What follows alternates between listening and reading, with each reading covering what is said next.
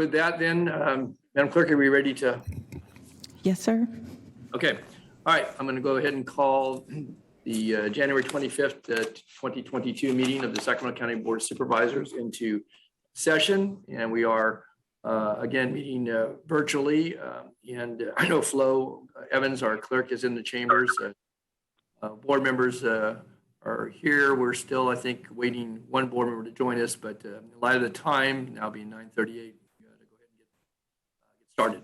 So with that, Madam Clerk, if you want to call the roll to establish a quorum, and hopefully Supervisor Frost will join us shortly, and then read the announcements, and then we'll move into our agenda. I know we have a number of callers and have a very full agenda today, and some, I think, recognitions and acknowledgments as we get started. So, Flo, turn it to you. Okay. Good morning, Supervisors. Cerna? Here. Kennedy? Here. Desmond? Here. And Natoli? Here. And you have a quorum. Okay. And I will ask if you could mute your microphones if you're not talking, please. I'm going to read the Metro statement now. This meeting of the Sacramento County Board of Supervisors is cablecast live on Metro Cable 14, the Local Government Affairs channel, on the Comcast, Consolidated Communications, and AT&T UVerse cable systems. The meeting is closed caption and is webcast at metro14live.saccounty.net. Today's meeting will be repeated Friday, January 28th at 6 p.m. on Channel 14. I'm also going to read the meeting announcement. The Board of Supervisors encourages public participation during the meeting. In compliance with directives of the county, state, and Centers for Disease Control and Prevention, this meeting is broadcast live and closed to in-person attendance. Meeting procedures are subject to change based on the recommended public health and safety guidelines. To make a public comment by phone, dial 916-875-2500 and follow the prompts to be placed in queue for a specific agenda item or off-agenda matter. Please refer to the agenda and/or watch the meeting to follow along to determine when is the best time to call to be placed in queue to make your public comment. You may be on hold for up to an extended period of time, and your patience is appreciated. I will ask the clerk to transfer calls into the meeting accordingly. Each agenda item will remain open until the public comment period is closed for that specific item. Members of the public will be given 3 minutes to make a comment and are limited to making one public comment per agenda item or off-agenda matter. Please be mindful of the public comment procedures to avoid being interrupted or disconnected while making your comment. If you need an accommodation pursuant to the Americans with Disabilities Act or for medical or other reasons, please see clerk staff for assistance or contact the clerk's office at 916-874-5451 or by email at boardclerk@saccounty.net. You may also send written comments to the board clerk at boardclerk@saccounty.net, and your comment will be routed to the board and filed in the record. Thank you in advance for your courtesy and understanding of the meeting procedures. Thank you, Flo, for reading all that into the record. And I don't know, so we'll be doing some outreach to Supervisor Frost to see. I would ask if folks don't have their mics on mute, please do so. We're getting some feedback here in the background. Okay, with that, then we'll do the Pledge of Allegiance, and if I could ask Ann Edwards to lead us in the Pledge of Allegiance, please, this morning. Please rise. There's a flag on the screen. Pledge allegiance to the flag of the United States of America, And To the to the republic for which it stands, one nation, under God, indivisible, with liberty and justice for all. Thank you, Ann. Okay, Madam Clerk, let's go to the consent calendar. Are there any items to be continued? I believe we have speakers. They said at least on one, if not several items, and we have some recognitions as well. So, Flo? yes, and Chair Natoli, I do see Yes. a note from Member Frost, and she's having a little bit of trouble getting into the meeting. So I'm going to ask if Alma or DTEC staff could please help her with the link. So the link for you, Supervisor Frost, is not on the meeting agenda. It's a separate link, and so I'll ask staff to help you with that. Would you like me to go on, or would you like to give her a few minutes? Why don't we just give just a moment to see if she can get on? And again, there may be items that she Okay. wants on the consent calendar. So if we could just pause for a moment, we'll have a little dead air here for a moment, but let's do that for a second. So, Okay. and for our audience, we're not recessing. We're just going to pause briefly here just to allow Supervisor Frost to hopefully get into this morning's meeting.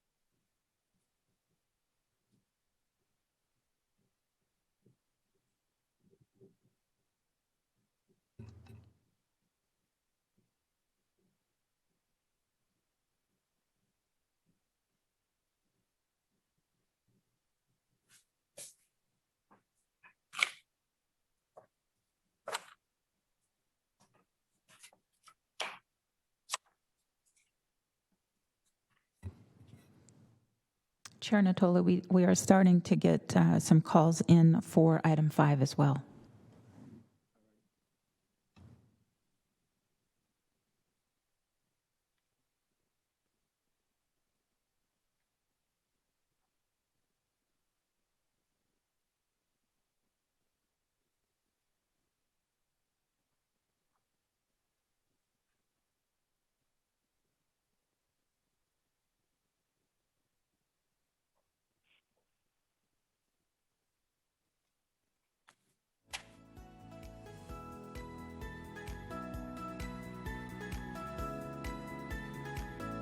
You made contact with Supervisor Frost? We did. I just got an instant message, and she's joining now, and Alma was helping her with that. So she's joining in now. Okay, very good. Thank you to the clerk's staff, to you, Flo, Alma, and all the folks working behind the scenes. Again, this virtual format obviously takes a good deal of coordination. You're welcome. Very appreciative, and I know the public appreciates it as well. So, thank you. Good morning. Good morning, Supervisor Frost. Good morning. I had some technical problems. I'm so sorry, Chair Natoli. It's okay. We took a pause and give us a chance to catch our breath before we dive into all the substance of today's meeting. So, good morning. I didn't miss anything. No, we know you. We missed a Pledge of Allegiance, so you. Thank you. And Flo's announcements. But other than that, we haven't taken any action. So we were just going to the consent calendar. All right, we're all present, and so Flo, will go back to you for calling out any items for continuance or dropping on the consent calendar, and then we'll move forward. So. Yes. So for your consent matters today, items 1 through 47, I do have a note for item 5. You are adopting an ordinance amending Sacramento County Code Chapter 4.07, banning flavored tobacco sales to any person. You waived reading on this on January 11th. And that concludes my notes. We have a couple of other items where I know board members want to make an announcement on the appointment of Annette Bedsworth as the Animal Care Director, and also on the resolution congratulating Diana Jen upon the occasion of her retirement. Great. And both of those folks are with us virtually here this morning. So, and I understand we do have callers on items 5 and 8, and so we'll likely pull those items for public comment and any further discussion amongst board members. So let me go to board members in and see if there are other items on the consent calendar that people wish to speak to or have pulled off the consent calendar. I see Supervisor Frost has a hand up, and then I'll look to my colleagues as well. Thank you, Chair. I just wanted to comment on item 4, our legislative priorities, and give a special shout out to Natasha Drain and our lobbyists at the Capitol who were there to help us in supporting our efforts in Rancho Murieta with the Fire Safe Council. And so thank you so much, and I'm hoping everyone will support it. Also wanted to pull 5 for comments and 2 go on record as a no vote. I don't have special comments on 5. I can wait until we get to it. But it was for the reasons stated in our prior meeting. And I don't know if you want to wait for my comments when we read that item. And then I also wanted to pull number 44 for a question. So Okay. All right, very good. Well, noted on item 4. Item 5, you may wish to hold your comments. We're going to have some further public testimony this morning, and obviously the ordinance is before us for discussion and deliberation. So if you choose to, that'll probably be the time for that. And then we'll item 44 and you want to ask your questions now, or you want to pull that item? whatever you wish. Excuse me. Whatever. Yeah, well, go ahead. So maybe on item 44, if you have questions on that, it may be something with staff here. We can, and I know Supervisor Kennedy, obviously, I think introduced this. So go ahead. Yeah. So can I read that item into the record, Yeah, sure. Supervisor? Yes. Thank you, Madam Clerk. Yes, please do. Yeah, item 44 is the resolution in support of the campaign 1300. Okay. Okay. I'm planning to support this item. I just had a question regarding the support. What does it mean? What do we mean by support? Does that mean we support the effort? Or does it mean we will be allocating resources and funds? And if so, what does that look like? I'd be glad to answer that if you'd like, Mr. Chair. Sure. Yeah, go ahead. Yeah, it is strictly a sign of support on behalf of the board. Thank you, Supervisor Kennedy. That was my only question. I'm planning to support that item. And so with that, I'll sit and wait for.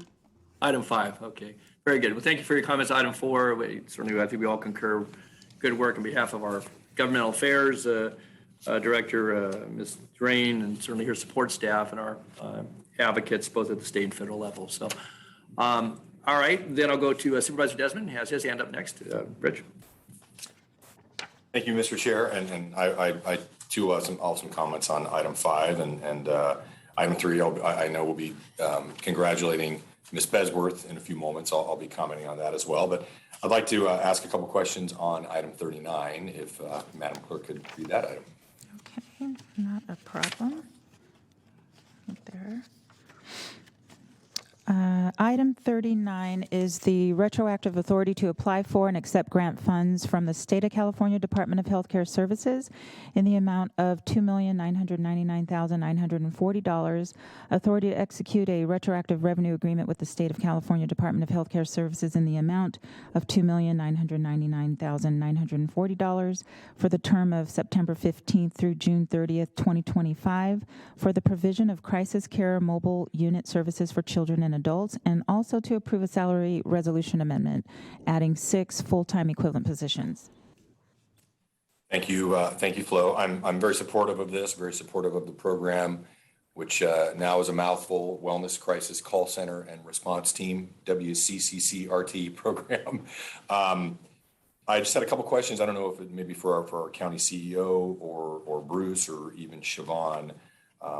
The board allocated funds for this program last year, and just I guess my question, just logistically, are these additional grant funds we're receiving? Will that be in addition to the general fund obligations, or will we see some funds come back into the general fund? Okay, Lord.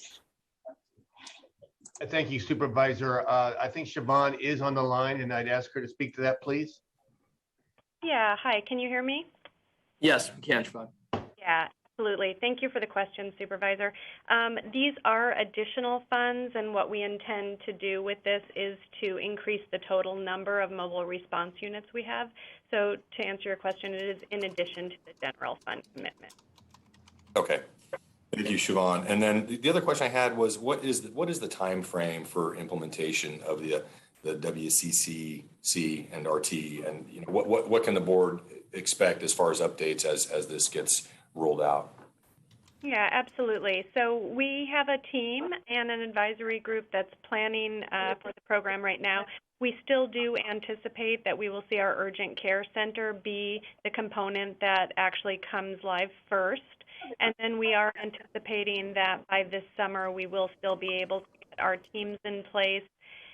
The one sort of outstanding question is the 988 number, because we are still tracking what the state is doing in regard to the 988 number. And so there will be some elements of this program that will be up and running by this summer as anticipated, but there may be some that have to lag behind. So we are still planning for that, and we'll be able to give the board an update sometime in the next month or two.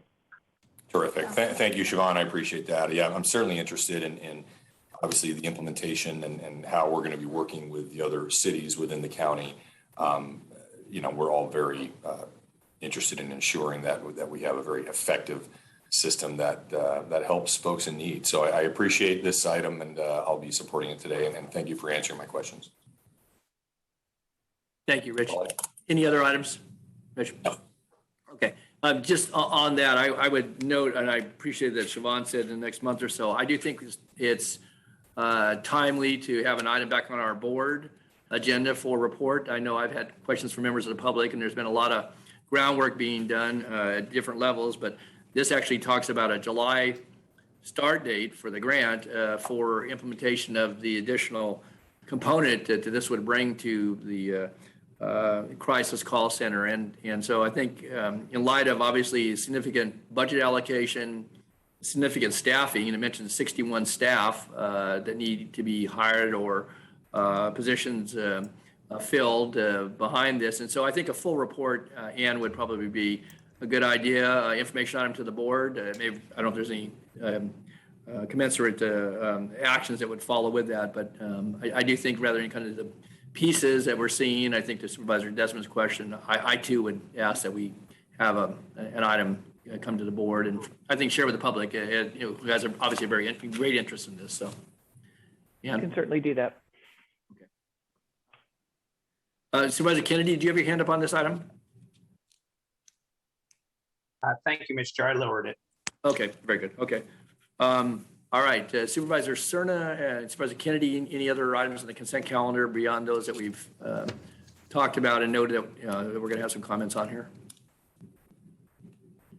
I'll save my comments and questions on item 8 when we hear from others. Okay, very good. All right. I did just want to, if I could, item 30, very quickly. Okay. Item 30 is the authorization to execute amendment to the Coronavirus Emergency Supplemental Funding Grant Agreement with the Board of State and Community Corrections, approval of an appropriation adjustment request in the amount of $73,725, moving grant funding from Object 10 to 20 for fiscal year 21-22. And as I understand it, we're going to reallocate the monies. There are some restrictions, I guess, as to how it might be reallocated, but to create a database to track COVID testing, COVID cases in the main jail and RCCC.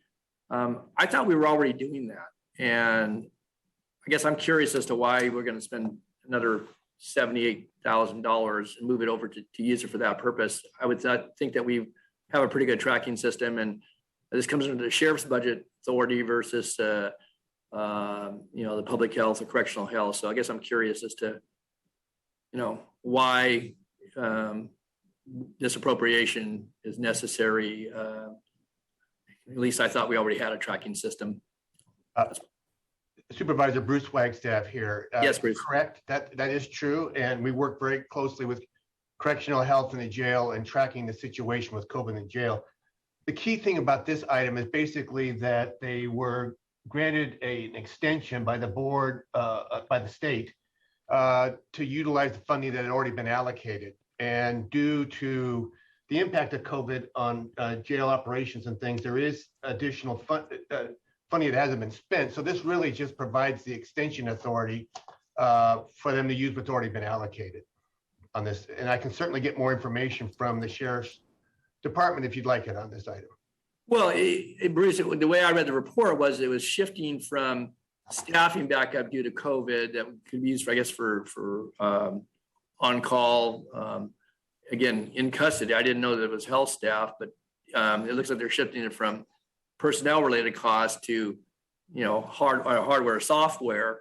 And again, if it's needed, necessary, and helps us, because I know one of the criticisms that's I've heard, at least on a couple of occasions now, is that the real-time tracking, the real-time reporting, not so much the tracking, but the reporting, folks, and having a public interface for that information. And so I guess I would ask if we're going to do this, and hopefully we'll be through COVID, and as I said earlier, last meeting, have that in a rearview mirror. But in the event that this is for internal purposes, I think there needs to be an external component to it as well.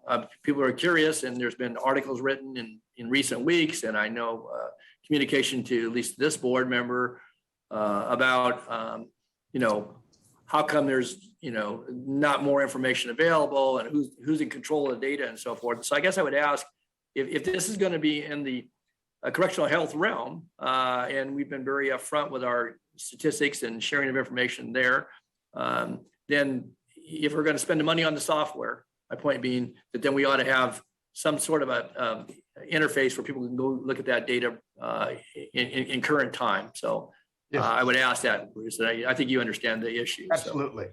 And we'll work with the Sheriff's Department supervisor and get back to you on that as well. Thank you. Thank you for the comment. You bet. Thank you. Okay.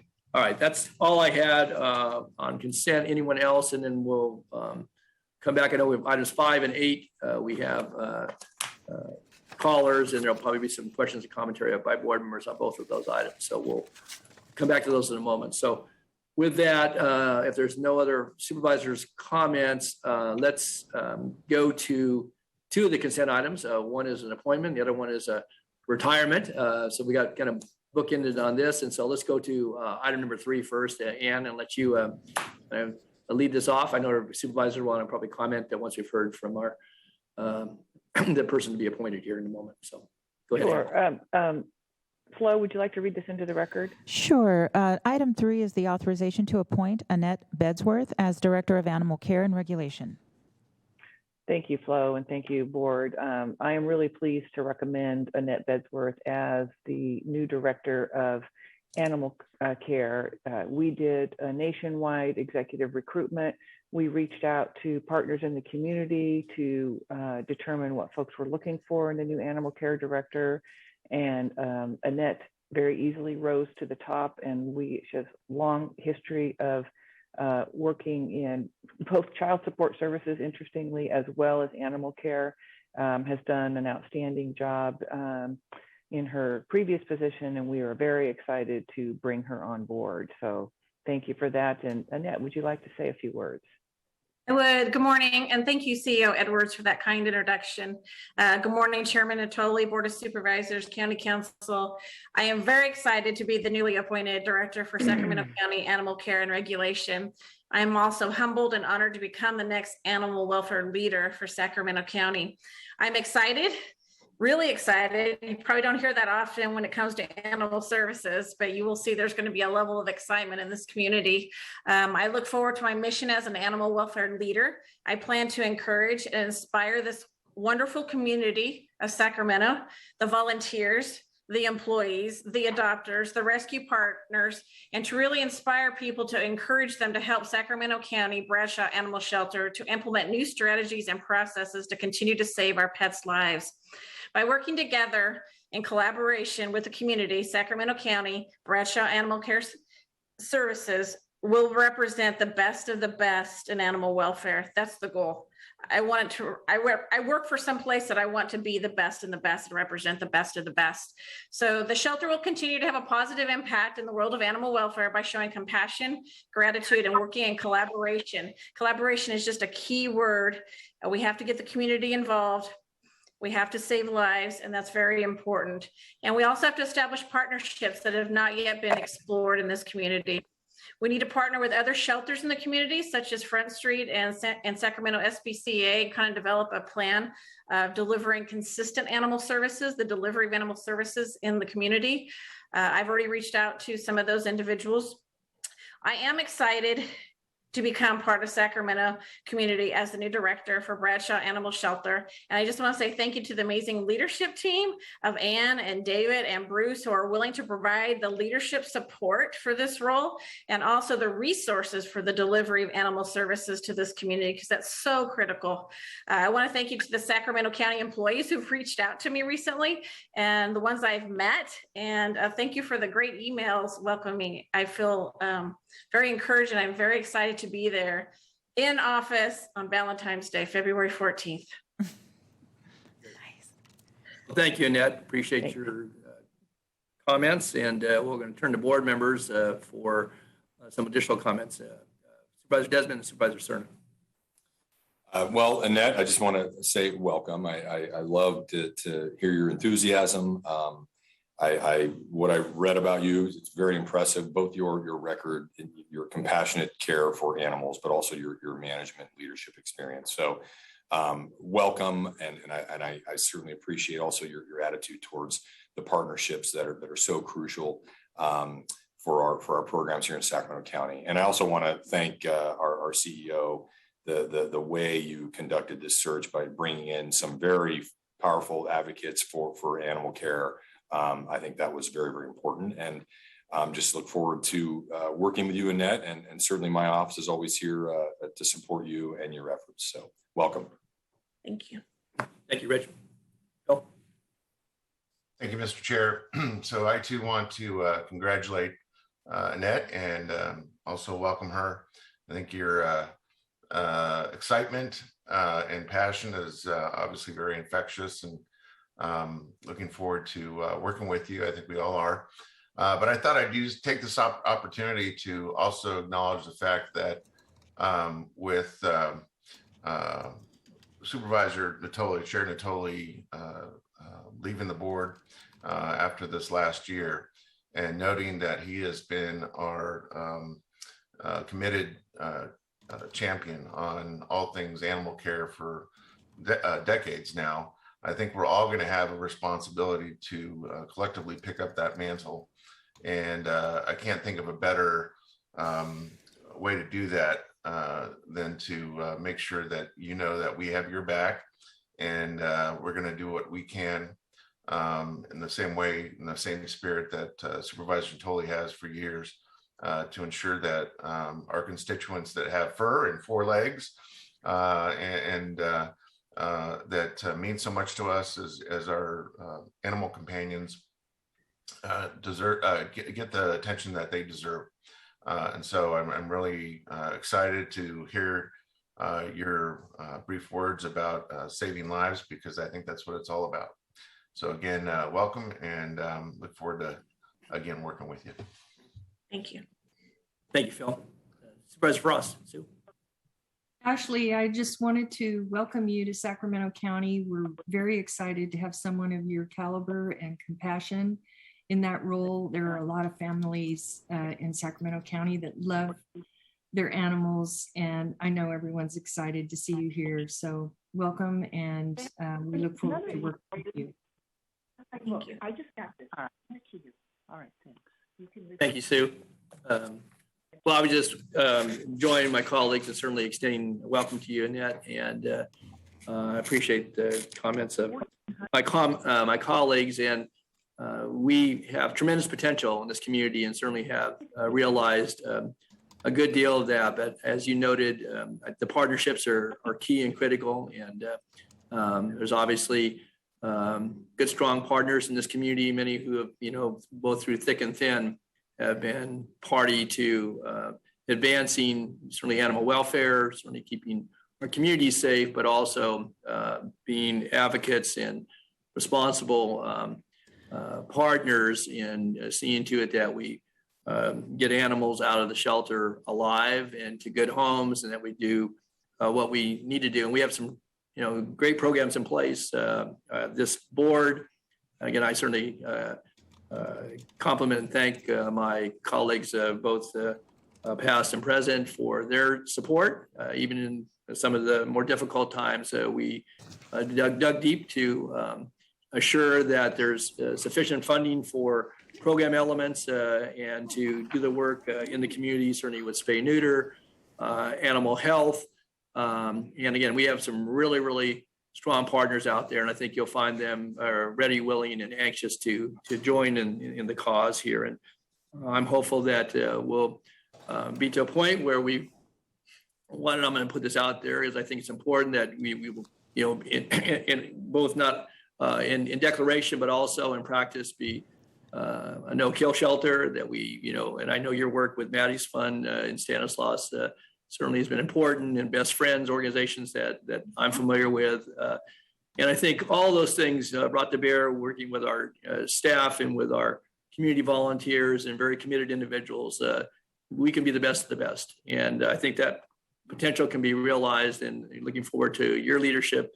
And though maybe my final year on the board, I will continue to be an advocate for animals and animal welfare in this community. And trust you'll work closely with Ann and our staff, but with the community, and look forward to you. I'm glad you'll be here on Valentine's Day. Wish it was sooner, but nonetheless, obviously, it's important that we move forward. And so looking forward to working with you in the months to come, and congratulate you on your appointment. And again, looking for good things.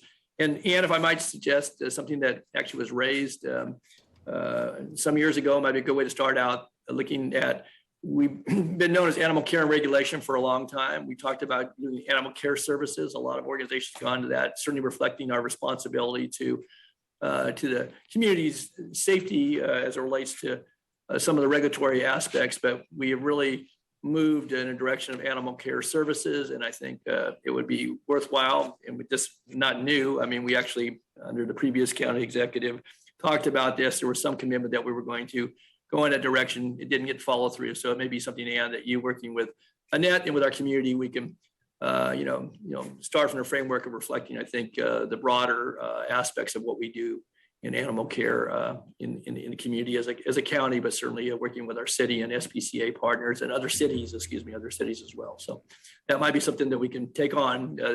I think there was board concurrence around that several years ago. It never came to pass. It's not just about the name change, but I think the spirit of what we want to accomplish in this community. So again, thank you, Ann, for your efforts. Looking forward to Annette coming on board. We welcome you, and think it's a good day for Sacramento County. And as Phil said, our furry, four-legged friends who depend upon us for positive outcomes, and both for people and for our pets. So anyway, again, congratulations. Thank you. All righty. And if no other comments, then that's item 3. And so before we conclude the consent calendar items that we're not going to pull off for further discussion, let's go to item 45. We just welcomed a new member to the county family, and we're going to be losing a very faithful friend of the county family here to retirement in just a few days. But if you can read that into the record, please, Flo. Yes, item 45 is the resolution congratulating Diana Jin upon the occasion of her retirement. Very good. Thank you, Flo. And Diana's with us. We certainly wish we could do this in person, but the virtual will work for this morning. And I know that Diana's having to get together at the end of this week. And on behalf of the board, I plan to join there to actually present this to her. But the resolution is certainly before the board, and we'll be taking action on that in a moment, but in a moment from now. But just note that Diana has more than a 37-year career in public service. She's advanced in both her professional pursuits, but certainly in her experience, has brought, I think, really motivation to fellow workers, has mentored folks in the workplace. And just to note that she worked with the Sacramento Public Library, with animal care regulation, probation department, human assistance, and most recently with Department of Personnel Services. In her daily work, she is again provided leadership as a manager most recently, but certainly in a lot of respects. And I know she's appeared before our board on a number of different occasions in recognition of fellow employees, but certainly on items of importance to the county and to the community. I would note too that she was an elected trustee on the Sacramento Retirement County Employees Retirement Board, served actually 3 terms there, and has done work during her career both with the Sacramento Women's Center and the city of Sacramento. She's a lifelong resident of Sacramento County, having attended local schools, and I won't go through all of those, but from her elementary school days right through to her college degrees, has again been a part of this community and attended, as I said, local schools. She also has a master's degree from the University of Southern California in library school. She's a volunteer. She's a familiar face, certainly with county initiatives, but also within the community framework as well, and has served as a president of the Friends of the Sacramento Public Library. She's also been a mentor with the Sacramento Chinese Community Service Center, and as a member of the Chinese American Council, Sacramento, and the Mandarin Drum and Bugle Corps. Her civic involvement has also taken her to her work with the Sir Optimus International, Metropolitan Sacramento, where she also served as president for a term.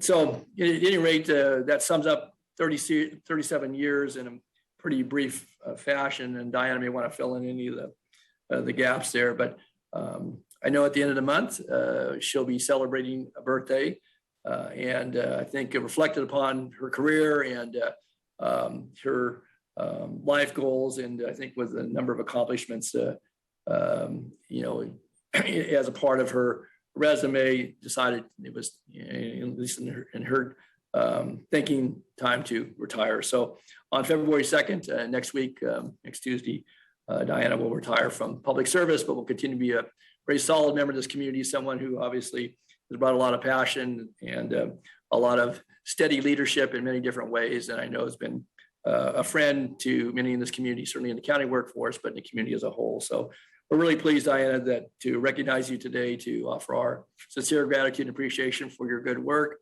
and to offer our best wishes on behalf of the people of Sacramento County for good health, for much happiness and many blessings, both in retirement, but certainly in all the years to come. So thank you for your dedicated public service, and we want to wish you well in retirement. We have a resolution that I'll be able to present in person to you next Sunday. And with that, unless Anna wanted to offer any comments, would go to Diana. So Ann, do you want to say something before we have Diana? I do. Thank you, Supervisor Natoli. I have had the benefit of working directly with Ms. Jen over the course of my years with the county. She was a human resources manager that supported my previous department.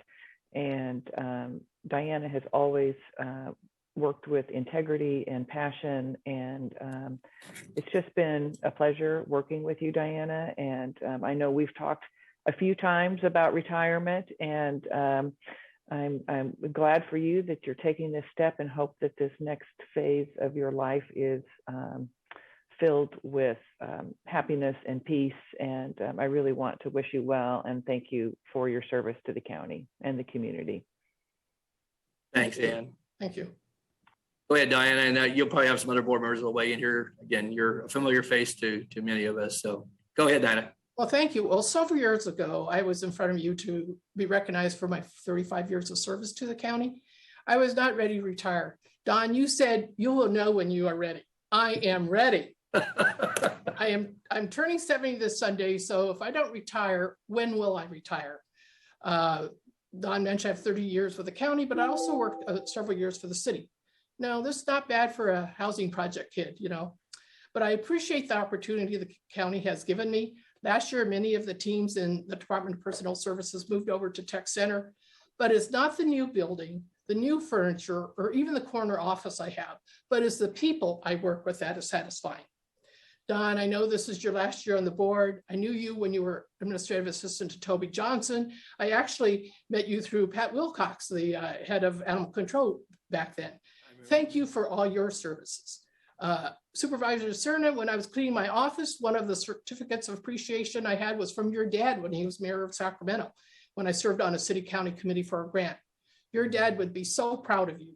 And thank you for your ban unsupervised for raising money for the DHA scholarships. Kudos to Ann Edwards, who I knew as director when she was with DHHS and also, of course, DHA, and now the county's CEO. No, she's the one that has integrity and compassion. I'm looking forward to her service to the county. And I also want to recognize Sylvester Fadal, our new director of DPS. I was fortunate enough to have an hour exit interview with him last week. It is so good to have some new blood and fresh ideas. And finally, last but certainly not least, kudos to all the county employees I have met and worked with, especially my team, the best team I ever had. Thank you for all your efforts and hard work. I really leave with mixed emotions, but it's time. You know, some days, oh, do I really want to retire?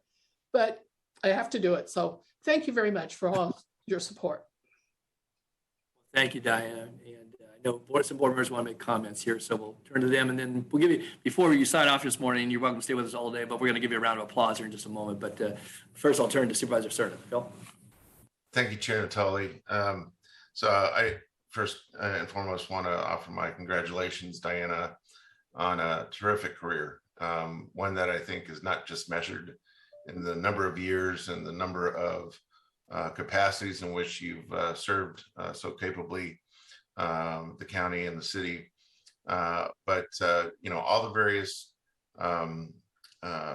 ways that you've contributed have just really gone very noticed by all of us. Chair Natoli mentioned the different departments that you've worked with over the years, and I would hope that those that are watching, that are perhaps considering a career in public service, would take note of your esteemed career. Public service is sometimes, I think, just you know, given short shrift by many, unfortunately. But I think there are various role models amongst us that we've had the good fortune of working with as elected people, and you're certainly one of them. I've really looked at you as someone to take notes from in terms of, you know, how to not just serve a constituency, but to do it with a lot of dignity and honor. And I would just ask that even though you're going to be retiring, that you would please continue to impart what you've learned and what you've excelled at for the next generation. I know you have directly with those that you've worked alongside for many years, but again, I could just hope that the next generation of folks that come to work for this county or other public agencies are half as committed as you've been. So again, I just want to say thank you and congratulations. Thank you. Thank you, Phil. Any other board member? Supervisor Frost. Hi, Diana. Well, I don't think I know you as well as maybe Supervisor Natoli and Cerna, but what I was so impressed with your resume and with your commitment, long-term commitment to the county, and I can't help but think of the importance of institutional knowledge and how much we lose when we lose someone like you. I don't blame you for wanting to retire, but we're really sorry to see you go because we know we're losing a lot, and it's hard to replace that institutional knowledge and the heart of the county that has lived through a lot and knows a lot. So I want to wish you all the best in your retirement, and sincerely hope you have a great golden age, or whatever you call that. So best wishes to you. Thank you. I appreciate it. Okay. Well, again, Diane, I would just say to you, congratulations on a very outstanding career. And I know one of the things I'll miss, because you were always good about certain times of the year, I guess, are little kudos and thank you notes. And I think I was on the receiving end of those. I know I was a couple different times. And you'd attach a little, a bite of candy and just, goodwill wishes. And those types of things, I'm sure, with your colleagues, but certainly even as a member of the board, have been appreciated. And they're the little things that I think really tell others that you care about them, as well as the jobs that we were required to respond to in our daily lives. And so again, I thank you and offer you best wishes, and look forward to seeing you later in the week on your birthday to recognize you along with friends and colleagues. So happy birthday. Congratulations on a great retirement. And let's give a round of applause to Diana Jen on a distinguished career. Thank you very much. One of what Don's alluding to are those Valentine grams and thank you grams that DHA used to use as a fundraiser. Unfortunately, with the COVID, we haven't done that the last few years, but it was just a small token to recognize all the work you guys do to run county government. So thank you, and good luck to all of you. You bet. Well, we'll be thinking about Valentine's Day, and that's coming to work first day of the county on Valentine's Day, and you'll be retired for a couple of weeks already. But again, a stellar career, and all the best, and hopefully many, many more years of enjoyment. And I know you'll continue to be a friend and a presence and a mentor to folks, even when you're retired from county service. So with that, we'll see, again, we'll present this, and sorry we're not done in the chambers, but we do have it framed, and I'll see to that present it to you next Sunday. So anyway, thanks, Diana. You bet. Okay, with that then, those are our presentations and recognitions. Congratulations both to Annette Besworth and Diana Jen. And let's go back to our agenda. We do have some items. Do we want to take the balance of the consent calendar, or leave? I know we have items 5 and 8. Do we want to leave those on the consent calendar and just take the testimony and board discussion? Any preference by board members? Otherwise, we'll keep the consent calendar open. Sounds good to me. Okay. All right. Mr. Jessamine, Rich. Well, I was going to say for item 5, I know Supervisor Frost mentioned that she'll be a no vote. I will be abstaining on item 5, supporting the remaining items on the consent calendar. Okay, very good. Yeah, we'll make sure we note both your comments and certainly your notations on how you choose to vote on this, consistent obviously with both of your votes 2 weeks ago. So with that, let's go ahead and call item 5, Madam Clerk, and we'll take public testimony and then bring it back to the board for any further discussion or deliberation. Yes, sir. So item 5, adopt an ordinance amending Sacramento County Code Chapter 4.07, banning flavored tobacco sales to any person. You waived reading on this on January 11th. And I would like you all to know that we do have about 14 callers in queue for that item. Okay, and would note that there was transmittal, I think, reflecting the ordinance changes. And if I could just be clear on this, so the ban would become effective in July, is that correct? If it was enacted today, there's 30 days for the ordinance, and then it gives 6 months for folks to reduce inventory. Is that correct? I don't know if County Council who wanted to respond to that. Sure. Actually, it's 6 months from the date of enactment, so it would be 6 months from today, and I guess, is that June, I think. And as far as the issue of people reducing stock, we ended up taking that out of the ordinance, leaving it up to the individual businesses to choose whether or not to reduce stock, buy stock, but we didn't feel it was probably legally allowable to require them to dictate how they're going to run their business for the next 6 months while the ordinance is not in effect. So those are the two to respond to your questions. Yes. Okay, thanks, Lisa. And I see Ben Lemare. Ben, did you want to weigh in? Just for the date that it does become effective July 25th, 2022. That's the date that the board had requested to give them 6 months. Note that for the record, and I know obviously callers are on the line. So any other questions about the ordinance material and the changes? And if not, then we'll go to public testimony. All right. Seeing no board member at this point in time, we'll come back to the board. So Madam Clerk, we'll go into our calls. I know we received a number of written comments. Some have just come in as recently as a few minutes ago. And we would acknowledge that from both people in opposition as well as in support of what's before us today. Okay, we'll allow 3 minutes comments for those that are calling in. All right. Okay, could you please transfer the first caller?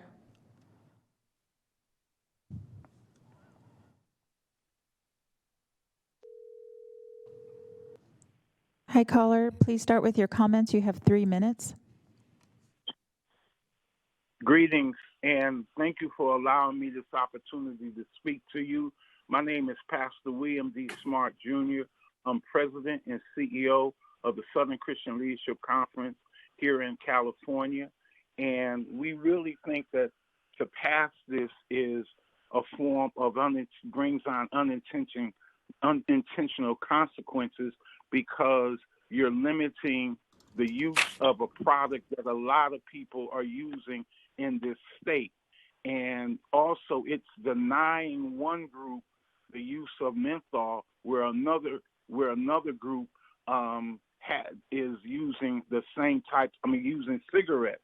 And we think that to deny one group and not deny the other group, it causes a form of discrimination.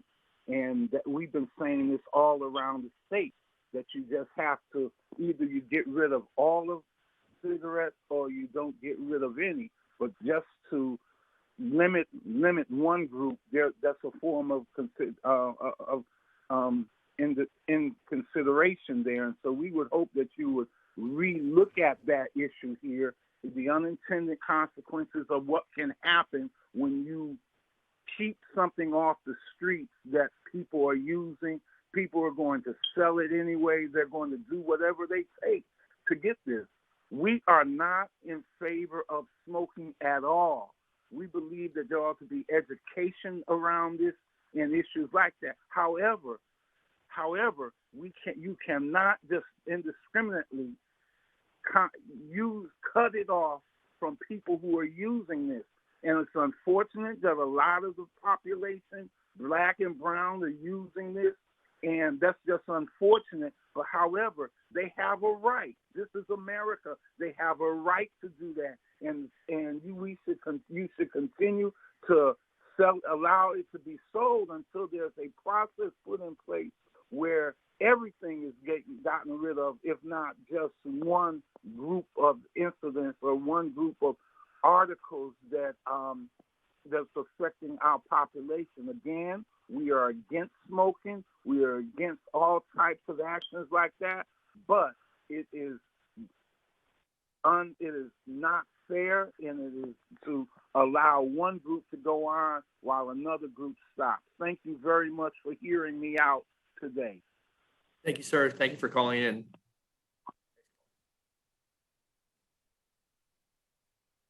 Caller, please.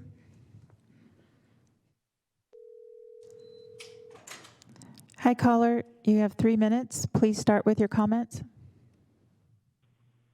Hello? Hello? Yes. My name is, am I on? Yes, you are, ma'am. Go ahead. Okay. My name is Dr. Mary Maltsby Jeffrey. My husband is Dr. Robert Jeffrey. I am a retired high school teacher and former director of Health and Human Services, Economic Development, Housing, Education, and Youth Programs for several chapters of the National Urban League. My husband is a retired regional and district director for EEOC and HUD. Additionally, he is one of the writers of the Federal Affirmative Action Plan, who played a major role in advocating for its passage and implementation. We both have decades of experience recognizing racist policies that negatively impact the lives of Black people. Neither my husband nor I have ever smoked a cigarette nor advocated on behalf of a cigarette manufacturer. But I am writing this and advocating against this ban on behalf of both of us to speak out against this ban for many reasons.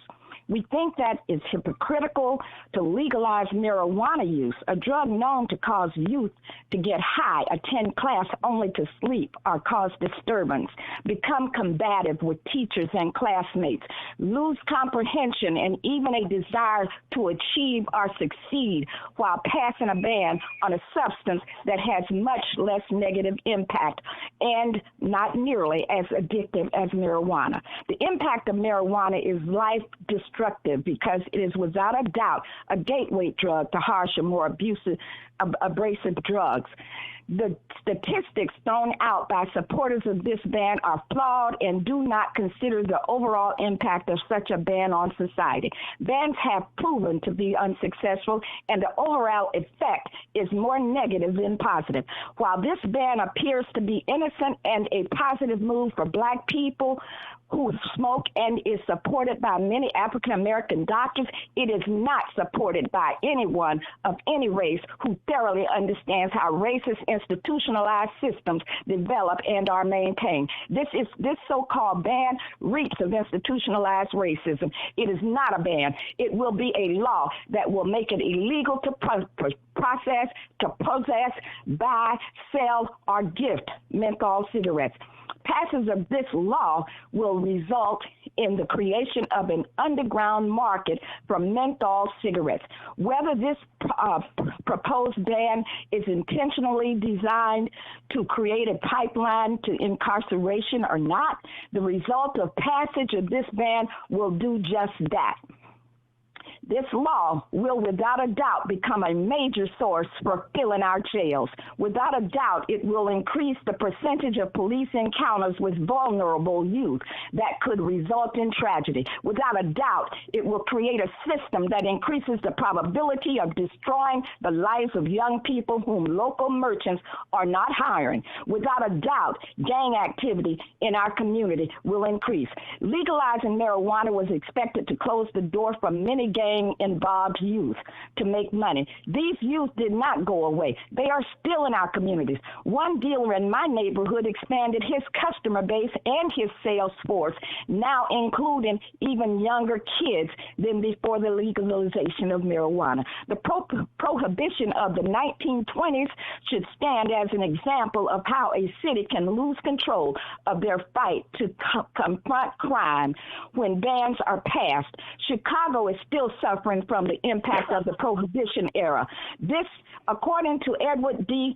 Sullivan, author of Rattling the Cup on Chicago Crime, published in 1929 by Vanguard Press, Chicago's change for the worse or to the worse. Dr. Jeffrey, Yes. Doctor, I just, if you could, you're well past the time here, if you could maybe summarize your comments, please. Okay. Thanks. Okay, I'll summarize. The impact of the prohibition ban has been everlasting to today. Chicago remains the #1 killing field in America. From the passage of this simple ban, gangsters organized an international bootlegging ring that resulted in the illegal production, distribution, sale of alcohol, and labor racketeering rings that included prostitution, gambling, and extortion. This prohibition resulted in a culture of crime that exists to this day. These California bans will result in the same type of violence and will continue to fuel our prisons as our murder rates climb throughout metropolitan cities in California. I have faith in the integrity and the intelligence of the legislators of this city and county to research this issue in a historical context and do what is best for society. Bans are communistic practices that should not be employed in the great cities of this democratic country. Thank you, Dr. Jeffrey. Appreciate your comments and for joining us today. So again, thank you very much. Next call. Thank you. Next caller, please.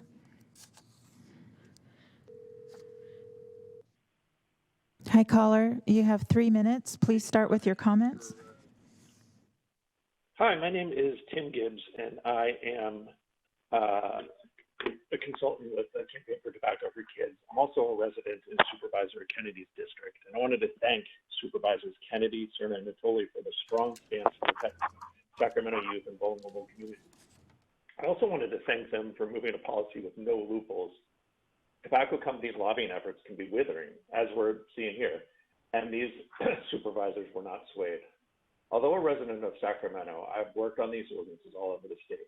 I've been on the other side of the $60 million effort to kill policies like this. The consistent thing you see that as a strategy of the tobacco companies is to push for loopholes and delays. Delay, delay, delay is what they ask for. And our kids can't wait. And if there was ever more proof needed that this ordinance is more critical than ever, I would just point to item 54 today, where a tobacco retailer is appealing the suspension for selling to minors. Our coalition is made up of public health, tobacco control, youth, and social justice organizations, and we're grateful that Sacramento County's ordinance will match neighboring jurisdictions with a strong, comprehensive policy with no loopholes. We urge the board to move this ordinance forward as is. Thank you. Thank you, Mr. Gibbs. Next Okay, caller, thanks. please.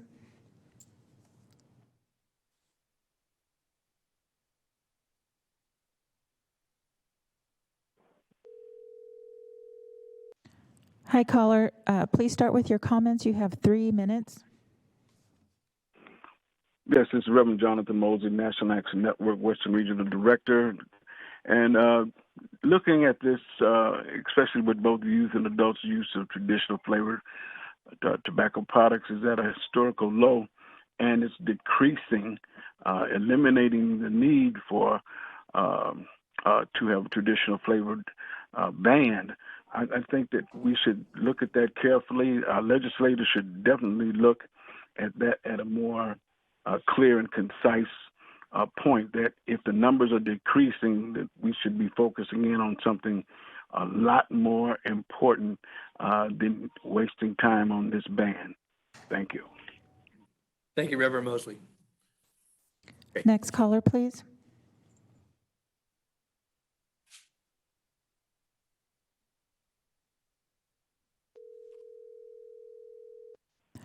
Hi, caller. Please start with your comments. You have 3 minutes. My name is Aaron Mackey. The county should not spend time or taxpayer money on a flavored tobacco product ban ordinance because California voters will be voting in November of 2022 on whether the California statewide flavored tobacco ban law under Senate Bill 793 is approved or repealed. The voters should be allowed to have their voices heard in November 2022, and the Board of Supervisors should wait until the election occurs. This will do much to prevent the unintended consequences to members of the Black and brown communities, which this ordinance will directly impact.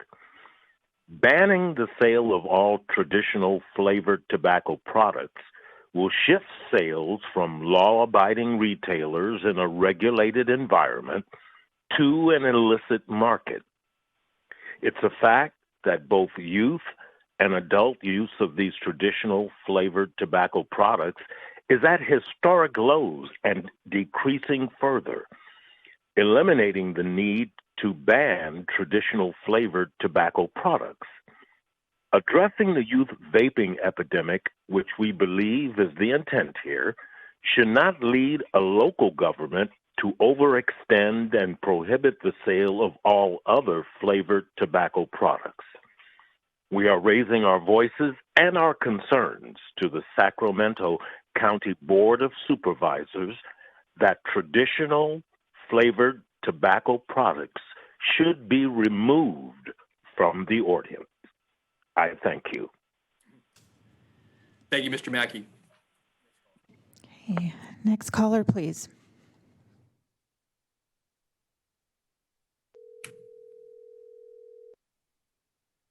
Hi, caller. Please start with your comments. You have 3 minutes. Hi, my name is Sohail Chaudhary. I'm a small business owner here in Sacramento County, and I don't agree with the flavor ban.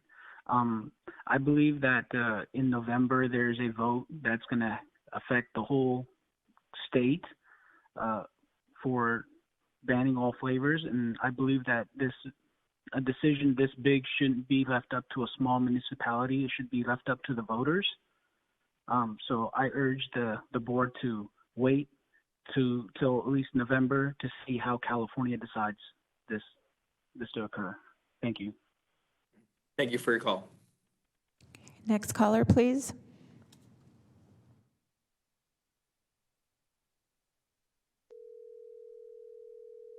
Hi, caller. Please start with your comments. You have 3 minutes. Thank you. Yes, good morning. My name is Kim Artie-Lutulo. I'm the president of Grassroots Resource Connection. Ladies and gentlemen of the board, good morning. I am really sending out a warning, trying to get you to see that if you do not remove this ban, that you will be opening up the doors to a really serious underground black market, which has already started in some of the other cities in California. And I'm a living witness to that because I have seen them being delivered in truckloads to the street. And it's going to just make it worse for the black and brown community. It's going to be making it where we're going to be have more police contact, which we do not need.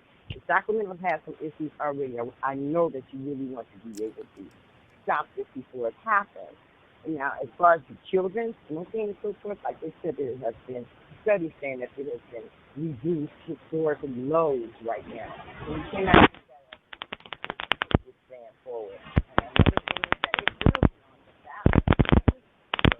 ballot. Man, we have maybe a little bad connection here, so I have a little difficulty hearing you. Ma'am, can you hear me?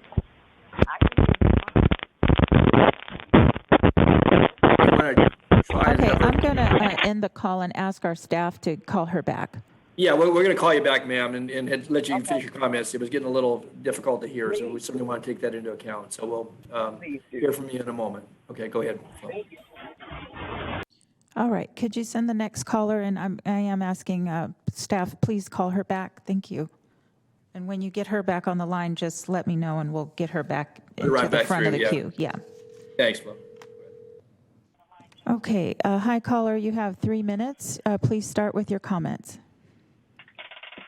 Hello, hello Sacramento County Board of Advisors. My name is Guyson Parrish, and I am a leader in my community as well as a leader at my high school as a junior class president.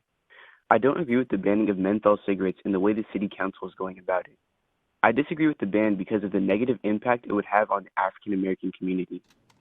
By banning menthol cigarettes, African Americans are at the forefront of being criminalized. Yet again, as menthol cigarettes are marketed disproportionately to African Americans and have been for decades. As we all know, menthol cigarettes are often directly advertised in black communities, such as on billboards and in windows in various places within the black community. The first step toward criminality is to prohibit or ban these specific cigarettes, then to outlaw them, after which this legislation will be enacted to then punish anyone who is found in possession of the product, then a fine and jail time. It's entirely and completely unjust as cigarettes are not a healthy product in any form. There are a lot of more effective techniques to stop the impact of menthol cigarettes. Instead of outlawing them, start repealing the menthol cigarettes' widespread advertising, particularly in minorities' neighborhoods. Then begin a smoking cessation program so that citizens are no longer troubled by the effects of menthol cigarettes. But completely prohibiting the use of chemical without involving health professionals will have little effect. The targeted population should be assisted in learning the full effect of menthol and given tools to use to help them live without menthol. Either ban all cigarettes or ban none. Thank you for listening. Bye. Thank you, Mr. Parrish. We did receive your written commentary as well. Okay, so we're going to transfer the young lady back, and here she is. Okay. Hi, ma'am, can you hear me? Yes, I can. Okay, this is a much better connection. Go ahead and start with your comment. You have 3 minutes. Okay, great. Thank you. Good morning, ladies and gentlemen of the Board of Supervisors. My name is Kim Artie-Lutulo. I am the president of Grassroots Resource Connection International, and I am here this morning to give you a fair warning. And this is just from my own observation of what's going on. And this is in regards to the unintended consequences. If you all do not remove this ban or stop this movement, you are opening the doors seriously opening the doors to the underground black market, which is already happening right now in this other cities in the California, especially in Oakland. I've watched them bring truckloads of cigarettes, distributing them to the street vendors, if you want to call it that. And now here we go with this same process. And this is added and really directed towards black and brown communities because we are the ones that smoke those cigarettes. And that does not make any sense at all. It should be an adult choice. And if we're talking about the children, there's historical facts right now that it's at a way, way lower amount of teens smoking. So we can't use that as an excuse at this time. And the other thing is that the Board of Supervisors, all of this money that you're going to spend on this, when it's already getting ready to be put on the ballot in November 2022. So that's just a waste of energy and time when that money could be used for some other things. Now, I am saying this to you because I am very concerned that we do not want to have any more situations and lose any more lives over anything like selling loose cigarettes, such as what happened to Mr. Eric Gardner. Sacramento is a beautiful city. I know you don't want it to be destroyed by adding to the crime factors, which it will do. So I'm just giving you this fair warning, and I'm hoping that you all will be a part and participate in saving lives. Thank you. Thank you, ma'am. And thanks for your patience and calling back in. Okay. Thank you. All right, so we'll go back into our regular queue and transfer. We have one caller that also dropped off, and I'll go ahead and transfer, or actually wait for this other caller. We had one caller in queue that dropped off, but we got them back on the line too. Oh, hi, caller. Go ahead and start with your comments. You have 3 minutes. Good morning. My name is Jim Knox. I direct the American Cancer Society's government relations in California, and I'm a resident of Sacramento County. And we just want to thank you for passing a strong ordinance that provides maximum protection for our kids and for disenfranchised communities that the tobacco industry has for decades victimized through predatory marketing of flavored tobacco. And we urge you to continue to prioritize public health over private profit. Thank you very much. Thank you, Mr. Knox. All right, send the next caller. And that was the caller, Chairperson Natoli, that had dropped off, and we got him back on the line. So now we're back in our normal queue. Okay, good work to the clerk staff. I know it takes a lot of juggling. Thank you. Hi, caller. Please start with your comments. You have 3 minutes. Hi, my name is Jaswinder Dillon, and this is regarding the tobacco flavor ban. We would like to oppose it, and we would actually highly recommend the supervisors to wait till the November elections and let the public decide on it. I think that would be much better. That's it. Thank you very much, right? Thank you, Mr. Dillon. Thank you. Appreciate it. All right, next caller, please.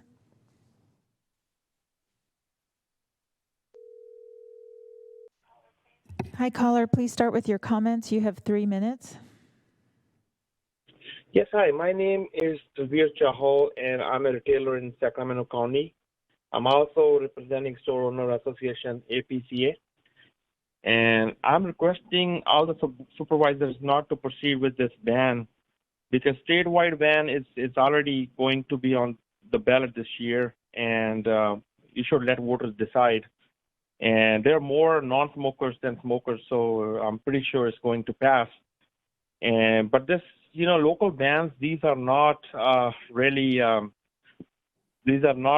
a good way to enforce, because if you're banning in Sacramento County, I mean, there are still areas where flavored tobacco is still legal or still not banned. So people can get it from there, or you're talking about the children, they can probably get access to getting it. Same thing with the online sales. I mean, if the online sales are not banned, so I don't see it's going to be successful. I think it's more better if you wait till this election and let voters ban it, and then it will be banned in the whole state, and it won't be unfair to the other businesses located in the different areas. I think that will be a right approach. So we should we should wait till these elections. That I would strongly request you folks to not to go with this ban. And that's all. Thank you. Thank you, sir. Appreciate you calling in and on behalf of your association. Thank you. Next caller, please.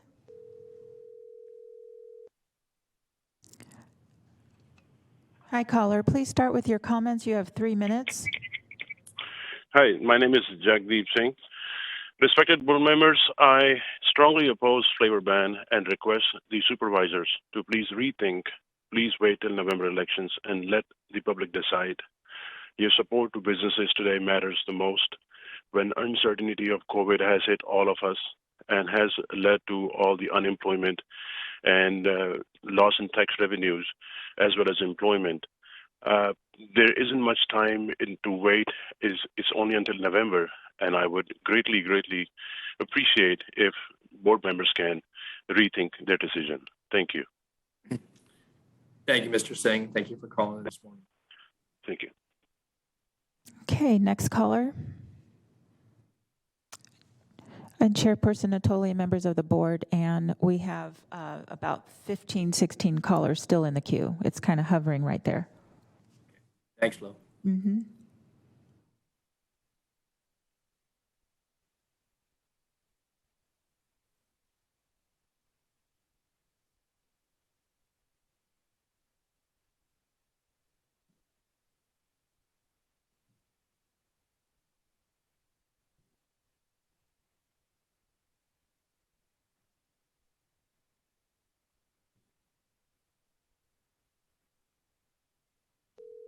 There's a caller, Flo.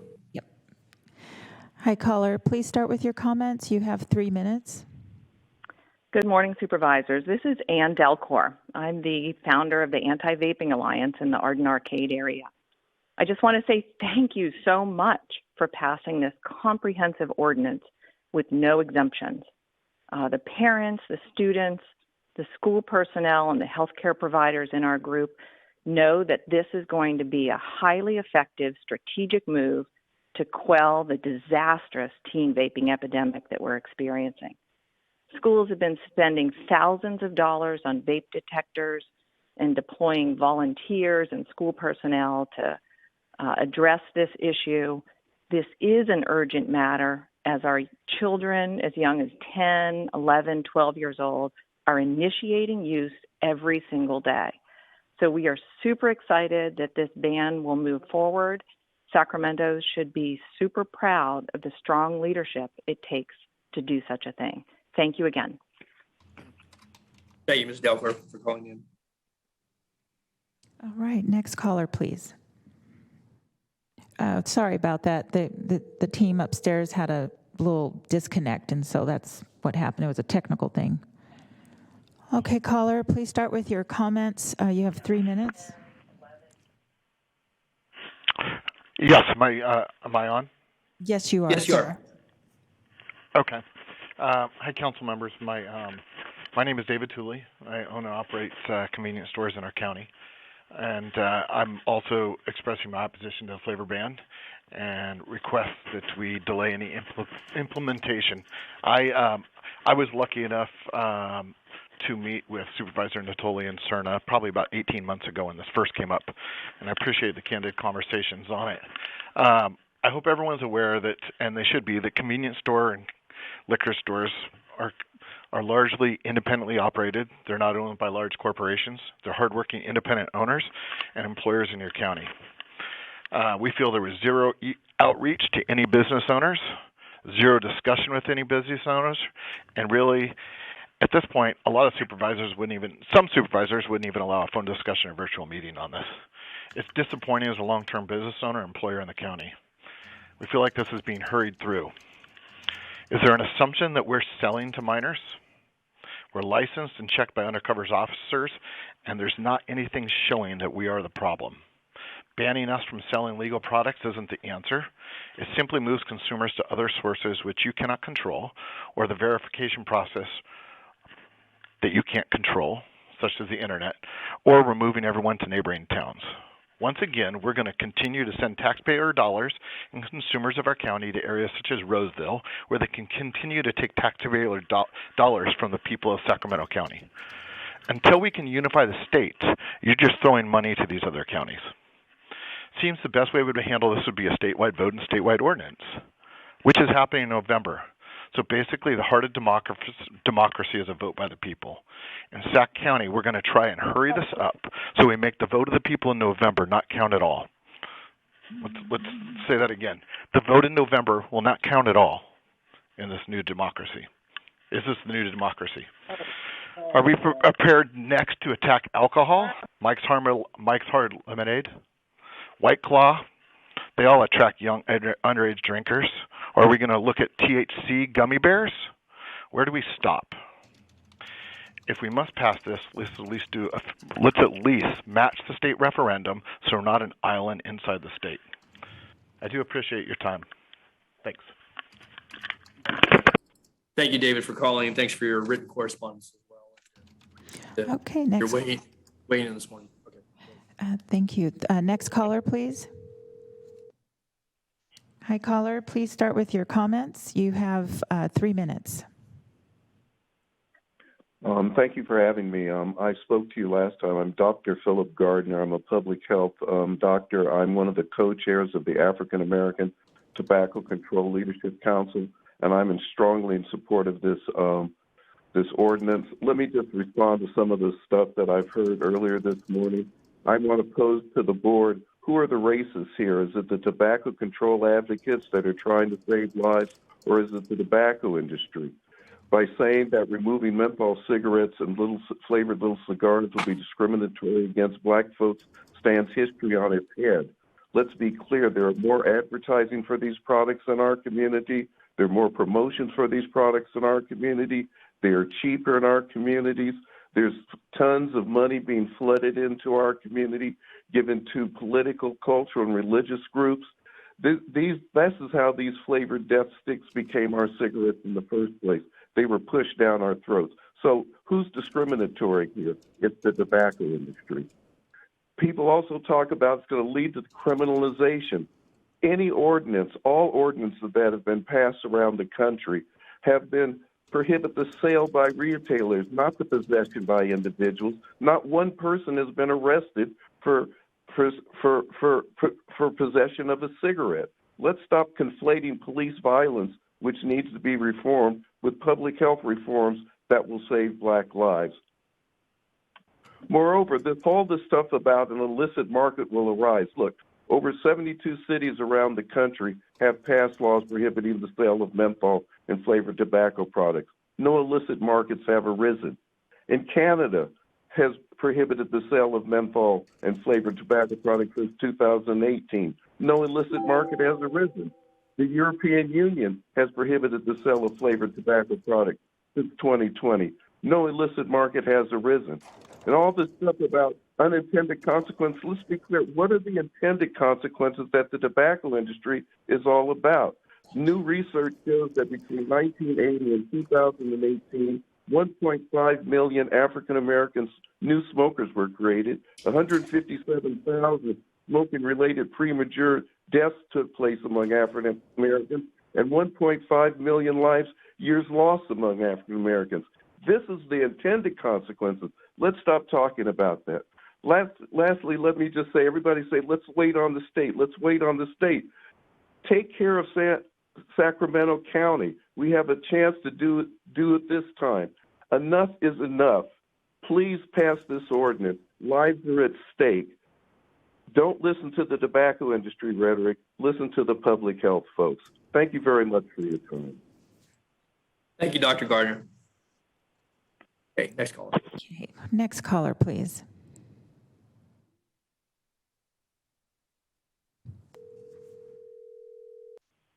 Hi, caller. Please start with your comments. You have 3 minutes. Thank you. Good morning, Sacramento County Board of Supervisors. My name is Rima Corey. I'm General Counsel for Fumari, a premium hookah tobacco manufacturer, and I'm also one of the founding members of the National Hookah Community Association, which was established to protect and preserve the rich cultural tradition of hookah. On behalf of the retailers and lounges in Sacramento County that were not contacted regarding this ordinance and the minority communities that practice hookah, we are extremely disappointed that the board did not mirror SB 793 and exempt hookah from the county that will be directly affected by this action. We question why the board has voted to close minority-owned businesses that are compliant with local, state, and federal laws. A tobacco flavor ban is an outright ban on hookah because it only comes in flavors. Even hundreds of years ago, hookah was made with molasses and honey. It is traditionally a flavored product. Hookah is a cultural practice enjoyed by many Persians, Arabs, Afghans, Armenians, Turks, Indians, North Africans, and other minority groups for hundreds of years. Many immigrants to America still practice this cultural tradition. There has been many misleading statements made regarding hookah and youth usage of hookah, particularly from those who know nothing of our culture. The truth is, the CDC and FDA have found that hookah usage amongst youth is extremely low. We don't believe youth should use hookah, and we take actions to prevent youth access to hookah at these businesses, and ask that you mirror SB 793 that restricts to only 21 and over establishments. Many of these minority businesses have worked hard to build their businesses and support their families and extended families. They continue to struggle to rebound from shutdowns and limitations due to COVID. They have leases and other business expenses and liabilities that they will have to address if you force them to close their doors. They do not understand, and we do not understand, why you would choose to rob them of their livelihood to address an issue that isn't affecting youth. Please do not close them down. Please do not shutter minority-owned businesses. Please allow a sensible exemption for hookah to a flavor ban. Make no mistake, a vote on any flavor ban that doesn't exempt hookah is a vote to close the doors of minority-owned businesses in Sacramento County. Thank you for your consideration. Please exempt SB 793 that also exempts other items that are traditionally not used by youth. Thank you. Thank you, Ms. Corey, for calling in. We did receive your correspondence as well, signed by a number of you. Thank you. Okay. All righty. Can you send the next caller, please? And I'll remind them to mute the meeting in the background because that's the feedback you're getting. Okay, please start with your comments, caller. You have 3 minutes, and if you could mute the meeting in the background while you're talking, that would be really helpful. Great. And then when you're ready, just go ahead and start talking. Great, thank you. Thank you. My name is Chris Hudgens. I appreciate the opportunity to comment today. As the previous caller mentioned, hookah is a cultural practice for many Middle and Eastern people. I want to talk specifically about the hookah lounges and businesses in Sacramento County. There are several lounges operating in Sacramento County, and these are all minority-owned businesses, and we're all disappointed that the council is voting to close them. Commenters have stated that businesses don't close from these bans, and particularly hookah lounges. That's incorrect, because hookah is flavored. If you ban all flavored tobacco, you are banning all of hookah. These lounges don't sell alcohol. They make most of their money off of hookah. They may sell non-alcoholic drinks and a small amount of food. But when 90% or more of your profits go away, or what your sales go away, you close. And we've seen that happen during COVID. Many lounges closed because people weren't able to visit them. And that's exactly what's going to happen here. These are not businesses that are serving youth. They don't even allow youth into their establishments. They're following federal, state, local laws. They're only selling hookah. They're not selling vapes or anything else. And it's really dumbfounding that the council has decided that these businesses should close. Law-abiding establishments owned by minorities that are following all applicable laws, that are not selling to youth, that are not trying to get kids hooked on hookah or doing anything to promote hookah amongst children, are going to be forced to close by this ordinance. So I think it's really important that the public and the council understand what is going to happen today with regard to hookah. And again, I'm only speaking to hookah, that the council is voting to close these minority-owned businesses. And we ask that you reconsider that that decision and reconsider an exemption for hookah only. It is statewide, as has been talked about. The legislature recognized this and decided not to shut down hundreds of minority-owned businesses throughout the state by banning hookah. And we hope you do the same. Thank you. Thank you, caller. Appreciate your comments. Okay. Okay, next caller, please.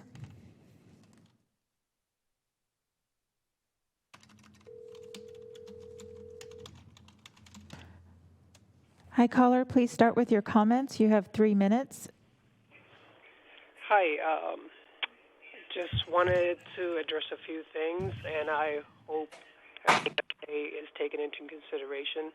I'm opposing the ban on the flavor until California can vote on it, and if we do go ahead and go through this is going to have a really bad impact, because I own a store in Sacramento County, and I hear people talking about, I can't wait for this flavor ban to go through so I can start selling all this flavor stuff outside of your store.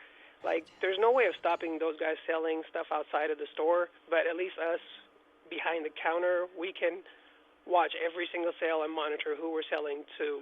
And if we're going to punish anyone that we're selling to, minors or anything, why not we visit all the stores and figure out who is selling to the minors when we punish them. The stores that have never sold to a minor or have never done anything wrong. And also, if this flavor ban goes through, like, I know a lot of these owners are independent owners. Like, we don't have much income already, and we have employees that we have to help out around the store. They're going to lose their job. They won't have anybody to provide for, or we won't get any money coming in to help them. And then another caller called in talking about how there's a bunch of stuff being advertised to kids. I've been a kid. I've grew up. I haven't seen an advertisement of any kind of tobacco in the past 20 years or so. So I don't know what he was talking about. I just want you guys to know that this flavor ban is not going to help anything. I say we let the public decide in November. Thank you very much. Thank you, caller, for your comments. Okay, next caller, please. And Chairperson Natoli, we're still hovering at about 16 callers. Thank you, caller. Please start with your comments. You have 3 minutes. Good morning, Supervisor. My name is Kenny Chetkara. I am a local Sacramento County resident, local businessman, and president of APCA, American Petroleum Convenience Stores Association for Northern Sacramento Chapter.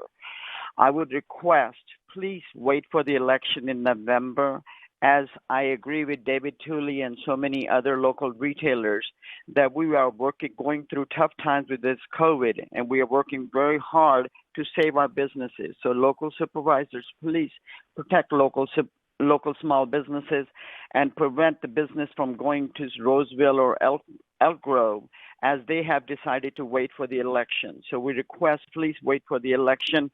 And as you all know, adults have rights. So please protect the right to choose, and please wait for the election in November. Thank you. Have a great day. Thank you, Mr. Chikara. Okay, next caller, please.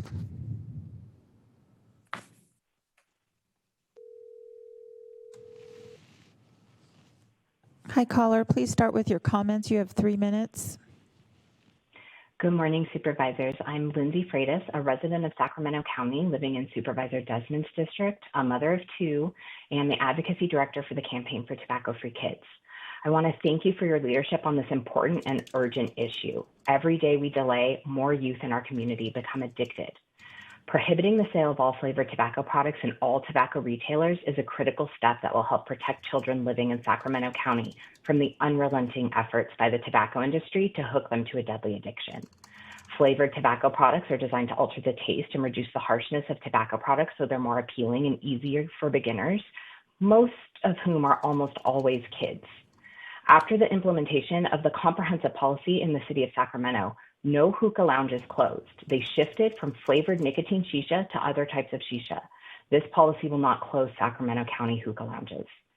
These products are pervasive and are marketed and sold in a variety of kid-friendly flavors.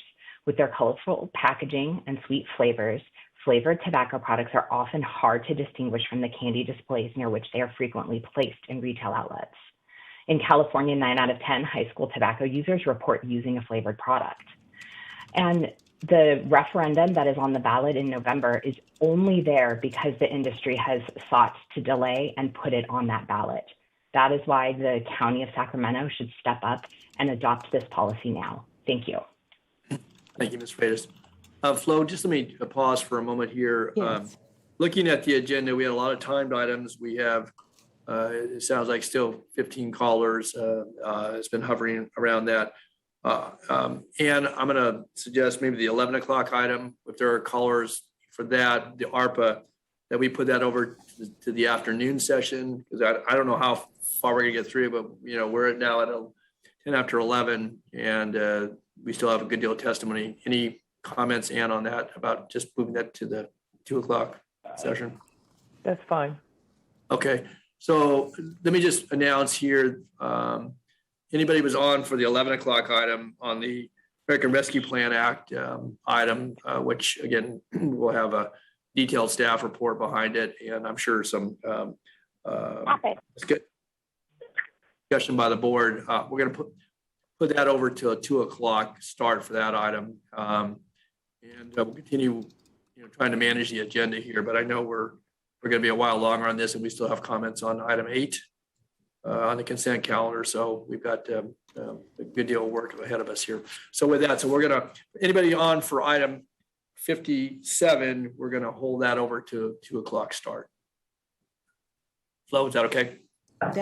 Yes, Okay. that's fine. And let me just double check if we do not have anyone in the queue for that just yet. And we'll make sure that staff keeps an eye out on that and let the caller know so they're fully aware.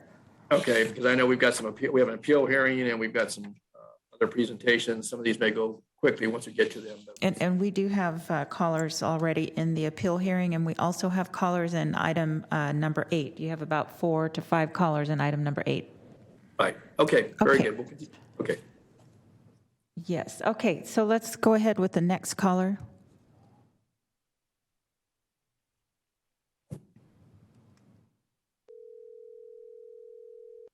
All right. Caller, you have 3 minutes. Please start with your comments. Okay. Ashley Briani. We oppose the tobacco flavor ban and strongly recommend that the supervisors vote no on the flavor ban and wait until November elections to let the people decide on this matter. This will negatively affect the majority of businesses, including sales, taxes, and employment. This will affect tax revenue, affecting the improvement of public services and healthcare programs that the tobacco tax helps fund. Thank you. Very good. Thank you, Ashley. Okay. Next caller, please.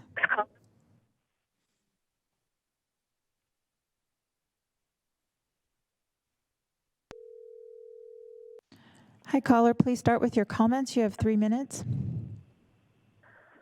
Good morning. My name is Stacy Springer, and I am a born and raised resident of Sacramento, currently in Supervisor Cernas District. I'm also the CEO of Breathe California, Sacramento region, which is a 100-year-old public health nonprofit dedicated to lung health in the greater Sacramento region. We'd like to urge the Board of Supervisors to move forward with this comprehensive tobacco retail license ordinance that does not exempt any products. We urge you to move forward with an ordinance that restricts the sale of all flavored tobacco products, including menthol and hookah, so that we can make strides towards greater public health in the community and to protect our community from the predatory marketing practices of the tobacco industry. It's important to note, too, that this ordinance won't incriminate community members for possession, use, or purchase of flavored tobacco products. The whole purpose here and implications of this ordinance are not to criminalize community members, rather to remove the ability for the tobacco industry to advertise and insert their addictive and deadly products into our communities. We want to thank Supervisors Kennedy, Cerna, and Natoli for taking a strong stance against the tactics of the tobacco industry to delay policy and create loopholes. and for moving forward with policy now that sets a precedent for the county's interest in preserving and improving the public health of our communities. Thank you. Thank you, Stacy. Okay, and now we have about 11 or 12 callers in the queue. Okay, transfer the next caller, please. Hi, caller. Please start with your comments. You have 3 minutes. Thank you. Good morning, Chair Natoli and Sacramento Board of Supervisors. My name is Kimberly Bankston Lee, and I'm the Senior Program Director with the SOUL Project, Saving Our Legacy African Americans for Smoke-Free Safe Places. We are a local nonprofit here in Sacramento.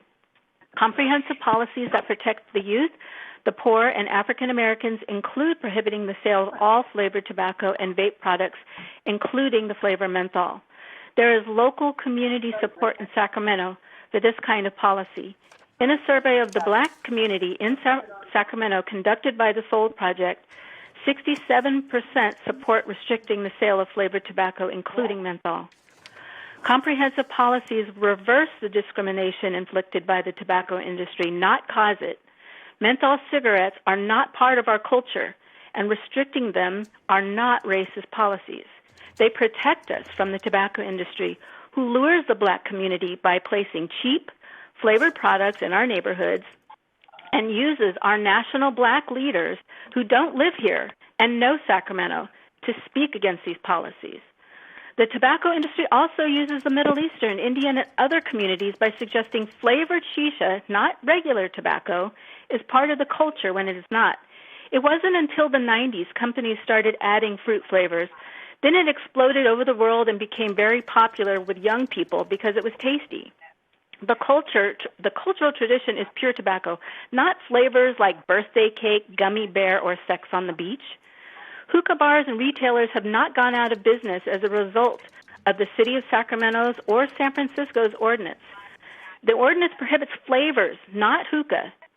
They can still sell hookah tobacco. It's about flavors that hook young people. The industry is simply using the Black community and other communities to fill their pockets. Thank you. Thank you, Kimberly. Okay, next caller, please.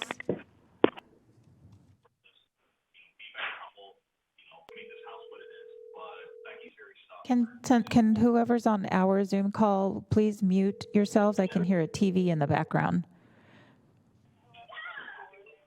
Hi, caller. Please start with your comments. You have 3 minutes. Good morning, Board. My name is Nicole Turkson, and I am with the African American Tobacco Control Leadership Council.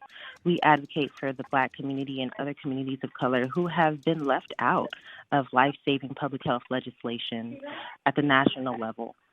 The fact is that in 2009, the Federal Family Smoking Prevention and Tobacco Control Act prohibited all flavored cigarettes except menthol. This was the unjust and racist act that has maintained health disparities within communities of color. While other groups experience the proven public health benefits that come from removing deadly flavored tobacco, especially menthol, from the community, people of color who use menthol cigarettes because of the predatory marketing of the tobacco industry don't get that. 85% of Black smokers use menthol cigarettes, and 45,000 Black individuals die each year from tobacco-related diseases. And this is more than alcohol, AIDS, car accidents, illegal drugs, murders, and suicides combined. We're also still in the midst of the COVID pandemic. The Omicron surge is sweeping through our communities, and smokers are more at risk of severe COVID infection. We know this. So the sooner we can take action on this public health and social justice emergency, the more lives and even quality of life we can save. So I just want to end by saying thank you to the board for their leadership on this issue and for prioritizing the lives of people, especially the nation's most vulnerable people, over the profits of the tobacco industry. Thank you. Thank you, Nicole. Okay, next call. Chairperson Natoli, I'd like to make an announcement. We do have department heads who are on a Skype call, and we turn off their mute so that they're allowed to make comments in case board members have comments. So I'm asking the directors to please mute yourself in the background. That was the overflow noise that we heard on the last call. Thank you. Hi, caller. Please start with your comments. You have 3 minutes. Caller, can you hear me? Yes. Okay, you go ahead and start with your comments. You have 3 minutes. Okay, thank you. My name is Ryan McClinton, and I am a lifetime resident of Sacramento County, community organizer, advocate, and community responder in many respects. First, I'd like to thank our board of supervisors, Patrick Kennedy, Bill Turner, and Don Natoli for taking such a active stance in addressing so many of the desperate health outcomes by taking proactive measures of implementing the flavored tobacco ban. I'm really troubled hearing a lot of the callers who I've heard from today that I'm not even sure from the Sacramento community. I'm calling in with troubling messaging, and specifically where we recognize that by removing this particular product, that this is a huge impact on local businesses. I beg to differ, especially when we're thinking about how are the businesses that are in our communities contributing to positive health outcomes. When we're talking about smoke shops and vape shops in some of the locations, I don't want to target them in a way of demonizing them at all. They're community members. They come from different communities. They move to this community to have a successful life. And I think they also carry the same responsibility that we all do of improving the health outcomes. So where are the fresh fruits that you're providing in your stores? Where are the opportunities to improve those outcomes? I think when we think about issues like this, where they're becoming more debated, we have to be mindful to focus in on what the issue is. Are we impacting not only the youth, but our adults in our region from giving them more access to toxic products that we know have killed vast numbers of folks, especially in a pandemic where we're seeing existing health outcomes impact how folks are surviving through this pandemic, or when they contract a infectious disease that's able to reach everybody, vaccinated or not. I think we have to continue to stand on the policy that was passed and adopted previously. I think that if we start looking at exemptions, we open up the holes for people to continue to experience harm in ways that may not look direct line for folks, but I can tell you as a Black resident whose father has been battling a tobacco addiction, who has seen youth who are introduced to products too early because of the flavored messaging towards them and the ways that make it more appealing, the false narratives that are out there about this being a means of cessation, continue to battle addiction and harms in their health outcomes that further impact our community. I urge you to pass the ordinance as presented on the January 11th meeting, and I hope that you are considering, that you are factoring in the voices of residents from this region, Sacramento. Thank you so much for your time. Appreciate it. Thank you, Ryan. Okay, next caller, please.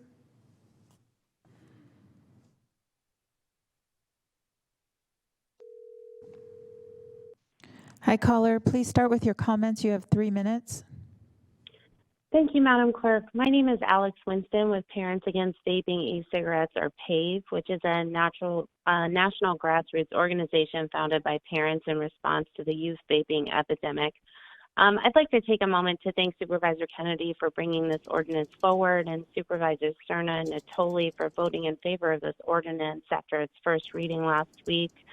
I called in last week and shared with you that in 2017, at age 15, my son started vaping menthol nicotine products at his high school, and he still does 3 years later at age 18.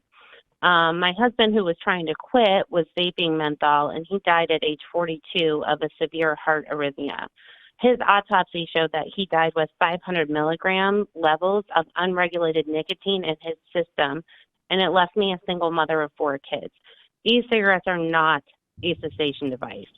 My husband's life mattered, along with the 45 to 49,000 Black lives that are lost every year due to tobacco use in this country. There's over 2 million kids vaping regularly in the U.S. right now, and over 80% of them started with a flavor product like my son did. Please uphold your vote in favor of the proposed flavored tobacco ordinance, including hookah, menthol, and e-cigarettes. No person or business or government should profit off of people's lives. The last study done in California showed that tobacco use costs our taxpayers $13.1 billion a year, whether they use tobacco or not. We were too late for my son, who's already addicted, and for my husband, who's no longer with us.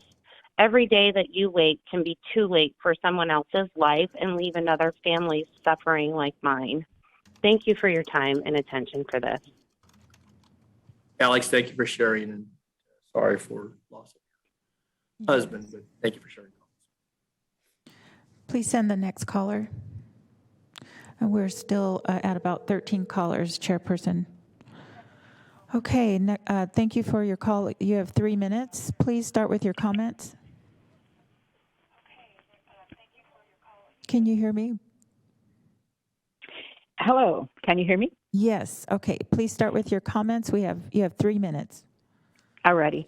Hi, good afternoon. My name is Carol Magruder, and I'm the other co-chair of the African American Tobacco Control Leadership Council. You heard from Dr. Philip Gardner earlier. I am just calling to urge you to continue your forward movement and to move this bill with no exemptions for deadly addictive menthol that has addicted my community, and no exemptions for hookah, which violates every secondhand smoke law in our state that we've worked hard to implement. And it's burning coal, and it's addicting African American people across this country. I travel a lot, and so hookah doesn't just stay in a certain community, even though it's not really a part of their culture, but that's another discussion. I just want to encourage you that you have the absolute authority to protect your constituents, your children, your community. I want you to join the hundreds of cities and counties across this country who have done so. That tobacco control, commercial tobacco control, is about community norm changes. It's about our community saying we do not want to sell a product that kills and addicts people. We know that smoking starts in adolescence, and that the vector to that are flavors. And so we want to encourage you to pass this bill with no exemptions. Do not wait on the state. You have the authority to deal with your county, and we encourage you to do that.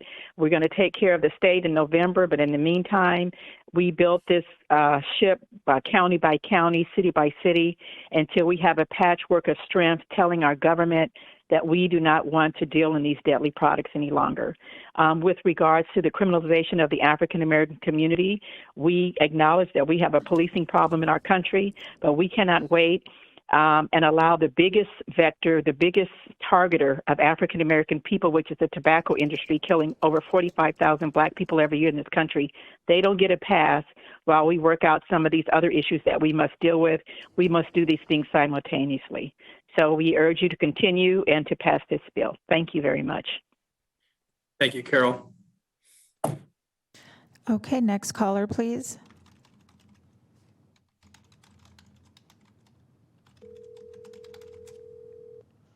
Hi, caller. Please start with your comments. You have 3 minutes.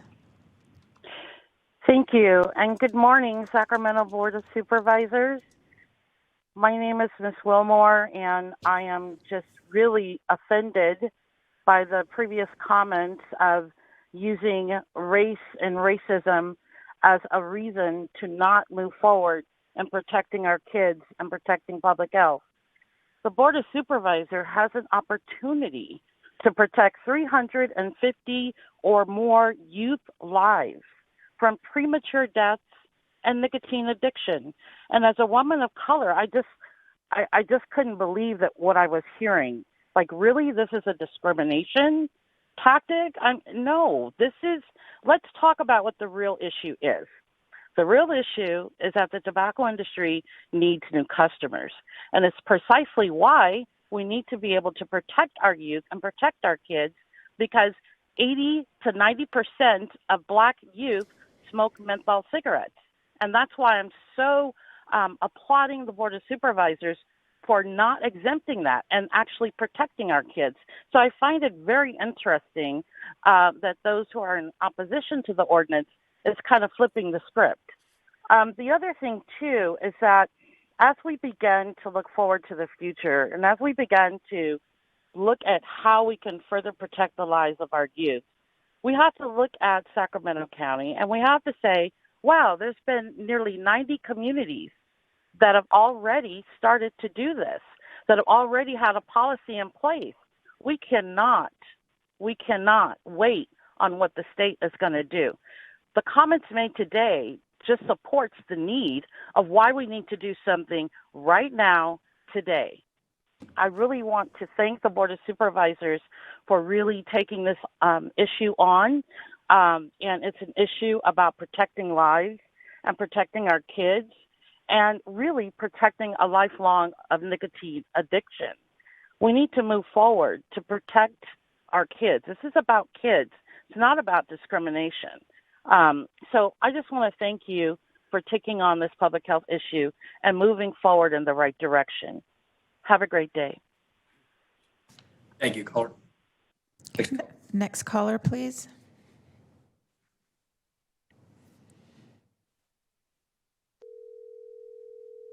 Hi, caller. Please start with your comments. You have 3 minutes. Thank you. My name is Eric Batch, and I'm the Vice President of Advocacy for the Heart Association. Our offices are located on O Street in Sacramento. And I didn't plan on calling in, but after listening to the first couple of callers, I had to call. It's absolutely absurd to say that restricting the sale of flavored tobacco products is somehow racist or discriminatory. What's racist is how the tobacco industry targets the Black community and other communities of color. Kids, and especially children of color, they're being targeted with flavored products. And by doing nothing, we risk leaving a population behind. And so we need to fight for those that are being targeted. This policy is absolutely about health equity. It's absolutely about justice. As you've heard from other callers, we know menthol cigarettes are heavily marketed to African-American smokers. Over 85% use menthol products. You got another 46% of Latino smokers who use menthols. The other thing we've heard is that, we can't wait until the November election. And look, the bottom line is that the people that are asking you to wait are the same people that are going to oppose this thing anyway. Every day that goes by without this policy, another Sacramento kid could start a lifetime of addiction. As I listened to some of the earlier callers, I could only shake my head. I mean, during a time when you all as leaders in the county are being asked to do all you can to protect the health of our communities from COVID-19 and Omicron, why are we even debating this? I mean, why are we even debating whether businesses should be allowed to sell a product that contributes to more death and disease than any other product? And menthol, as we know, is the deadliest of all tobacco products. Why would we give our residents in Sacramento County and more importantly, our kids, even more access to a product that's poisoned our communities for decades? Let me say this, supervisors, you've heard a lot from the other side. This policy isn't racist. It isn't discriminatory. It's not going to put people out of business, and you're not going to solve anything if you delay until November. The national dialogue right now is focused on holding those accountable who abuse and harm our communities, and that includes big tobacco. I'm going to end by just saying this. We don't help people by making it easier for them to indulge their vice. We help people by standing up against the tobacco industry, and you can help Sacramento County by ending the sale of flavored tobacco products. Thank you so much. Thank you, Eric, for your comments. Okay, next caller, please.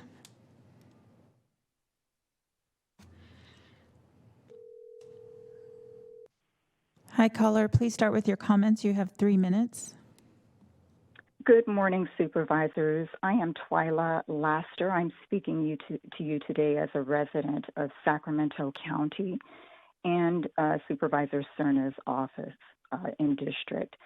As a Black woman, I'm insulted that the tobacco and vape industry would galvanize so many people from Black organizations who do not live, work, or worship in Sacramento County to try to sway your decision to adopt this ordinance to protect the health and well-being of not only African Americans, but all Sacramento County residents.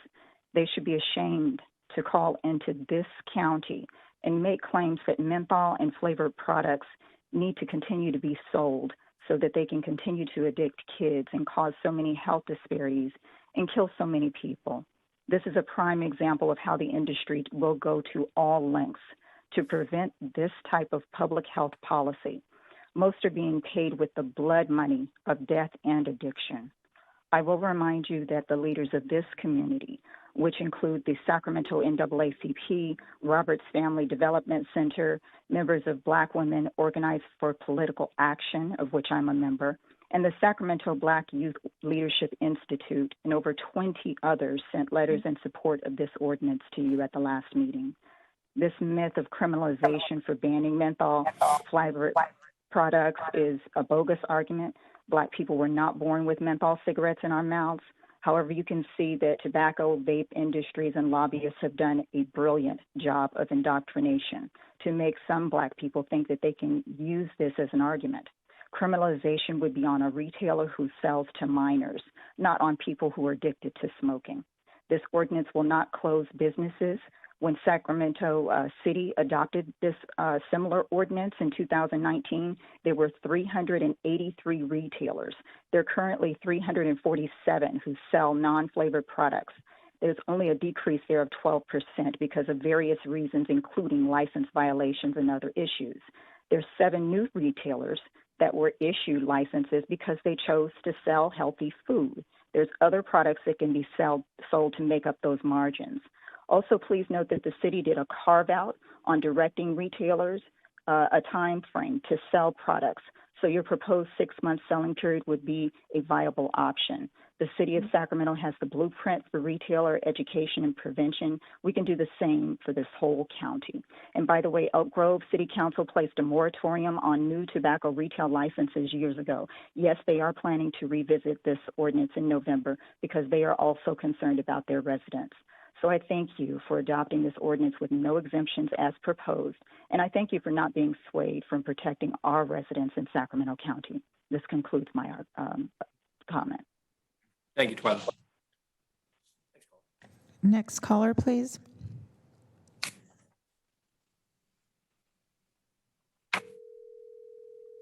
Okay. Hi, caller. Please start with your comments. You have 3 minutes. Good morning, Sacramento County Board of Supervisors. My name is Monica Alieje.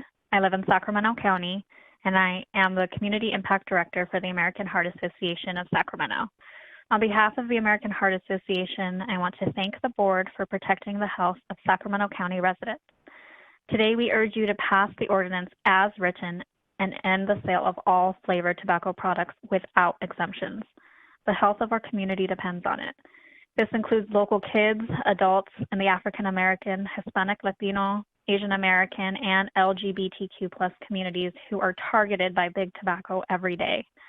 The tobacco industry markets their products in kid-friendly flavors like watermelon mint, mango, pink cotton candy, and menthol to hook new lifelong customers.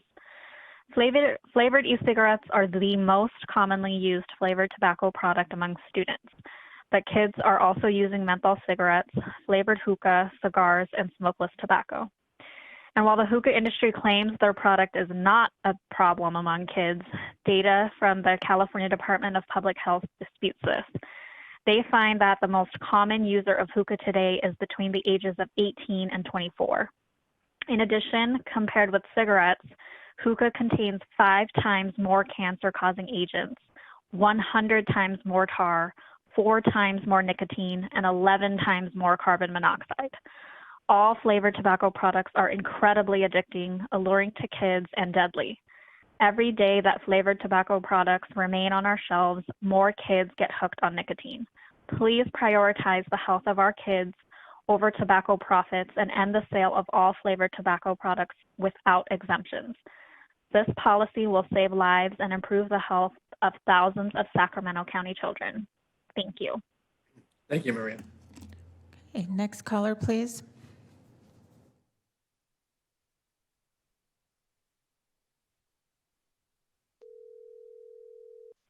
Hi, caller. Please start with your comments. You have 3 minutes. Hello, supervisors. How are you? And I hope everybody's doing well. And we want to thank you guys for taking the time to sit with us and listen to everybody that has comments. Everybody's comments are valid from their own point of view. I'm a business owner. My wife and I have owned multiple businesses here in Sacramento County, and we oppose the tobacco flavor ban. We recommend that you guys, wait until the November elections and let the public decide. Now, I know I've heard comments throughout this whole thing, and I've heard from multiple organizations on how kids are getting affected and minorities are being targeted. Well, first of all those people that are saying that, they haven't sat in a shop with us. They have not sat in our I want one of those people to come sit in my shop and sit for a whole day where we sit from morning to night, over 12 to 15 hours a day, 7 days a week, being away from our kids. And I want them to sit with me, and I want them to see if I'm selling or we are selling to minorities, or if we are targeting minorities, or if we're targeting youth. Because I have not one advertisement piece on my business storefront that says, come in, and get your candy flavored here for youth. We take pride in what we do. We've been doing it for a long time. You guys may remember I called last time, and we have never, not once in the years that we've been in business, which is over 12 years, ever sold to a minor. And we've always gotten congratulations letters from the city and the county saying how good of a job we are doing. So we're doing our job as a storefront to make sure that these products are not getting into the wrong hands. Now, as far as minorities, I'm a minority, right? And I like certain things. These are people's choices. Now, I know it's on the ballot for November, and it's probably going to pass. But you do this now, what happens is you create an uneven playing field, and you allow other businesses, like people have mentioned, other businesses to consume the profits from that, and other businesses potentially maybe even going out of business. Let the state ban take effect, if it does, and let everybody have an opportunity, an equal opportunity as people to see how things play out. Now, other people have also mentioned, they said, well, you can continue to sell just tobacco flavor. Let me give you a little bit of background on myself. I smoked cigarettes for 8 years. I used to smoke two packs of cigarettes a day. That's a lot, I know. And I tried everything to quit. It didn't help. And I used to smoke American Spirits. And then they came out with these Fuse cigarettes and the Sevens, and they were all tobacco flavored. I'd use them for a while. I'd get back on my traditional cigarettes. Then I found a strawberry donut flavor that I kind of liked. I'm allowed to do that. I'm an adult. I'm allowed to like those kind of flavors, right? I used that. Within 6 months, I was able to wean myself off of the vaping, and I haven't smoked a cigarette in over years. Now, but that's my choice as an adult. I have that choice. Supervisor Desmond, you mentioned last week about a friend of yours that, chews menthol tobacco and that he won't be able to access these things unless he goes outside of the county. Why should he have to do that? Okay, when the state ban takes effect and then we have to figure out what happens then, fine. But why should he have to, as an adult who works all day, have to go and find a place to get his chewing tobacco, or to choose I guess I got to settle for a non-tobacco? We are not targeting towards kids. We are not targeting toward minorities. If anything, if you guys come and sit with me in my shop, you'll see that I am on a first name basis with all my customers. We are on good front with all our customers. And it's just, I hear these things that people are talking about, and I understand where they're coming from, and I understand there's concern. I have kids myself. Of course, I would never want them to go down that street. But at the same time, we are adults. We are able to make these decisions. Let us have a word. Give us until November at least. Let us see what happens. Let the state decide, and let the people decide, instead of 4 or 5 people up there deciding on what they're going to do to these people here in California, in our state. Thank you, guys. Thank you, Sam. Appreciate your call. Okay. Next caller, please. Next caller, please. We have about 5 callers. Okay. Thank you, caller. Please start with your comments. You have 3 minutes. Hello, we oppose the tobacco flavor ban, and we recommend all the supervisors, please wait till November election and let the public decide. Thank you. Thank you. Next caller, please.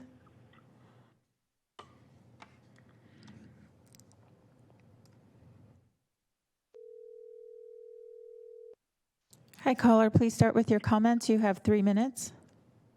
Hello, my name is George Johnson. I'm a member of the National Hookah Community Association. I'm also a traditional wooden hookah manufacturer called Regal Hookah, who has many customers in the Sacramento area. Some things that were said earlier really perturbed me and really shows how little is known about hookah. Hookah only comes in flavors. For hundreds of years, it has been preserved in honey and molasses. It's called the masin, and that means in honey. And so that imparts a characterizing flavor. You know, the glue and Duroc have been around for hundreds of years. Double apple was introduced in 1912, not in the 1990s. Yes, in the 1990s, more modern flavors were added. But, I mean, lounges in San Francisco and Sacramento have closed. And the ones that are still in business are operating in a legally gray market. You know, public outreach has also been woefully inadequate given the hundreds of businesses that are on the chopping block. Many of my customers are first-generation immigrants to this country and are afraid to make public comment. They're afraid of retribution. And they also think that there's no give in politics, that everybody's already made up their decision and that you know, they can't make any influence. So they come from a culture that's really hard pressed for them to stand up for themselves. I really hope that, you know, I'm just not beating a dead horse. I know that we've discussed this at length, and I know last night Pleasant Hills exempted hookah. Off the top of my head, San Jose, Napa, Los Angeles, Burbank, Glendale, Long Beach, Encinitas, San Diego County, Ventura, West Hollywood, Irvine, Burbank, and of course the state of California with SB 793 have all exempted hookah. And I just fear that all these hardworking immigrants will lose all their hard-earned equity into their businesses with the stroke of a pen. You know, hookah is not the issue with children. We are not. The most recent data from 2021 shows 0.6% youth tobacco survey for California. That's unheard of low, you know. So, you know, please be on the right side of history and exempt hookah and show that the Sacramento County Board of Supervisors cares about the Middle Eastern community, which is already being vilified throughout the last 20 years that I've been selling hookah. People think that they, you know, say the terrorist word to me, and that it's ridiculous. I come from a different culture, but I've been adopted into this culture. I've learned Arabic. I've lived in Lebanon, and I feel like all the people that I represent are just not being heard. Thank you for your time. Please exempt hookah. Thank you, George, for your comments. Next caller, please.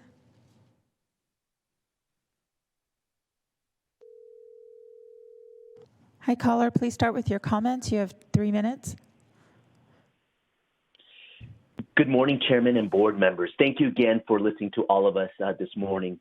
My name is Jaime Rojas with the National Association of Tobacco Outlets. We are the trade group representing many of the retailers here in Sacramento County. Currently, under federal and state regulations concerning tobacco laws, we already know it's illegal to sell to anyone under the age of 21 years. So the issue seems to be more of a compliance and code enforcement issue instead. Sacramento County's retailers are exemplary in keeping tobacco products out of the hands of underage persons, as you heard from many of the speakers. According to the FDA in the state of California, Sacramento County's retailers have a near perfect 92% compliance record in the past 4 years by refusing to sell to anyone underage and checking for IDs. Why would the supervisors want to harm responsible retailers and chase their customers to other jurisdictions or to illicit markets, as we've seen in other municipalities? Children do not smoke cigars, chew tobacco, or even use traditional cigarettes, which are now at a low-time low on youth usage at 3% in this school district. We ask the county to focus on the issue of flavor vaping and not just throw other tobacco products in this ordinance that are not an issue with youth usage. A recent study in the San Francisco flavor ban from the Yale University with the funding of the FDA shows that the flavor ban in San Francisco does not work and has caused youth usage to increase in traditional cigarettes instead. Flavor bans do not work. And the reason why anti-tobacco groups do not bring up successful flavor ban ordinances as case studies is because they do not exist. If the board still decides to move forward with this draft ordinance as is, at least parallel the enforcement date of January 1st, 2023, when the statewide flavor ban passes in November by the voters. This allows 3 things for retailers. 1, the ability to sell down their inventory. 2, pivot to find other products to replace loss of revenue, which may mean getting permits for refrigerating foods and drinks, which all takes time and has its own process. And 3, it becomes an even playing field for all California retailers not to sell flavor products. We thank you for consideration today. Thank you, Mr. Ross. Next caller. There was a caller that got dropped, and staff is getting that caller on the line on another call, but we have a couple more in queue. Okay, very good. Hi, caller. Please start with your comments. You have 3 minutes. Okay, thank you. Dear Supervisors, my name is Mark Strow, and I own and operate a convenience store in Sacramento County. I'm calling to express my opposition to the proposed tobacco flavor ban. I spoke at the BOS meeting last time, and I listened to what was being said when addressing the board about being open to the date for retailers to sell flavored tobacco. I suggest waiting after the November 2022 vote. Okay, and do we have the other caller on the line? I just want to thank Mark. We did receive his written correspondence.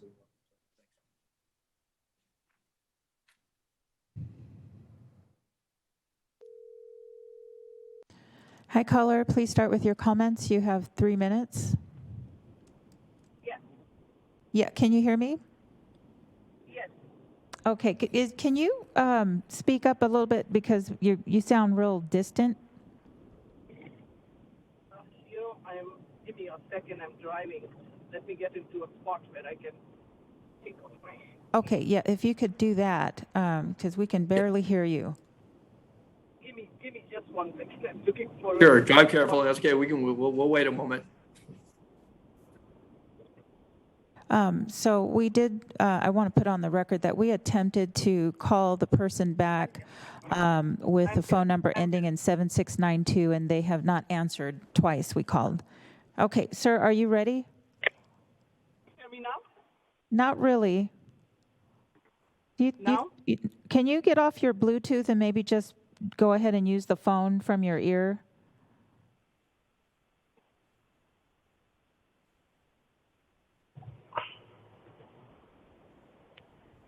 Yes, now? Yes. Yes, go ahead. We can hear you well. Good afternoon, officers. My name is Pareen Tejani, and thank you so much for giving us an opportunity to express our opinions regarding the flavor ban. I own a retail store, and I oppose this flavor ban for the various reasons. I'm going to put them point-wise. Point number one, we are trying to do this for the kids, for the young adults, right? Have you even considered those people that have already quit or are trying to quit, which is also quite a bit of percentage, because I have helped people smoking 2 packs a day quit these cans of sticks that they do. Have you ever thought of what's going on with their lives? They will go back to cigarettes again, and all the efforts that we have taken will go down in vain. Point number two, we live in the United States of America, a country that is looked up upon by the whole world. An ordinance is an ordinance or a good law if it has no loopholes. But this law that we are trying to pass has so many loopholes. You are passing the law in one county and not in the other counties. So what are we doing? Are we trying to stop something? No. We are just diverting them to another area where they can easily go and buy what they want. If at all we want to pass a good law, let's ban the whole damn thing everywhere. Why are we keeping this loophole for people to go here and there and run about and buy? Right? Doesn't make any sense. So I don't think this is going to really help. Point number three, when this happens in one county, the business gets transferred to online or another county. In such a situation, it's just food going from one plate to another plate. This is going to create unemployment. This is going to create so many stores shutting down, especially in this bad COVID time. So I think this is not the right thing to do. Number four, cigarette is bad. They are cancer sticks. So is alcohol. So is marijuana. There is flavored alcohol. There is flavored marijuana. There is flavored beer. There's so much flavored product in the market. Doesn't that kill people? Is only cancer being caused only by cigarettes? I am a science student, and I think this is not correct, that we are just being unfair to one particular kind of thing. I think we are all adults, and we should be given the right to make our own decisions. If other counties are waiting for the ballot, which is going to happen in November, why cannot Sacramento County wait too? I mean, we understand what we are doing. I'm a mother. My kids don't smoke. How come? I have a store. I sell everything in my store. My kids don't smoke. The upbringing, the cultures, everything makes so much difference. The parents who are going to vote for the ballot will be able to decide what they want to do for their kids. There will be smokers, non-smokers, doctors, mothers, everybody in the ballot. Let them make their own decision. And I'm just saying that, you know what, let's not hurry up and keep the decision based on 5 people sitting on the board there. Let the public get an opportunity to make their own decision.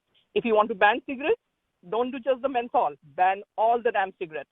Because nicotine is not self-addictive. It is all the 10,000 chemicals that the cigarette companies put in there that makes people be addicted. So why not ban all the cigarettes? Why not Marlboros? Why not Camels? Why just only the menthols? Do it wholly, do it completely, and please don't leave loopholes. You want to ban, you ban everything. Otherwise, just let it be, let the public decide. This is my humble request. Let us not go from the frying pan to the fire and just create a black market or an opportunity for children to go about to other places and buy stuff. And keep the law so strict that if any damn store sells to a minor, just rusticate their license. Because we don't sell to minors. Majority of my customers are senior customers who are smoking 2 packs a day, and I have helped them quit. Now they're coming and telling me, ma'am, what happened? I said, ma'am doesn't know what to do now. We are trying to talk to them, but let's see what happens now. So please support us. I'm sorry if I'm being too angry, but please, thank you. Yes, thank you, caller, and appreciate your comments. And with that, do we have other callers? Okay, so that concludes your public comments, and we did try to reach that other caller 2 more times, left a voicemail for them. Their phone number ended in 7692. We did attempt to reach out to them to get their comment. Okay, thanks. We're going to bring it back to the board. If that person were to call back while we're still discussing this, certainly we can take the comments. Otherwise, then I'm going to bring this the public comment period to a close here, bring it back to the board for further discussion. I want to thank all of the callers, certainly all those that have communicated in writing via email or letter, and appreciate hearing all those comments this morning. Okay, with that, then I'm going to turn to my colleagues for further discussion, and starting with the Supervisor Cerna. Great, thank you, Mr. Chair. I know this is still part of our consent consideration deliberation this morning, at least for the next 2 minutes. First, I want to thank the callers, many of whom we heard from last time, who took the time to call in and address the board, regardless of their position on this matter. I think it's good that the board and others hear both sides of the issue.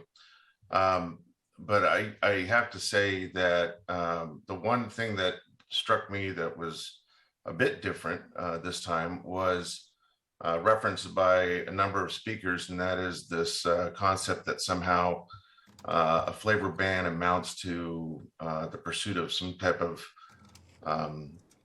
veiled racist policy, which I take great offense to. And as others had mentioned their offense as well to it, I share it. And I think it's not just absurd, I just think it's a really unfortunate commentary that those that would seek to find some kind of relief from the ban would kind of stoop to that position.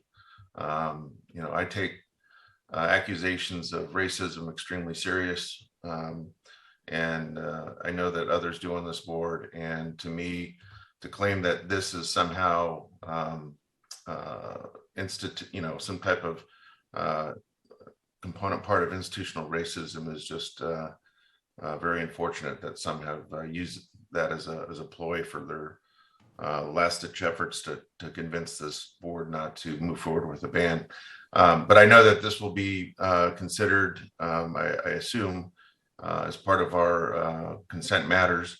I am even more so steadfast committed to the ban for many of the reasons I've already previously stated, but the principal one is that this is first and foremost a public health matter, And this is, again, not a total ban on tobacco products. This is a ban on flavored tobacco.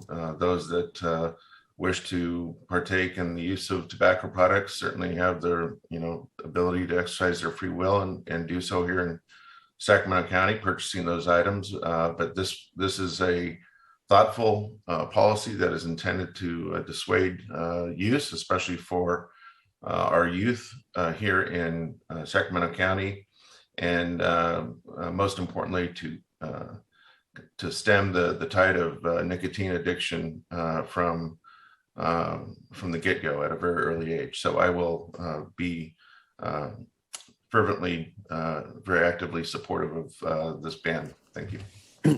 Thank you, Supervisor Cerna. Supervisor Desmond and Supervisor Frost. Thank you, Mr. Chair. And I too thank the callers for taking the time to call in. There's obviously a lot of passion around this issue. I agree completely with Supervisor Cerna. I think some of the arguments made about that it's somehow racist to enact this ban, I think that doesn't hold any water with me, and it seems very cynical to even raise that. So I agree with Supervisor Cerna. Even though I have a philosophical issue with this to some extent, there are some things I certainly support in this ordinance, and I want the public to understand that the work of this board is, especially on the public health issue. I mean, every one of us on this dais care very much about the health of people in Sacramento County, and I just applaud my colleagues for that. We may have different philosophies about the way to go about that. I mentioned some of those the last time we talked about this. I do think there is a lot of benefit to trying to mirror what the state is doing. I expressed last time my concerns about creating some exemptions that are also in the state legislation. But at the same time, there are elements of this that I support. So I will be abstaining again on this matter today. Thank you. Thank you, Supervisor Desmond. Supervisor Frost. Yes, I also want to thank everyone for your call-ins and your thoughts. It's very helpful to all of us. I know it's everyone probably realizes I did not support this. I'm not going to support it, but I wonder it's likely it will pass. And if it does, I do want to go on record as supporting, allowing the hookah. And I want to say a couple words about that. It's a cultural, traditional thing that's been going on for hundreds of years. And I heard comments from members who called in who talked about America and equality and individualism, how an individual should have the opportunity to decide how there are other things in the market that are not healthy. And I think we have to ask ourselves if we can, make those decisions for every person, or, if adults should be able to make those decisions for themselves. I don't think I'm concerned about the fact that,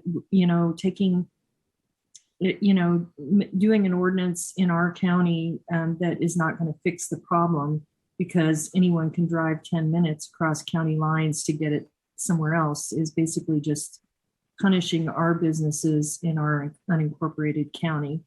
And I do, understand the rationale of let's do it for everyone, or, why pick some people, why pick and choose who is the winner and the loser in this controversial issue. I think SB 793 is coming in November, and the people will decide. And I also heard someone say, if you are going to do it, can you give, at least not have it go into effect until January 23, and that, puts our businesses a little bit more on an equal playing field. So I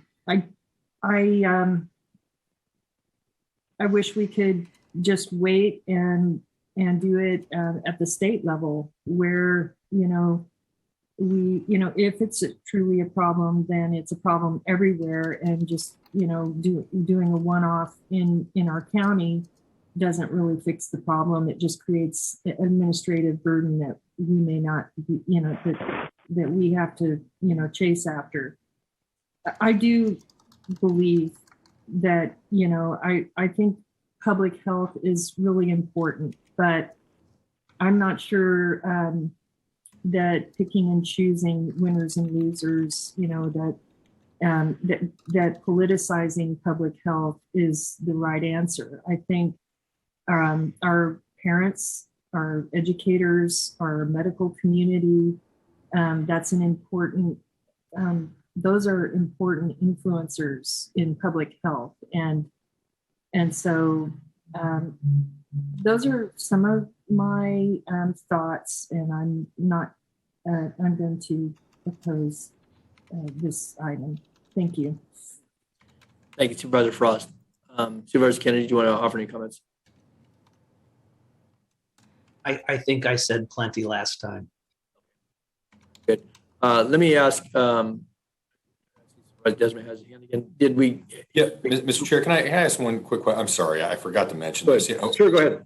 I think probably know how this is going to go today last time, but one of the questions I was receiving from a lot of merchants a lot of whom are first generation Americans and trying to navigate a difficult business climate. They're very concerned about just kind of the educational process. Will there maybe staff can say a little bit about how licensees will be made aware of an ordinance, assuming it passes, and abilities to for licensees to become educated about what the new requirements are going to be.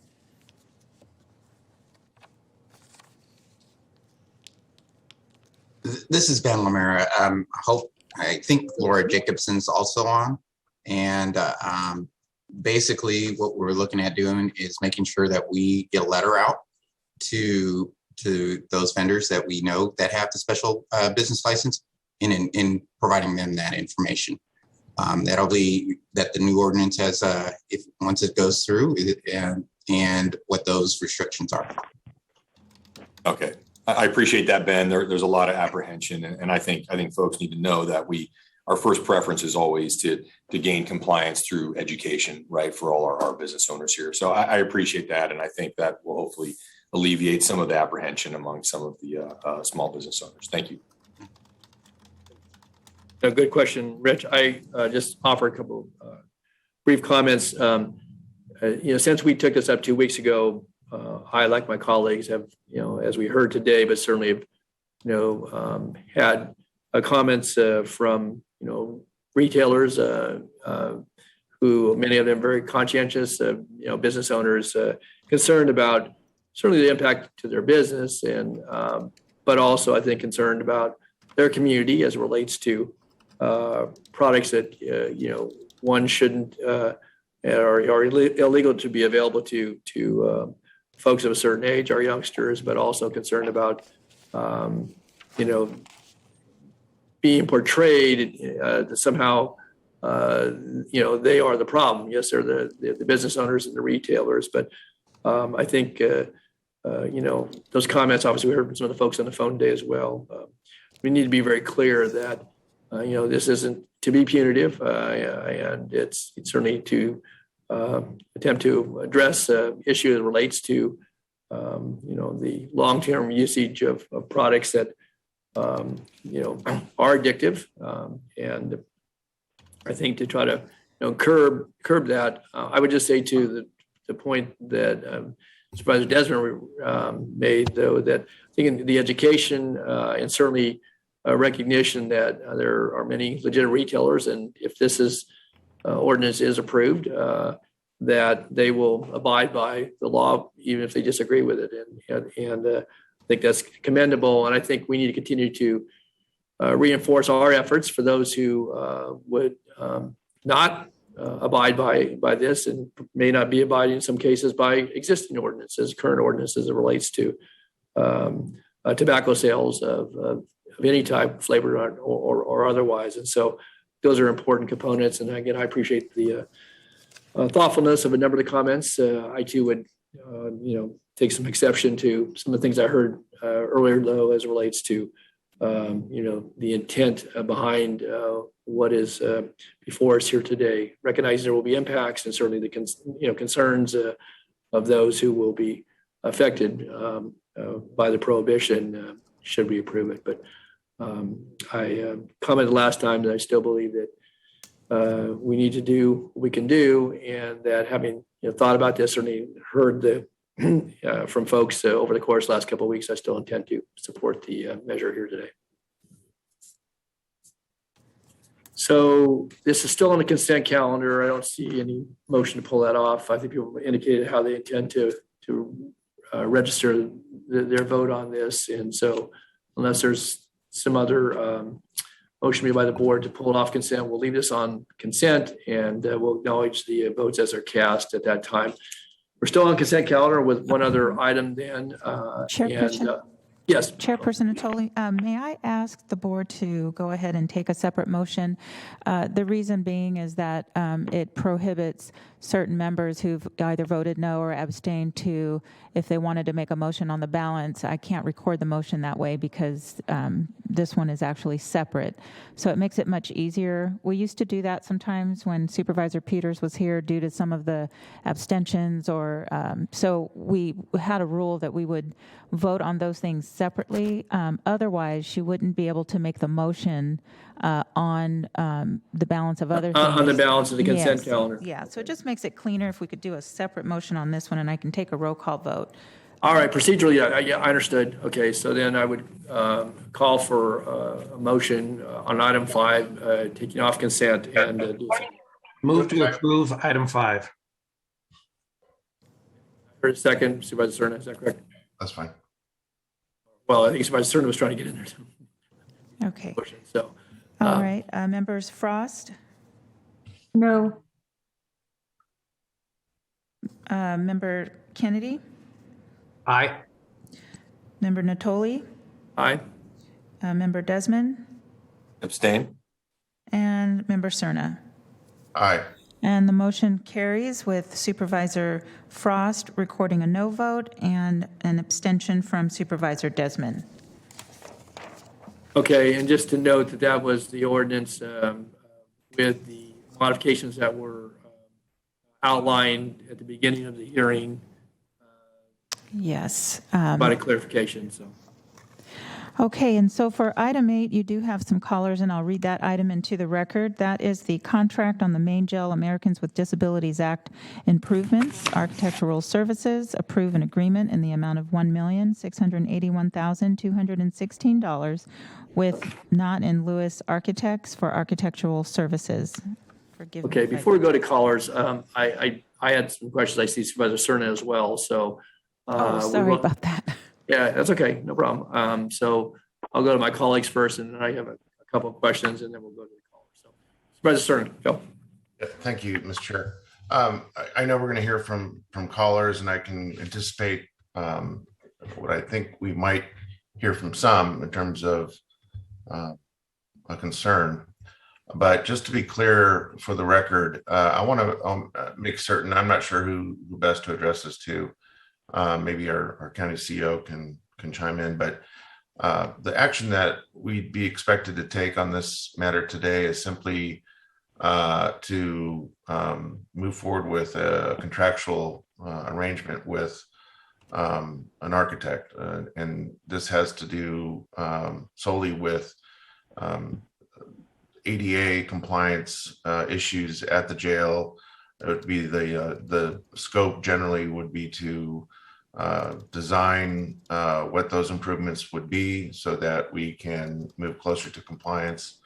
And I suspect that this is also would move us closer to meeting the requirements of the consent decree. So those are kind of my questions. And I ask them now ahead of hearing from the public, just so when the public does address us, they are equipped with perhaps that additional understanding.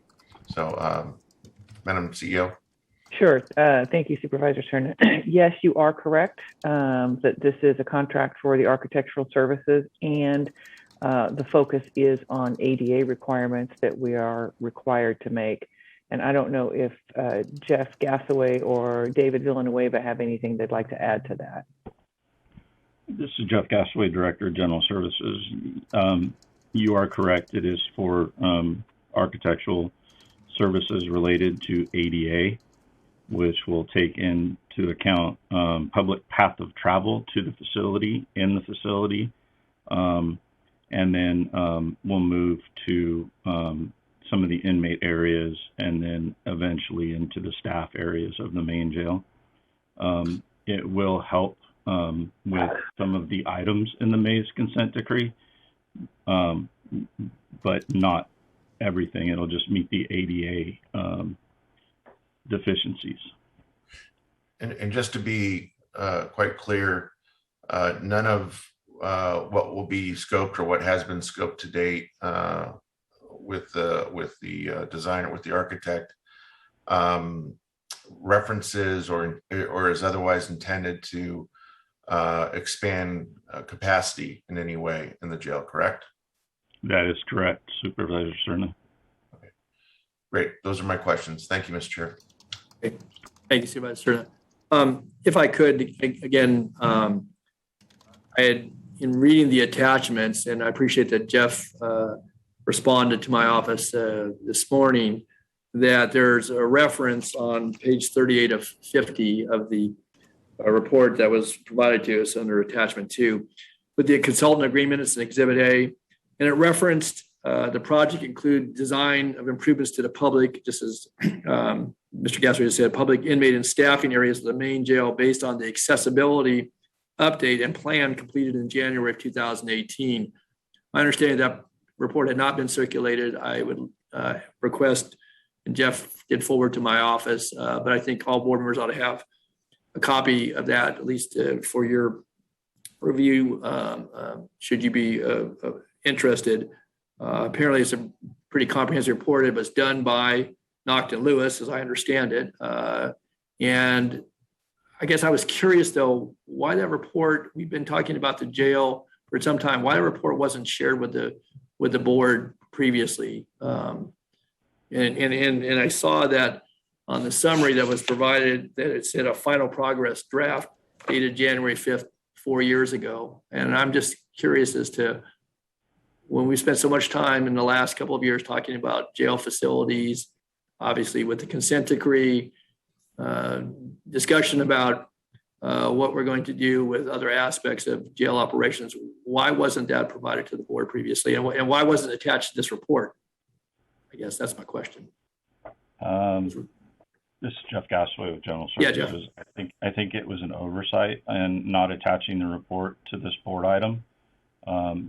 In my oversight, I think, we did briefly discuss some of the ADA improvements that needed to happen within the existing jail footprint, and some of the other discussions we've had throughout the years regarding the construction of another medical facility. And our thought was to move forward with do the improvements after the construction or potential construction of the other facility, just because it would make construction a lot easier after that other facility was constructed. So that was the thought and methodology behind that. Okay, but so Jeff, you can and will make this available, because actually in phone call I had yesterday, folks ask about this, and you told my office this is now available, and I think it's important background for this discussion, as well as we talk about conditions in the jail and how we make use of that space and any improvements to it. I also wanted to point out in that same attachment I just referenced, Exhibit A, it's very clear. It says the design phase will consist, I assume these ADA design will consist of improvements to the areas identified in the evaluation, except the intake booking, staff administration, and medical and mental health areas on the second floor. So how is it that, or what is the intent behind those areas if they're in need of improvements, whether they be ADA and or other attention as it relates to those spaces? Where does that fit in the scheme of this? So I think the medical and mental health areas on the second floor already have some existing ADA compliant areas. Intake and booking it is challenging because of space, and there's just really, we need to look at that a little more in depth in order to figure out how we're going to address the intake and booking. Staff administration, as I said, that would come in last in my earlier statement. So it would be last that we would look at the staff areas. We're moving forward with this, based on what we're doing with the other county facilities in the ADA transition plan, as far as public path to travel throughout the facility, to the facility, throughout the facility, and then we'll look at the inmate areas and then the staff areas last as we move through this process. So Jeff, by the recommendation here is to employ Nocton Lewis for this work effort. A year ago, the board took action to cancel or not proceed with any annex to the main jail. Nocton Lewis was under contract for that work. There was, I recall, $8 million had been budgeted in a previous year. $8 million had been set aside. Obviously, the $8 million returned to the general fund because we weren't going along that. But there was about $1 million in work that had been accomplished under that previous contract. How does this fit? So is Nocton Lewis, is that contract with Nocton Lewis null and void? Where are we, and what's the accounting behind that? And again, I ask these questions because we haven't visited this for a while, and again, acknowledging there are ADA improvements that are necessary in the main jail. I guess I'm curious, how does this fit into that sequence of events of a year ago? And we really haven't had any discussion, certainly an open session, about where things stand. So. As far as the other contract for the correctional health, mental health facility, and the work that Nocton Lewis was doing, that contract is being, we had some additional closeout documents that we've asked them to finish up, along with another piece of a scope of work that they're wrapping up now that will be coming to the board potentially in about, I'm going to say 3 months. And then the money that was remaining is still being earmarked for this contract and, to be able to start some construction projects related to ADA. And that would be the total of the amount that was set aside for the correctional health, mental health facility, the remaining balance. So could you tell me what that remaining balance is, roughly? Is it 7 million? 6.5 million? What's it about? About $13.5 million. $13.5 million. So are you taking, I guess now you're really losing me on this. So it's 16 million. We sent 8 back. So that left about roughly 8 that had been authorized June 2 years ago. So where are we getting 13 million? The $8 million was not returned to the general fund. It's still earmarked for the ADA projects. So there was a total of $16 million. Yes. and that's just been shifted. The remaining balance has just been shifted to do the ADA, some of the ADA improvements in the main jail. So that's the 13.5 million that's referenced here in this document. That's the balance, and because that wasn't clear at all. That's why I'm asking the question. So I don't think there's 13 million referenced in the document. You had asked me, where that remaining balance was from the original contract with Nathan Lewis. That still resides in the capital construction fund, and it's earmarked for ADA improvements at this time. But not for these ADA improvements? Yes, for these ADA improvements. Okay, so then for the main that's jail. why I'm saying the project construction budget is 13.5 million, hard and soft costs for this. That's in the board letter, and it's in the attachments. So that's why I'm asking. So is that recurring numbers, or is that the same number? That's the same number. Okay, all right. So we're going to utilize money that had been previously budgeted, shift it for ADA improvements. It's and basically there's no net difference, at least on the margins as it relates to the 13.5 million, because that wasn't clear, Jeff. And again, I don't, Yeah. Well, I mean, the 13.5 million will get us started on the ADA improvements. So. Okay. To be clear though, so then there will be a closeout on the previous work. There'll be an accounting for that. Sounds like there's probably $1.5 million for the original. Well, actually, $2.5 million, the original 16. Then that was expended.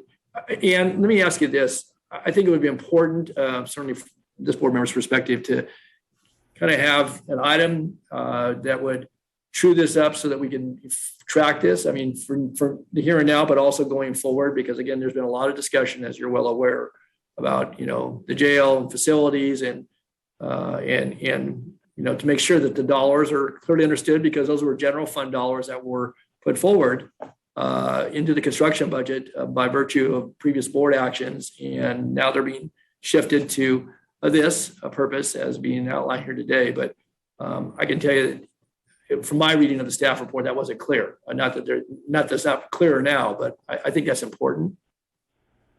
We can do that. And Supervisor Natoli, this was also in the 5-year capital improvement plan that the board saw, and it will be in the proposed capital improvement plan as well. Right. No, I understand on the improvements. I'm trying to follow the money, Jeff. That's I understand. To be clear. Yeah. And okay.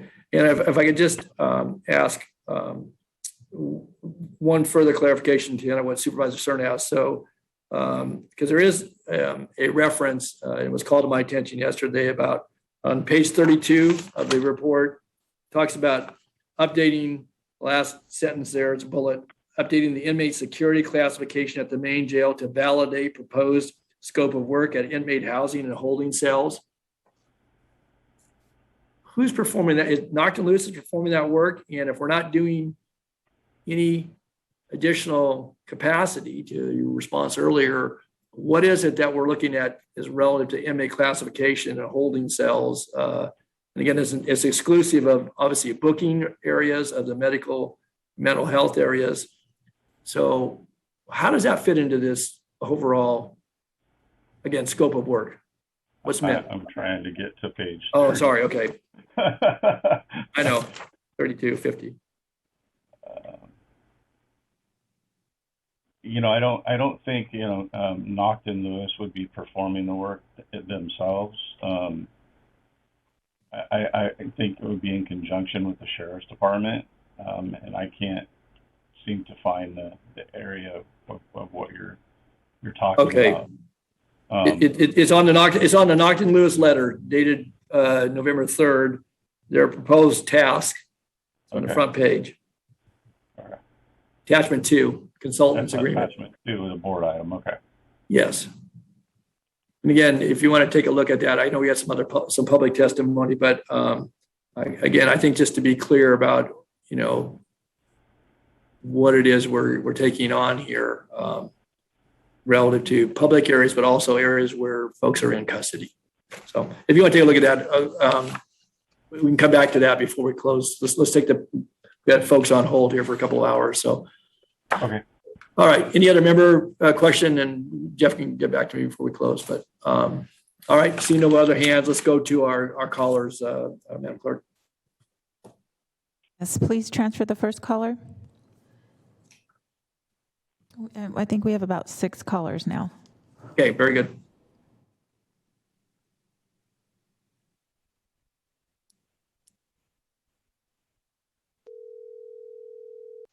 Hi, caller. Please start with your comments. You have 3 minutes. Thanks. Good afternoon, all. Courtney Hanson with Decarcerate Sacramento. Appreciate kind of a deeper discussion on this, and also just want to say I hope you all are managing to stay safe and healthy with Omicron and just the hardships everyone is going through.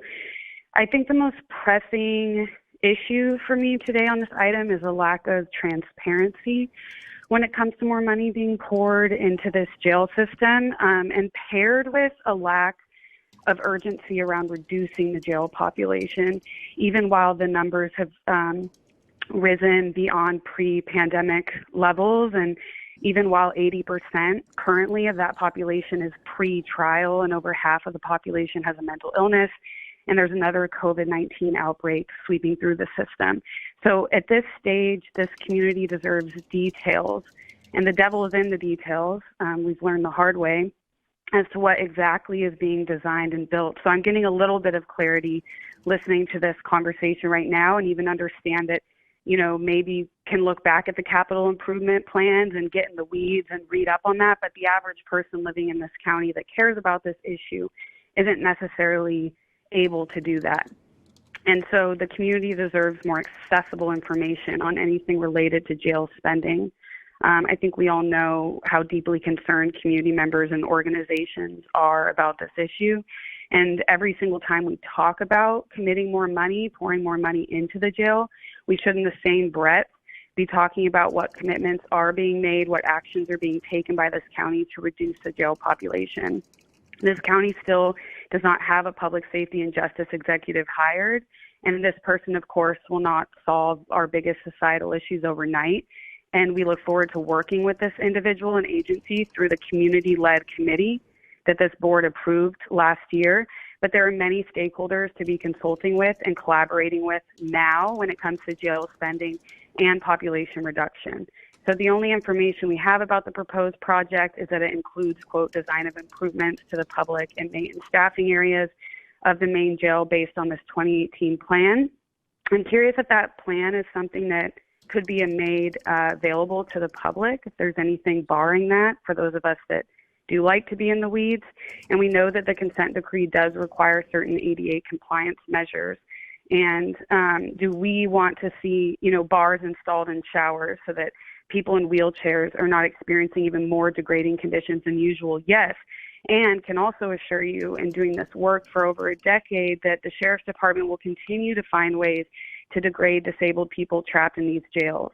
The latest Maze monitoring reports once again show a shameful and systemic level of disregard for the lives of incarcerated people, and a total unwillingness on the part of the sheriff to implement and follow better policies and change a culture that will continue to fuel lawsuits and rights violations no matter what money you pour into the jail. This item does really make me wonder about that initial Not in Lewis contract. So again, getting a little bit of clarity here today, but really hope that this can be a more transparent and open discussion overall, and that we can be connecting the dots and talking about population reduction at the same time. Thank you so much. Thank you, Courtney. Madam Clerk, the timer isn't up on my screen, so I don't know if anybody else can see it. So if you're watching for the time. Okay, well, yeah, well, thank you for that reminder, and we will make sure to get that up on the screen. Okay. All right. Just one. So my understanding that report is a public document. So as we come back to this, I would ask that we could maybe attach it to this item, put it up on our website, or make it available however we do that, so that folks can get the report. I understand it's fairly voluminous, a couple hundred plus pages, but nonetheless, I think it's an important piece of material for folks to, have as backdrop for our discussion. Thanks. Okay. Hi, caller. Please start with your comments. You have 3 minutes. Hi, caller. Can you hear me? Yes, I can hear you. Okay, and go ahead and start with your comment. You have 3 minutes. Okay. Good afternoon, Board of Supervisors. This is Liz Blum with Decarcerate Sacramento. I first would just like to ask for more clarity around what Supervisor Natoli just brought up, the April 2020 Naughton Lewis contract for, I think, $7.2 million. My understanding is about $1 million of this had been spent leading up to the cancellation of the main jail annex project, but I'm still wondering why this contract has not been canceled yet. It seems logical that this contract should be canceled before another contract is entered into with Naughton Lewis. Also wondering why the ADA requirements in this proposed design contract with Naughton Lewis are the first priority. The Mays v. Sacramento consent decree described people with disabilities having to drag themselves across the bathroom floor to shower. Why isn't addressing the need for ADA accessible showers and bathrooms the first priority out of any other ADA accessibility projects? There are also a long list of ADA requirements unrelated to the building structure that court-appointed monitors have pointed out are far from being met. I also am wondering who is setting the priorities for ADA renovations to the jail. This seems like a perfect example of a decision that should be made by and informed by an advisory committee to the Public Safety and Justice Agency, which again, the board approved in August of 2021, with input from community members who have been impacted by the jail system, in addition to correctional health and county advisory boards and other stakeholders, which, by the way, are nowhere to be found on the posted organizational chart of the Public Safety and Justice Agency currently. It also remains generally unclear what specifically will be addressed in this project, and before investing in a $13 million project, there just needs to be more transparency and more details of what is going to be designed and built. So thank you for listening, and thank you for your time. Yes. Hey, next caller, please.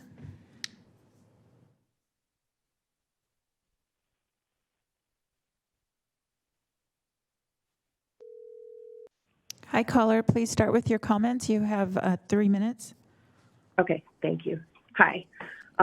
It's extremely distressing that there's still, can you hear me? Yes. Great, thank you. It's extremely distressing that there's still enormous, needless, and illegal human suffering being caused by the sheriff at the Sac County Main Jail. The conditions he's responsible for there are something our county should truly be ashamed of. And I know this first because a loved one of mine was recently incarcerated there, and second, because of the latest Mays monitoring report, which shows the shameful and persistent systemic level of disregard for the well-being of people incarcerated there. The most disturbing thing is that total unwillingness of the sheriff to make any changes in policy or culture that could reduce this suffering and the rights violations he's responsible for. It's inevitable that this will continue to fuel lawsuits, and the well-being of folks inside the main jail will continue to be extremely poor.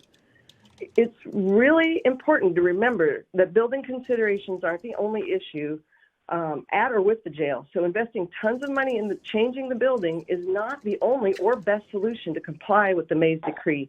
We've discussed this before at length. And according to the county's own documents, the consent decree requires certain ADA compliance measures related to policies, procedures, and training.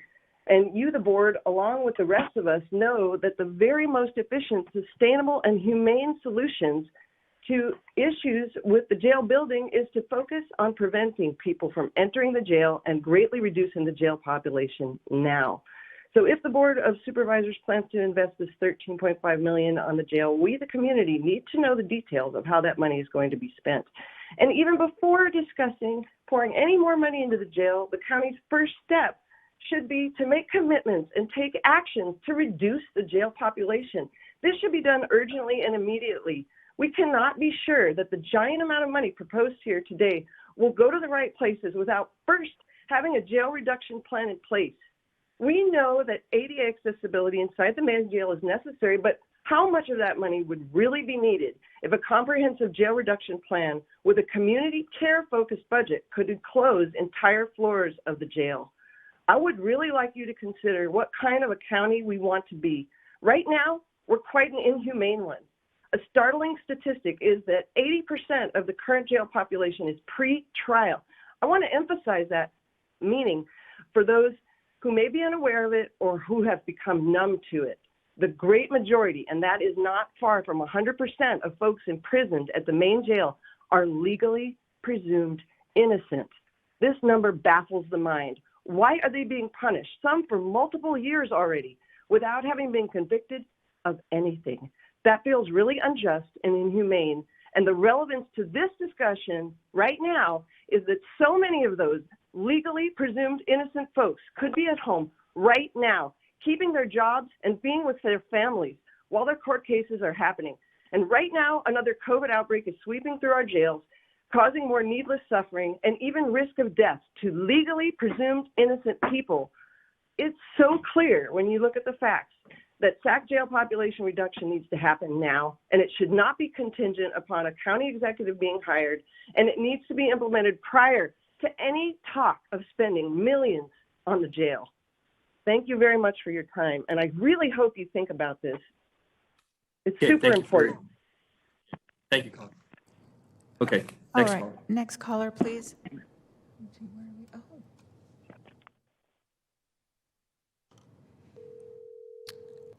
Hi, caller. Please start with your comments. You have 3 minutes. Hi there, County Board of Supervisors. I want to lift up and support the previous caller's questions and points that were raised beforehand, and really want to appreciate Supervisor Natoli for really lifting up these really important questions around the nature of this contract and how much money we're actually going to be spending on this, because in case anybody has forgotten, this is the same county contractor that has consistently that has built the original jail, left a lot of these unfinished business around ADA compliance, and you are now continuing to give more money to, even at despite their very close ties with our county sheriff's department, who is led by an individual who has consistently been sued and lost in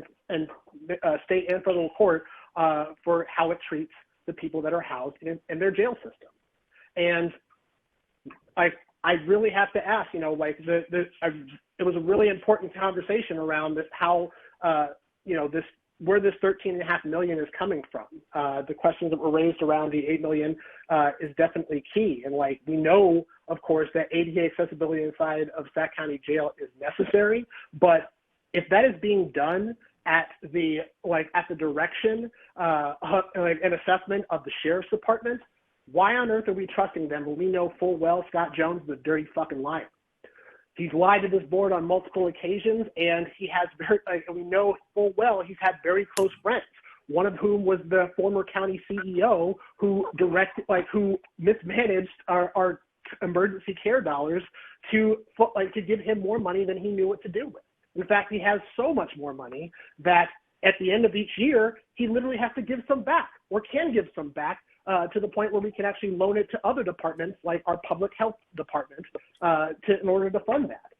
So what I'm asking is if we're talking about giving more money to make this this corrupt monument to oppression that exists in our downtown and RCCC, then why aren't we taking it from the place that has more money than it knows what to do with, that is over-resourced and over-dependent upon county funds to continue funding basically employer salaries, as opposed to actually putting money into correcting a lot of these problems in infrastructure missteps that have existed.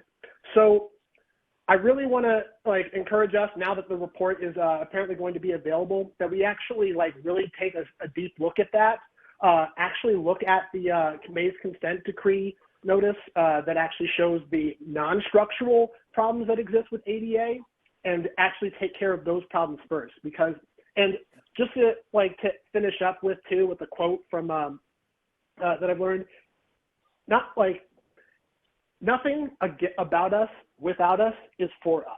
So if you haven't done this ADA needs assessment directly with people that are living inside those jails that have ADA needs, then anything else is bullshit and basically just another attempt for the sheriff's department to get even more money than it knows what to do with. Thank you. Thank you, Keon. Appreciate your comments. Okay, next caller. Next call, please.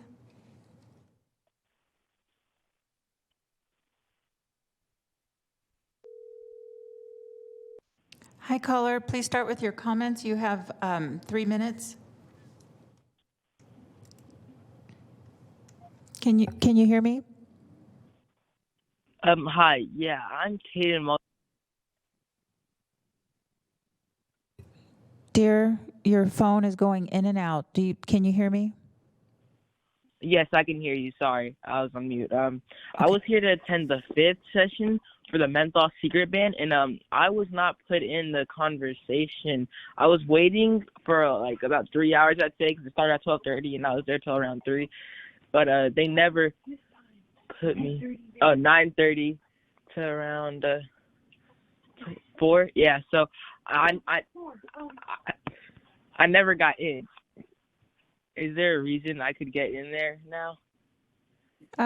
Can we restart the timer, dear? Yeah, let's go. Let's do that.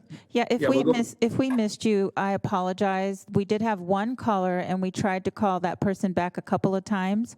But we generally go out of our way to get everyone in the meeting. So I don't know what happened, but the chairperson said that he would allow a comment on the tobacco item. So I do apologize, and we'll restart the timer so that you could go ahead with your actual comment. Go ahead, sir. Hi. Well, I'm Caden Maltzer, student at Oakland Tech High. And I just had to say, when I was in the meeting, I heard a lot of people talking about how this is going to affect the youth and the students, and how this is really about the students, and this is why they like to ban it. But I am personally against this ban because I am a student, and I do attend high school, and these other adults do not understand what it's like. And I personally disagree with their statements because at school I see a lot of people, they're not really smoking menthol cigarettes, and they're really smoking these vapes and a whole bunch of these new flavored products, but they're not menthol cigarettes. So if this is really about the students, we'd be banning things like flavored cigarettes, flavored vapes and weed and all this type of stuff, because this is causing kids to not learn properly. And so this is my statement, and this is why I do not approve of this ban of menthol cigarettes. Thank you, sir. Thank you for your patience. And again, as the clerk said, we apologize for the confusion, but we take your comments into account, and thank you for being patient. Okay. Thank you. Mm-hmm.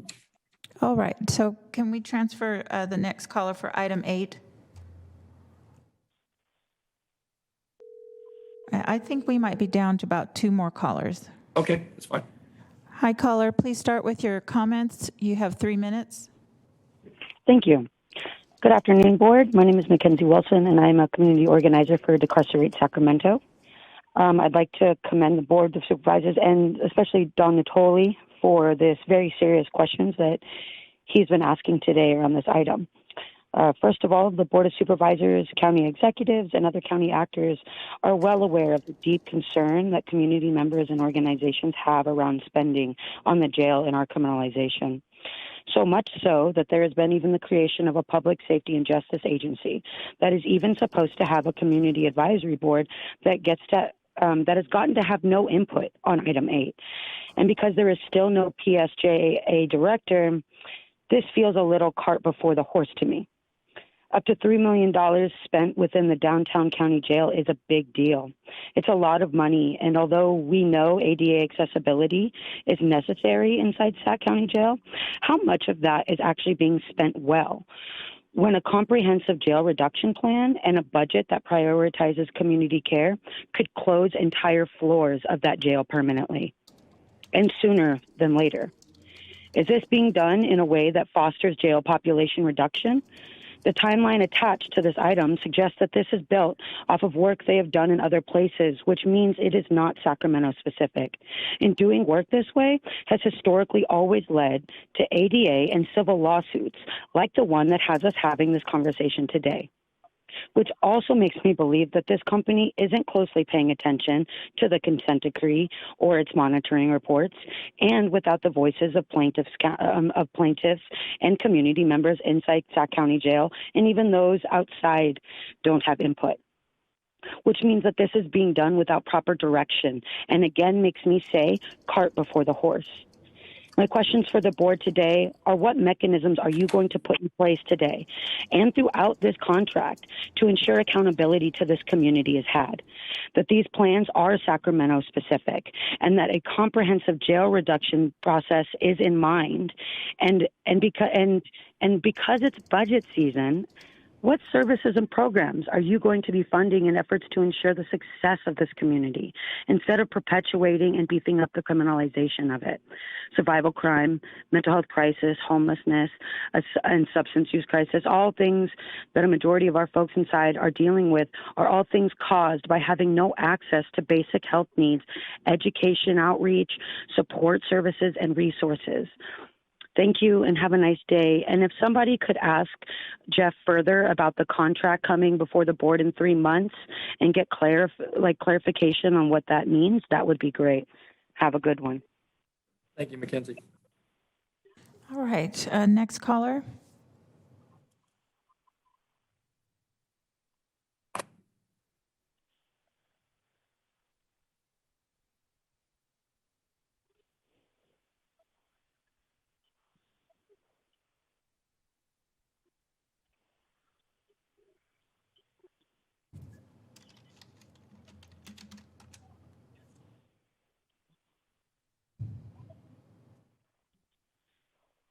Can we get the next caller, please?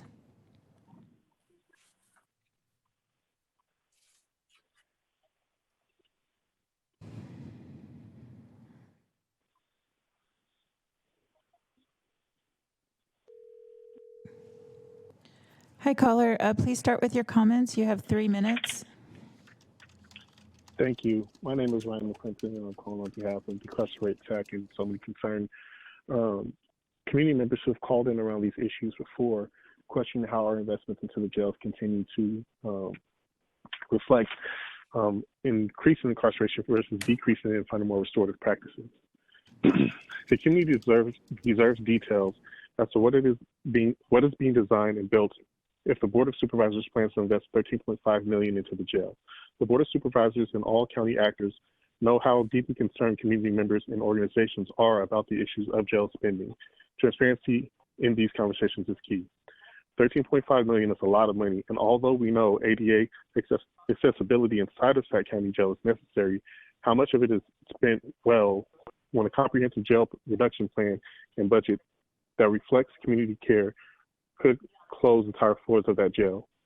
Currently, 80% of our jail population is pretrial, legally presumed innocent, and so many people could be at home, staying in their jobs and with their families while their court cases play out.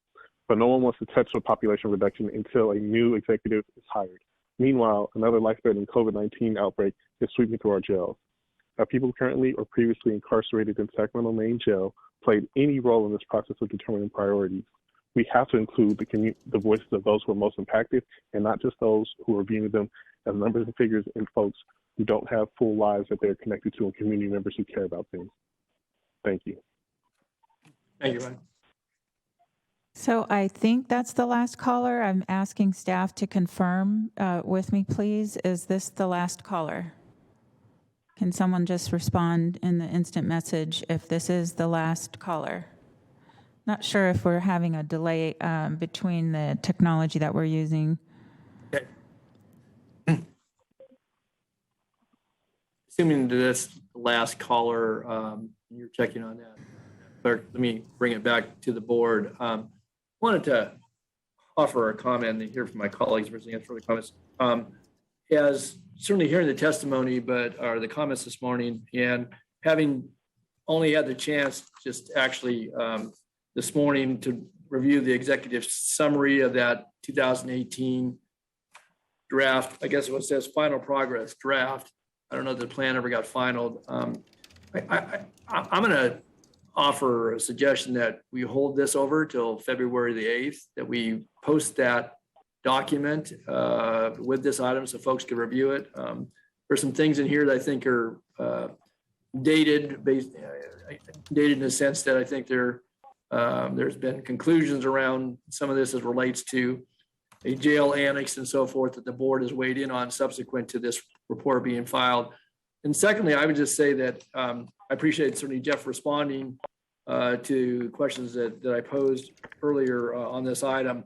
But I think having a clarifying memo as to the dollars, how the contracts track, and then allowing for this board to review the plan that's being referenced. Again, just my cursory review here, as listen to some of the testimony, lends me to believe that certainly sequentially that there's a different approach.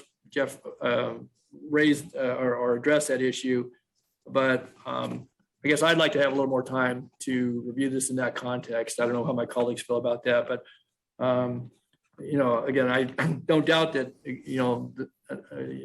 that this work has to be done, but how it fits in the sequence of items that are of the highest priority, most important. Again, not having a chance to review the plan, which has a number of chapters in it. I'd like the opportunity to do that as one member of this board. So I'm going to suggest we hold this over till February 8th with some additional information to come forward on a clear explanation, point in time as to where we are with how the dollars will be utilized, consistent with what Mr. Gasway pointed out, but also allow us and others to take a look at the plan that's being referenced here for the improvements that are being contemplated with this design contract that will ultimately be constructed. So that's my comments. Yeah, Supervisor Cerna. Thank you, Mr. Chair. I just want to get some clarity from staff, and I don't know if County Counsel's office or Ann or whom is best equipped to respond, but I just want to make sure that doing so, and I'm prepared to, if you're prepared to make that a motion, I'm prepared to second it.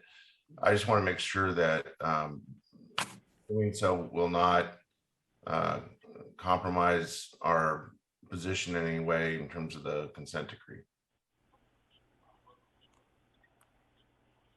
I don't believe that there is an issue in continuing this for 2 weeks. I know Lisa Travis may want to weigh in otherwise, but I don't think there's an issue with that. Okay. Yes, I agree with Ann as to her statement. We can certainly get the information requested and continue to do other work with consent decree compliance while gathering that information on this contract. Okay, very good. Thank you. So again, Chair, if you're yeah, I would move to continue for 2 weeks. I will second. Anybody else? Any other information to be requested coming back? Now's the time to speak up. If not, then we'll see this back with the additional information 2 weeks from now. All right, I don't see any hands. Okay, then Flo, motions to continue this for 2 weeks. Okay. Would you like me to take the roll call vote? Yes, please. Okay. Members Frost? Aye. Kennedy? Aye. Natoli? Aye. Desmond? Aye. Cerna? Aye. And that is a unanimous vote continuing to February 8th. And I do want to put on the record that the public comments are closed for item 8. The other caller that they have on the line was the one caller that I believe, attempted to call a couple of times. They called back and they'd like to make their comment on item 5. Yes. So yeah, thank you. All right, very good. We're going to come back then to our caller. Again, apologize for the disconnect. Thank you to the clerk's office. So this is, I think, our final comment on item 5. Yes, please transfer the caller.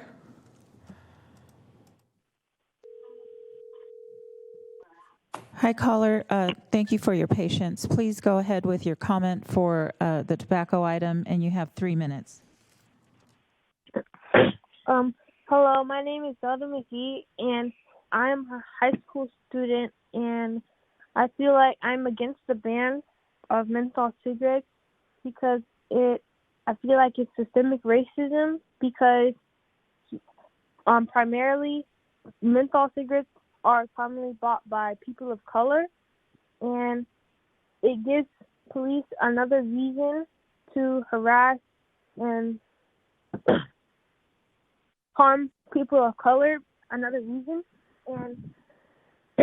And in school, since I'm a high school student, I've never seen people my age smoke menthol cigarettes at all.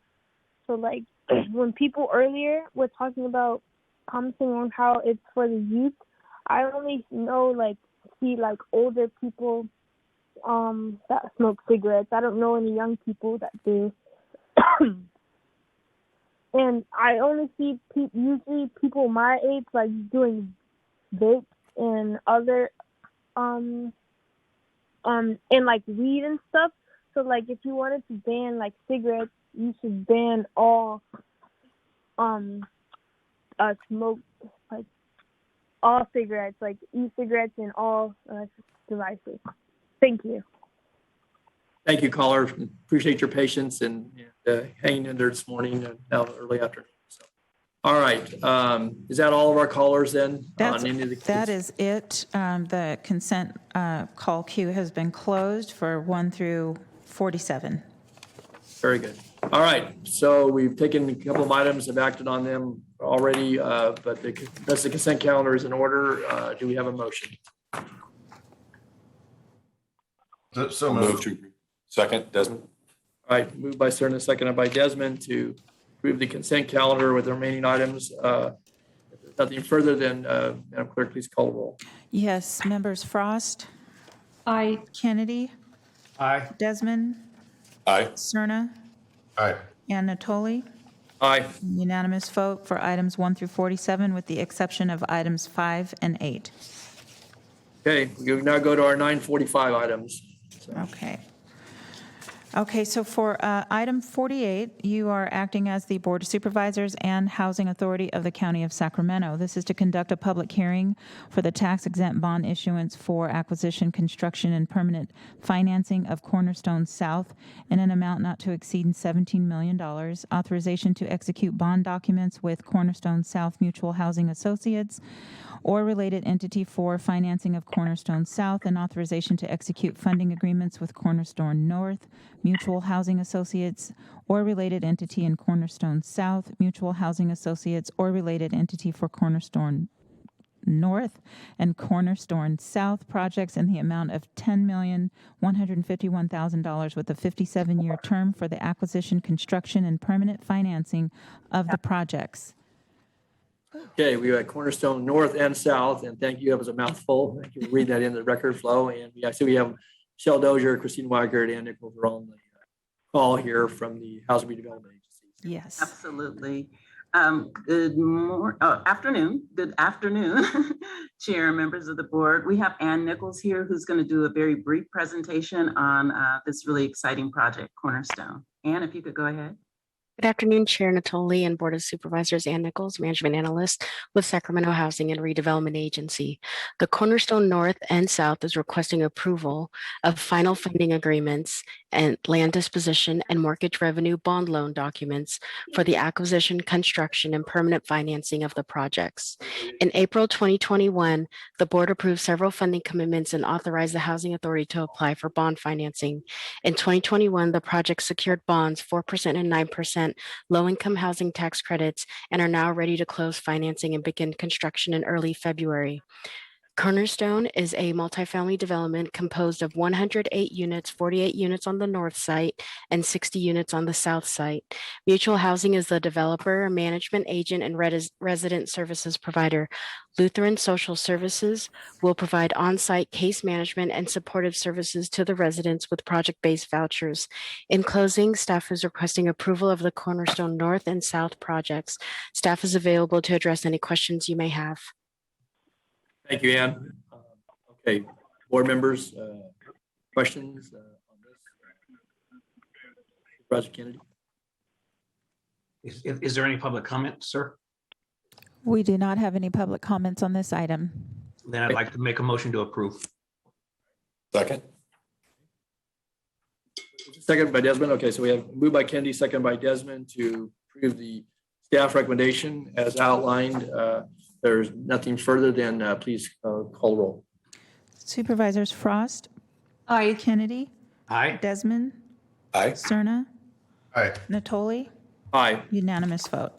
Okay, very good. Thank you, Lachelle, Christine, Ann. It's been a long time coming and many different iterations of this, but I appreciate Supervisor Kennedy's work on this as well. So, okay. All right, let's keep moving down to our agenda.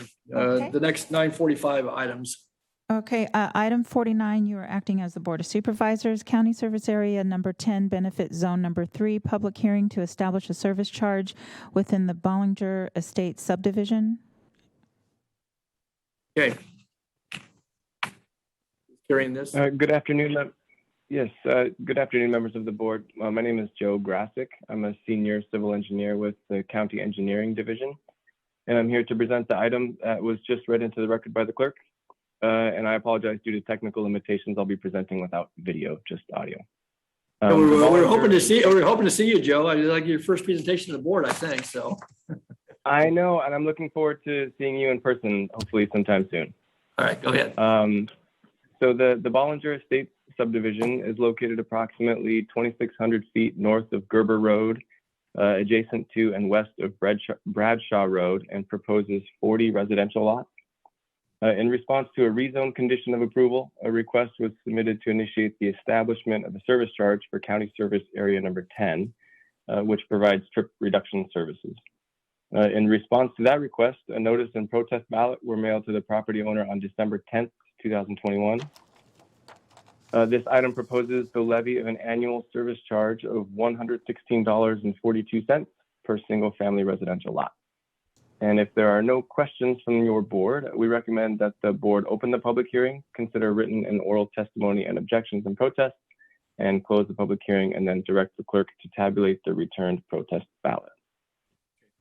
Thank you, Joe. I don't see any questions on this, so I will open the public hearing. This is now a time for any verbal protests or something to acknowledge protests. So public hearing is open.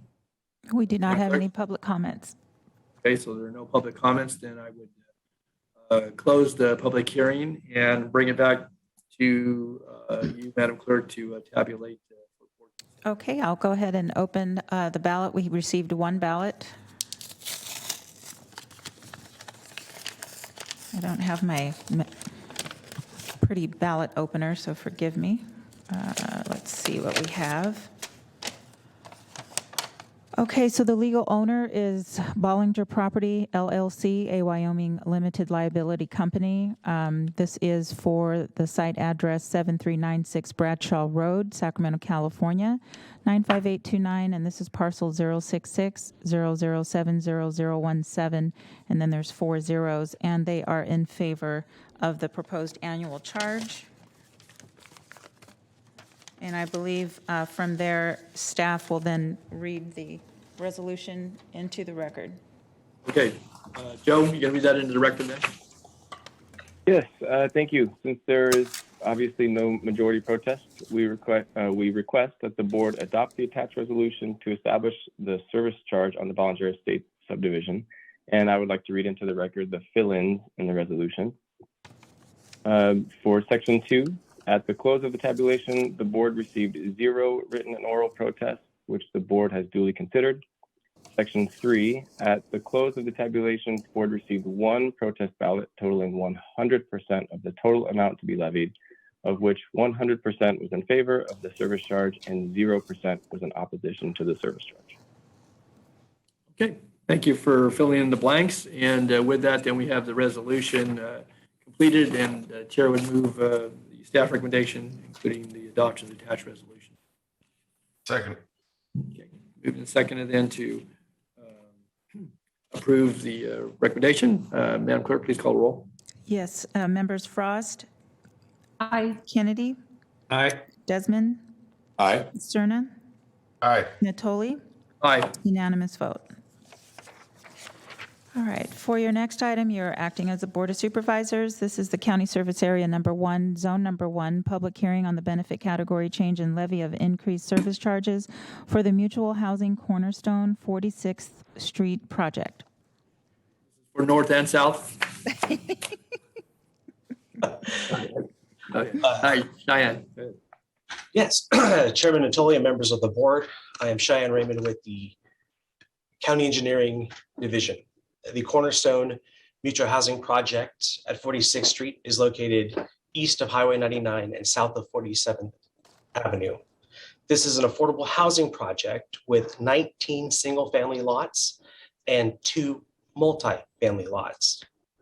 During the entitlement process, the project was conditioned to change the benefit category for County Service Area Number 1, which offers street and safety light services to portions of the unincorporated county.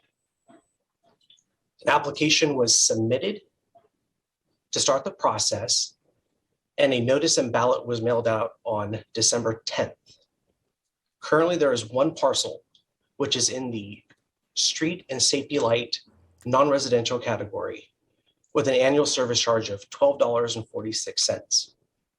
The proposed change is to the enhanced street and safety light category. The annual service charge is the annual service charge, will be $54.46 for each of the 19 residential lots and a total of $1,102.38 for both multifamily lots. If the board has no further questions, we recommend opening the hearing to consider testimony, objections, and protests, and then close the hearing and direct the clerk to tabulate the returned ballot. Okay. Thank you, Cheyenne. Okay, with that, then I will open the public hearing. Clerk? We do not have any public comments at this time. All right, no public comments. Then we ask the board to adopt the resolution, and I can read in the fill-ins. Okay. I need to we tabulate. have to tabulate first, Cheyenne. Oh, I'm so sorry. Yeah, that's okay. We're still at the public hearing. So I'm going to close the public hearing and then we're going to go to the clerk to tabulate and then we'll come back to Cheyenne so you can fill in the blanks. So, all right. Thank you, sir. Okay, I'll tabulate the ballot really quick here. So we received one ballot. And let me get to it.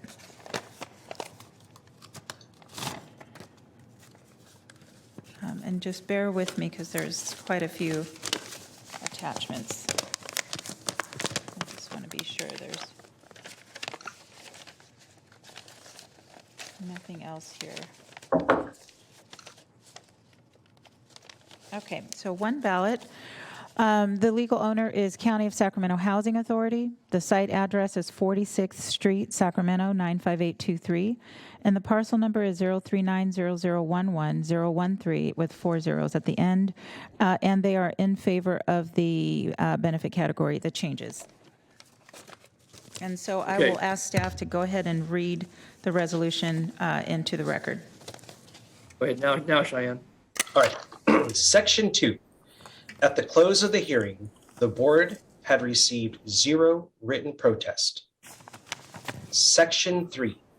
At the close of the tabulation, the board had received 1 protest ballot totaling 100% of the total service charges to be levied, of which 100% was in favor of the change of benefit category and 0% was in opposition. Thank you very much. Bring it back to the board then. Move approval. Second. Second. Moved by Frost, seconded by Kennedy to approve the recommendation as outlined, noting the tabulation. And if there's nothing further, then please call the roll, Madam Clerk. Supervisors Frost? Aye. Kennedy? Aye. Desmond? Aye. Cerna? Aye. Natoli? Aye. Unanimous vote. Okay, Thanks, Cheyenne. so for item 51, County Service Area Number 1, Zone Number 1, public hearing on the benefit category change and levy of increased service charges for the Porsche Sacramento project. Members of the board, I'm Cheyenne Raymond with the County Engineering Division. The Porsche Sacramento project is located at the southeast corner of Auburn Boulevard and Howe Avenue. As a condition of the project, an application was submitted to start the process to change the benefit category for County Service Area 1, which provides street and safety light services to portions of the unincorporated county. A notice and ballot were mailed on December 10th. This project, currently there is one parcel which is in the street light only category with an annual charge of $2.56. The proposed change is to the enhanced street and safety light category with an annual charge of $657.34. If your board has no further questions, we recommend you open the public hearing to consider testimony, objections, and protest, and then close the hearing and direct the clerk to tabulate the returned ballot. Okay, thank you, Cheyenne. I will declare the public hearing open on this matter. Okay, we do not have any public comments. Okay, since there are no public comments, then bring it back, close the public hearing, and ask the clerk to tabulate the results. Frost? Well, no, you got to read it. Just another. Oh, sorry. I'm jumping ahead. Let me tabulate the ballot.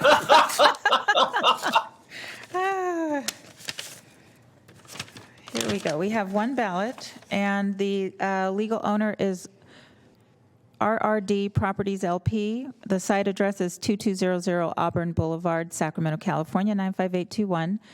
Parcel number 26600320009 with the 4 zeros, and they are in favor of the proposed change to the benefit category. And I'll ask staff to go ahead and read the resolution into the record.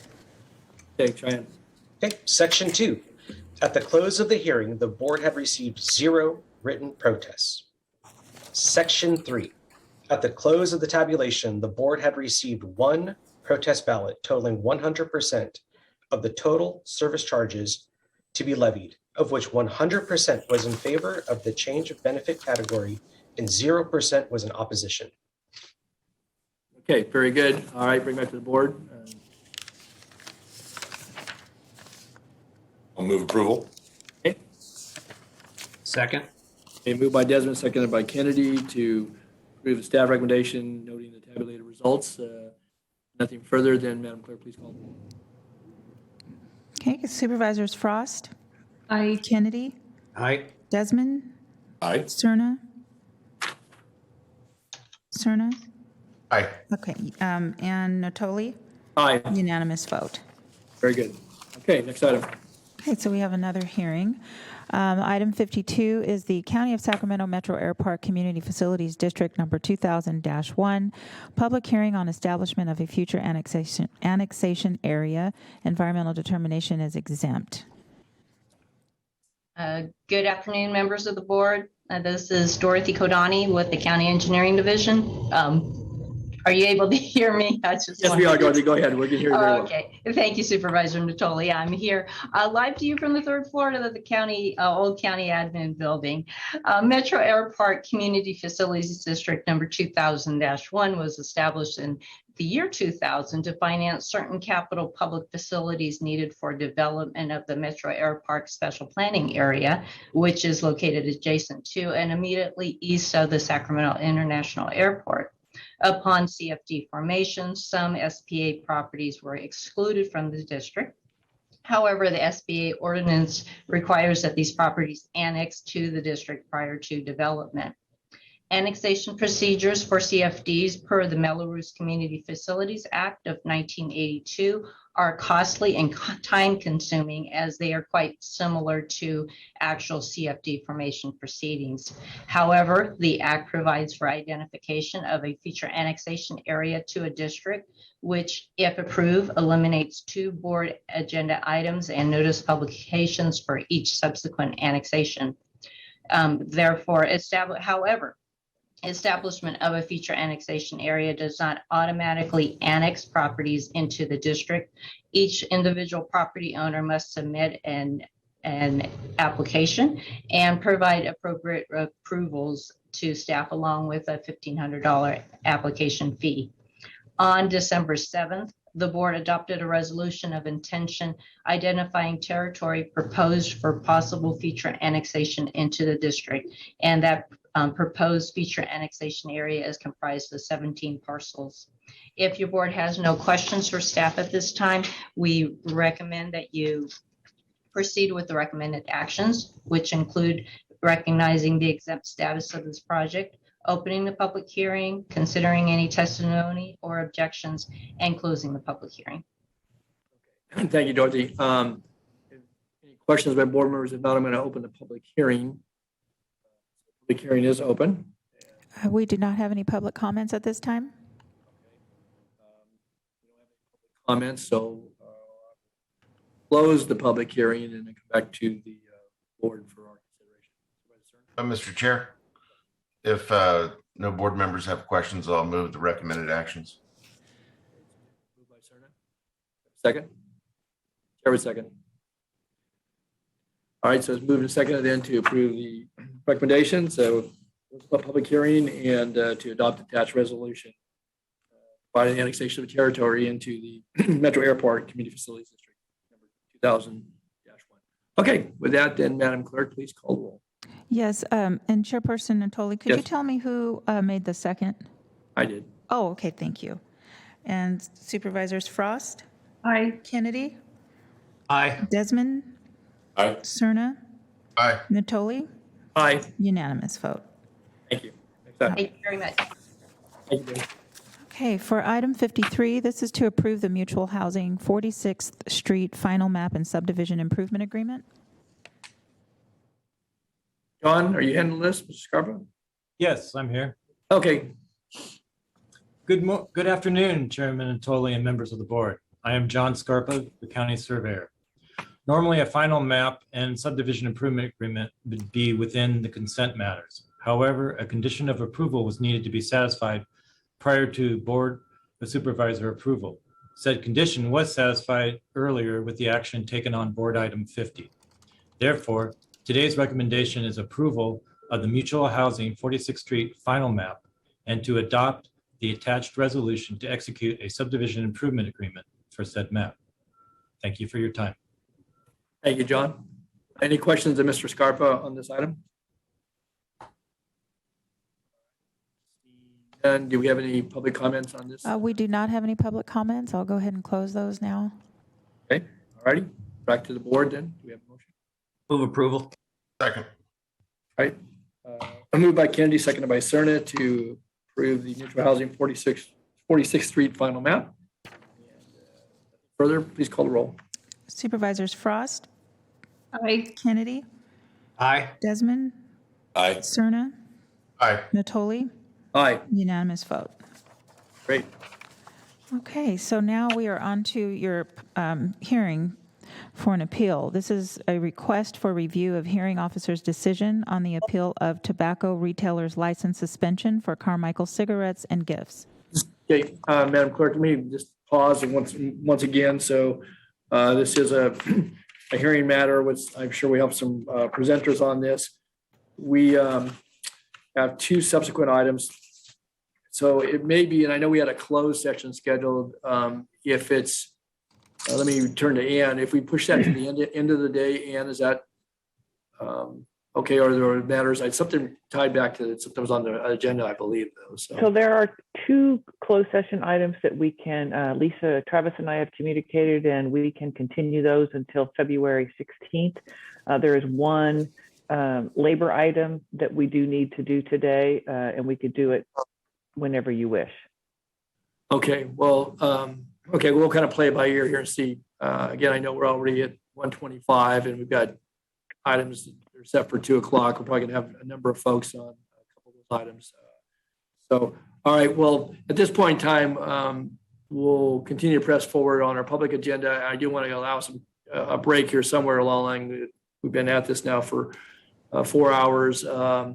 And so we'll take this hearing and then see where we are at the conclusion of this item and then make some decisions about either breaking briefly or going through and then picking up at 2 o'clock. But for those that are on the line, Madam Clerk, we are running behind time. So if we have callers on some of the items as we get closer to 2 o'clock, if we can inform them that it may be a bit of time before we get to those items. So. Yes, we do have one caller for the ARPA item, and I'm asking staff to get in the queue and talk with them to give them a heads up on the delay. Right now, we do not have any public comments for the next 3 items, just for your information, since you guys can't see here. All right. Okay.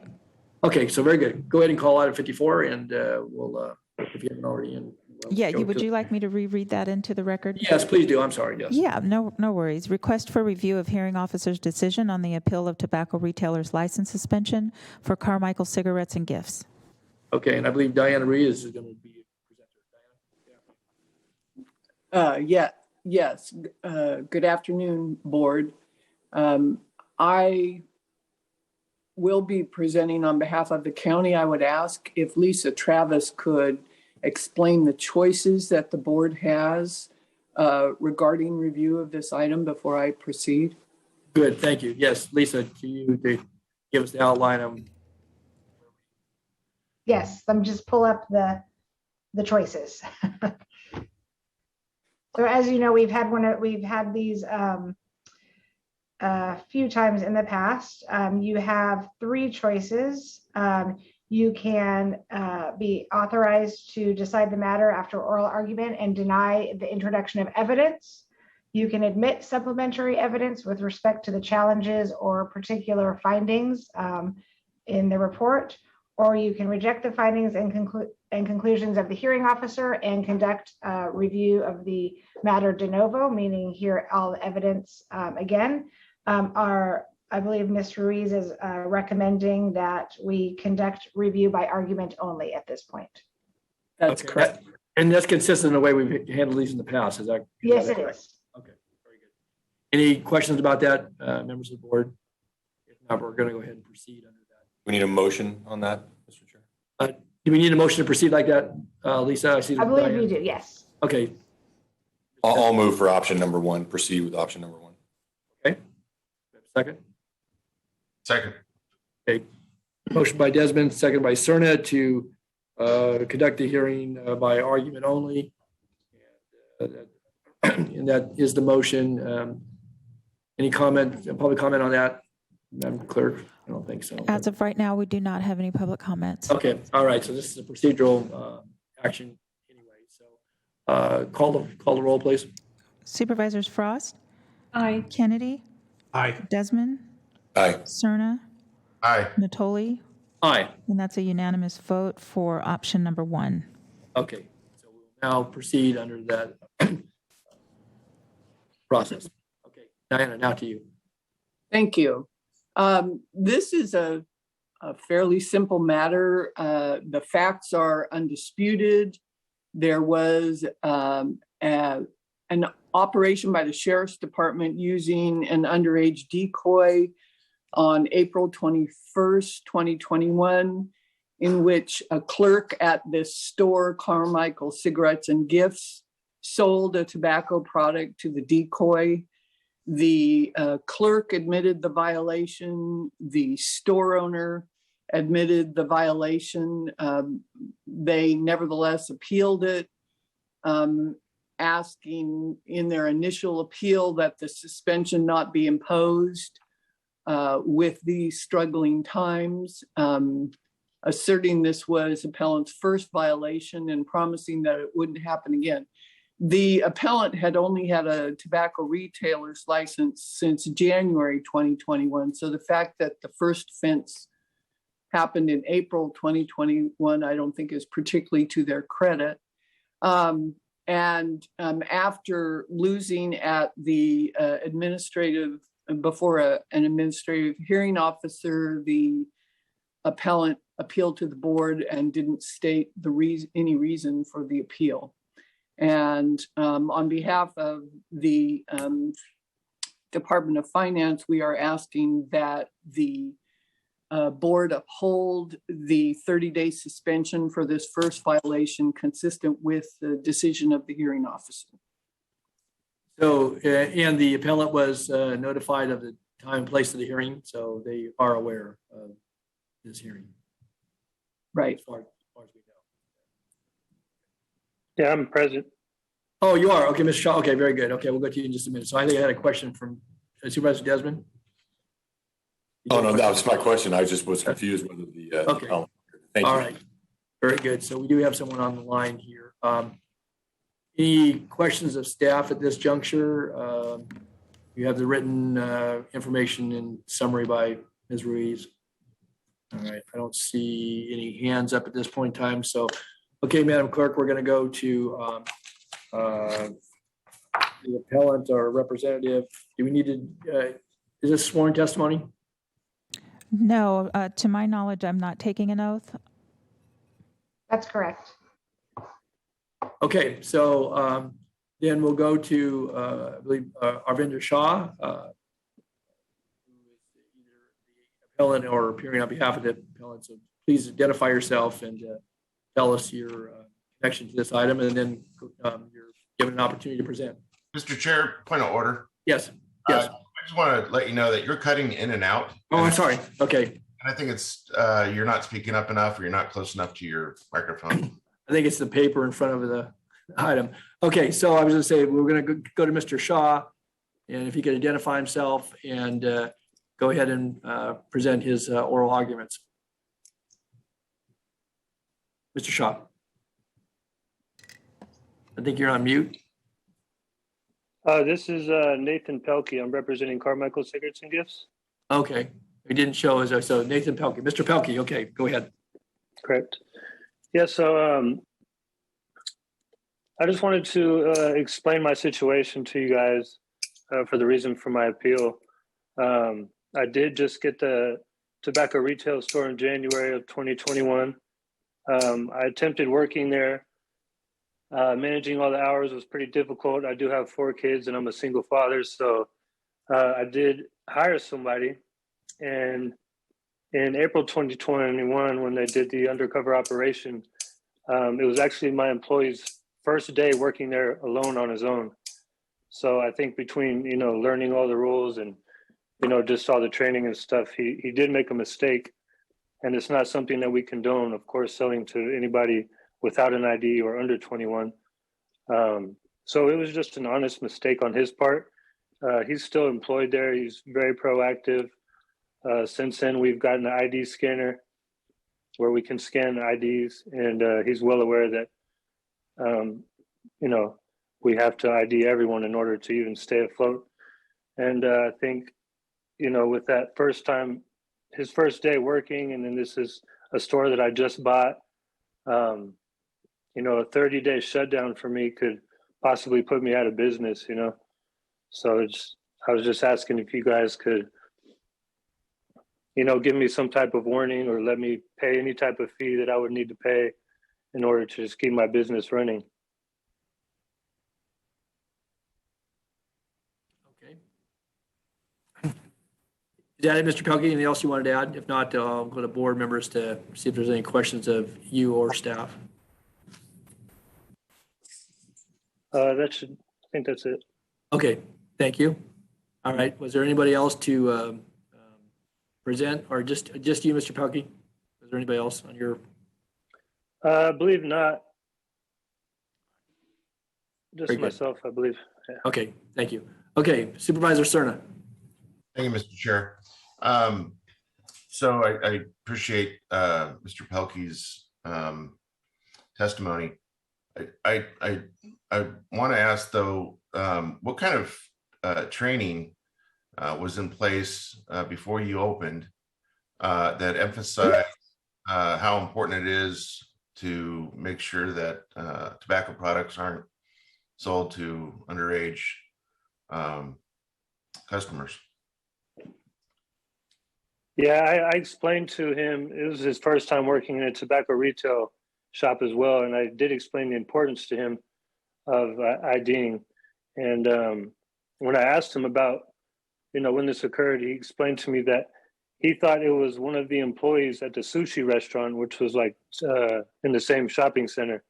So, it was an honest mistake on his part. But I did stress that a lot.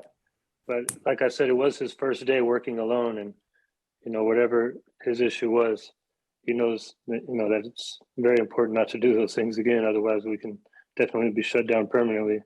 That doesn't sound like training, to be honest. It sounds like, you asked whether or not he knows generally the do's and don'ts, but that to me is something different from training. And it seems to me, if you're going to have cigarettes in the actual title of your business, that, and as you mentioned, a 30-day prohibition on sale of tobacco products, as you put it, could put you out of business. It seems to me that would be like of the utmost importance that you'd want to stress by way of very thorough training. Right. And given what you just said, I'm not feeling like that happened. So, anyhow. Yeah, we've also updated the ID scanner immediately after we found out about this. Is there a reason why you didn't have an ID scanner from day one? Yeah, when I bought the store as is, it was we had a lot of work to do in there, and I ID'd everybody myself with no issue, and I learned of upgrading to the ID scanner once I found out about what happened at the shop. So we took care of that immediately. And all right, those are my questions. Thank you. Okay, Supervisor Desmond. Thank you, Mr. Chair. And I'm sorry, what's your last name, sir? Pelkey, Pelkey. Kind of to follow up on Supervisor Cerna's questions, what did you do? Did you put any measures in place after this happened to ensure your staff is aware of the importance of IDing your customers? Yes, I went over everything with that employee, and he is a really good employee, and he hasn't been making any mistakes at all. So I did keep him. We did upgrade the system, like I said, the POS system, so that every ID has to be scanned in order to purchase anything that's requiring you to be over 21. And we can't see your video, by the way. I don't know if you know that. Oh, I'm sorry. Okay, no, I know you mentioned that, but I'm curious, did you put any additional postings on the wall about the importance of both customers showing ID and your employees asking for ID? And then second part of that question, did this employee face any kind of, did you impose any kind of written discipline or counseling on the employee? Yeah, he has received a warning. He knows that if something like this were to happen again, that he wouldn't have his job. But like I said, he's been very proactive. But yeah, we put up signs by the register, by the front door. We upgraded our POS system immediately when we found out about this issue. It was a very old system when we first purchased the store. So, and another question: Have you owned you're only in business at this location for less than 4 months when this happened? Did you have any prior tobacco businesses that you owned prior to this? No. This is your first time owning this type of business? Correct. It's unbelievable. And I do understand it's not something that should be happening, and I'm willing to pay any type of fine, sign whatever agreement I'll have to sign, stating that my license will be suspended if this were to happen again. It was just a genuine mistake and oversight on his behalf. But it's very stressed on him. Those are all the questions I have, Mr. Chair. Okay. Any other member of the board? Any questions of Mr. Pelkey? If not, okay, I'll bring it back then to council. Then Diana, any summary you want to provide? Well, first of all, Mr. Pelkey is the one who appeared at the hearing on behalf of appellant. And at the hearing, he said that they own several tobacco stores. And the other thing, and the most critical issue, I think, to consider is the requirement of the ordinance, Sacramento County Code 407-1110A1 says that on a first violation within a 3-year period, the 30-day suspension is mandatory. It shall be imposed. And so regardless of financial consequences or well-intentions or lack of training or first day on the job, all of that, frankly, is irrelevant in the county's view because the suspension is mandatory. Okay, thanks, Diana. Mr. Pelkey, this is Mr. Tolley. You just gave an inconsistent answer to my fellow supervisor when asked if you had any other stores. Your testimony you gave before the hearing officer, this is in our packet, said otherwise. And in fact, we had a letter from Mr. Dang who indicated this is a corporation that has multiple owners. And so do you or do you not have any other stores, or did you have other stores? Because so we do have multiple partners in this business, and a lot of those partners have other stores, but I wasn't a part of all of their stores, in which they've already sold anyway. But this store here, the Carmichael Cigarettes and Gifts, is the first store that I've actually helped to operate, and actually physically been there to learn and see how everything works. When I first was a part of this store, I actually worked there for the first time. I've never worked in a store before that, so it was a learning process for me as well. Okay, so understand your explanation, but the corporation in which you're a part of, unless you're an employee of the corporation, owns other cigarette outlets in the county of Sacramento. Is that accurate? That's correct, but I wasn't a part of their corporation until this store came about. Okay. All right, so they brought you in. Okay, very good. Yeah. Thank you. Thank you. Okay, anything else, Ms. Ruiz, before I'll bring to the board for our deliberation? You're on mute, Diana. Just a minute. I'm checking a message from one of our staff people.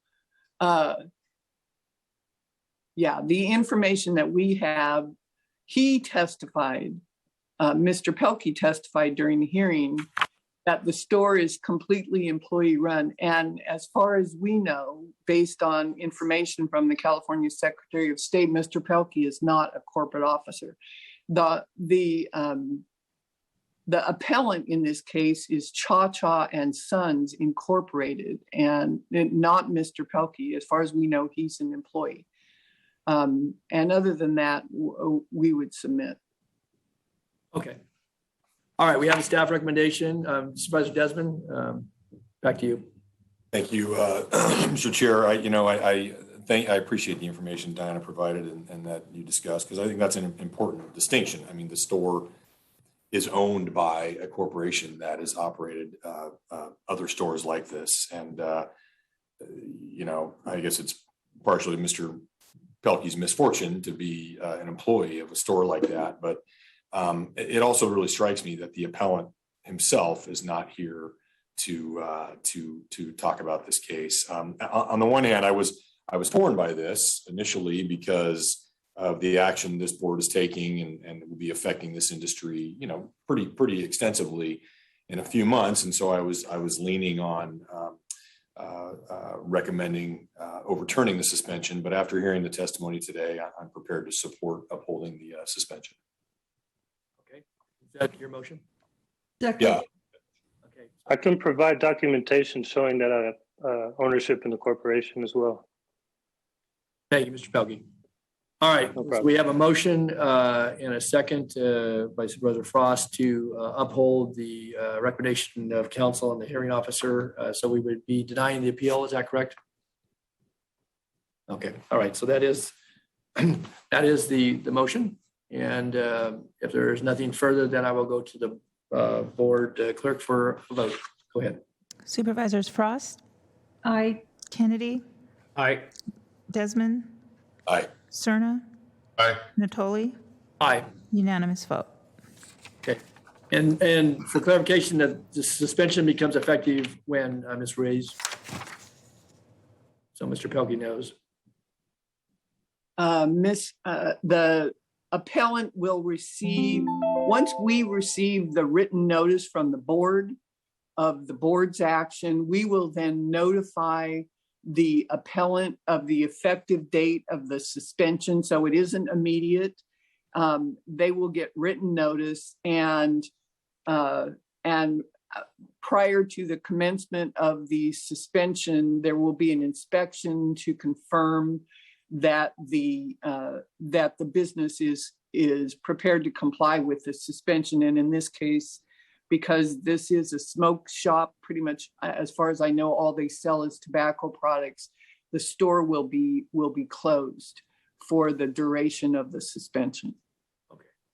All right, very good. I do have a question if possible. Sure, Mr. Pelkey, go ahead. So a majority of our sales are going to be from tobacco products. However, we do also carry general merchandise. So I would request that we could still be open. I guess we can figure that out when they come for the inspection. And then I do want to see if it's possible to split up the 30 days into maybe every other week or 2 weeks at a time, just because 30 days straight of us being shut down could really put us out of business. And we can't really afford that at the moment. Okay, we're not going back and forth, but Diane, you heard the question, so maybe you just respond. Go ahead. In terms, if this store has other merchandise besides tobacco products that they sell, they have a general business license. They are in fact licensed as a tobacco store, but if they have other merchandise that they are selling, they would be allowed to stay open and simply to isolate the tobacco products, which is, as far as I could tell, the vast majority of what they sell. So that's going to be problematic, but it's still possible. And regarding splitting up the suspension, the Department of Finance is very much opposed to that. And the reason is because splitting up the suspension requires more inspections, and finance is suffering a severe staff shortage because of Omicron and staff people being out. They're having difficulty staffing their front public counter as it is, let alone doing multiple inspections. So under those circumstances, we would oppose splitting the suspension. And that was not the board direction, so I think it was clear. I appreciate the question. So, okay, well, we've concluded this item. Thank you, Mr. Pelkey. You'll be hearing from business licensing regarding the timing of this, and thank you for participating today. Okay. Thank you. We're going to go to the next item. All right. Okay. Okay, so for our next item, item 55 is approve the Department of Regional Parks 2022 fee schedule and approve changes to the low-income annual pass application effective February 1, 2022. Okay, I don't know if there's any opening comments by Ann. If not, I see Liz is on the screen here. So. Good afternoon, Chair Natoli, members of the board. Liz Bellis, Director of Regional Parks. We are asking that you approve our Department of Regional Parks 22 fee schedule and also make some approve changes to our low-income annual pass application. I do have a short PowerPoint presentation, but given the lateness of the hour, if you wish me to skip that, I can do so. Please just provide direction on your preference. Maybe run through it quickly, because if there are people tuning in, they may want to see what's being proposed here. So if you can run through that quickly, Liz, that would be helpful. Go ahead. Sure, I'll ask the clerk of the board to put that up. It's just a few pages. So.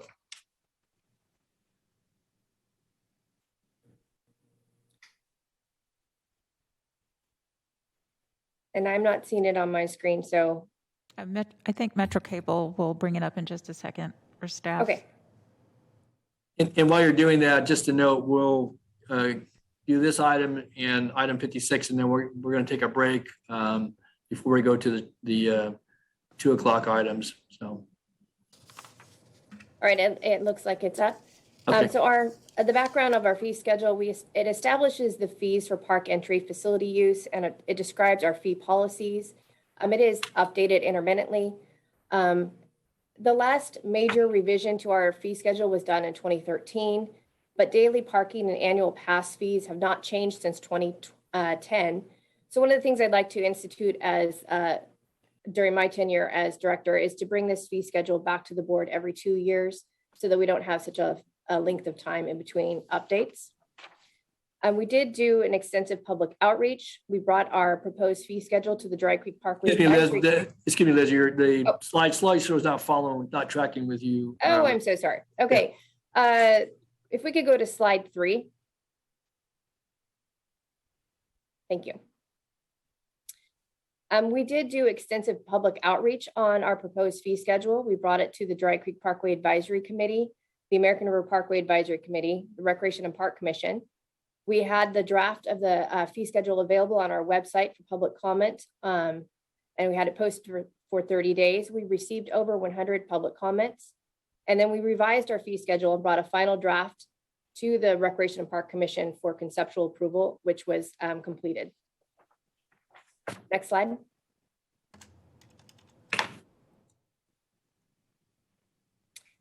We are asking for increases in the following categories: daily parking, annual passes, various permits, RV camping, youth group camping, encroachment permit for the Gene Harvey Community Center, and for habitat restoration program fee consultations. Next slide.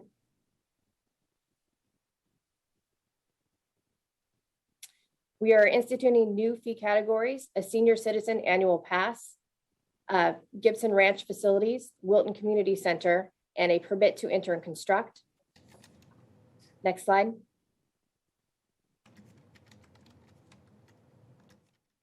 We are requesting the removal of the following fee categories: stage rental, Oak Room rental, and Ansel Hoffman, administrative fees, planning review, non-motorized boat, daily and annual pass, and horse trailer annual pass. Next slide. This chart shows a comparison of fees to similar agencies, and you'll see that our fees are either on the low end or mid level of the fees of these other similar agencies. Next slide. And then finally, we are requesting that you approve an update to our low income annual pass application. The intent of this is to make it easier for people to be able to get a low income annual pass. Basically, anyone who participates in the following programs would be eligible for our low income annual pass: the SMUD Energy Assistance Program, Sacramento County Lifeline Discount Program for the Sewer District, Water Agency, or the Department of Waste Management, or if they participate in the California Alternative Rates for Energy and Family Electric Rate Assistance Programs through PG&E. That concludes the presentation. Are there any questions? Okay, thank you, Liz. I see Supervisor Cerna has a hand up. Thank you, Mr. Chair. Real quick, Liz, on that last slide, I see that the qualification for the low income annual pass really relies on other similar assistance programs administered by other agencies. In some cases, in all cases, I guess. So how does someone that is eligible for our low income annual park pass, how do they know by way of subscription to some of those other assistance programs that they're also eligible for the low income park pass?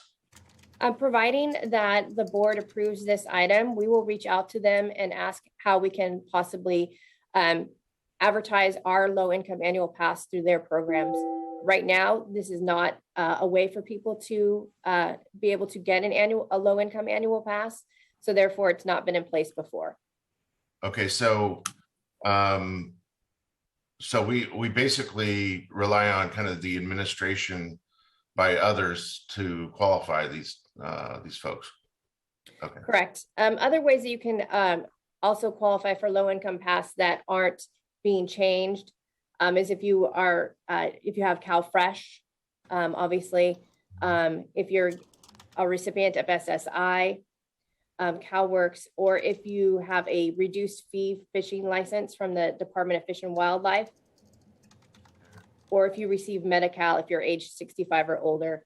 So we can reach out to these other agencies and ask them to advertise our low income annual pass should the board approve this amendment to our application. And then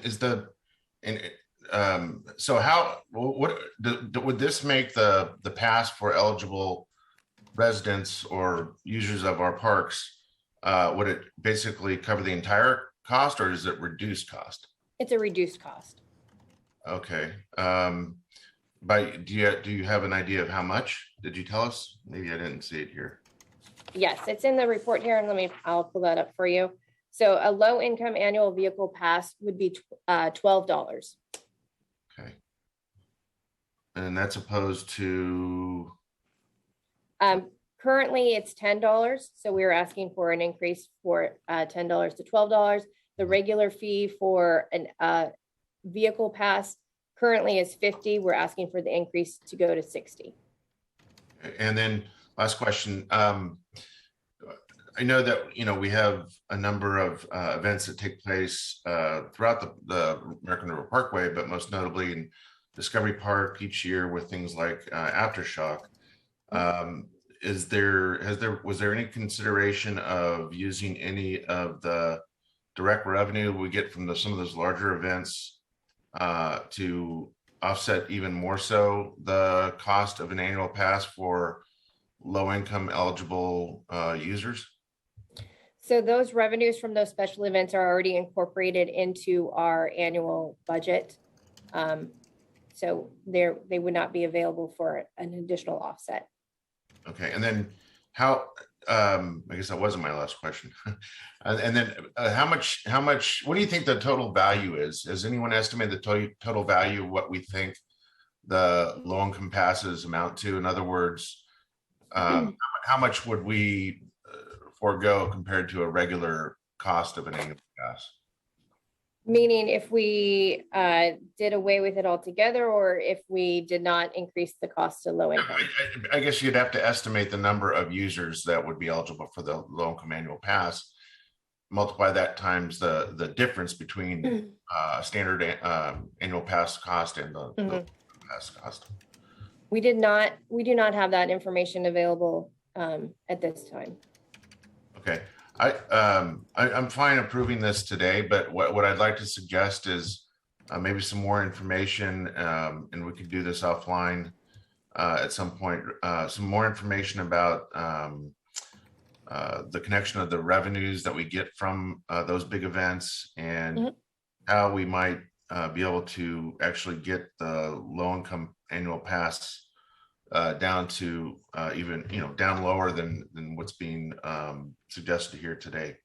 I think that for many of our residents, our park regional park system is their backyard. That's what they have to rely on for outdoor recreation purposes, especially those that live in multifamily circumstances. And so I'm a big believer that we ought to do and explore as much as we can to bring that cost down. Even if we get the cost down to zero and we're able to keep your budget, as robust as we can, I think it's a worthwhile pursuit. So again, I'm happy to approve this today, but would like to have that conversation, and perhaps depending on what comes from that conversation, maybe report back to the board.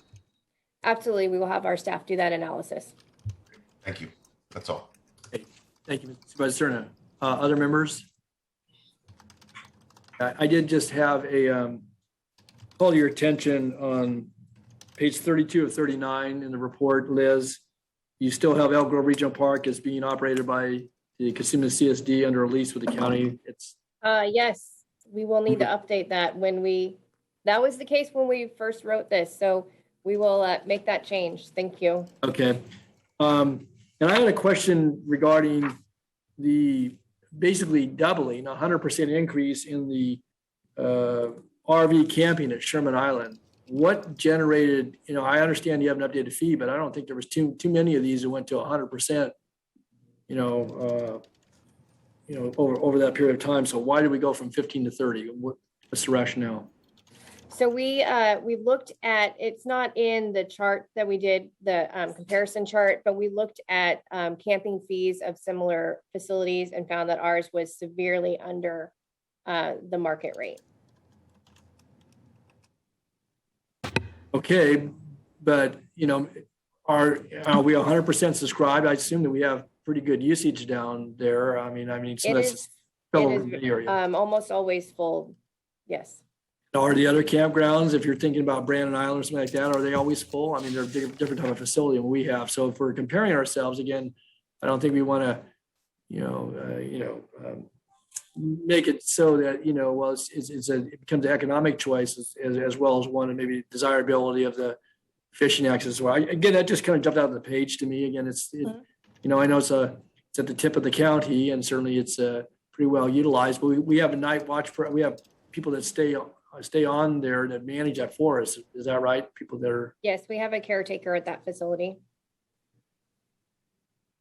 Okay. Well, again, I just, that one in particular kind of jumped out to me. One other question I have is, and you know, I've talked about this a bit, but we have a lease on Maple Jean Roach Ranch, the Wildflower Ranch, and as a part of the bequeathment that brought that to the county, there was understanding this county would see to it that we'd honor as best we could, recognizing some of the limitations, their desire to have a wildflower ranch for appreciation by folks in the county. It's not very well known, but and I don't know, it's been a long time since that we have Project Ride, again, boards horses there, and they have an excellent program that supports their program that's operated now in Elk Grove for the benefit of a lot of folks with developmental disabilities. But I guess I'm interested, what's the follow on? I think some of these leases are longstanding. We have organizations that are our partners that do an excellent job, but we also have obligations to see to it that the lease requirements are met from our end of it, and particularly that location. You and I have talked about that. So correct. So pre-COVID, we had done some facility visits to that area, to Roach Ranch, Maple Jean Roach Ranch, had talked to a member from Project Ride, and they indicated that they did have some additional infrastructure needs as far as irrigation for us to successfully complete the wildflower area. We have planted that in the past with some funding that was, I believe, afforded by the Board of Supervisors, but it didn't take off, and I think we need some additional infrastructure support for us to really establish that as a wildflower area successfully. yeah, and if I recall, it was a grant of about $10,000, and there was some volunteer labor to install irrigation and maybe to work the soil. I guess I would suggest that as a part of our inventory here, you have a lot of coverage, but I think for some modest investment, working with our partner on that lease, I for one would like to see us. It's in the Herald area, and again, I think we ought to keep faith with what the folks who deeded that to the county basically gave the 27 acres or whatever the amount is over to the county with the house and all the pertinent structures and so forth. We took that on, and again, if we need to make some investment, I know we've been able to supplement your budget. If there's some other considerations that we need to have come before the board, I would just suggest that, it's not too late to plant wildflowers right now. So I would just suggest maybe this is the year that we work to get that done, those improvements. Okay. Thank you. Thank you. That's all I had. Do we have any, no other board members? Do we have any public comments on this, Madam Clerk? We do not have any public comments on this item.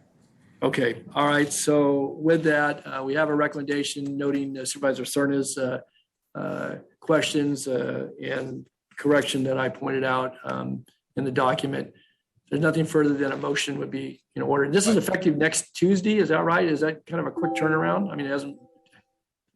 It would be effective February 1st. Yes. That is our recommendation. Supervisor Desmond, did you have a question? Rich? Oh, no, I appreciate it. I was prepared to move the item and certainly call out my support for Supervisor Cerna's ideas. Oh, I'm sorry, Phil. Brought up another issue with the timing. Yeah, I was just going to say, Mr. Chair, that I think that's too soon without enough notice to maybe at least put something out on the website. I would suggest maybe 2 to 3 weeks at the least. Don't make it March 1st.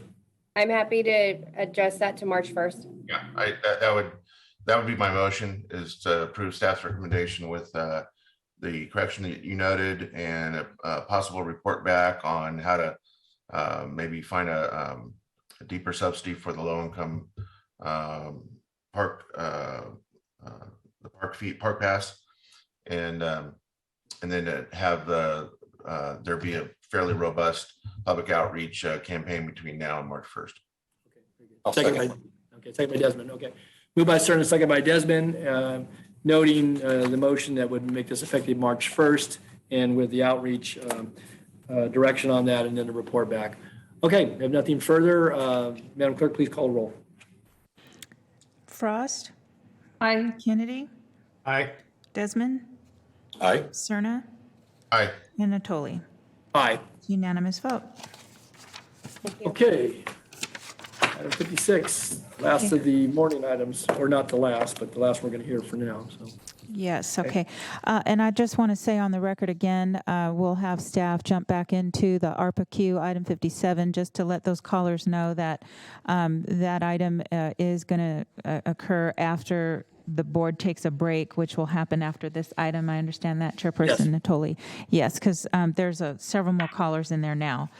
Okay, so item 56, I also want to say that we do have to take an oath on this item, so we don't have any callers in queue. If I have folks who are... I think Richard Romanovich is on the call. Yeah, Richard, so after I read the item into the record, if it's okay, I'd like to go ahead and do the oath, and that way we're just done with that for everyone who's going to make any comments on this. And then staff could go into their presentation. Is that okay, Chairperson Natoli? Yes, that's fine. Okay. Proceed. So this is the Raj subdivision, a community plan amendment, rezone, zoning ordinance amendment, tentative subdivision map, special development permit, and design review to allow a 30-lot single-family residential subdivision on a property located on the south side of Elsie Avenue in the South Sacramento community. The applicant is Aris Design and Construction, and the environmental document is a mitigated negative declaration. And I will go ahead and start with the oath so we can just get that out of the way. And can I see is that Mr. Richard? Okay. So please raise your right hand, and the appropriate response is I do. And this will apply to any person who is trying to give testimony on this item. Do you swear that the testimony you are about to give this board is the truth, so help you God? If you do not swear, do you so affirm? If you could say whether you swear or affirm on the record. You're on mute, Richard. You're on mute.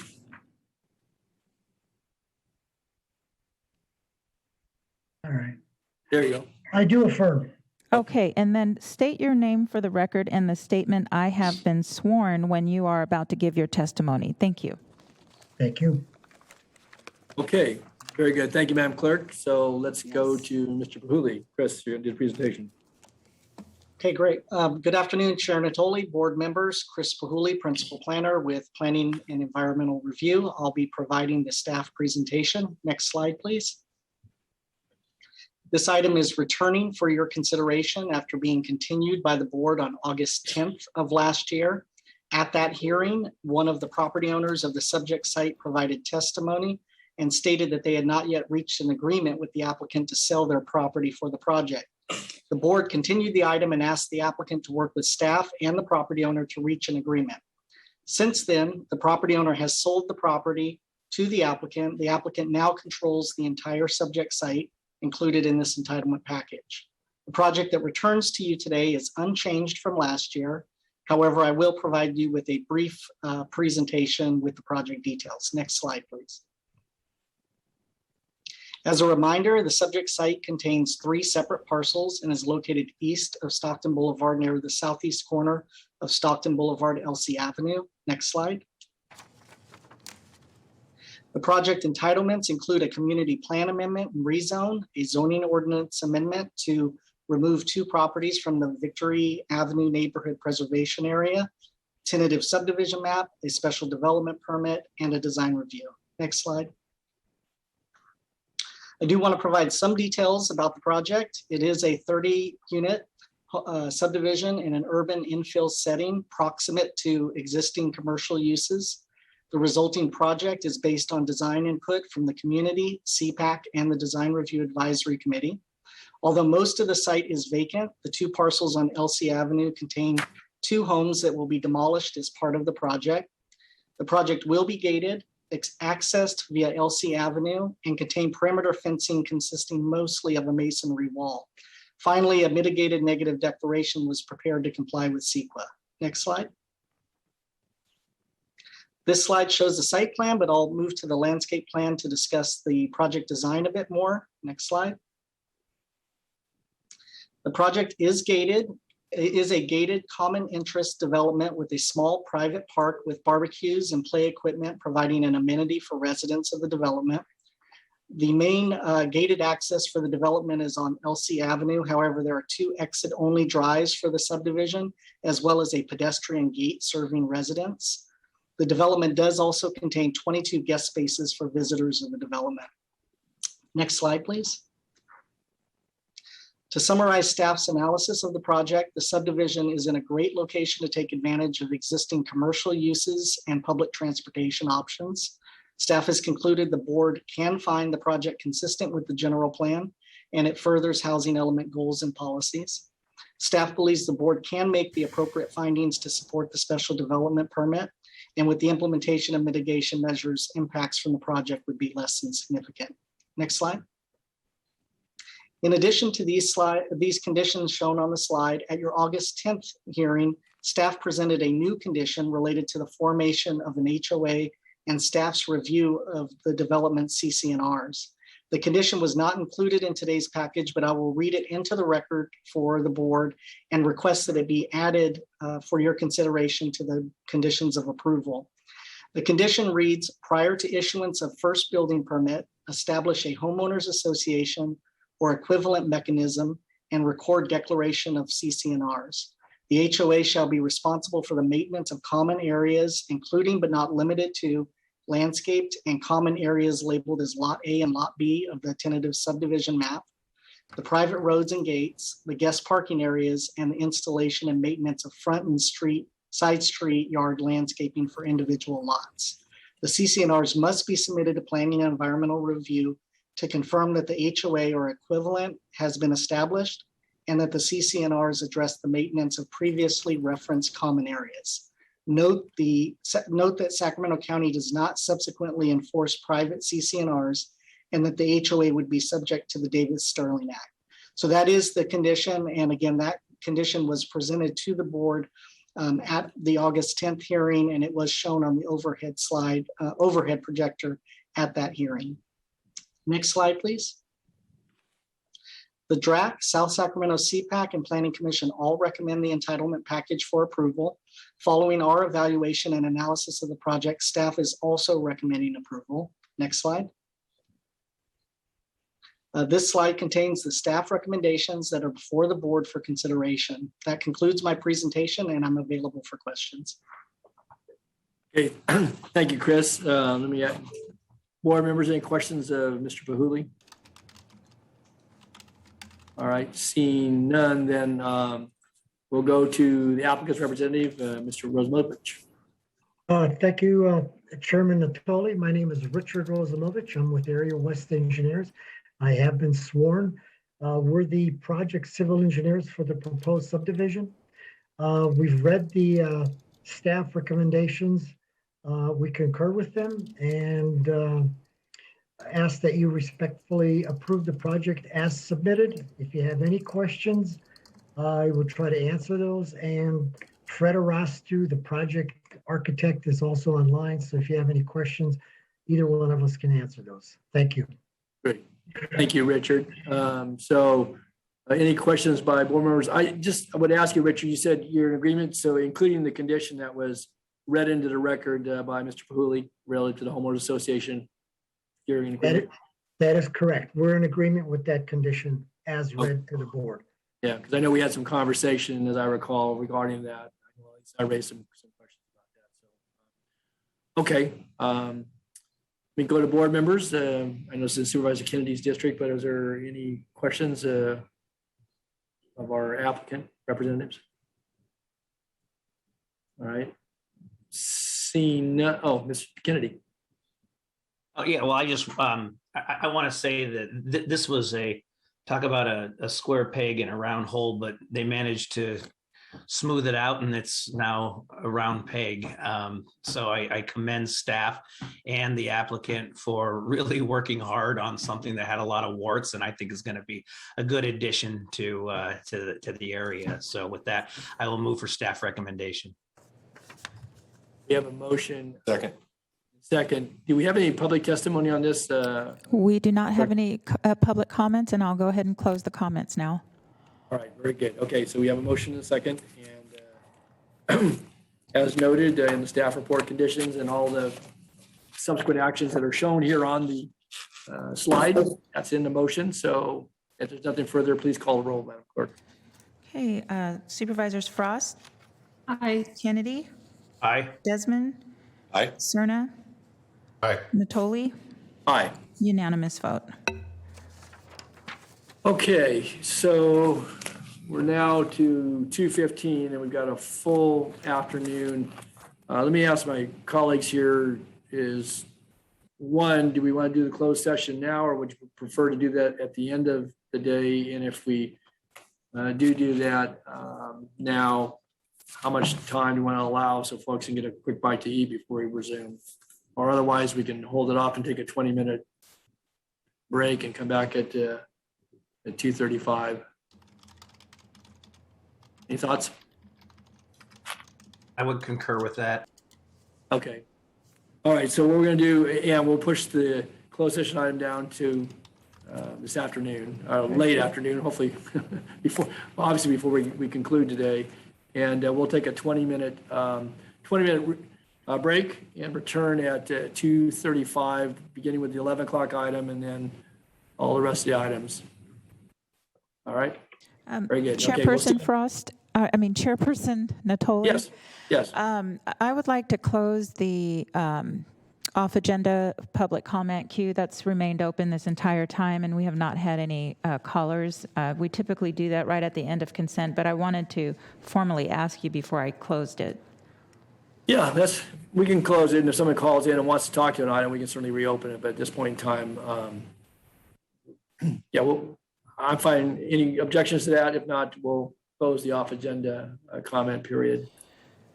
Okay, thank you. All right, and we'll return at 2:35.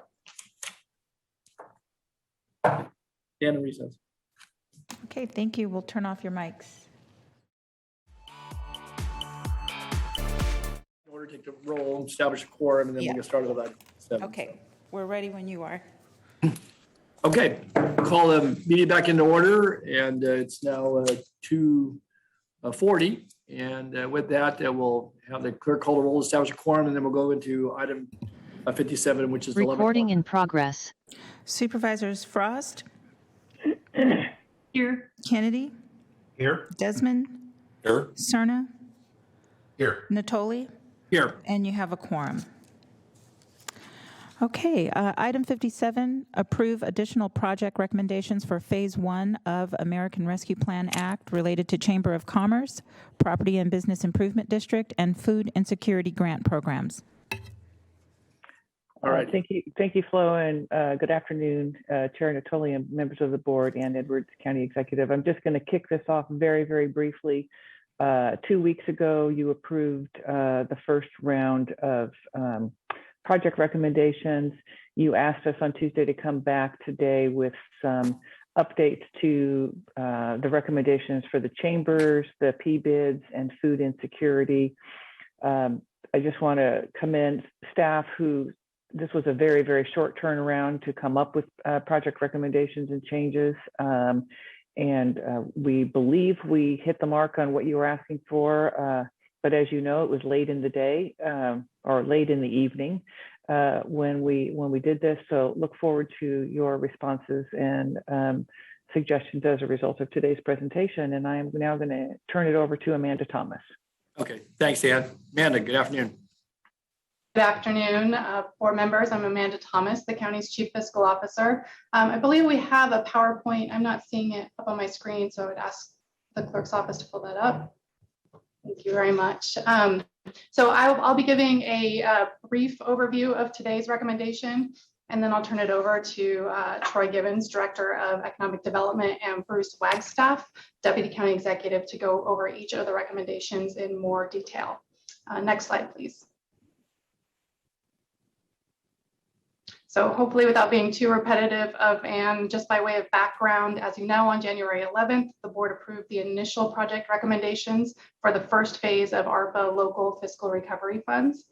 At that meeting, the board directed staff to return with a proposal to expand the Chamber of Commerce and Property and Business Improvement District grant programs to organizations that serve areas other than the unincorporated county.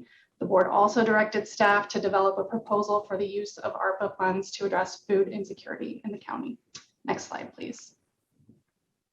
So in terms of the funding amounts recommended, the revised total project amount for the economic response projects, including the Chamber of Commerce and PBIG grant programs, is $1,375,000, which includes the $575,000 approved on January 11th, for an additional amount recommended today of $800,000. Although Troy Givens will be speaking to a slight modification of this recommendation. As shown in the table, the remaining available allocation for the economic response for strategic investment area, based on the January 11th project approvals, is only $51,176. So in order to fund today's recommendation, we are proposing to redirect funding from the housing and homelessness allocation and recommend reserving an equal amount for housing and homelessness from the second tranche of ARPA funds that will be received in May. For the food insecurity projects, we are recommending a total of $2 million, and as shown in the table, propose that this be funded within the available allocation for the health strategic investment area. Including the $54.5 million approved on January 11th, today's recommendations would bring the total approved project amount to $57.3 million, with about $42 million remaining for future projects, mainly in the area of housing and homelessness. And that concludes my overview. And if there are no questions at this time, we can move on to the next slide. Man, I think we do have a question, Supervisor Serna. Thank you, Chair. Thank you, Amanda, for the overview.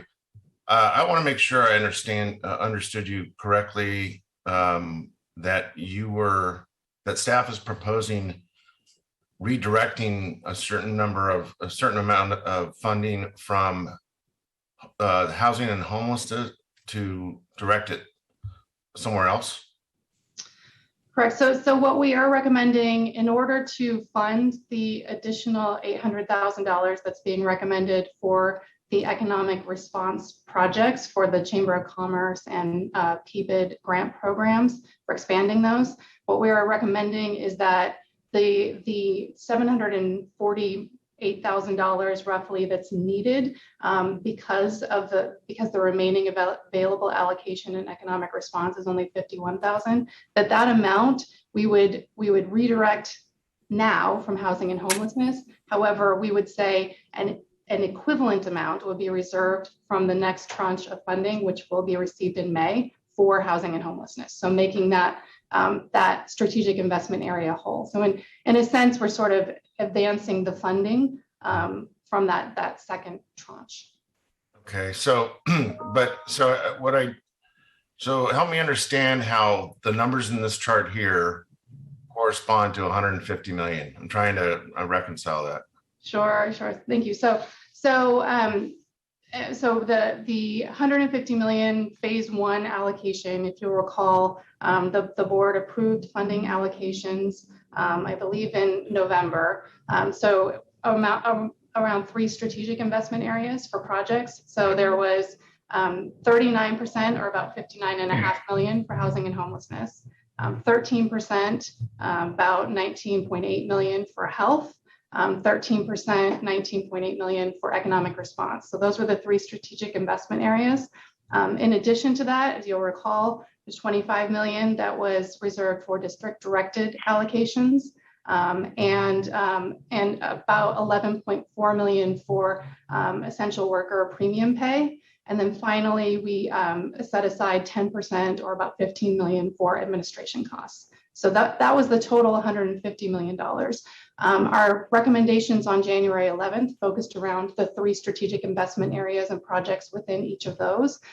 So after approval of those projects on January 11th, the remaining available allocations for each of those 3 strategic investment areas are what's shown in the first column of this table on the slide. Okay, so that's the roughly 42 million is the balance left of the 150 million. The 42 million is the balance left of the amounts that were approved for each of these 3 strategic investment areas. Right, which all equal the balance of the 150 million, right? Yes, although what we're not showing on this table are the district directed allocations, No, the administration or the premium. Yeah, I understand that. So, so with what you're recommending today, there's still 42 million left spread across these 3 strategic investment areas, correct? Correct. Okay.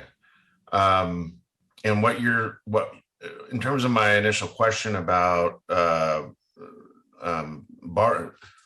finger quote it, borrowing from housing and homelessness until the receipt of the second tranche for economic response, that shouldn't be misconstrued by anyone to think that there's such a finiteness to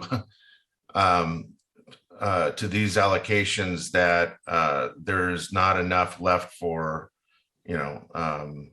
for the 3 areas. I mean, or at least for housing and homelessness, which is the largest one.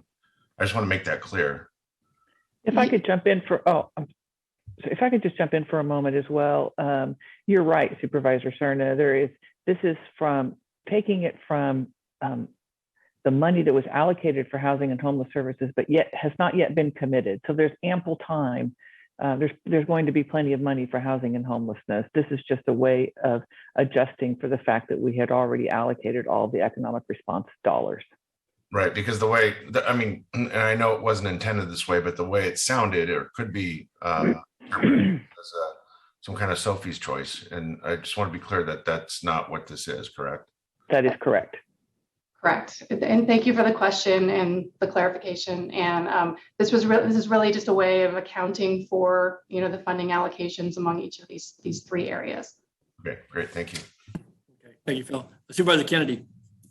Thank you, Chair. I'm going to follow up on Supervisor Cerna's questioning, just to be crystal clear for people who are watching this or who see the packet and this slide. The total ARPA allocation of $17.52 million, that is what we have allocated thus far, but we still have, and I know this is obvious, but I just want to make it clear, but we still have an additional $41.269 million to be allocated that has not been allocated specifically to housing and homelessness, correct? That is correct, yes. Thank you. Okay. Any other board comments before we go to Troy? All right, seeing none. Troy, sounds like you're up. Thank you. If I could get the next slide, please. Thank you. So the first item that the board asked staff to report back on is a Chamber of Commerce grants. This is under the economic response category and is targeted towards small businesses and nonprofit organizations. If I could advance to the next slide, please. On January 11th, the board approved $325,000 to support 13 of the county's 22 chambers of commerce that primarily serve underrepresented communities in the unincorporated areas of Sacramento County. These chambers are shown as items 1 through 13 on the chart here on your screen. The board directed, at this point, the board directed staff to look at changes that would include the potential of funding other remaining chambers within the county as well. So following the board's direction, staff conducted outreach directly to city jurisdictions in an effort to determine what support the additional 9 chambers are anticipated to receive from incorporated cities that received ARPA allocations.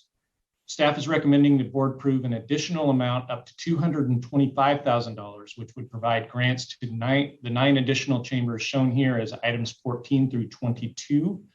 And I'll explain the discrepancy on line 14 in a second. But I wanted to point out that these chambers did not receive ARPA funding from city jurisdictions.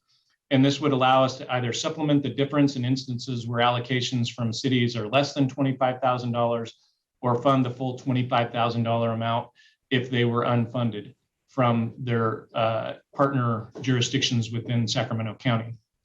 As of the writing of the staff report, the recommendation was $200,000 because it was understood that the city of Folsom would be allocating $50,000 to the Folsom Chamber of Commerce.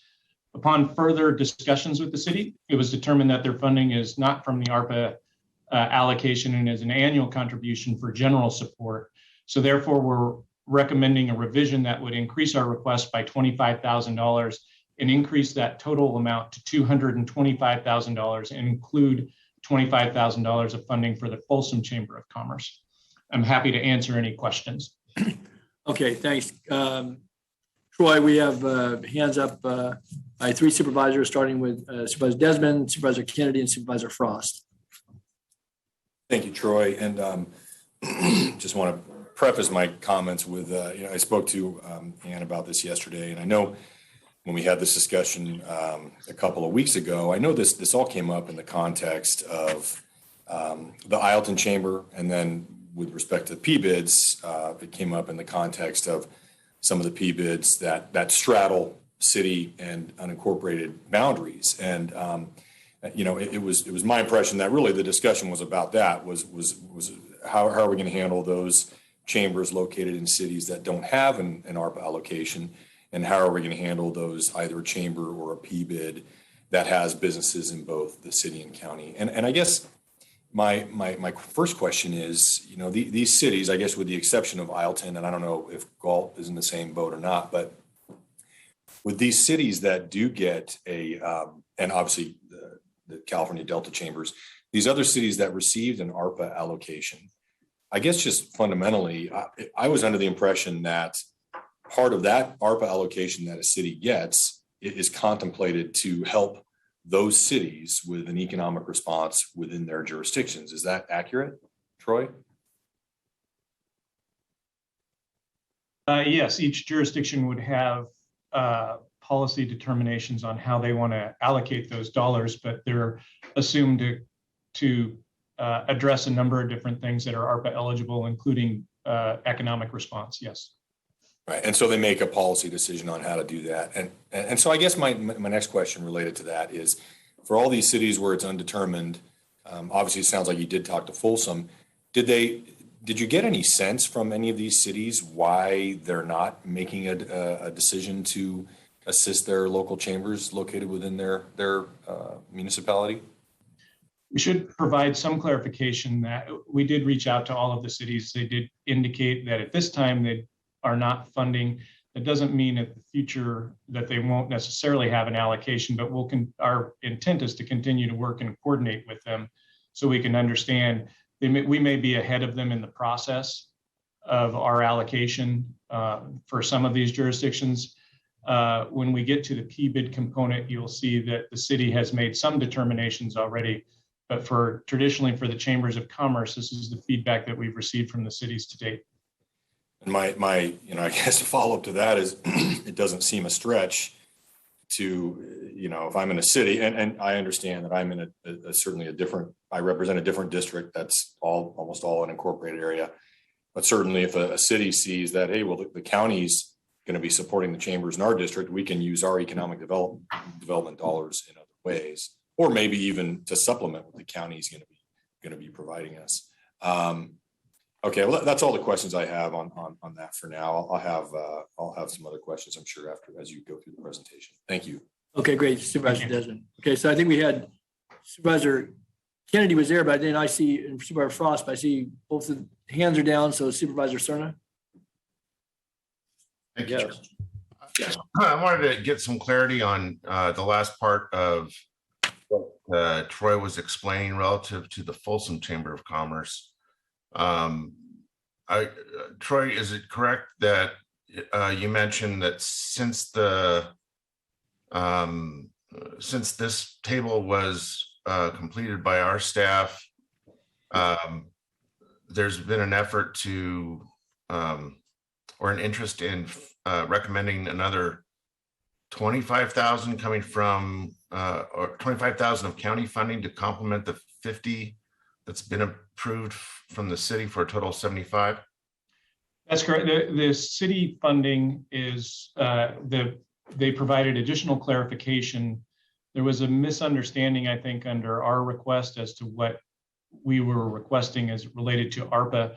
Our understanding of what the board was directing was if there are ARPA funds used for economic response recovery from COVID, that was allocated from a city to $25,000 or more, that would meet the criteria of wanting to create parity across the board amongst our jurisdictions. In this case, the city had originally responded back that they had a $50,000 allocation. The misinterpretation came, or the misunderstanding came, when it was determined that that is an annual contribution that they make to their chamber related to their general fund outside of the ARPA process. So our interpretation after they provided that clarification was that in order to meet the board's intent, we would recommend that $25,000 of ARPA funding go specifically to COVID support, in this case for economic response. Okay, so that's very helpful. So the footnote on that is simply on the 50,000 is the footnote would read general fund contribution, not ARPA. That's correct. Got it. Thank you. Okay, Supervisor Kennedy. Thank you, Chair. You know, I look at this and I see 1 through 13 no-brainers. You know, unincorporated, that's easy, and underrepresented, that's easy. The question is in these city areas, you know, and is there, for lack of a better term, you know, a windfall here to the cities, and they don't have to have responsibility for, you know, the chambers within their own boundaries, which the city of Sacramento clearly has taken responsibility.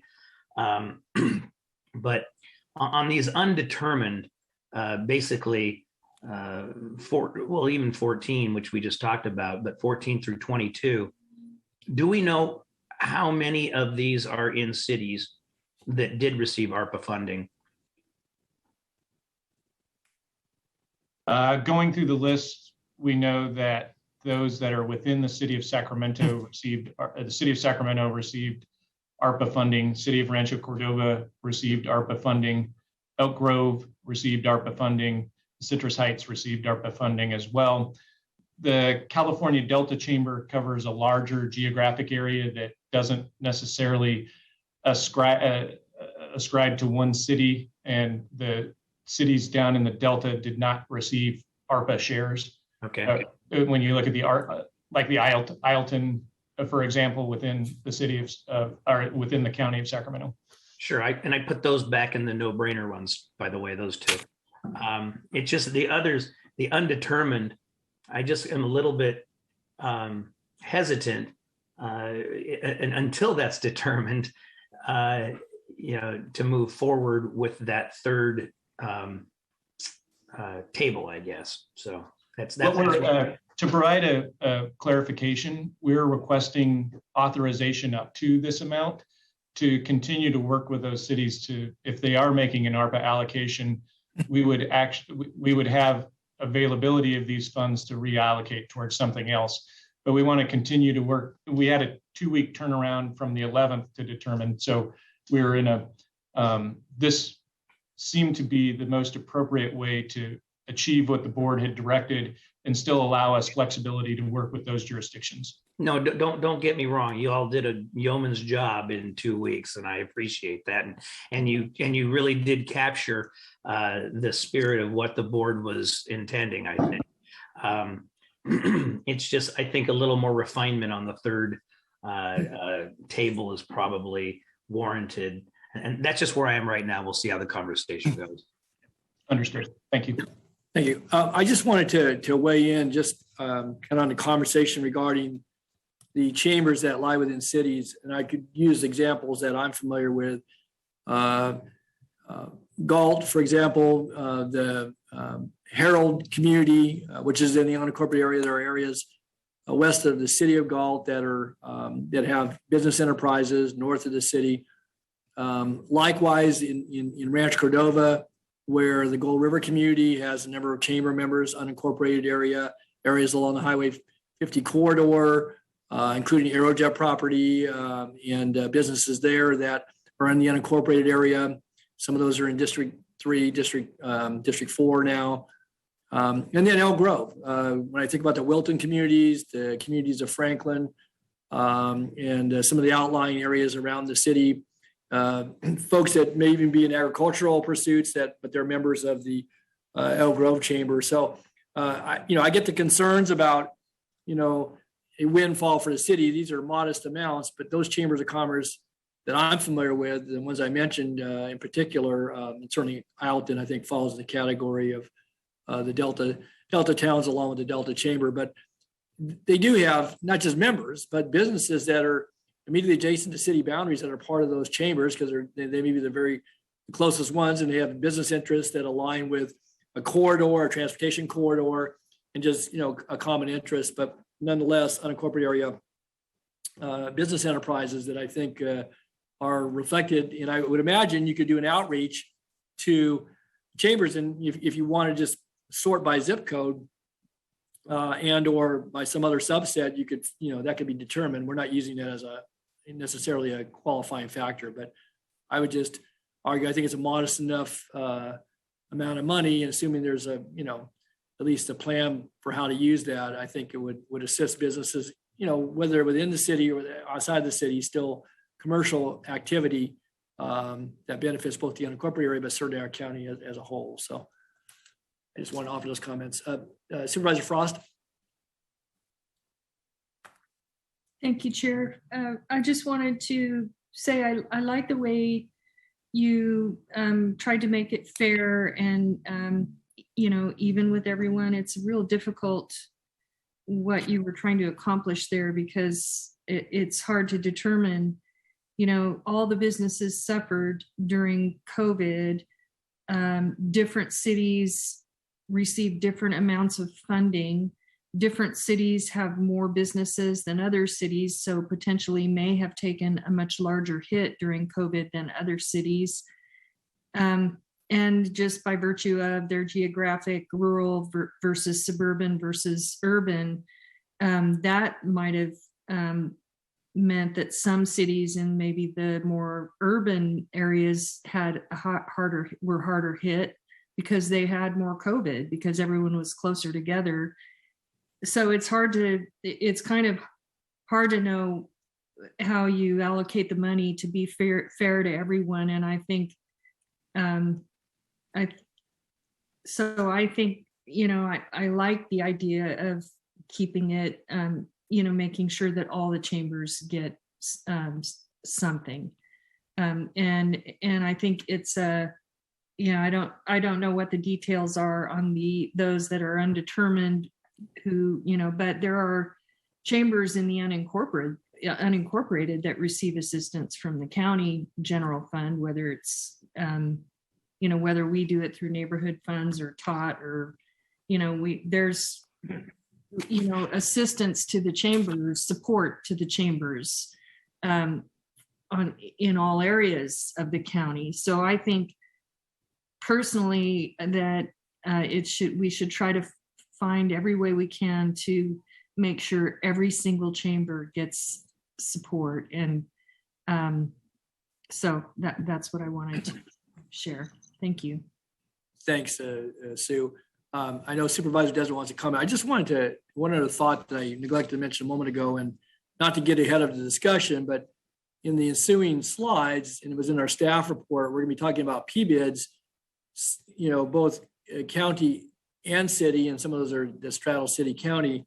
And in those cases, where they may lie entirely within the city of Sacramento, but certainly businesses that are affected are being recommended for $50,000 in funding. So I think, as we're considering this, that needs to be one of the thoughts that we put here too. I don't object to that approach, because I think, again, those businesses, I'm sure conduct activities that affect residents from all over the county, if not beyond.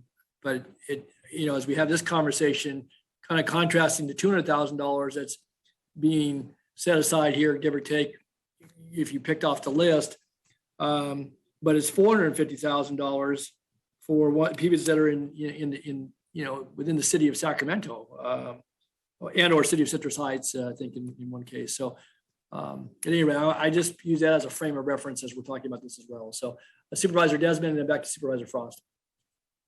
Thank you, Chair Natoli. And I just want to comment. I mean, I agree with you, Supervisor Natoli. I mean, as far as some of the dynamics with some of these chambers, there certainly are some businesses in the unincorporated areas and some of these city chambers.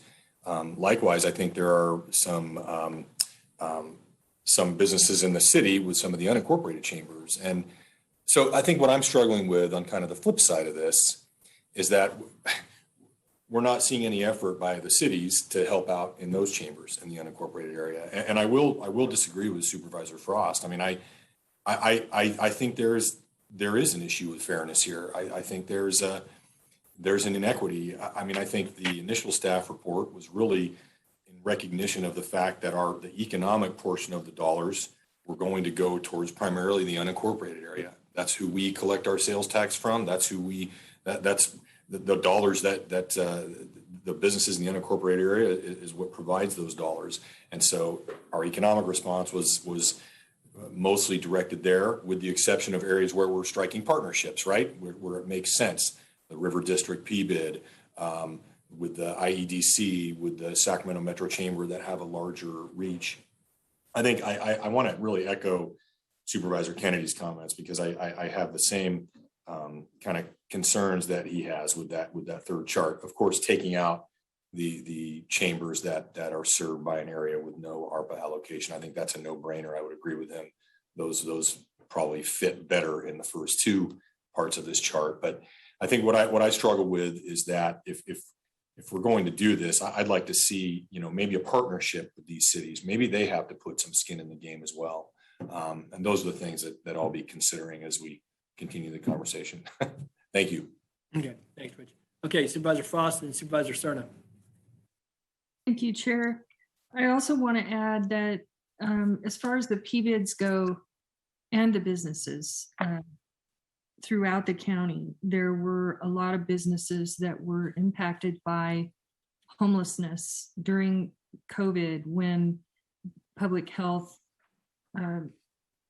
basically stated you cannot move them. It created some, catastrophic issues. I know Antelope PBID was hit really hard, and some of the cities. I'm not saying cities, but I'm just saying Antelope's unincorporated. But there were areas in the county. I don't know if you can say city versus non-city, that were really hit hard when we had to stop moving homeless people. And they were working in partnership not only with public health, but also with the sheriff department, the HOT team, to try to figure out how they were going to deal with it. So, this is all about, COVID and the hardship that was, put upon our business communities. And, I think the way the staff approached it was to say, let's augment what, maybe if the city did use their ARPA funds, that's one thing. But if they didn't use ARPA funds, if they didn't receive ARPA funds, why not, make sure all the businesses get a little leg up, a little bit of help from the county. That's just my thought. Thank you. Okay, thank you, Sue. Bill. Thanks, Chair. Just a couple of comments. I think part of what's making this perhaps more difficult than we'd like is just the circumstance of cities making their allocations at different times than we are. And so it's we're kind of watching what happens at the city of Sacramento before, we would make any kind of strong commitments to see, who, I don't want to say who blinks first. It's not that, but there is a bit of acknowledgement of what, the other sister jurisdictions are doing, so that we can kind of collectively look at how whole we can make these various economic development organizations. And so I think that's kind of contributing to some of the maybe angst that we're kind of feeling today. And as the supervisor that represents mostly the incorporated city of Sacramento and its residents and businesses and its PBIDs, I have a strong appreciation for fairness and equity here. I don't discredit that. I think it's something that we all, 5 of us, need to be respectful of and consider in terms of smartly distributing these one-time funds. That said, I do want to ask whether or not staff has given any consideration, and granted, as has been said already, a great job working under some time pressure here, but whether or not staff has given consideration to perhaps specific initiatives that have been kickstarted during the time of COVID response, as it relates to, working with different elements of county service delivery, county-wide service delivery. So that would be, our basket or suite of services that we provide, obviously, regardless of whether our residents live in an incorporated area or not. Whether there's specific initiatives that we've already begun that perhaps deserve any kind of unique consideration. I could tell you, one such initiative that comes to mind is, the situation with the main jail. And of course, the main jail, it serves the entire county. It serves the cities, all 7 cities within the entire county, but it comes with some very, very specific impacts that are felt not just in the city of Sacramento, but in downtown Sacramento. Very, it's very geographically specific. And there's no doubt about it that there's been, those impacts have been elevated. They've been felt much more so during the pandemic than when we're out, when we're in a healthy situation. We've had just kind of the inconsistent timing of early releases, because we don't want to, obviously we don't want to have outbreaks in the jail, those types of things. Now, there has been and continues to be, I think, a growing constructive dialogue between entities like the Downtown Sacramento Partnership, our Sheriff's Department, our County CEO's office, our correctional health folks, and others that our office has assembled in recent months to figure out how best to address those impacts. But that to me is a good example of a specific initiative, regardless of the matrix of jurisdictions and equal allocations.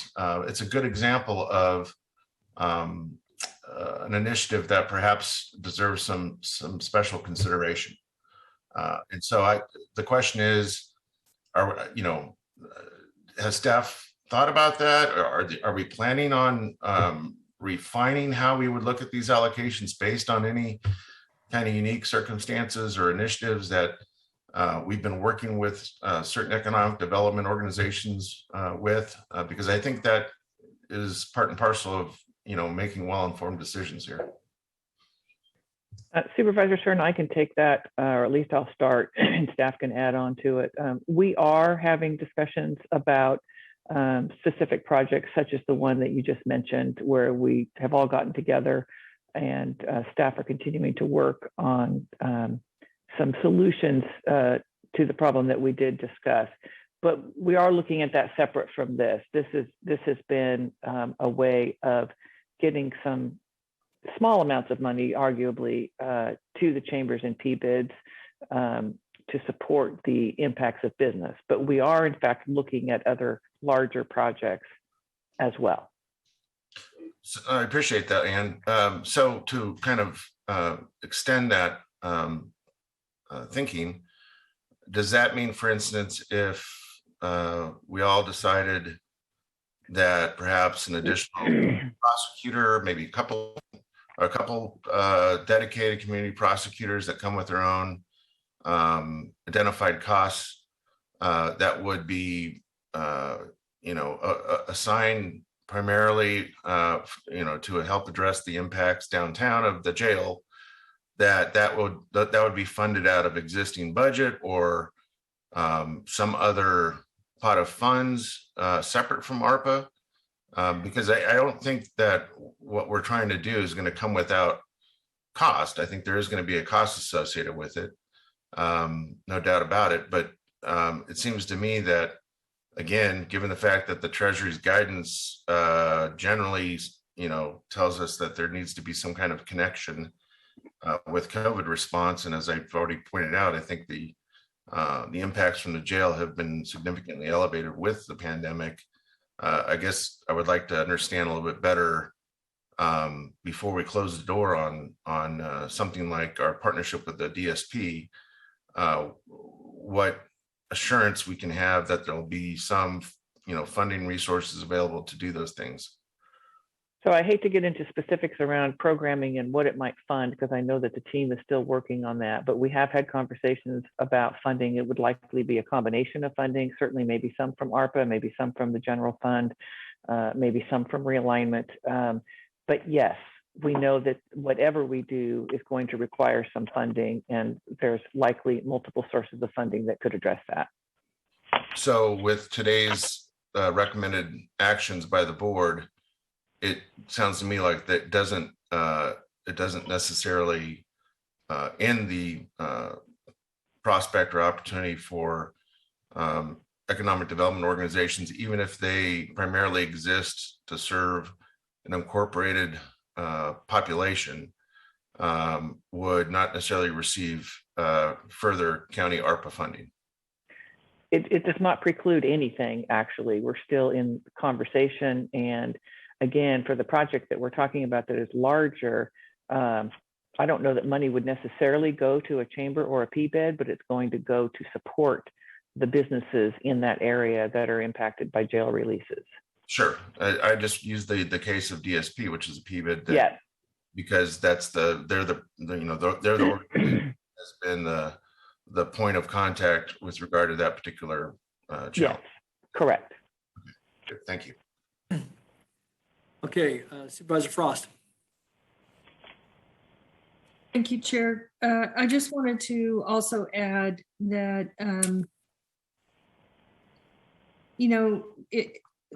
we do have a really great partnership with Sacramento. I'm assuming, and correct me if I'm wrong, that's the reason why Sacramento Metro Chamber appears in the upper 13 versus this incorporated cities, the list of incorporated cities. Am I correct? Let me provide a clarification on that, Supervisor Frost. The chambers that you see listed as 7 through 13 provide services countywide, not specific to a jurisdiction, including the Metro Chamber and the other chambers that are listed in that section. So in addition to serving significant portions of the unincorporated county, they also serve the incorporated cities as well. So we felt it appropriate to include them. Oh, I see. Okay. Well, I wanted to kind of touch on that a little bit. Number one, I wanted to, comment on these chambers. Some of these chambers are extraordinary, like Folsom, they're putting together an incubator, accelerator. They've invested a ton of money, and they have a lot of businesses, and they provide jobs for people all over the county. And those jobs, cross political lines into the unincorporated. So there are a lot of people who live in the unincorporated areas of Orangevale or Gold River or, wherever that have jobs in Sacramento and Folsom and the other cities.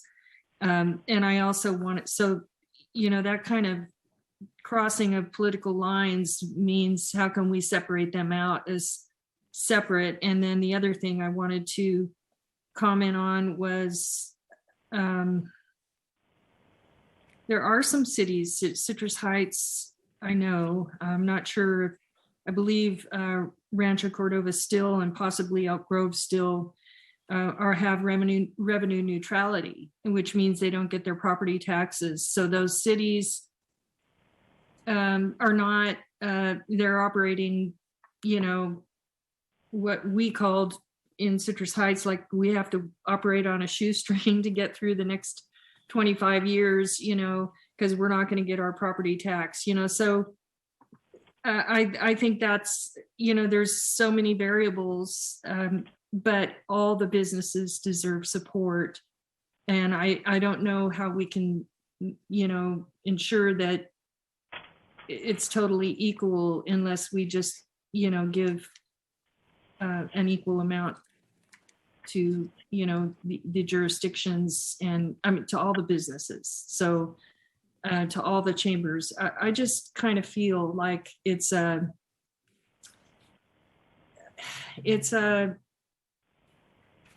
way to give them a leg up out of COVID. They've been through a lot. It would be a real encouragement, even though it's a drop in the bucket compared to what they've lost. Most of the businesses are 100 or 200,000 under. So this, you know, 25,000 to any one of the area chambers, it isn't a lot of money. It's a drop in the bucket compared to what they lost through COVID. So I just wanted to make sure I was advocating for all the chambers. Thank you. Thanks, Sue. So Troy, let me ask you, so what's the expectation with, again, the money that would be forward to the chambers? Do they have to give us any sort of an outline? Is it expected they do? We would have a grant contract that spells out the ARPA eligible expenses that the items could be expended on. And we touched on some of those on the 11th, but we would be working with risk management and our consultants and others to make sure that all the expenses are ARPA eligible. But there are a number of things under that category for business assistance, and there have been impacts as homelessness has increased from a security standpoint, a variety of things that may be eligible. But let me be clear, part of my question is that, so they could disseminate this to members under a micro grant, they could use it for chamber related. I want to make sure I'm understanding the question, but they're not allowed to re-grant the money. Okay, they're not. So this would go to the chamber, would allow them to do marketing, I guess, PPEs, or give me the examples. I'm not going to guess. Right. They would be able to provide assistance. There was a number of things done. And one thing that we've learned throughout the pandemic is we can't predict where we'll be 6 months from now. But if for instance, the public health order changed, they could distribute PPE. They could do a variety of educational things as it relates to compliance with a new public health order.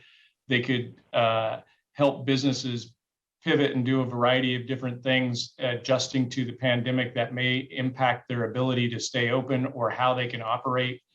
They have cleanup and security that is also, you can directly relate to the pandemic and some of the impacts from closures and other things as well, or business modifications that would all be eligible. Okay. All right, that helps. Okay, Supervisor Desmond. Thank you, Mr. Chair. I certainly appreciate Supervisor Frost advocating for businesses in her district, and I'm gonna do the same one more time. And I apologize. I'm just gonna stay on this point. Is that you look at the Greater Arden Chamber of Commerce serving an area that has some of the highest rates of poverty and income disparity in this county. It's a chamber that operates on a shoestring budget. To say this is a nominal amount is not accurate. I mean, this is a huge amount of money for a chamber like that, and resources from us is desperately needed in some of these areas.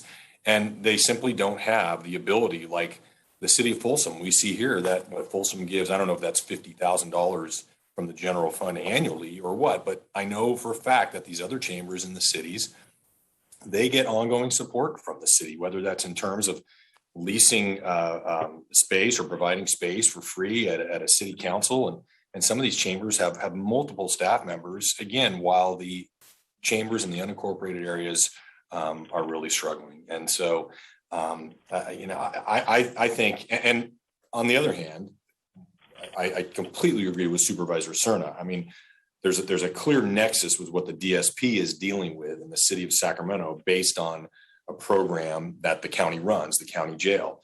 That's one of those situations where I agree with him that we need to be looking at the county helping DSP with mitigating some of the impacts of that.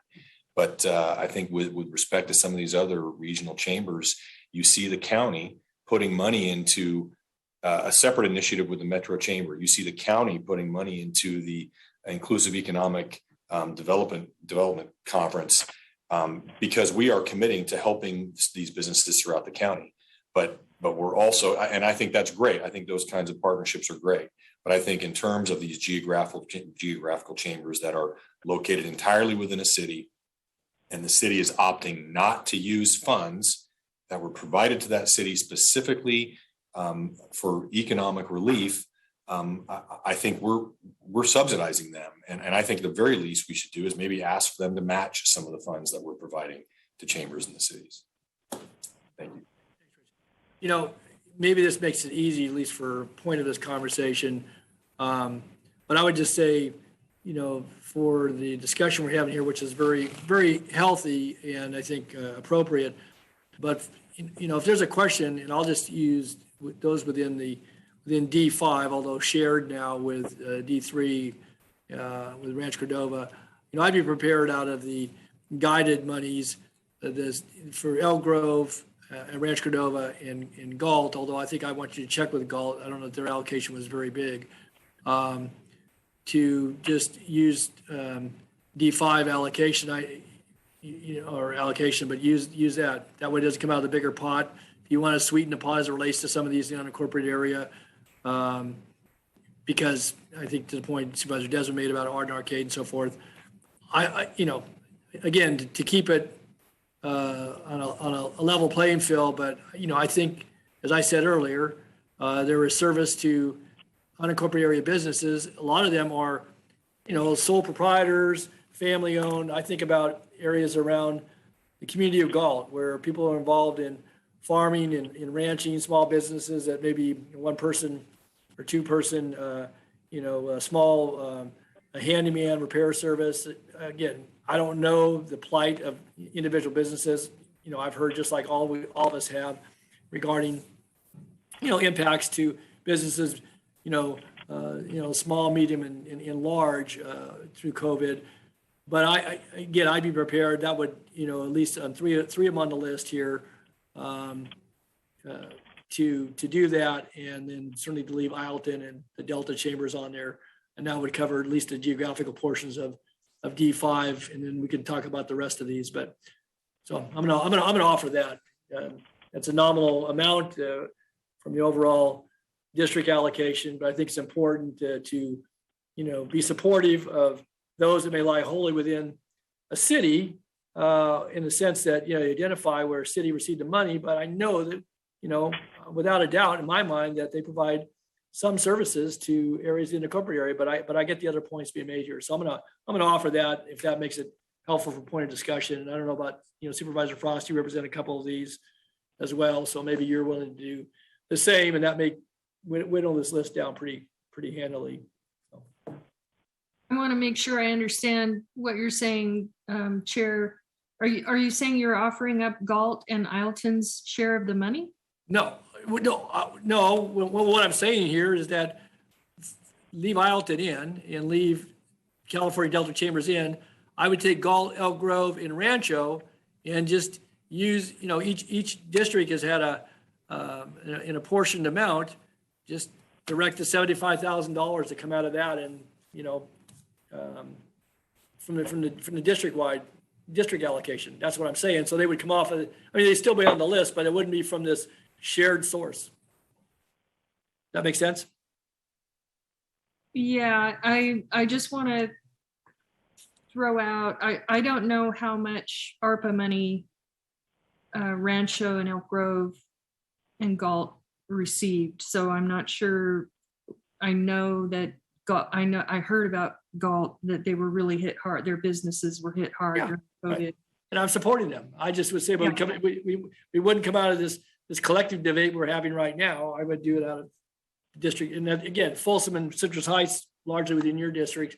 I think Folsom received something like 9 million and Citrus Heights 15 million, or so. Folsom didn't receive as much in the way of ARPA as some of the other cities, and yet they have like twice as many businesses. That's where it's really hard for me, because I know I was working with those businesses all through COVID that were slammed by what happened. You know, maybe there's a way that staff can go back and figure out, because we still have a lot of undetermined. We don't know what those chambers received from their city as far as ARPA funds, correct? So we're talking about concepts, but we don't really know where we're at. To provide clarification on that, the undetermined have not received anything from ARPA funds from their jurisdictions where they reside. Okay. So just to answer the question though, Sue, I'm prepared to support Elk Grove, Galt, and Ranch Cordova with the guided funds from the D5 allocation. Oh, I see. Okay. Yeah. And so, okay. Yeah. And that's what I do. So that takes 3 of them. They're still on the list, but they come not from the collective source. That's why I suggested from Folsom and Citrus Heights, take $50,000 of the $5 million that goes to D4, and it, would cover that. And I guess Natomas, Chamber of Commerce, I don't know if that lies within the city of Sacramento. It probably has county and city both, but I would leave Ileton. Yeah, I guess it's just you and me, right? Oh, there's East Sacramento and East Sacramento and Natomas, which are Phil and maybe some of. Okay, so yeah, I think if everyone wants to do that, I can do that also. Are you saying just take the bottom out and use our personal 500? But not all of the bottom. Yeah, not all of the bottom. I'm not taking out the California Delta Chambers nor the Ileton Chamber of Commerce. I'm leaving it from D5. Yeah, because they don't get anything. Yeah. I mean, yeah. And then I don't know, so if you want, maybe we can just whittle this list down since we spent a good deal talking about Sacramento. Yeah, so East Sacramento, is that Rich or Phil? Oh, I'm sorry, I see the other hands. I see Patrick, Phil. I'll yield to them too. So Patrick, Phil. The only thing I want to point out, Chair, and I appreciate that is an elegant solution, and I agree with you that those 2 should remain in there. But the only thing I want to point out to you is that we have a $500,000 minimum limit on us, and so you just created a huge windfall for some small chambers of commerce. But congratulations. That $500,000 limit, I don't know. I'd turn to Ann. I talked to Ann about that $500,000. I mean, talk about, people would be grateful, but some of the organization would choke on that. So we need to look at the amount that would be in that $100,000 or a couple $100,000 range. But at any rate, yeah. So, okay. We are looking at that. And because this is on our economic development recommendation, I would say that it would be perfectly acceptable for you to allocate your district allocation for this, and we would manage this through Troy's office. All right, very good. Okay, that's good. Okay. Supervisor Cerna, and back to Supervisor Frost. Thanks. Just to further complicate things, I'm looking at this and I had a similar thought about a match, and I'm not sure if that's what you're talking about in part or not at all, but for those chambers where there's overlap with the geographic limits of District 1, if we look at the top 2 tables, I'm interested in matching the Greater Arden Chamber, another 25, North Sacramento, another 25. And then if you look in the second table down, I'd be willing to, out of district funds, match all of those with another 25 out of District 1 funds, and then match the East Sacramento recommended funding, another 25, and Natomas. I think that would cover D1.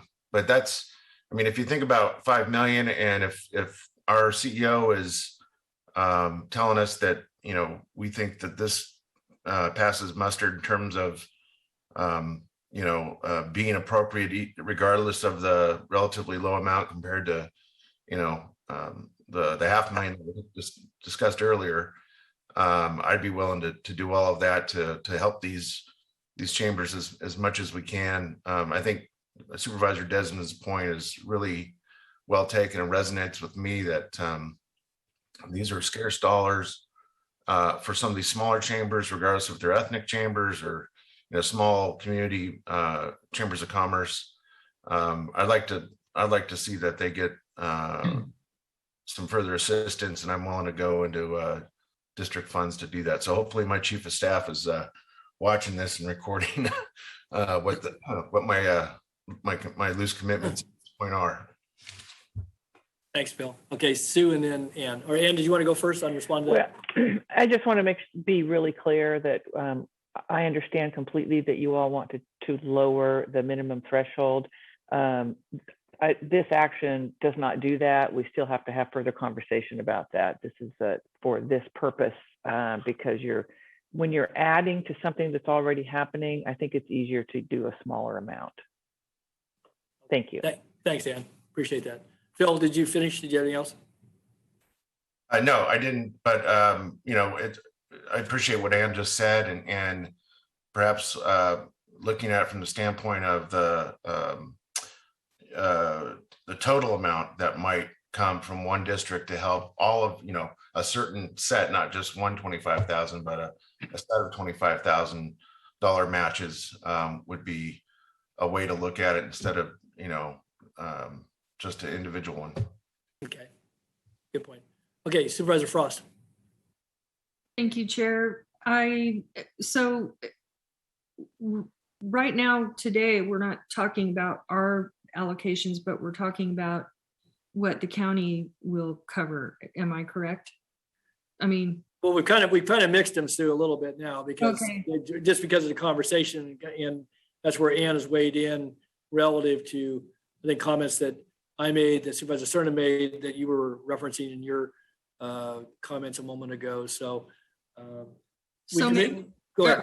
Are staff going to come back with further recommendations after this? We can walk through it right now if we want. I mean, and I guess I would turn to you, but I would think we could, you know, I've heard what's been said here, and maybe taking the chart, assuming supervisors are willing to commit to it. I've heard two of us with a third, you know, considering it, maybe others as well. So maybe we got to just walk down this chart and let's do it today and not have staff have to labor, except for if we want more information about what cities might or might not be doing contingent upon what we might do. But I think it would be valuable to have staff, Troy or whoever's talking to these cities, have a better understanding of their situation.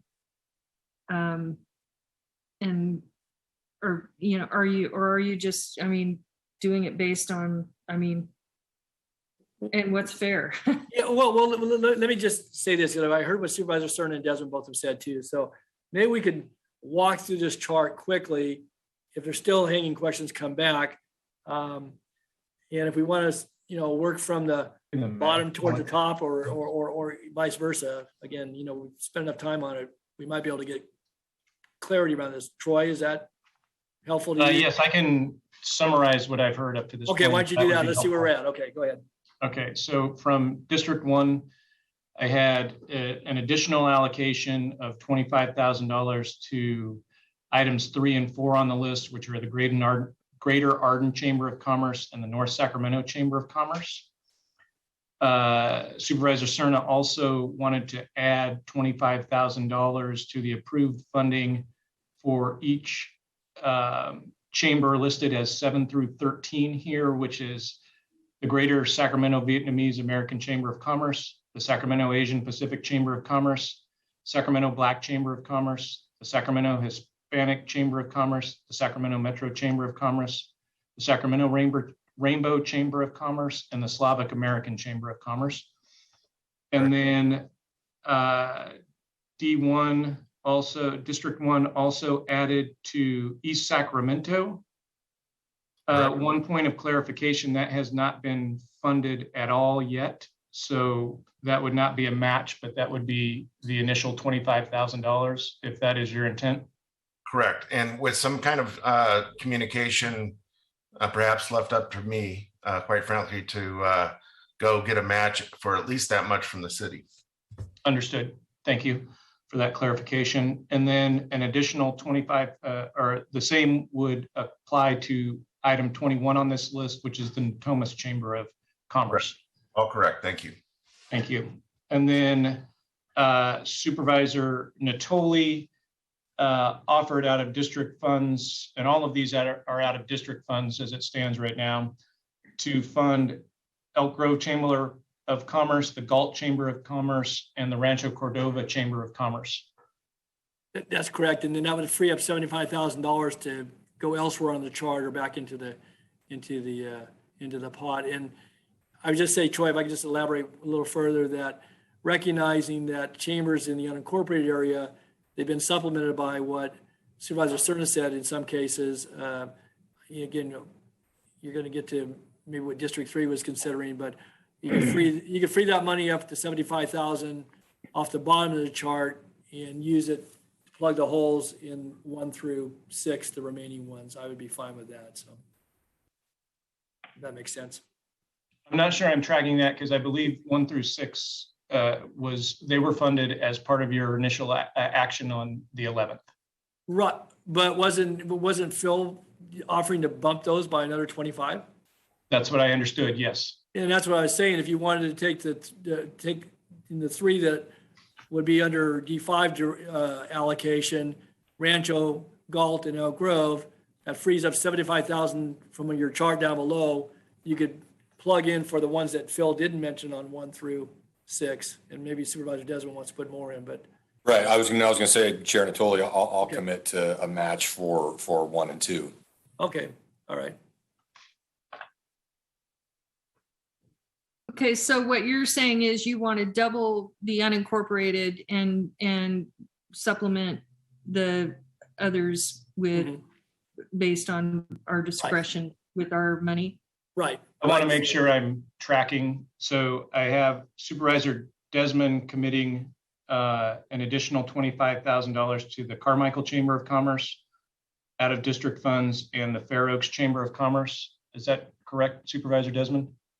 That's correct, Troy. Thanks. So that would leave Rio Linda, Alberta, and the Orangeville Chamber of Commerce as the only 2 that were unfunded. And if I understood your direction, Supervisor Natoli, you were proposing that a portion of the freed up, essentially in this case $50,000 from the freed up items 14 through 22, $50,000 would go to plus up the Orangeville Chamber $25,000 and the Rio Linda Alberta Chamber $25,000. Is that correct? Are you saying to add to the 25 that's already been given? Yes. That's my understanding. Yes. So I can cover Folsom and Citrus Heights for, because that's what you guys are doing down below, right? You're covering up, you're basically covering that so more money can go for the unincorporated. Right. So I can handle Folsom and Citrus Heights Chamber through my allocation. Okay. I think there's only 2 in my district. To summarize, that would be District 4 covering out of district funds, the Folsom Chamber of Commerce allocation of $25,000 and the Citrus Heights Chamber of Commerce allocation of $25,000 coming from Supervisor Frost's district allocations. Yes. Yes, Troy. But I want to ask you, because I think it's mislabeled as far as where the California Delta Chambers and Visitors Bureau, that's largely unincorporated nearly entirely. It might have a little bit of Islton. But that covers all the Delta towns, all the unincorporated area communities. And I think it even bleeds over. Obviously, they represent, the Delta, yeah, multiple counties, correct. Right. So and multiple legacy towns. Right, so yeah, so I would argue that maybe that one would go up into the, create a number 7, even though it wasn't approved previously, and move that up and take the 25 and then because we're still freed up another 25 out of that category and move them up and put them under the $50,000 allocation. So you would propose to move item 15, the California Delta Chambers and Visitors Bureau, up to the first category of chambers of commerce in the unincorporated area. Yes. And fund that allocation up to $50,000. Yes. And just free You're up. challenging my abacus here. Your abacus is doing just fine. As long as the bank is still there. Yes, I think we have it correct. Okay. All right. I didn't mean to. Sue, did you have anything else? I'm sorry, you were talking. Sue, do you have anything else you wanted? Yeah, I don't know. Is North Sacramento just Phil, or is it Phil and I? I'm not sure, Phil. Mostly Phil and I believe some of them may be Phil as well. Oh, okay, I wasn't sure. Okay, yeah, I'm good with that. Okay, all right. So go one more time, Troy. Let's go down through it, and I think you've got it. Oh goodness. Okay. Get your abacus. Do it in reverse. Okay. Got to be nimble, Troy. All right. So let's start at the top. The Carmichael Chamber of Commerce has received $25,000 in funding from January 11th. It will be augmented $25,000 from District 3 funds. Item 2, the Fair Oaks Chamber of Commerce was allocated $25,000 in original funding. It will be augmented an additional $25,000 from District 3 funds. The Greater Arden Chamber of Commerce was originally funded $25,000 on January 11th. It will be augmented $25,000 from District 1. The North Sacramento Chamber of Commerce was originally allocated $25,000. It will be augmented an additional $25,000 from District 1. The Orangevale Chamber of Commerce was originally allocated $25,000. It will be augmented an additional $25,000, I believe, from District 4. No, excuse me, from monies freed up from the items 14 through 22. Yes. Rio Linda Alberta Chamber of Commerce was originally allocated $25,000 on January 11th. That item will be funded an additional $25,000 from monies freed up from items 14 through 22 as well. Item 15, going out of order, will be moved up to the Chambers of Commerce in the unincorporated areas, the California Delta Chamber and Visitors Bureau, and it will be funded a total of $50,000 from dollars freed up through this exercise and through funding from various districts of items 14 through 22. Are we all clear so far? Yeah, it's good. Okay, thank you. I just want to make sure that we're all on the same page. So items 7 through 13 will be plus that we're all funded $25,000 through the original allocation on January 11th. District 1 has offered to allocate $25,000 to each of those chambers listed as items 7 through 13 from their district funds, essentially doubling that to a total of $50,000 for each of those chambers coming from District 1 district funds. Correct. Thank you. Item 14, the Folsom Chamber of Commerce will be funded out of $50,000 out of Supervisor Frost's District 4 allocations. Troy, is that 50 or is that 25? I think on those we were going to determine. Oh, you've already determined that they have not received any. That's correct. Correct. I may have been unclear on that if it was 50 or 25. I was thinking 25, but we're giving everyone else 50, but those are not all unincorporated, so I can go 50. Okay, thank you for the clarification. So The Folsom Chamber of Commerce, for the record, would be allocated $50,000 from District 4 Supervisor Frost's ARPA allocation. Item 15, the California Delta Chambers, we've discussed in the first tranche above. We have the Citrus Heights Chamber of Commerce.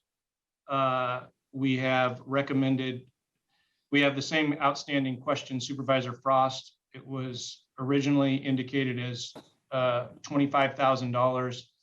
So we have the option of funding that at $25,000 or $50,000 out of District 4 funds.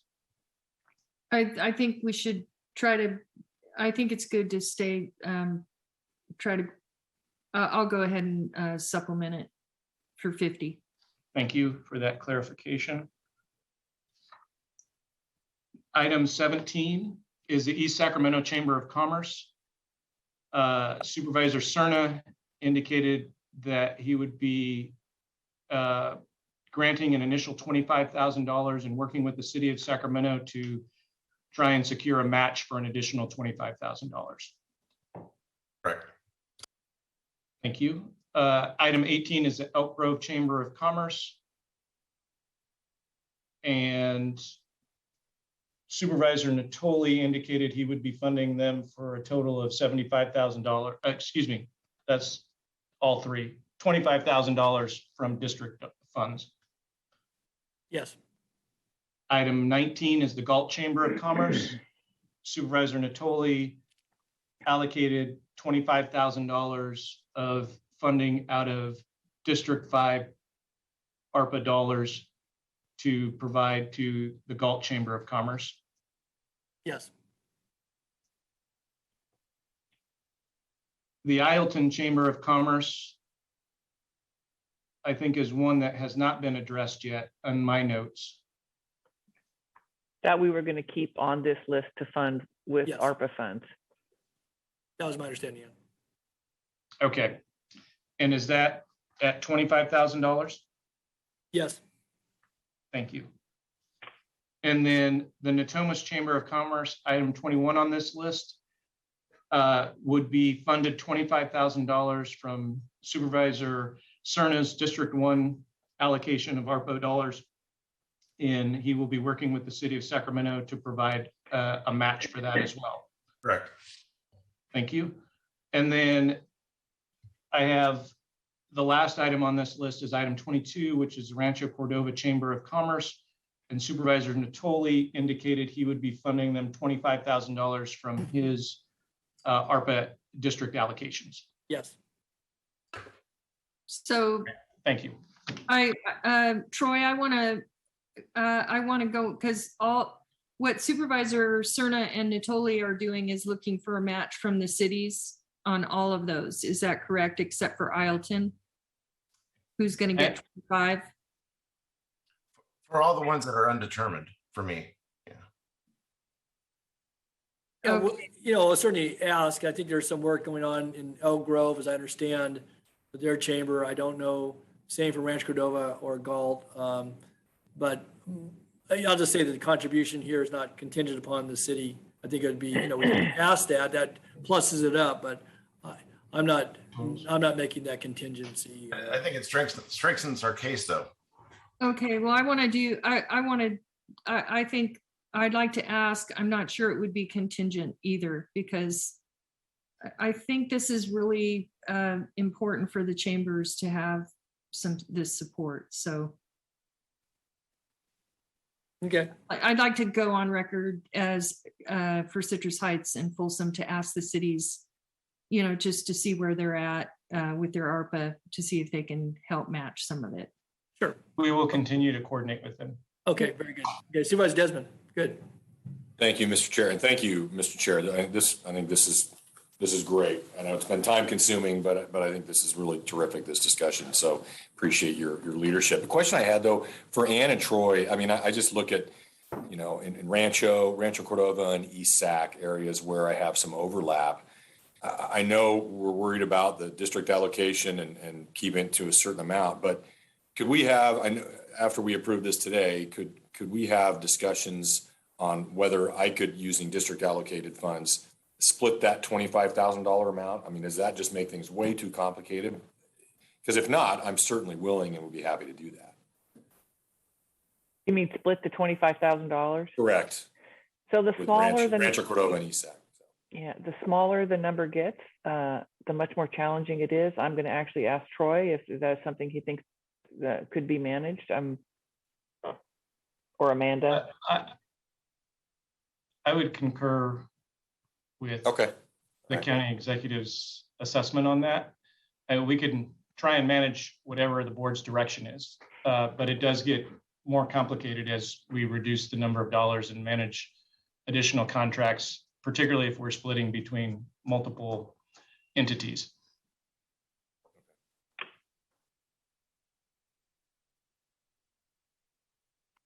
Okay. Any other questions on this part of the, I think we made some progress here today, and we'll continue to work on it, and obviously some outreach by each of us accordingly, see if we can, facilitate some additional matching dollars, but good work. Sue, go ahead. Yeah, I just wanted to ask, are we going to be meeting with Deloitte again or have an update on recommendations where we sit with our 5 million allocations that we're working on? Yeah, I can respond to that. Yes, the plan was now that we have these initial project recommendations, both on the 11th and today, that we would then be reaching out to each of your offices to check in on the allocations of your $5 million. So yes, we will be reaching out. Thanks, Amanda. Thanks, Amanda. Okay, any other questions? If not, we'll keep moving down. We're still in the midst of the staff report, so there's more to come. Okay. Go ahead. Thank you for that item, and we appreciate the clarification and direction on that. If I could have the next slide, please. Thank you. So the board, this is the second item that the board asked us to report back on as it related to economic response, and that is the property and business improvement district grants. Very much the same type of general philosophy that went into developing the methodology for the Chambers of Commerce was used on this particular item as well.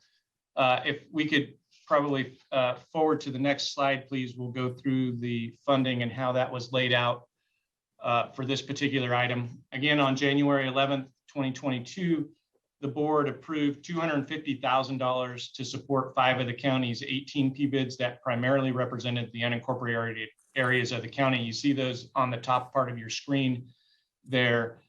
Similar to the board's direction for Chambers, the board indicated they wanted to adjust that to potentially include funding for all PBIDs. Following that direction, staff outreach to city jurisdictions in an effort to determine what support the additional 13 PBIDs are anticipated to receive from incorporated cities and their ARPA allocations. At the time of this report, there was only one city approved funding, and that was the Downtown Sacramento Partnership, which we've had some significant discussion of on the previous item. They received an allocation from the city of $1.15 million. The city of Sacramento is in the process of developing a program for commercial corridor PBIDs. However, additional funding amounts at this point in time have not yet been determined, as is indicated on the chart here. So as outlined in the table below, staff recommends the board approve an additional amount up to $600,000, which would provide grants to 12 PBIDs. That's items 6 through 8 and items 10 through 18 following the last methodology that did not receive ARPA funding from city jurisdictions, or to supplement the difference in the instance where an allocation from a city is less than $50,000. So what we would advocate in this point is to continue to work with those cities to understand what those funding recommendations may be going forward, which is again why we recommended that it's an up to $600,000 amount, which is those items 6 through 8 and 10 through 18, which total $600,000. So again, to reiterate what was discussed on the item related to the downtown partnership, for instance, it does not preclude us from continuing to work with them and address impacts from the jail and other issues related issues that are clearly linked to COVID through other other methods and other partnerships as well. And as county executive had indicated, we'll continue to pursue those partnerships and address them through a variety of different means.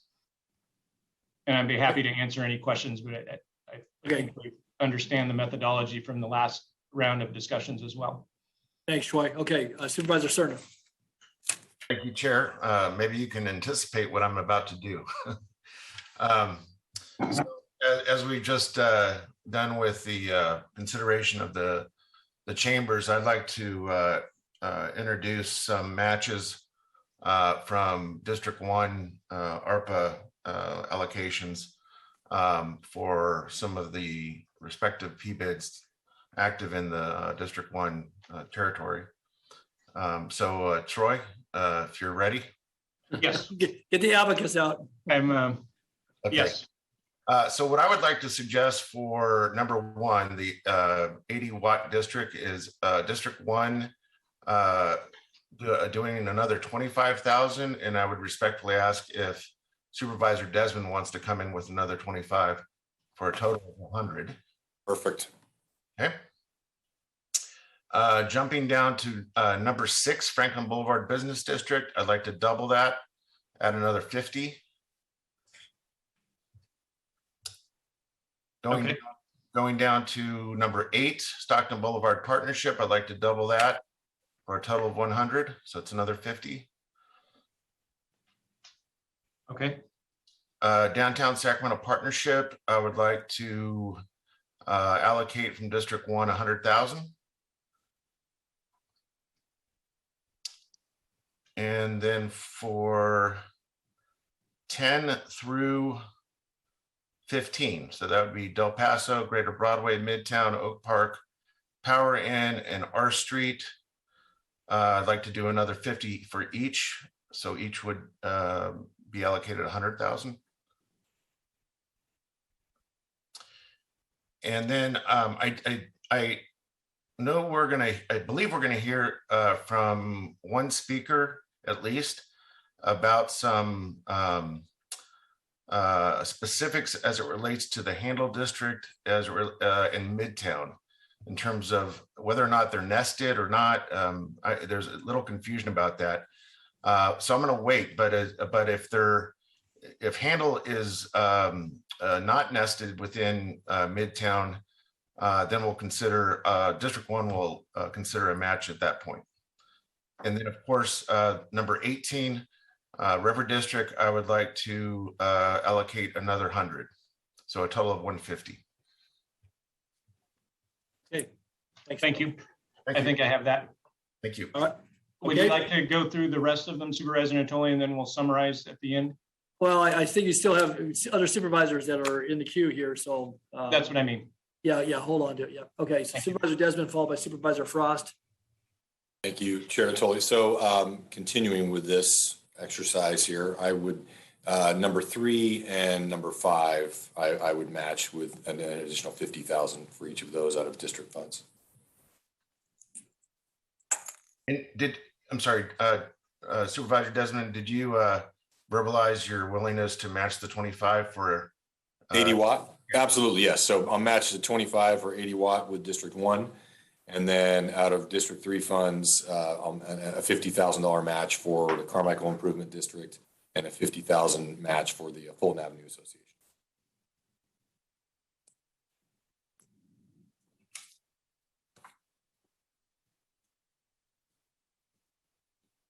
Okay. Supervisor Frost. I'll match number 2, Antelope Business Community. Or is that the name of it? Anyway, the Antelope PBID. And Sunrise Marketplace 16 with 50,000. A lot of matches. Who's going to call? Mm-hmm. All right. Anything else, Sue? No, I for a total of 100 each. Good. Supervisor Kennedy, you want to get in this game? I gave it the office. I've already contributed $1 million toward this, so I'll let you all have fun. Okay, I saw that. Very good. Okay. Very good. All right. So I think Troy, you've got us. Why don't you run down through and see where we're at? Okay, we'll start at the top of the list. I have the WAD 80 district, which was originally funded $50,000 on January 11th. We'll add an additional $25,000 from District 1 ARPA allocations and an additional $25,000 from District 3 ARPA allocations. The Antelope PBID, item 2, originally funded for $50,000, will receive a $50,000 match from District 2 ARPA allocations. Item 3, the Carmichael Improvement District will receive $50,000 match from District 3 ARPA allocations. The Florin Road Partnership has the original $50,000 allocation. Item 5, the Fulton Avenue Association originally received a $50,000 allocation on January 11th and will receive a matching $50,000 allocation from District 3. The item 6, the Franklin Boulevard Business District will receive $50,000 from District 1. The Mac Road Partnership is currently not funded as has been discussed up to this point from the board direction to date. Item 8, the Stockton Boulevard Partnership would receive $50,000 from District 1's allocation, ARPA allocation. The Downtown Sacramento Partnership would receive $100,000 from District 1's allocation. And then I will group the next set of items, which are items 10 through 15, including the Del Paso Boulevard Partnership, the Greater Broadway District, the Midtown Business Association, the Oak Park Business Association, the Power In Alliance, and the R Street Corridor will all receive $50,000 allocations from District 1 ARPA dollars. Item 16, the Sunrise Marketplace will receive a $50,000 allocation from District 4, sorry. The Handle District, we're waiting to get clarification on, as Supervisor Cerna had indicated. The River District would receive a $100,000 allocation from District 1 ARPA funds. I hope I captured everything there. I actually have a question of clarification. Troy, you said that number 2 up here, the Antelope Business Community was going to get an additional $50,000 from District 2, and I thought that was from District 4.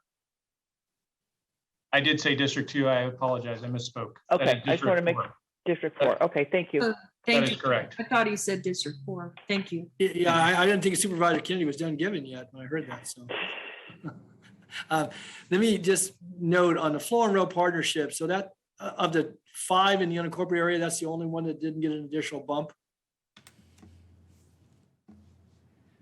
The Florin Road Partnership did not receive additional funding. It received an original round of $50,000 on January 11th with no additional adds from any of the Board of Supervisors remarks today. Okay, D5. Same with item 7. Okay, but for D5, I would put $25,000 in to the Florin Road Partnership. They extend to the old Florintown area, not necessarily the assessment district, but I know they do a lot of work on the corridor, an area that we've certainly invested in. So I would do that, and then likewise, again, a shared area. Although I'm further removed now, but with the Mac Road Partnership, I know they do cross over the freeway, again, in Supervisor Kennedy's district, but would put $25,000 to them as well from D5. So, thank you. So to read that back, before I'm sorry. Go ahead, Phil. Oh, Don, you were all queued up to tell me to match your 25 for Florin. So I'll do the other 25 for a total of 100. Okay, for Florin? Yeah. Okay. Very good. Thank you. So let me read that back for clarification purposes. Item 4, the Florin Road Partnership will receive $25,000 from District 5 in addition to the $50,000 funded on January 11th and $25,000 from District 1 ARPA funds as well. And item 7, the Mac Road Partnership will receive $25,000 allocation from District 5. Correct. And D1. Thank you. Okay, Phil, did you still have your hand up on this?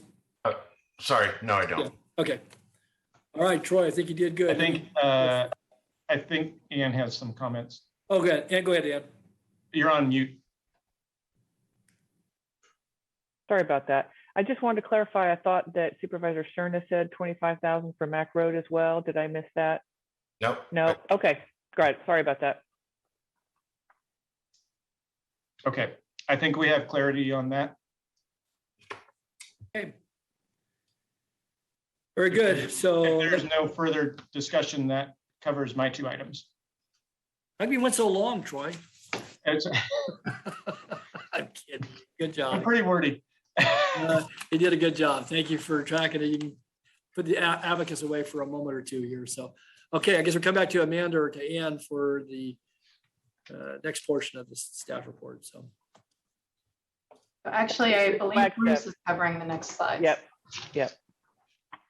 Yes, please. If I could have the next slide. Okay, Bruce.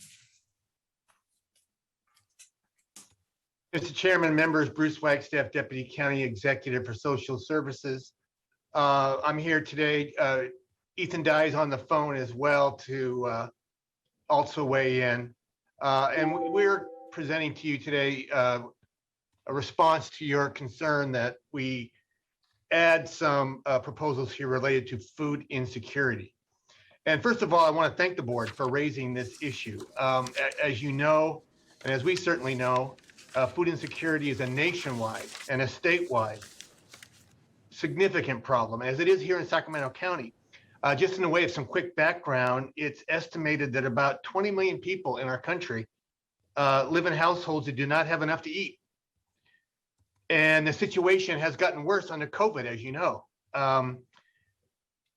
Feeding America, which is a national organization that works with food banks and other providers, has projected that food insecurity has increased by just under 4% from 2019, which was pre-pandemic, to 2020, which during the pandemic. And I've seen various estimates on the numbers of folks in our county that suffer from food insecurity. It largely depends on how you define that, but I think it's safe to say that more than 200,000 individuals in our county experience food insecurity. So this is a major issue to address. And in considering how to use our ARPA allocation to address this issue, we considered 2 key points. One was, how can we best reach as many of those who are experiencing food insecurity in the most cost-effective manner possible? And secondly, how to do so within the ARPA rules, which, as you know, and we've certainly recognized, are more restrictive than the eligibility criteria that we saw under the CARES program. In general, you have to be able to demonstrate that ARPA programs are specifically serving people who've had a negative economic impact resulting from the pandemic. So consistent with this thinking, we are proposing today to proceed with a program that we can start as soon as possible, feed as many low-income individuals and families as possible on a quick turnaround, and be as cost-effective as possible. And that, importantly, together with our initiatives in the economic development area that Troy has spearheaded, will contribute to our learning for future investments in this area. So, as indicated on this slide, or I should say, as Amanda indicated, we are proposing to allocate $2 million for 2 pilot projects, which would be administered by the Department of Human Assistance. Again, we're not suggesting that $2 million is going to correct food insecurity in our county. but we are suggesting that this is a good approach to launch with these pilots. And so the first would be $1 million to provide direct support to area food banks to increase their purchasing and distribution to low-income individuals and households. This would be a countywide project that we would plan to start in late February or early March. The target population would be low-income individuals and household as defined by the federal final ARPA rule. And again, this would be administered by our Department of Human Assistance. Next slide, please. And the second would be $1 million to specific meal delivery program targeted for senior citizens and immunocompromised individuals experiencing food insecurity. This effort would be to work with nonprofits who deliver meals. It would be a countywide pilot, which we would hope to initiate around April, late March or April. The approach here, as allowed under the ARPA final rule, would be to select nonprofits to receive subawards from the county. They would be considered, in essence, subrecipients for the purposes of ARPA. It's worth noting that the final rule specifically enumerates food banks and meal delivery programs as eligible expenses under ARPA. So these pilots would be consistent with those provisions and would allow us to promptly work with existing networks in our county to feed as many people as possible, as cost effectively as possible. We would certainly keep the board advised as we move forward. We're happy to answer your questions, but I want to give Ethan a chance to weigh in initially if you'd like to. Ethan, any comments? I think you actually hit it.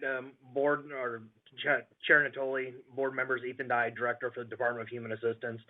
I think that Bruce hit on a lot of the big pieces. A couple of things I do want to say, as we're looking at really the meal delivery program, it would be, one of the big things is looking at the ability to create culturally appropriate meals. I understand that's a huge concern.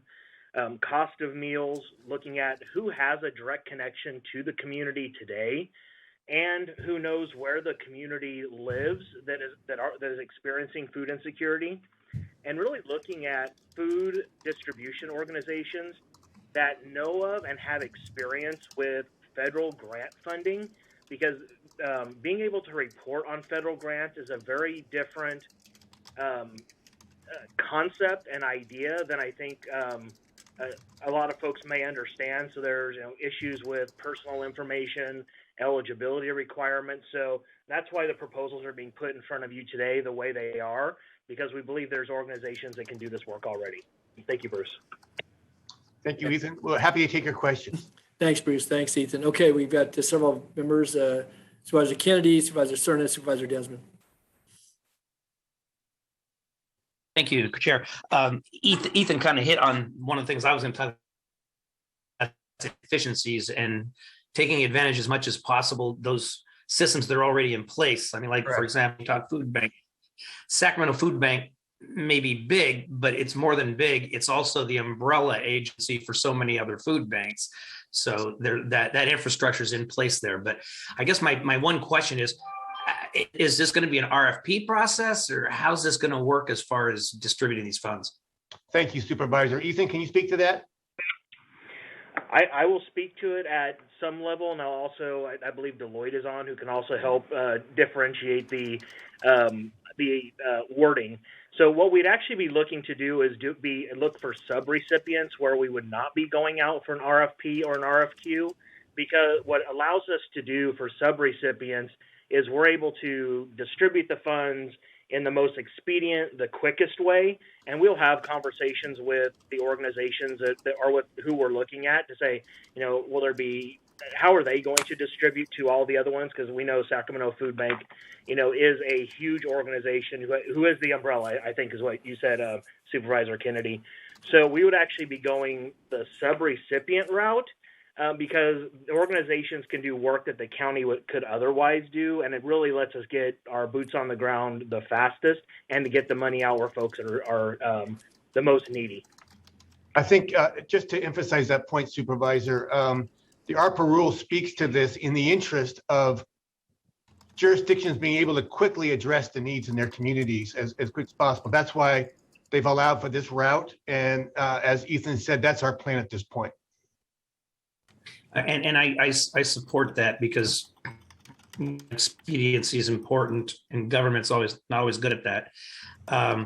I also I hope that once it is determined where these are going, that in the name of transparency, that there will be some kind of communication back to the board at what firms were chosen and that type of thing. And I mean that kind of as a general across the board when it comes to these ARPA dollars. We make big broad brush decisions here at the board, and then staff goes and actually carries forward the policy direction that we give.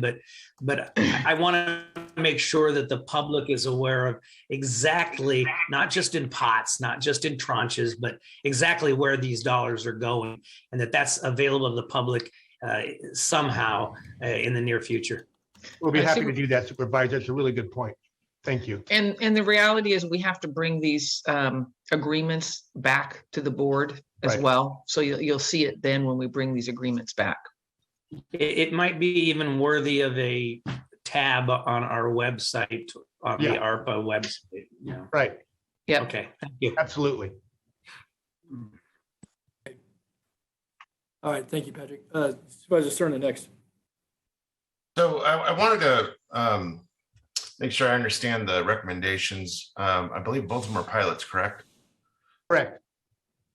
So understanding that certainly, the food bank is, experts at this activity, this type of activity, but we've already seen a number of success stories by other organizations that that developed as a product of responding to the earlier days of the pandemic, which have been clear with the county and the city that they'd like to continue providing their services to get meals to those that are in need of food as a product of the pandemic. In other words, I think we'd be hard pressed to call them pilots at this point, given their success over the last several months. So was there thought given to efforts like Family Meal, others that I would argue don't really amount to quote unquote a pilot. In fact, I would say they're fairly experienced in the context of food preparation and delivery in the context of this specific type of response. And then on top of that, Bruce, you mentioned that, there's a pot of funds here that would be used for, I guess, administrative consideration in terms of which nonprofits would be best capable to meet the intent of kind of the category here. But I'd like to understand how like a family meal type of effort fits into this. Yeah. So I'll try to be as clear on that, Supervisor, as I possibly can. We've looked at the Family Meals Program. We've looked at some other programs that have come in too for consideration of ARPA funding. What we're proposing to you is what, from our assessment, would be the most cost-efficient way to get money out the door as quickly as possible now, and that we could learn from. So the ARPA final rule, for example, has a lot of reporting requirements, as Ethan mentioned, that we're working with Deloitte to try to decipher and see how that would be applied. And we can learn from this experience to, consider our further investments. But at this point, what we're suggesting, and I want to be clear on this, is what we see to be the most cost-effective way to go and the quickest way to go to get money out the door so that these folks could get, their food insecurity addressed. That doesn't mean that further discussions won't occur, but I just want to be clear on how we're proposing to proceed at this point. Okay. And if sorry. I think Ann was going to add. I was just going to add to that, that the reporting requirements and restrictions on the ARPA money are far more rigorous than on the CARES money. Absolutely. And so doing this first as a pilot, it's really to see how does this work with ARPA money as compared to CARES money, so that we can build upon that and make sure that this works smoothly, and then we can add to it later. If I may add to that, Supervisor, too, and specifically, and Deloitte has been very clear with us on this, that under ARPA, you've really got to make sure that the families you're feeding are those who have been subject to impacts from COVID. They're much more restrictive, if I could use that word, than what we had under CARES, right?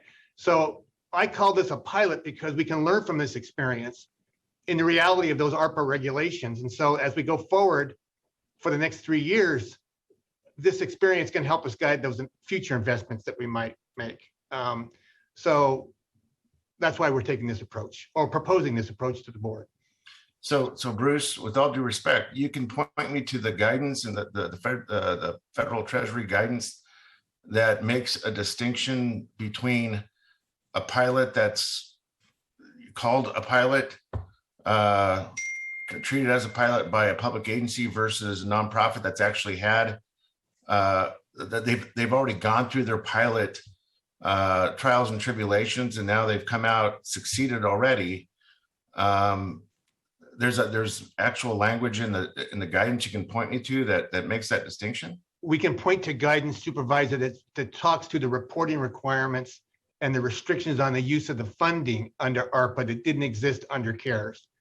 And what I don't know that there's language in the rule that specifically speaks to pilots per se, but it speaks to the requirements of using the funding that we thought this effort would allow us to get some experience with, so that our future investments would be consistent with that. So we can point to that guidance, yes. That's again, with all due respect, that's an amorphous response. I don't know how to interpret that. So what does that mean? Does that mean because we're obviously we're making a decision here, or being asked to make a decision here about one nonprofit that would help us commit to what obviously the board has expressed an interest in, and making sure that food security is prioritized appropriately.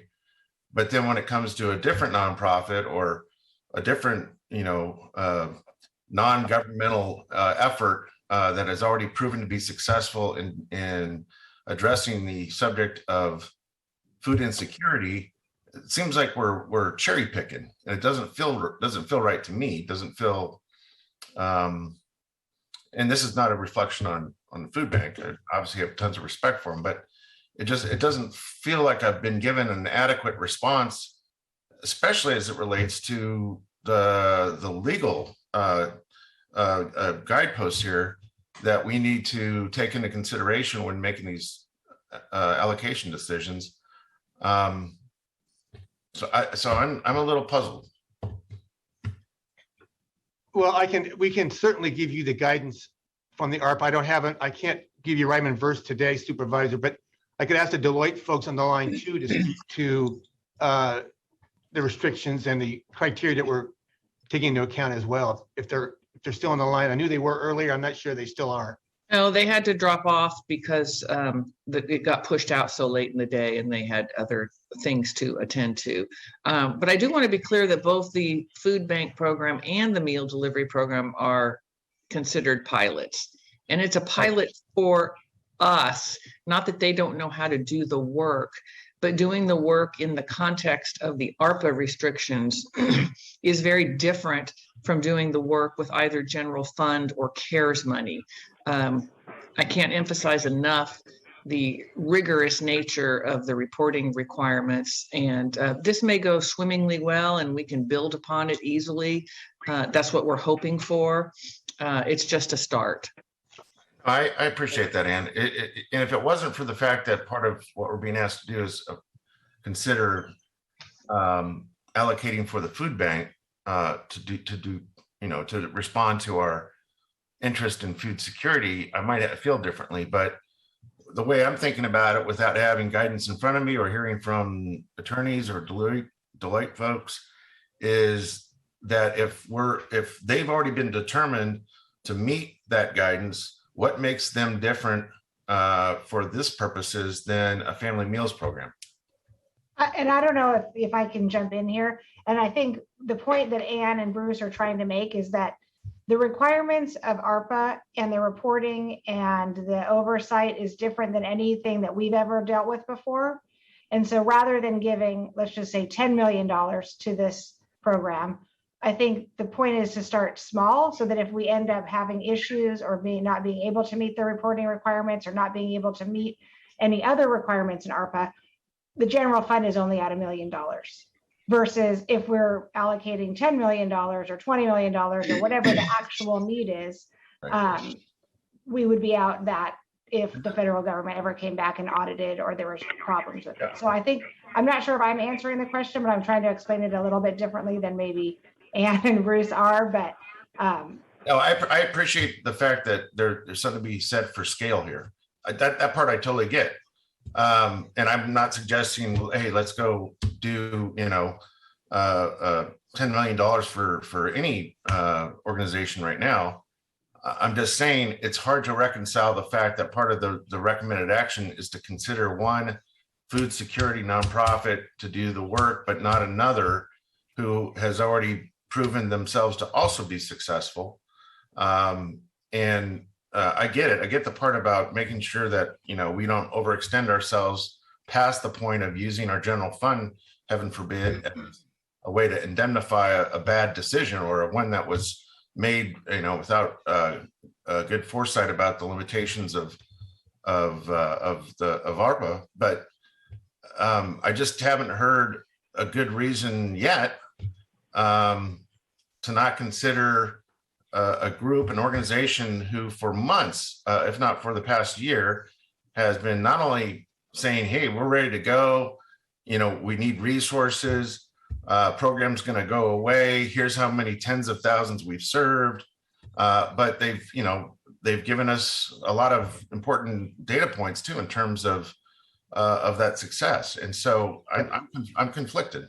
So Supervisor, if I may, I'm sorry, Ann, I think I cut you off. Let me just offer this, and perhaps I wasn't clear. The Great Plates program and the meals program that you're referring to were very successful, as was our dine-in program, which we operated under CARES. Both of those operated under the CARES program. We took a different approach than the Great Plates program for reasons we've talked about before. But the requirements of ARPA carry more of an administrative burden, especially when determining who was being served. So for example, through the Great Plates program and the restaurants that they use, you clearly have to respond to the requirements of defining who you're serving and the food that's being used that's specifically going to families that have been impacted by the pandemic. These restrictions are a lot tougher than what we had under CARES. So our idea was to start, as Lisa just said, start this way, get some experience with these requirements before we make major investments and see what we have to do to make adjustments. That's the approach we are taking. I hope that helps somewhat. It's not the program. I'm sorry. Well, and if I could add to that, whoever provides this service has to verify and provide specific data about the populations that they serve, and they must demonstrate that they are serving impacted and disproportionately impacted populations. That sounds easy, and it's really not.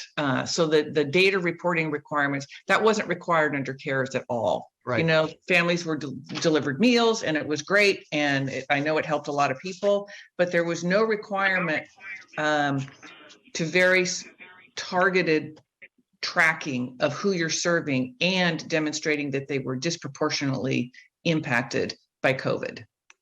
So let me ask you this. If we go forward with what's recommended here today, as you say, Bruce, we learn from it, we get more comfortable with it. We have a better way to communicate to others that provide a similar service. Here's what you need to do. I assume then what I'm hearing is that by no means does this foreclose the ability to learn from this. And if a Great Plates is still interested in a month or 2 months, whenever, I think May is when, or March, was it May or March that we're expecting the treasurer back again? May. So that, hopefully we get at least what we received already, that we be set up in time for that next tranche of one-time funding from the federal government to then perhaps have a broader net to cast? That's exactly the point, Supervisor. That's exactly the point that we are hoping to experience from this. Okay. If I could just follow on though, real quickly. So having listened to the back and forth here, it's, again, I don't know all the detail that goes into having to report on this, but I mean, if it's clearly understood and whoever you contract with or partner with to provide the service, ultimately comes back to the county.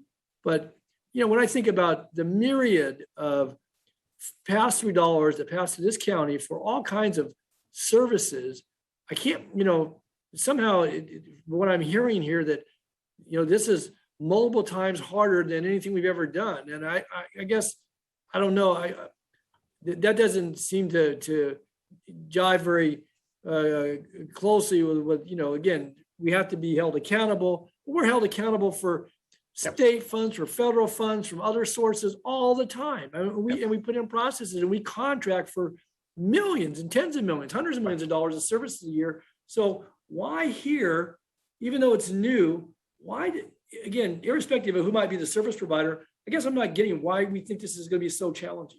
Well, Supervisor, I'll say this, that I'm dealt with reporting requirements from lots of different programs over the years, as you mentioned, and we do respond to it.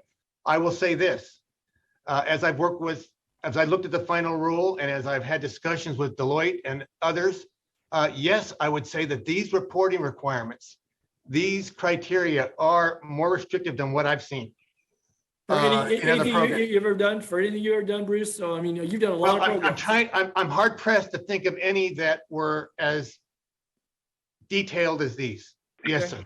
I'm hard pressed. I probably could think of it maybe if I give it some more thought, but in working with Deloitte, for example, when we got together with Deloitte and went through all the requirements that restaurants would have to speak to in terms of avoiding audit exceptions, it just caused me to shake my head. And really, I have not experienced stuff in that much detail in my experience. No. Okay, that's fair. I appreciate that. Again, if I could thought more about it, maybe I could find one that came close. But it's tough. Okay, I get it. So it's tough. So okay. Supervisor Kennedy, you had your hand up for a while. I'm sorry. Ann, did you want to respond? Okay. Patrick. Sorry about that. I just lowered. Okay. All right. Any other member of the board? I don't see Sue or Rich up on the screen here. So. Okay. So we have this recommendation.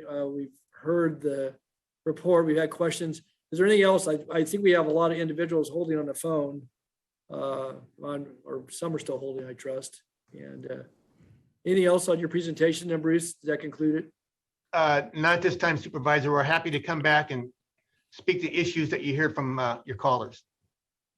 Okay, very good. All right, so we'll come back to the final page, which is a recommendation, but Madam Clerk, let's go to the phones. Yes, okay, sorry about that. I needed to clear my throat. So we did have quite a few earlier, but we are now down to about 4 callers. So I'll have staff go ahead and transfer the first caller, please. And apologies to folks that were in the queue that maybe had to drop off. So.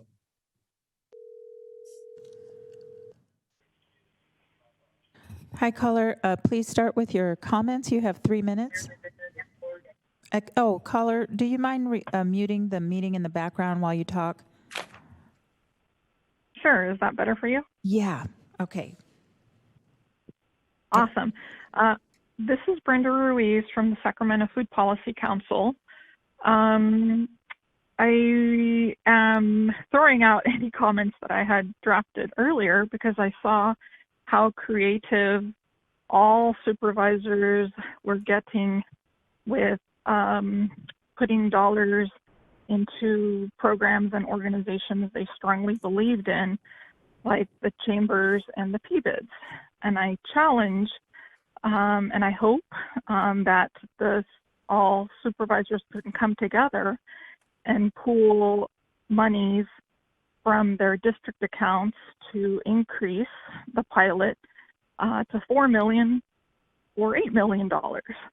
If each council, each supervisor district were to put in $400,000 times 5, we could double the pilot and really partner with organizations that have done this well. And I appreciate the comments from Chair and Supervisor Cerna raising concerns around, there are proven programs, and no matter which group of chefs one would choose, the list of high needs individuals are held by the county.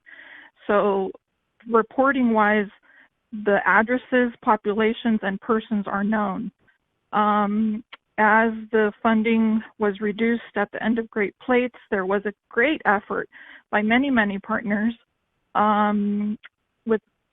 with Meals on Wheels and county and city partners to identify the highest needs families that needed to be served, even with the contraction of funding. So I ask for courage and I ask for creativity, and this is totally doable.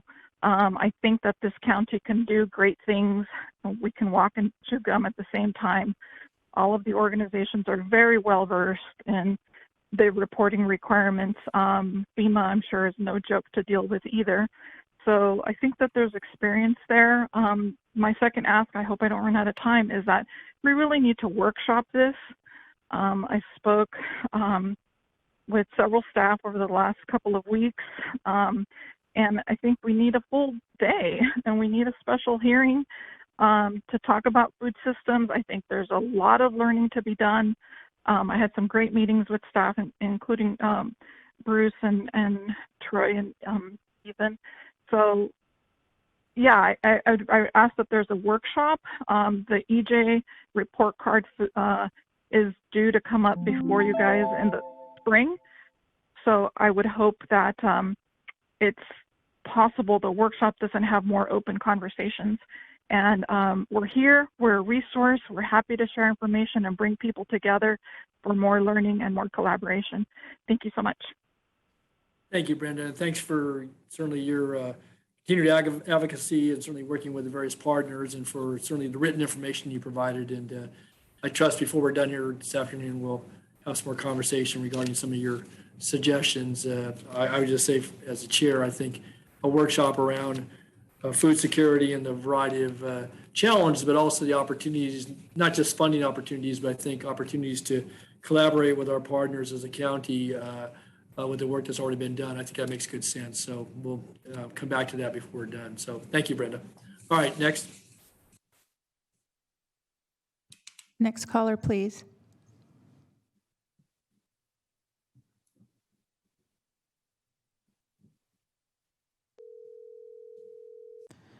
Hi, caller. Please start with your comments. You have 3 minutes. Okay, thank you. My name is Betty Williams.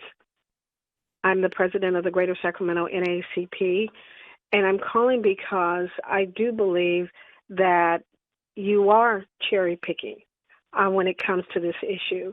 The Greater Sacramento has been working with Bruce and his staff since this summer regarding the issue of outreach to African American restaurants with the dine-in program. And as some of the supervisors know, not one single African American restaurant was chosen for that program. And not one single African American media outreach was chosen to do outreach for the program. And so to hear a pilot being done without any knowledge of any other proposals that have been put out there, you're lacking transparency.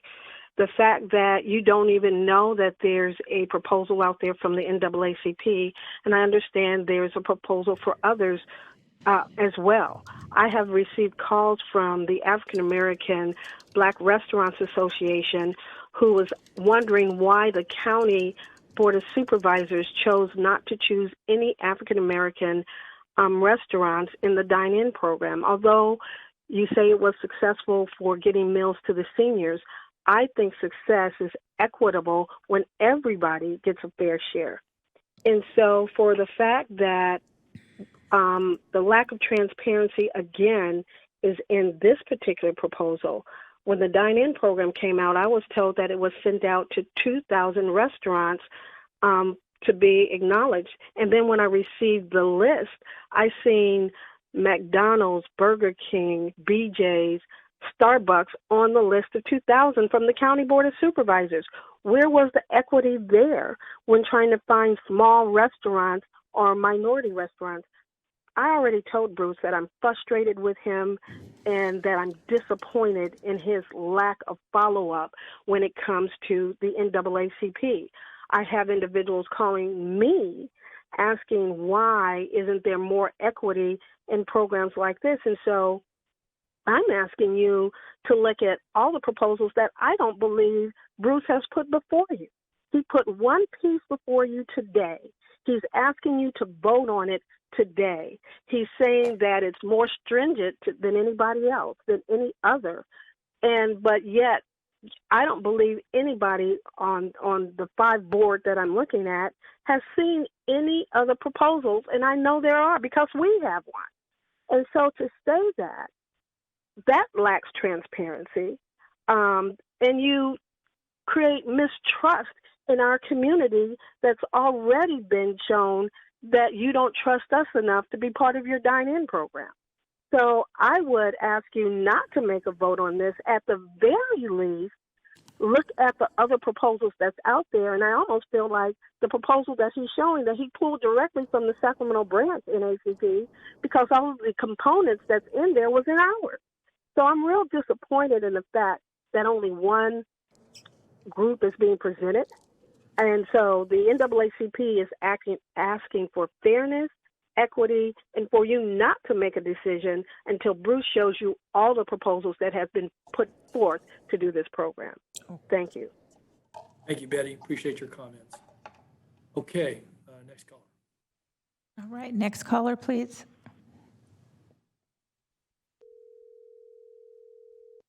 Hello, caller. Please start with your comments. You have 3 minutes.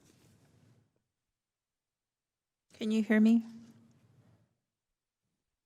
Caller, can you hear me? Yes, I can. Okay, go ahead and start with your comments. You have 3 minutes. Yes, thank you so much. I am with Sacramento NAACP advocating for Black restaurants in Sacramento, understanding that Black restaurants were overlooked when funding was made available. Sacramento NAACP is demanding fair and equitable access to funding, and that is my statement. Thank you so much. Thank you for your comments. Thank you. All right, next caller, please.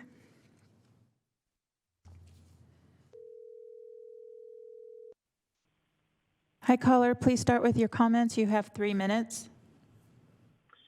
Thank you, Supervisors. This is Clay Nutting with Family Meal. I want to first share my appreciation for your attention on food insecurity. As you know, Family Meal has been providing emergency feeding services since the beginning of the pandemic. It's hard to believe, but the first meal that we provided through this program was 22 months ago to this very day. Our mission has always been to support small businesses and feed vulnerable people in our community. Since then, we've supported over 20 local restaurants, saving dozens of jobs and provided well over 500,000 meals. As you might know, we work closely with Sierra Health Foundation, and perhaps their experience with the rigorous reporting and criteria as it relates to who's being served and some of the other concerns might be cleared up through their partnership. I just wanted to offer that as a possibility. We are shovel ready. We are ready to work tomorrow, and I look forward to learning if we can help. I'm also hoping that in the coming weeks and months that there'll be continued dialogue about greater investment in food security, and there's many worthy programs such as the ones that have been described by the two previous calls. There's incredible need, and further allocation is greatly needed. So I want to thank you again for your attention on this issue. I look forward to seeing if we can be of service. Thank you. Mr. Nutting, are you there? Yes, Yeah, sir. Clay, please. Yes. Yeah, here's Phil. All right. Sorry, Mr. Chair. I just want to make sure. Go ahead. I'm just curious, Clay. What would your Family Meals program be able to do? I'm just throwing out a number with $500,000. You said you're shovel ready. I touted the experience of the program earlier. You probably heard that, but I understand there's been some interest in programs that have totaled in the tens of millions, but tell me how scalable this is. Yeah, so we have two target audiences, one being the seniors who require a little more resources because we're feeding them several times a week. And then there are community-based organizations which, we can service anywhere from once a week to multiple times a week and really, kind of target our efforts. So again, it is fairly scalable, and it depends on which particular program that we are focused on. But the reality is that, our, allocation per meal is $10 per meal. So we can certainly, do quite a bit with $500,000. But so that $10, that's inclusive of the preparation, the packaging, the delivery, and if you heard our staff earlier, there's a great interest in making sure to meet the parameters of the Treasury guidance that there's some very, very specific reporting that has to be done, or else this becomes ineligible. That's right. So yeah, so with transportation and packaging, the total is $13.75 per meal. Okay. Mm-hmm. And then in terms of that, the all important data that has to be collected in the right form.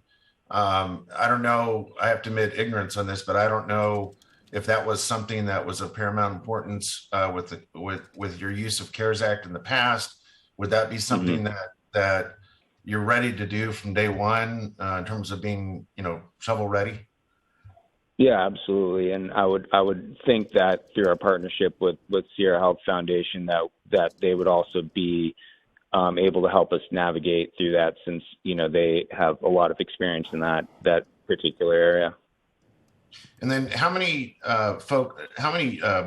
restaurant workers were you able to keep busy roughly, over how many months during kind of the initial efforts to respond to the pandemic? So our assessments with our restaurant partners was 50 full-time employees throughout the entirety of the program. Okay. And I assume that's a network of participating restaurants. That's correct. We have currently 18 active participating restaurants. Got it. Okay. All right. Thank you very much. Thank you, Clay. Thank you. Okay. How many more callers do we have, Madam Clerk? We have probably about another 5 to 6. Okay. I just want to pause for a second. Again, we are running way late. Just probably should have been on a day by itself, but I want to make sure we get to the callers. We've got all the afternoon items. I want to ask, do we still have folks that are holding for some of the planning items that are later on? We had state representatives. Are they all able to stay with us? Do we know? Just trying to do some agenda management here. I'm unable to see that on my end, and I'll see if, hang on a second. Maybe we can chat. Yes, I'm from ABC, and we are still here. Okay, well, thank you for being with us. Thank you for your patience. We're going to try to get there as soon as we can. So Okay, thank you. Okay, very good. All right, thank you, Candace. All right, so we'll go back into our callers here and continue this item. Continue talking about this item, excuse me. Okay, go ahead.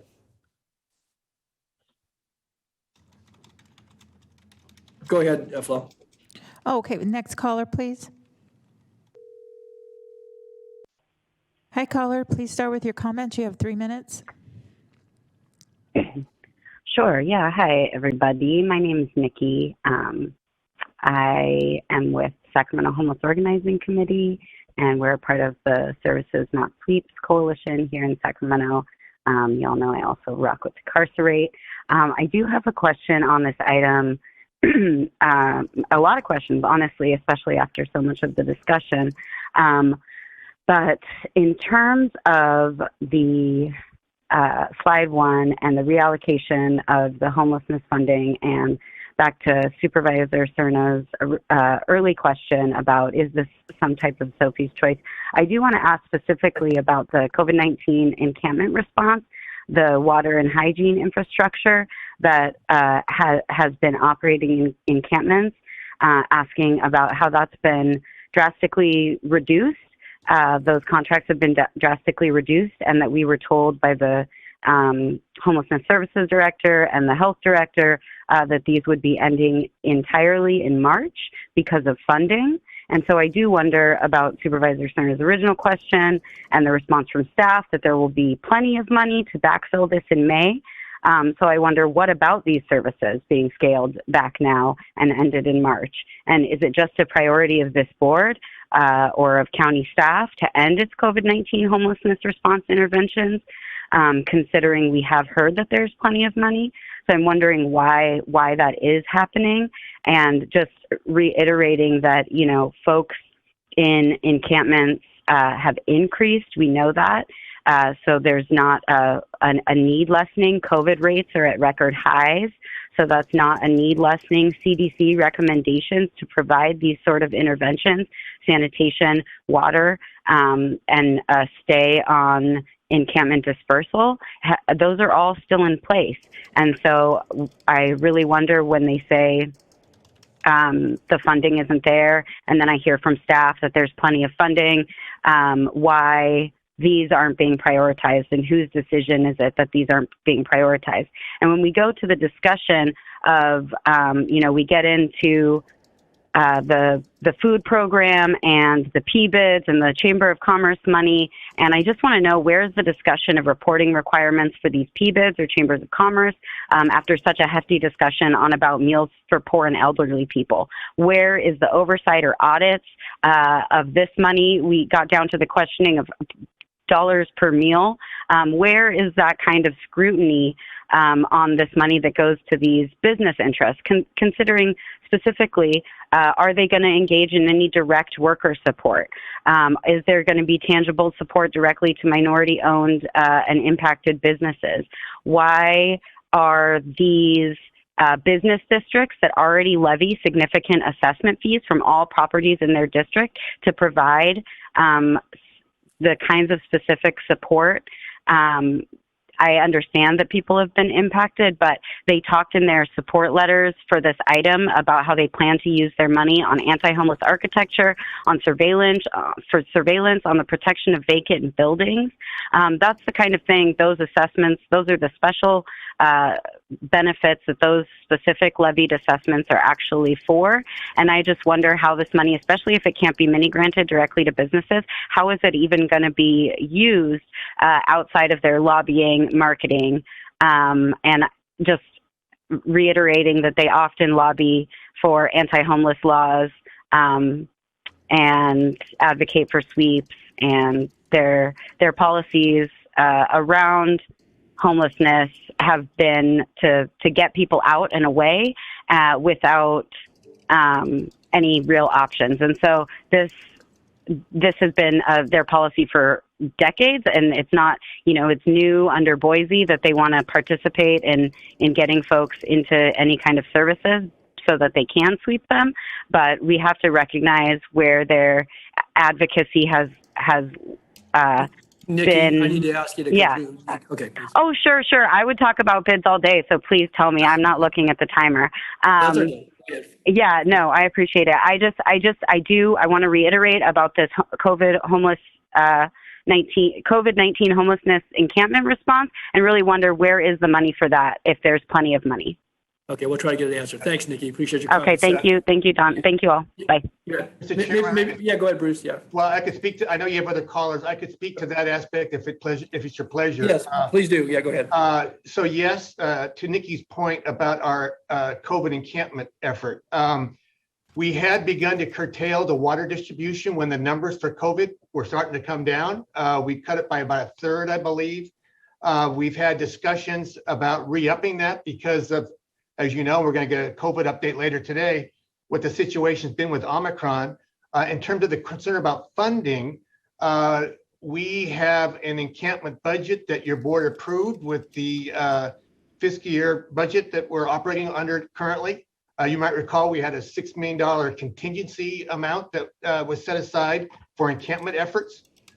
So we're looking at what we need to do to reinstitute the water distribution. We've also continued our sanitation stations that are out there, given the turn in COVID. So I completely appreciate the need to continue to look at that, and we are. So maybe just a specific question, Bruce, if I could just ask. Nikki referenced that looking at a March cutoff date, hearing what you just said, that was the plan, Supervisor, if I may, that there had been discussions of that, but in recent days, we've been revisiting that, certainly, because we've been watching the numbers and what's going on with the virus and see the need to reevaluate that. Okay, so is it safe to say that that's not our current plan? You're looking at something that would be beyond that date? That's what we've been talking about, yes, sir. Okay, so I can't tell you how much longer. Again, we're working with Public Health and Department of Health Services on this.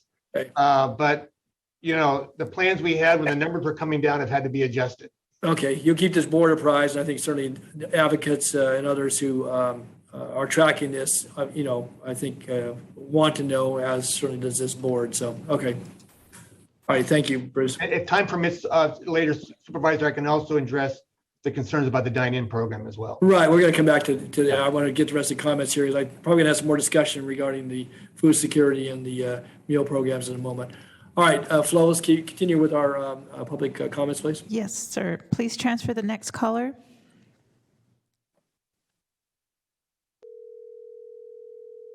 Hi, caller. Please start with your comments. You have 3 minutes.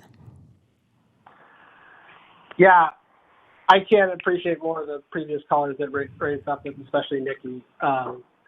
And really brings to mind how actions speak louder than words. And the level of frustration you're hearing from people's callers, because really speaks to my personal distrust with Sac County government as a whole, given that y'all still see, many of you, especially those of you on the board, seem to have grown and are learning to change up how you act. But a lot of county leadership still seems to be just doing the same things that they used to do. Telling community groups one thing while simultaneously, while doing another thing behind closed doors. I mean, it shows in the fact that during this presentation around how PBID's getting funding, that nobody actually raised the question of whether there's going to be any kind of means testing for PBIDs to show that how impacted they've been by COVID. But there's going to be plenty of means testing for food insecure households who are struggling just to keep food over their tables.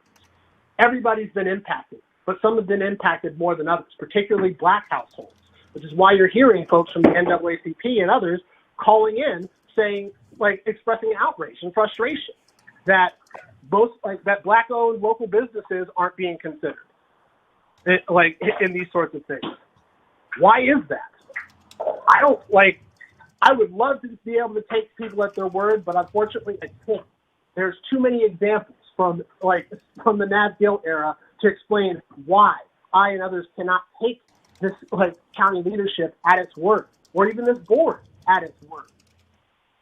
If you want people to quit calling in with such frustration and hostility towards the decisions that you're making, then you need to actually show that you're learning from these mistakes.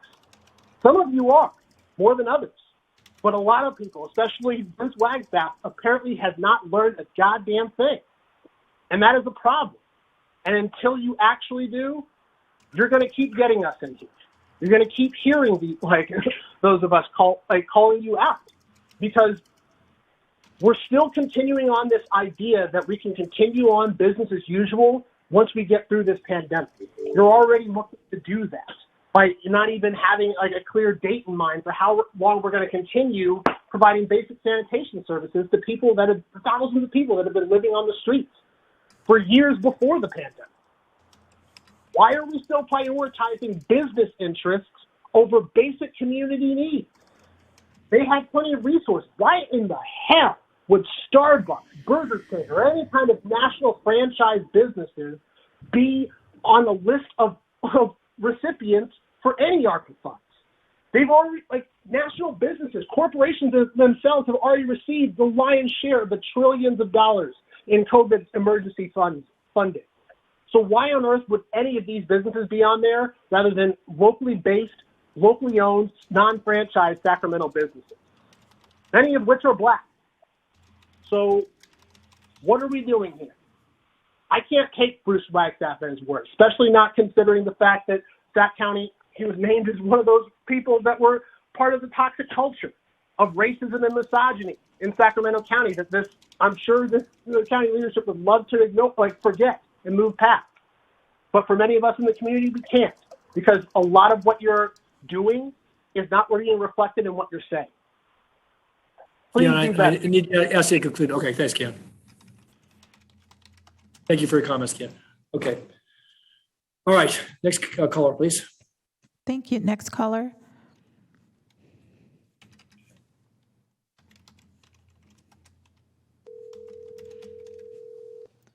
Hi, caller. Please start with your comments. You have 3 minutes.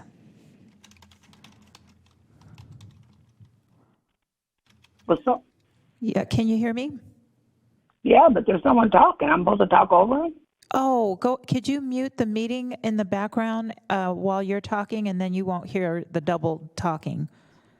Oh, I don't hear him. I'm on it's in my earphone, but I just was listening to that. So I can talk right now? Yes. I just want to hear what he has to say. Yes, you can, but while you're talking, it's going to make it a little difficult because you're going to hear everything twice. Okay.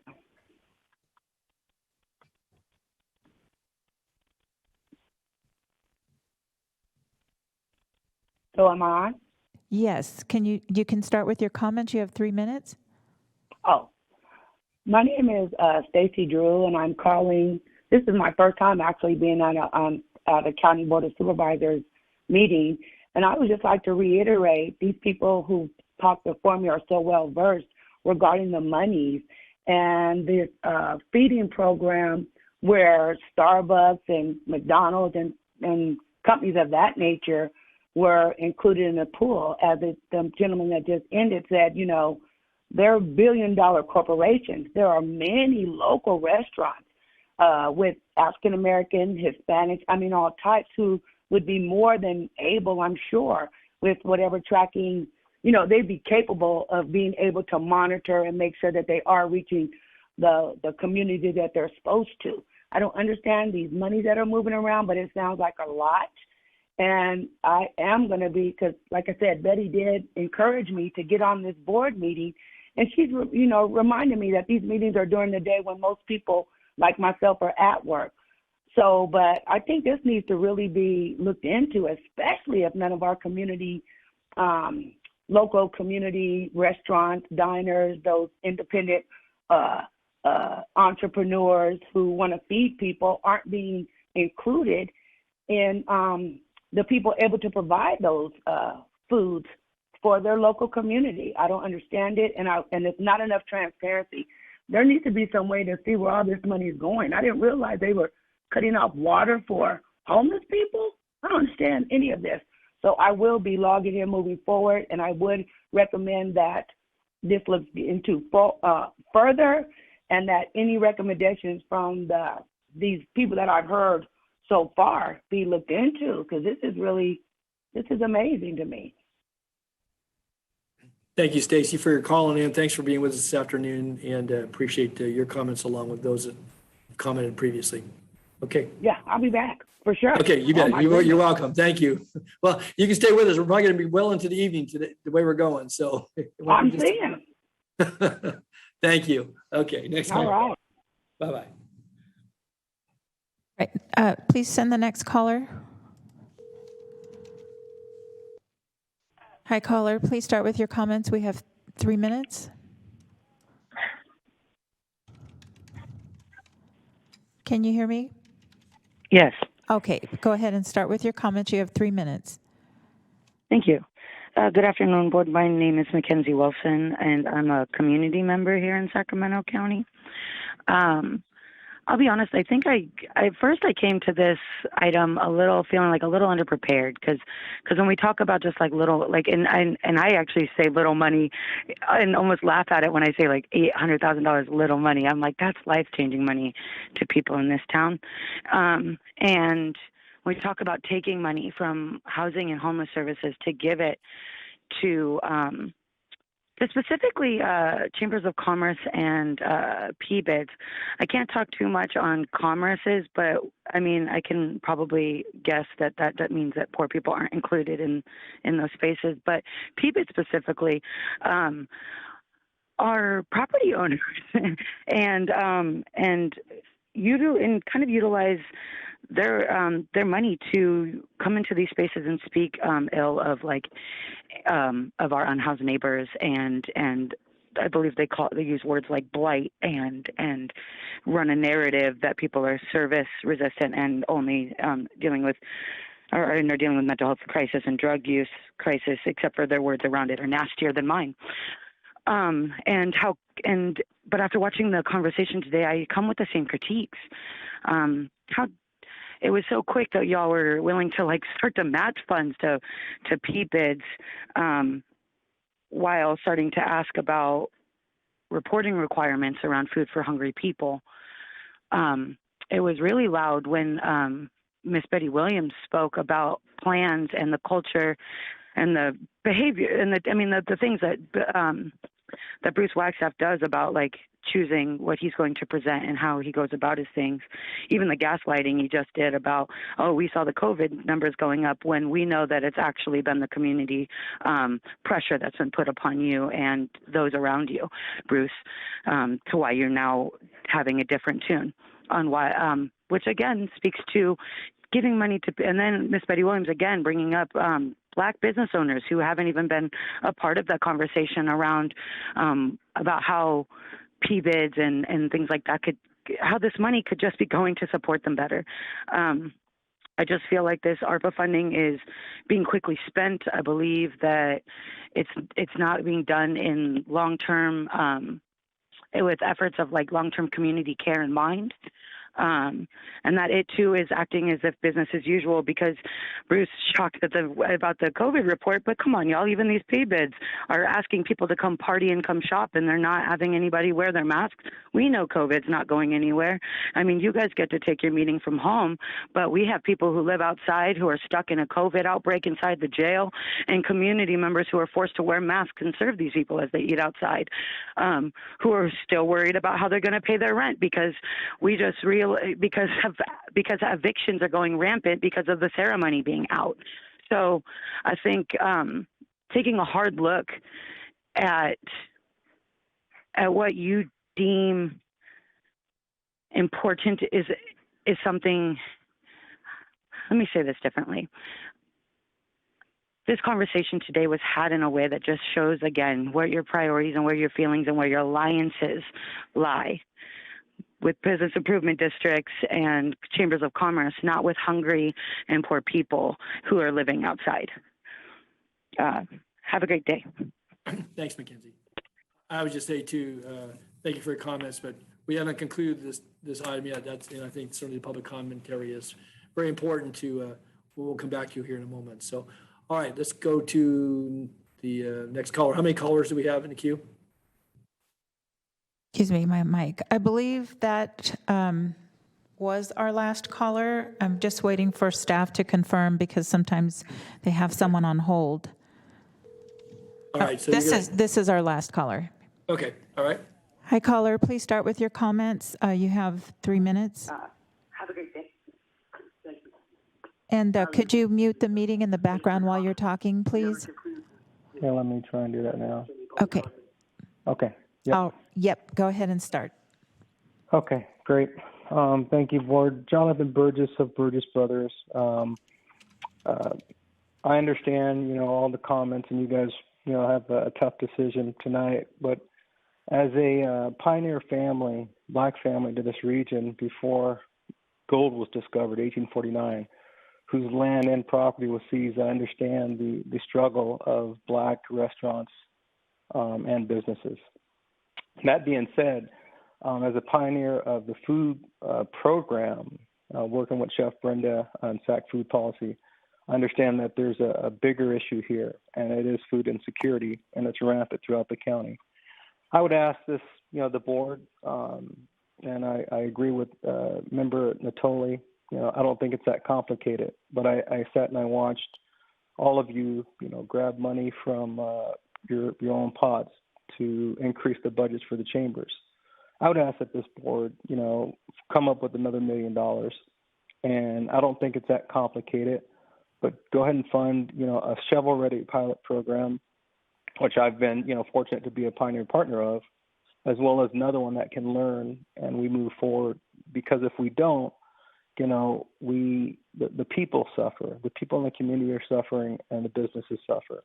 So we've got a bigger issue, and I think we can prove, a proof concept and come back for a greater ask, because there is a whole food policy that addresses not just this one problem.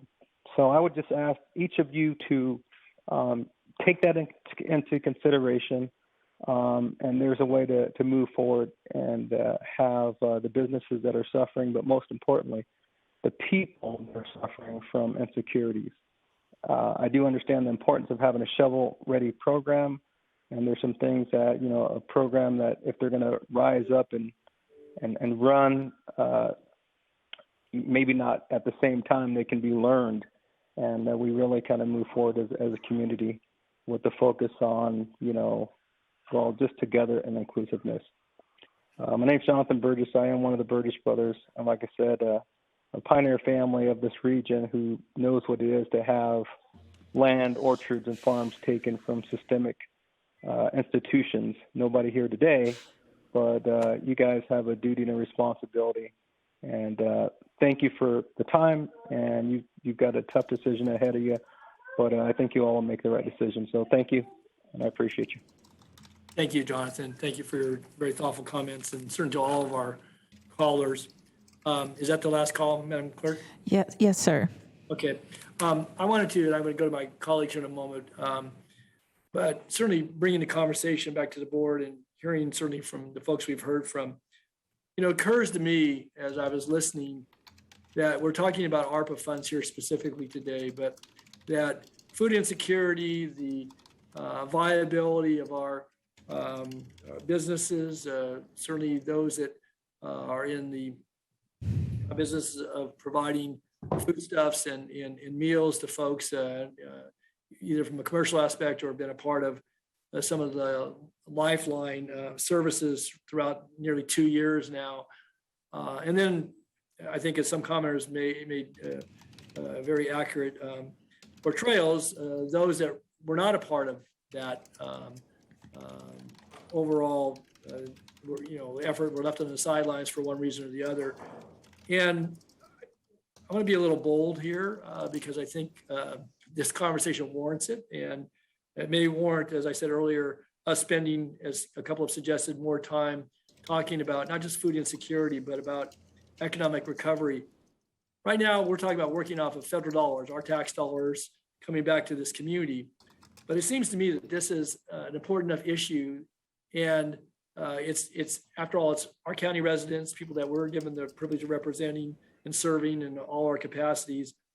So maybe if these funds are so restricted, then we ought to look to the general fund. And I say that because we're in extraordinary times. This pandemic has been going on for 22 months. We've improved the county's economic standing via certainly CARES Act money that came to this community. Obviously, ARPA is going to help us do a number of things on initiatives that are important to us that we've already put general fund dollars to. And so if getting meals to folks, working with local restaurateurs, working with local food collectives and partners, if it's that important, which I believe it is that important, then we ought, and if we can't do it with federal dollars because it's too hard to either administer or because it's too difficult to make sure that we can roll it out and do it in a way that we don't jeopardize it, then I say skip that. Then don't jeopardize that. We'll just know right from the get-go, we're going to use general fund dollars where they still requires an accounting trail, but we have flexibility. And I would argue we could take $1 million or $2 million in the next couple of weeks and devise whatever process, whatever program we want to, working through you, Ann and Bruce, and say, this is a priority, food security and aspects we've talked about today, and not be burdened by federal restrictions. Those dollars will still help our community. And so I'm going to just put it out there. After I've listened to this, if it's too hard to do here just because of the rules, fine. Then take dollars that are still public dollars that still require, accountability, but do it in a way that allows us to continue to serve this community because it's our businesses that will benefit. It's our people who benefit. And if we don't do certain things, they're the ones that are going to feel the impacts. And so I'm just going to put it out there. I know it sounds a little bold. We're talking about ARPA, but after I've listened to this, I'm saying then find another way to do it. If we want to do this, we can find another way. We've got contingency dollars. We've got, reserve funds. If we need to draw upon them, it's all out of the same larger pot. I'm prepared to have that conversation as soon as 2 weeks from now. Thanks. Supervisor Frost, Supervisor Cerna. I just have a question because I have the impression this is just the beginning, that we have another 150 million coming, and the idea is to get money working as quickly as possible. And I have compassion for the businesses, and I have compassion for the food delivery program that worked so well during COVID. Unfortunately, there were some businesses that were able to take advantage of that opportunity, and others who wanted to, who couldn't. So there weren't as many, we couldn't get to everyone. But I definitely, I'm not opposed to looking at that, but I do also want to mention that the food banks were overwhelmed, have been overwhelmed. And so I kind of thought that the staff recommendation on this was good because it kind of took advantage of, a food system that's already in place that could easily, put that money to work quickly while we're still allocating. There's more money coming that we can have these conversations around future ARPA dollars that might be able to be allocated in a different way. I don't know if that's the idea that staff had, Ann or Bruce, but that was kind of what I was thinking was happening. Is that correct? Yes, that is absolutely correct. And I also just want to add that it is not that this is too hard. We're learning because it's new and different. We are hearing from both reading the Treasury rules and our guidance we're receiving from Deloitte is that it is a much more rigorous process. I don't think it's too hard. I think we're learning from it. And then I just want to clarify one other thing, and then I'll be quiet, is that Mr. Nutting indicated that his cost per meal was between $10 and $13 per meal, and yet the proposal we received, just doing the math, was $21 to $25 per meal. So I think that's an important piece of information as you decide. Well, if we make the decision to support your proposal here, that doesn't mean there's not a future opportunity for another kind of food delivery system that we can use our business, support our businesses with. That's correct, and we also have not made final decisions on who's going to do this. I mean, we're talking as if those final decisions have been made, and they have not. So maybe we can keep that in mind while we're doing it. Mm-hmm. Thank you. Thank you, Supervisor Frost. Supervisor Cerna. Thank you, Don. Yeah, I have just so many mixed feelings at this point. given the testimony from the public and feeling the palpable frustration out there about, some of it's, I think, well-founded. Some of it, I think, is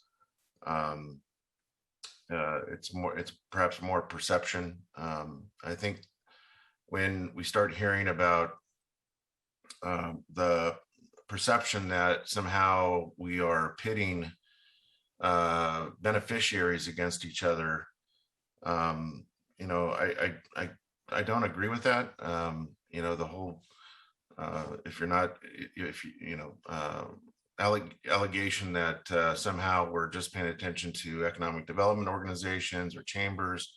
I mean, let's not forget the rigorous community survey that our county CEO presented, and we had multiple public hearings on, and not saying it was perfect. I don't think anyone's claiming that's a perfect survey instrument. I don't know that there is one, but it clearly told us homelessness and housing, number one and two issue.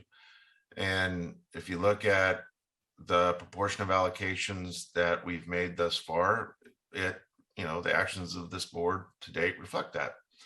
And so I think sometimes we get, I think I'm guilty of this as well as anyone else. You get too close to something without remembering to step back a little bit and see the forest here. But I still have some issues with not understanding why this is so different. I understand, I guess I respect the fact that we do have the need that's been expressed by staff to retain the services of a firm like Deloitte to advise us. And this is, I guess what we expected last fall when we had those discussions about kind of setting up the infrastructure to help make these informed decisions. But I still come back to the fact that knowing what I know based on hearing from staff today, I can't believe that it's so much rocket science and brain surgery to figure out how to report the way the federal government wants us to report, especially if you have an organization like Sierra Health Foundation assigned to assist with that. And I don't see this as trying to express loyalties to one group over another. I think for me, at least, I'm doing the best I can to pay attention to what I have directed our way in terms of interests, not just in our district, but countywide that want to help and need resources to do that. I at this point think, at least for myself, I feel somewhat obligated that if we're going to have a robust discussion about how to fortify allocations for our economic development organizations, our chambers, and our PVIDs. And in the course of this consideration, we're being asked to look at food security as well, which is of our own making. That this is the right time to consider maybe amending some of what staff has suggested in terms of resources for food security today. I also think that a workshop is probably in order. And again, here we are, this is the second meeting of the year, and we're probably going to pull another 12 or 13-hour meeting. Mr. Chair, I think we ought to start looking at 2 days a week. If we're going to get in the habit of I concur with you, Phil. We should have kept tomorrow's meeting on the calendar because we're going to be almost tomorrow before we get done here today. So yeah, no kidding. But there's a lot that we're being asked to do, and I think that all five of us are eager to do. And I know staff are, they got late nights too, and I think we just need to realize this is probably a marathon, not a sprint, and let's not get ourselves out of breath too soon here. But to the extent that we can confirm by way of further conversations, detailed conversations with the likes of the NAACP and with the Family Meals Project, Clay and his his partnership, and Brenda and her folks. I'm prepared to consider, contributing more of District 1 allocations tonight for additional food security measures. But it feels like I get boxed in because, our executive staff say, well, don't do that because it's more than what you think in terms of the reporting. And so now I'm asked to, trust one party over the other. And I don't like, that doesn't feel good. So what I'm prepared to do, Mr. Chair, is I think at this point, commit $250,000 to the NAACP and to the Family Meals Project, with the understanding that that's conditioned that we can get to a point of comfort with our staff before the actual allocation is made, that there's a clear understanding of what the reporting requirements are on their end, so that there's nothing's missed in terms of what the expectation is in terms of the data that's supposed to be collected, who we're helping, why we're helping them, whether they be elderly or immunocompromised residents. But I feel the urgency. Obviously, I feel the urgency to not sit on the one-time funds that we've been granted thus far. Let's get them spent. Let's get the help people need. I think if we time this right, we've allocated everything we can to set in motion all the good work that we know can be done with these funds by the time May rolls around. And I know that there's that entails a lot, but those would be my two commitments, at least from District 1's allocation as of tonight. And again, if we can all of us get to a more comfortable place about expectations, I would offer, the prospect of perhaps doing it a little bit more. But I'd like just to put on the table those two amounts for those two organizations, since those are the ones that really have chimed in tonight. Thank you. Thanks, Bill. I would just, and maybe Ann, you could respond to this, that certainly in light of Supervisor Cerna's comments and others we're probably going to hear from here in a moment. We talk about it in the idea of a workshop, but again, the hour continues to get later here. This is a very important issue. I too feel the urgency. I think staff responded to the urgency that was expressed 2 weeks ago and got back to us very quickly. I do think having the opportunity to vet this, we weren't able to keep the Deloitte folks on the call here today because we went so long. I think hearing from folks, I don't know the intricacies of all of the proposals. I'm familiar, obviously we've been, conversed with over time, including what we heard on the public record here today. But I'm very interested, as I said a moment ago, is that if we need more flexibility, and this is, a part of the overall county service, consideration, and whether it's additional money, I too would be interested in, taking out of the directed allocations to, put some additional dollars in here. But with another $150 million on its way and trying to work our way through this pandemic, not to lose sight of homelessness and housing and infrastructure and economic development and public health, all those components that were surveyed and so forth. I'm really interested in putting more money, getting whatever structure we need in place, and whoever it is going to provide that, ultimately to the benefit of the people of this county, whatever their walk in life, and again, meeting criteria. And if we need more flexibility, I'm serious that I, for one, and maybe the only one, and if we can't do with ARPA, then let's look at the general fund. You can bring a discussion, you don't have to recommend it, but to me, it's something that, it's the here and now, and again, I sense the urgency. So, Ann, I don't know what you think about, again, we're trying to do this today, in this setting, you're asking for support on a pilot.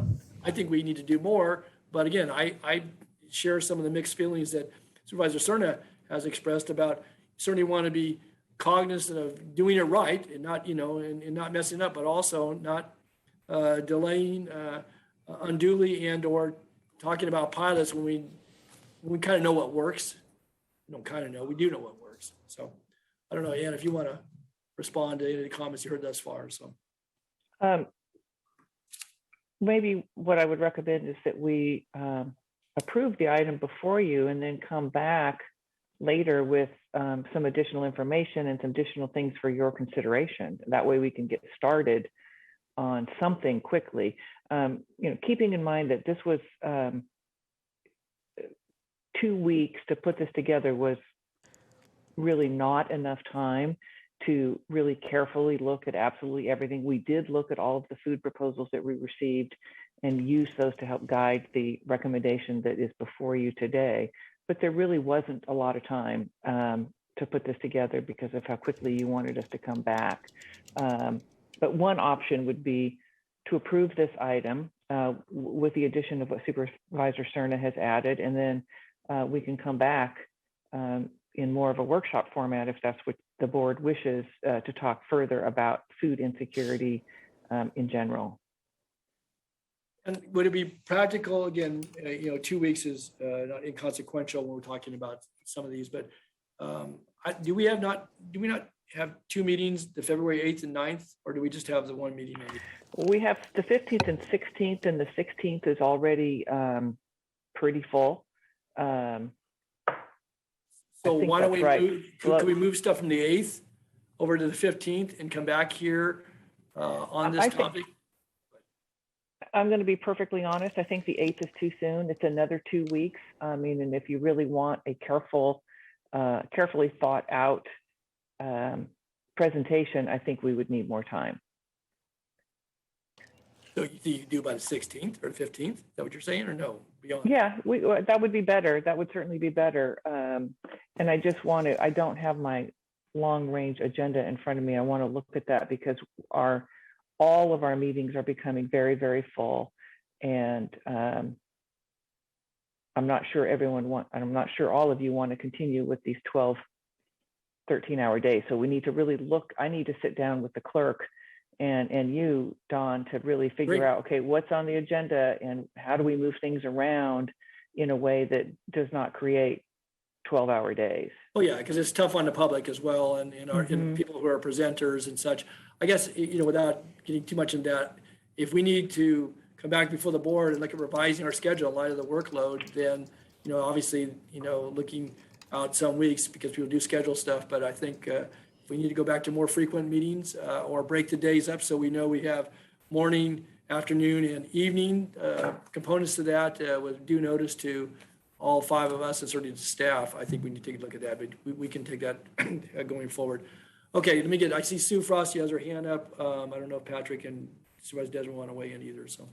Sue, go ahead. Yeah, I just wanted to say I looked at my calendar and I don't have a hold on 15 and 16, just on 15. But I wanted to say, I think if we need to have a more frequent meeting, I would prefer that than going until 10 o'clock at night. That's just my vote. And I could even come back tomorrow afternoon if everyone wanted to finish tomorrow, or I can finish tonight, whatever you guys want to do. I just wanted to throw that out. We're still on the 11 o'clock item, by the way, so. Okay. Yeah. Okay, Right. Bill and then Rich. Okay, thanks, Sue. I just wanted to throw out there, and Don, I know you know this better than anyone, is, this board used to have on a very, very regular basis 2 meeting weeks. And, you had one day assigned to planning matters and another day, correct me if I'm wrong, that was typically a Wednesday. Tuesday was kind of the general. You're right. Agenda.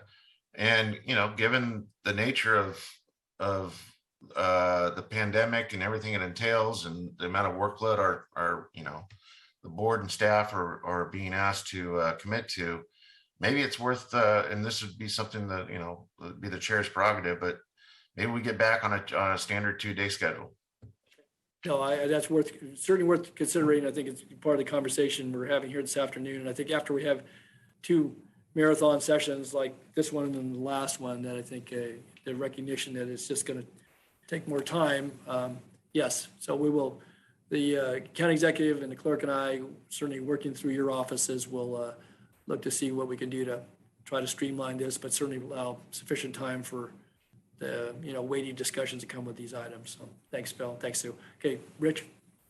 Thank you, Don. Yeah, and I agree with Supervisor Frost, Supervisor Stern. I need more meetings rather than try to cram everything in like this. This is very difficult. And with respect to this item, I agree with Ann. I mean, I'm inclined to support it today. And once we have more information in a couple of weeks, then we can make a decision about whether we want to. Additional supervisors may want to put more money into supporting a broader program or a longer term for a program, or maybe even changing around some of the so where we've apportioned some of the funds for ARPA. So that would be my preference. Thanks, Rich. Supervisor Kennedy. I don't disagree with anything that's been said, particularly on the more meeting side. This is a conversation, I've wanted to have on food insecurity before COVID. So I would wholeheartedly support an idea that we have a workshop. It doesn't have to be immediately, since we have immediate needs, but I do think we need to delve into this subject. I mean, it goes so much deeper. It's like peeling an onion. From food deserts on. And so I think that this is a subject that is worthy of a really in-depth conversation regarding utilizing, district funds today. I am more than happy and willing to expend some of those funds that were dedicated to District 2 through ARPA to this subject, no question about it. But I need to see those proposals first. I can't just write a check. That wouldn't be responsible. Perhaps we can see some of those proposals before the next meeting when we talk about this and have a better idea of exactly what it is that's on the table, because we really don't know. So thank you. Good. Thanks, Patrick. Okay. So having heard that, Ann, summarize where you think we're at. Obviously you have a recommendation before us this evening. I think there's still some general discomfort about proceeding. Nonetheless, I think if it came back quickly, there might be more consensus around that. And if we can do that in the next couple, come back in, I guess it'd be 3 weeks, and look at the proposals, look at district directed allocations in addition to anything else staff might be recommending, and then have a full discussion, allow a block of time just for that subject and for some decisions, some action items to be there. That might be the way forward. So Ann, I'll turn to you. Yes, we can certainly do that. And it's certainly up to you whether you approve what's before you today as a starting point, but we could certainly come back. It would probably be 4 weeks. Due to the February 15th, I think. Is that 4 weeks? I don't have a calendar in front of me, but the meeting of the February 15th, we could come back and have a further discussion. And what would you see the discussion just from after having heard this? How would you frame that if you could ask you that? Well, I would have to sit down with my team, because what I'm hearing is you want a fuller discussion on food insecurity in general. You would like to hear about all of the proposals that we have received for food programs so that you can have a comprehensive discussion about how you want to proceed.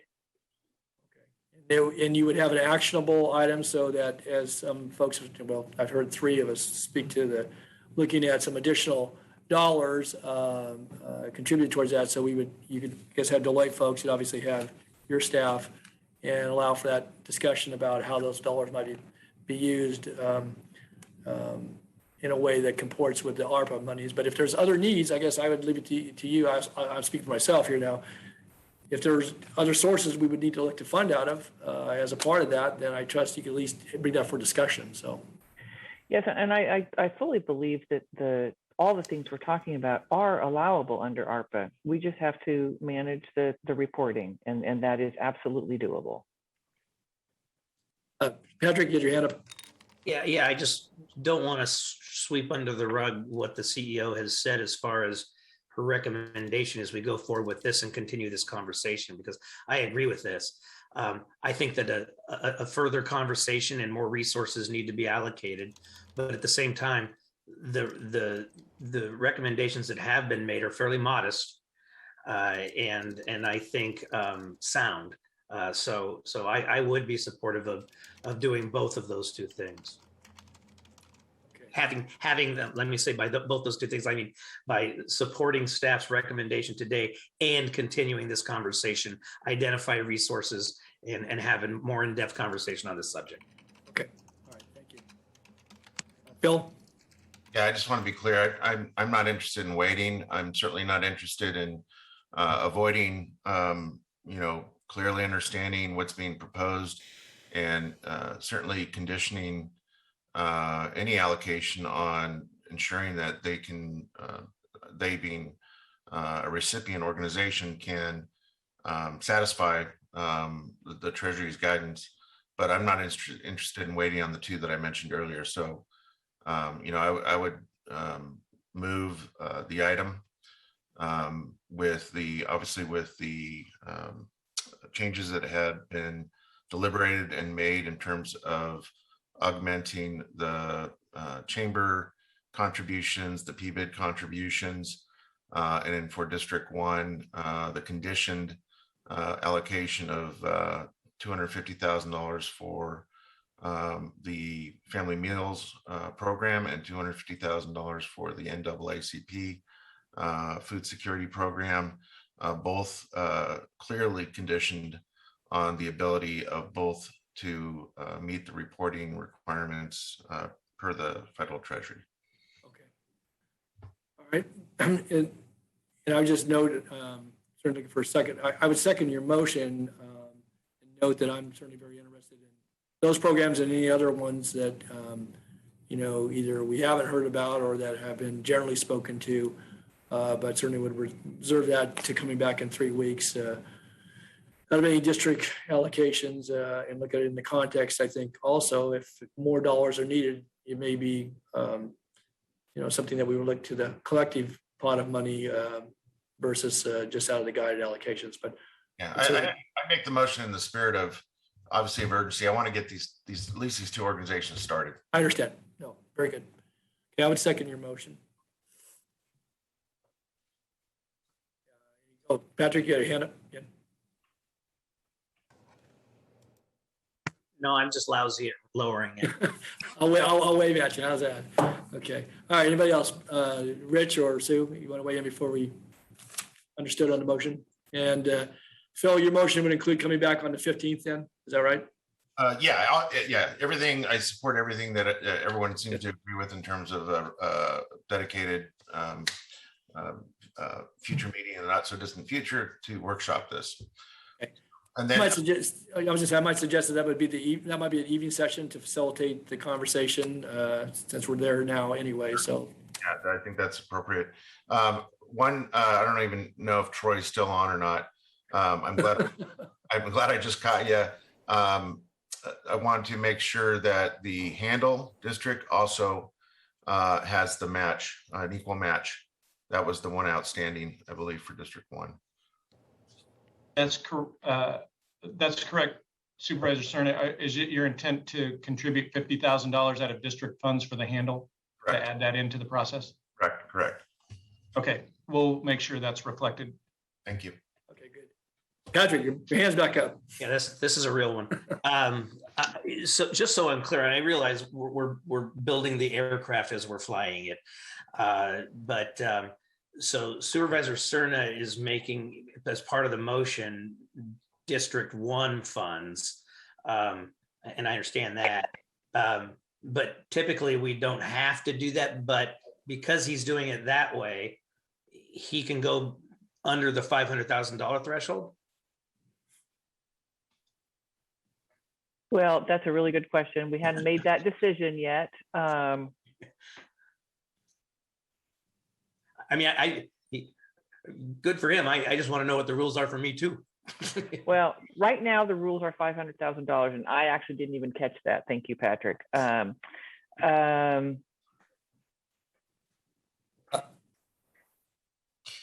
me suggest this, and why. Let me present an argument as to why this should be treated differently.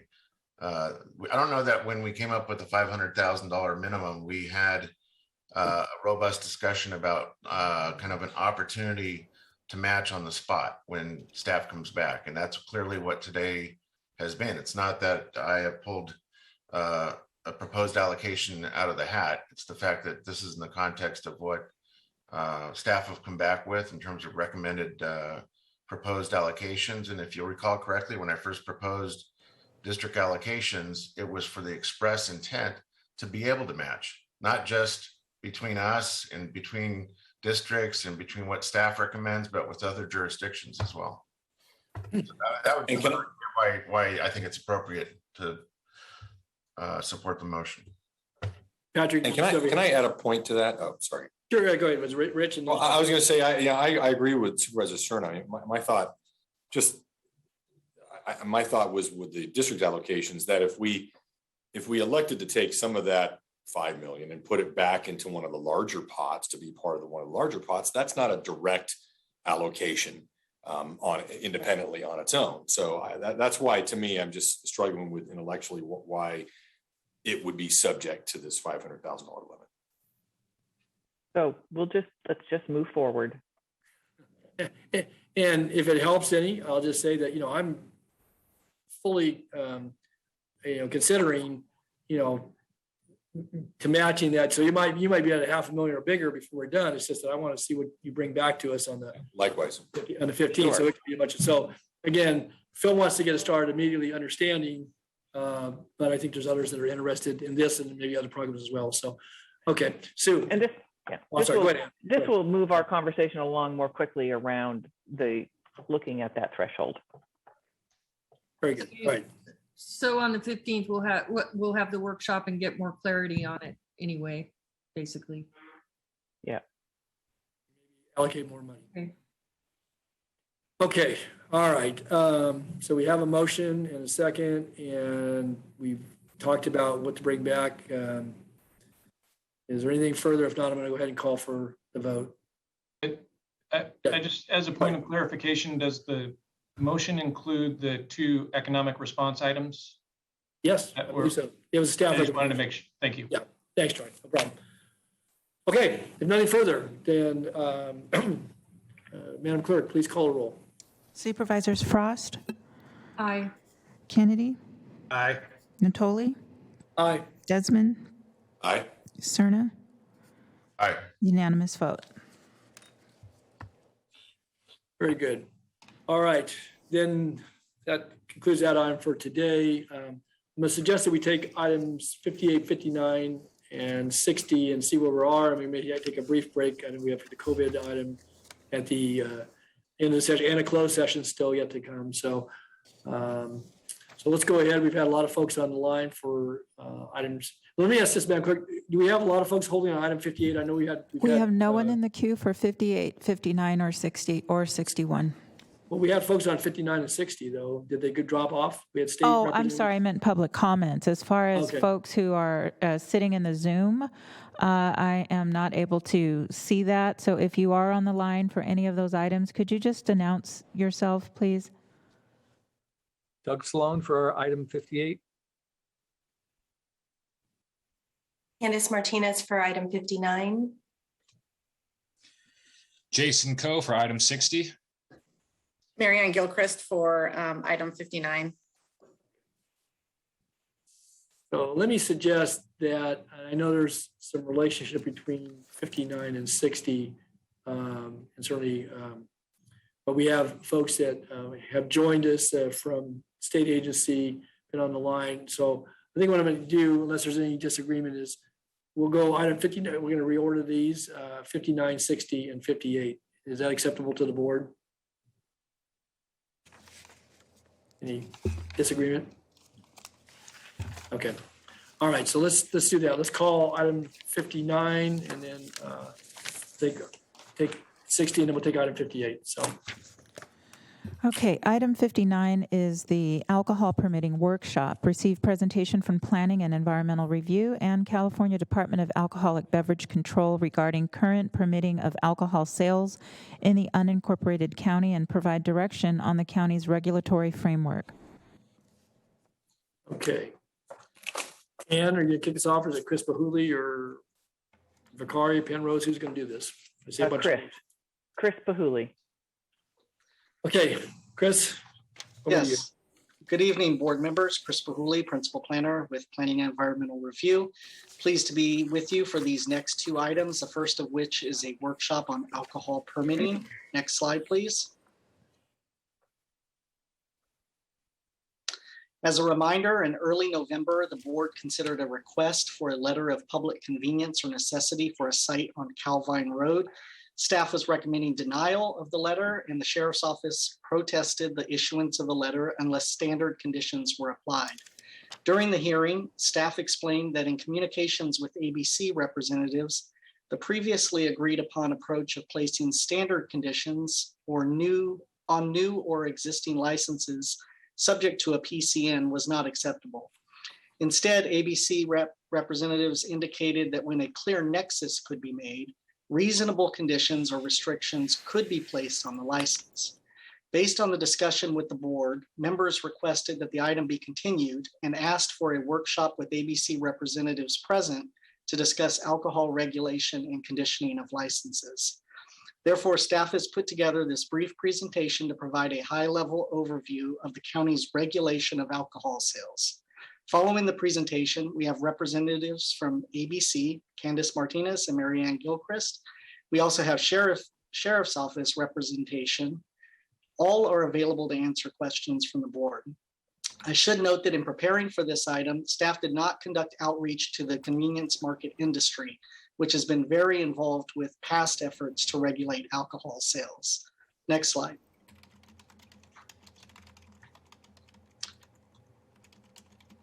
So I'll start with the PCN process, which is codified in county code and requires that applications be made to planning and that multiple departments review applications, including the sheriff's office, which typically will evaluate the site and crime statistics and then issue a protest letter to ABC stating a willingness to withdraw the protest if standard conditions are imposed on the license.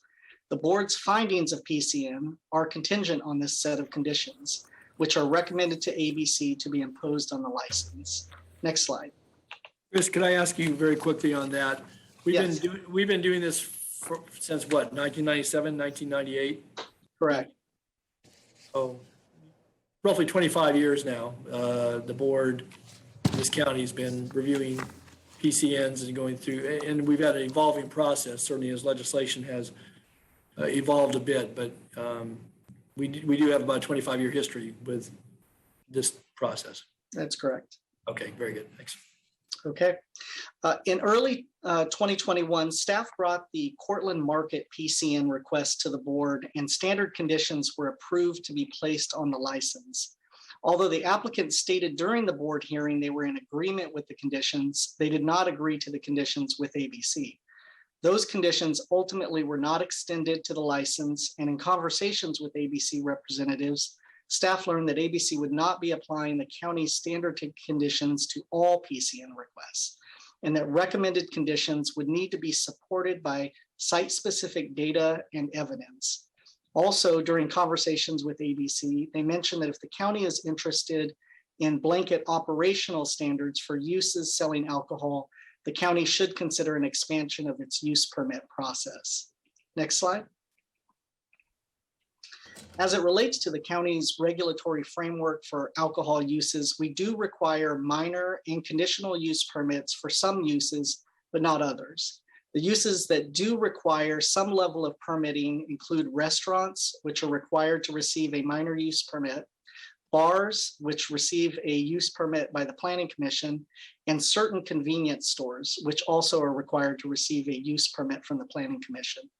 There are a number of uses that involve alcohol sales that do not require any permit process, including liquor stores, general retail, and certain convenience stores. However, I should note that many of those uses do trigger the need for a PCN, or in the case of a convenience store, are often bundled with other entitlements, such as a service station board use permit. So there has been the ability to condition those projects through those processes. I also want to point out that county planning and sheriff's office do receive notifications from ABC for activities related to licenses. These notifications include person-to-person transfers, new licenses, and requests to modify conditions for existing licenses.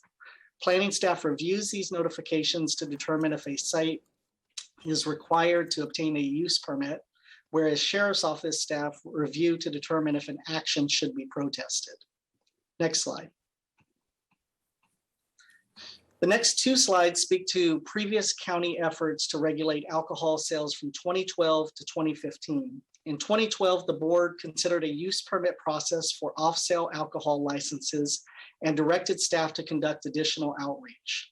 The item returned to the board in late 2013 with a comprehensive package that included use permits for bars, liquor, and convenience stores and small grocery stores, a use permit for restaurants selling alcohol, and a lenient grandfathering provision for existing businesses. Next slide. There was significant industry interest at the hearing, and the result of the hearing was that the board approved a package including minor use permits for restaurants serving alcohol, but did not approve the other recommended amendments. Instead, the board asked staff to research specific issues and other options to a use permit. All of those efforts ultimately led to a limited set of changes to the zoning code that included use permits for restaurants, and then a subsequent action is in 2015 to require use permits for new bars. Next slide. In late 2019, the board adopted the environmental justice element, and one of the main topics covered under the crime prevention section is alcohol outlets and identifies them as problematic land uses. EJ Policy 5 states in part that the county will control uses requiring liquor licenses, particularly off-sale licenses, in EJ communities where there's already an overconcentration of liquor licenses to reduce or eliminate nuisance or criminal impacts. The element provides for 3 implementation options to address that policy. Option 1, amending the zoning code to require use permits for liquor stores and convenience stores. Option 2, refine the county's PCN process to address nuisance or criminal impacts. And 3, explore an amendment to the county code of establishing a special business license for convenience markets. Since adoption of the element, staff is focused on option 2 by highlighting consistency with the EJ element in PCN requests and working with the Sheriff's Office to ensure appropriate conditioning. However, in light of new information from ABC, this approach may not achieve desired results. Next slide. So in concluding my presentation, I want to review the goals of the workshop, which are to provide information and clarification about the permitting process from planning, ABC, and the Sheriff's Office, receive direction from the board regarding potential changes to the regulatory framework for alcohol sales, and following the workshop, then move to item 60, which is the request for a letter of PCN for 8851 Calvine Road. That concludes my presentation, and I'm available as well as the other representatives that I mentioned earlier. Chris, thank you for the presentation. To be clear, so you're not bringing us a specific recommendation, you're asking for direction from the board based upon the historical references you've made here, and I guess where the board conversation takes us today. So you don't bring us a recommendation? That's correct. Not for this item this evening. Are you looking at any other ideas beyond what you kind of gave this historical framework? The most current of that was 2019. I guess I would ask you, what is the staff's thinking based upon, and again, I want to hear from the ABC representatives in a moment, but what's staff thinking in light of the EJ element and where we are today? I think what we laid out in the board report is that that there are some inconsistencies with the current framework that could be addressed through a more comprehensive review. And so I think if anything, staff would be looking at evaluating the current regulatory framework based on direction from the board, and perhaps doing outreach and coming back to the board, again, based on direction from the board. All right, let me ask board members, are there any questions of Chris? I know we're probably interested in hearing from the ABC representatives who've been with us for many hours now, but any questions of staff? Okay. So our two guests are with us, and maybe I could just frame this discussion item. I trust that you talked with our staff. Is it Mary Ann and who's the other, Chris? It's Candace. Oh, Candace, okay. And let you introduce yourselves in just a moment, but just speaking from the perspective of someone who's been serving on this board for many years, and the evolution of the processes, and I think the work that's been done cooperatively between alcohol and beverage control and this county, both our law enforcement representatives. I see Sergeant Connor Milligan's with us today, and thank he and his predecessors for their work. We put a level of, I think, emphasis on the request for public convenience. Long ago, I think we ruled out that there's any necessity, but certainly public convenience. We've taken this very seriously in our review processes. Our board has retained the authority to make these decisions at the board. We haven't delegated that.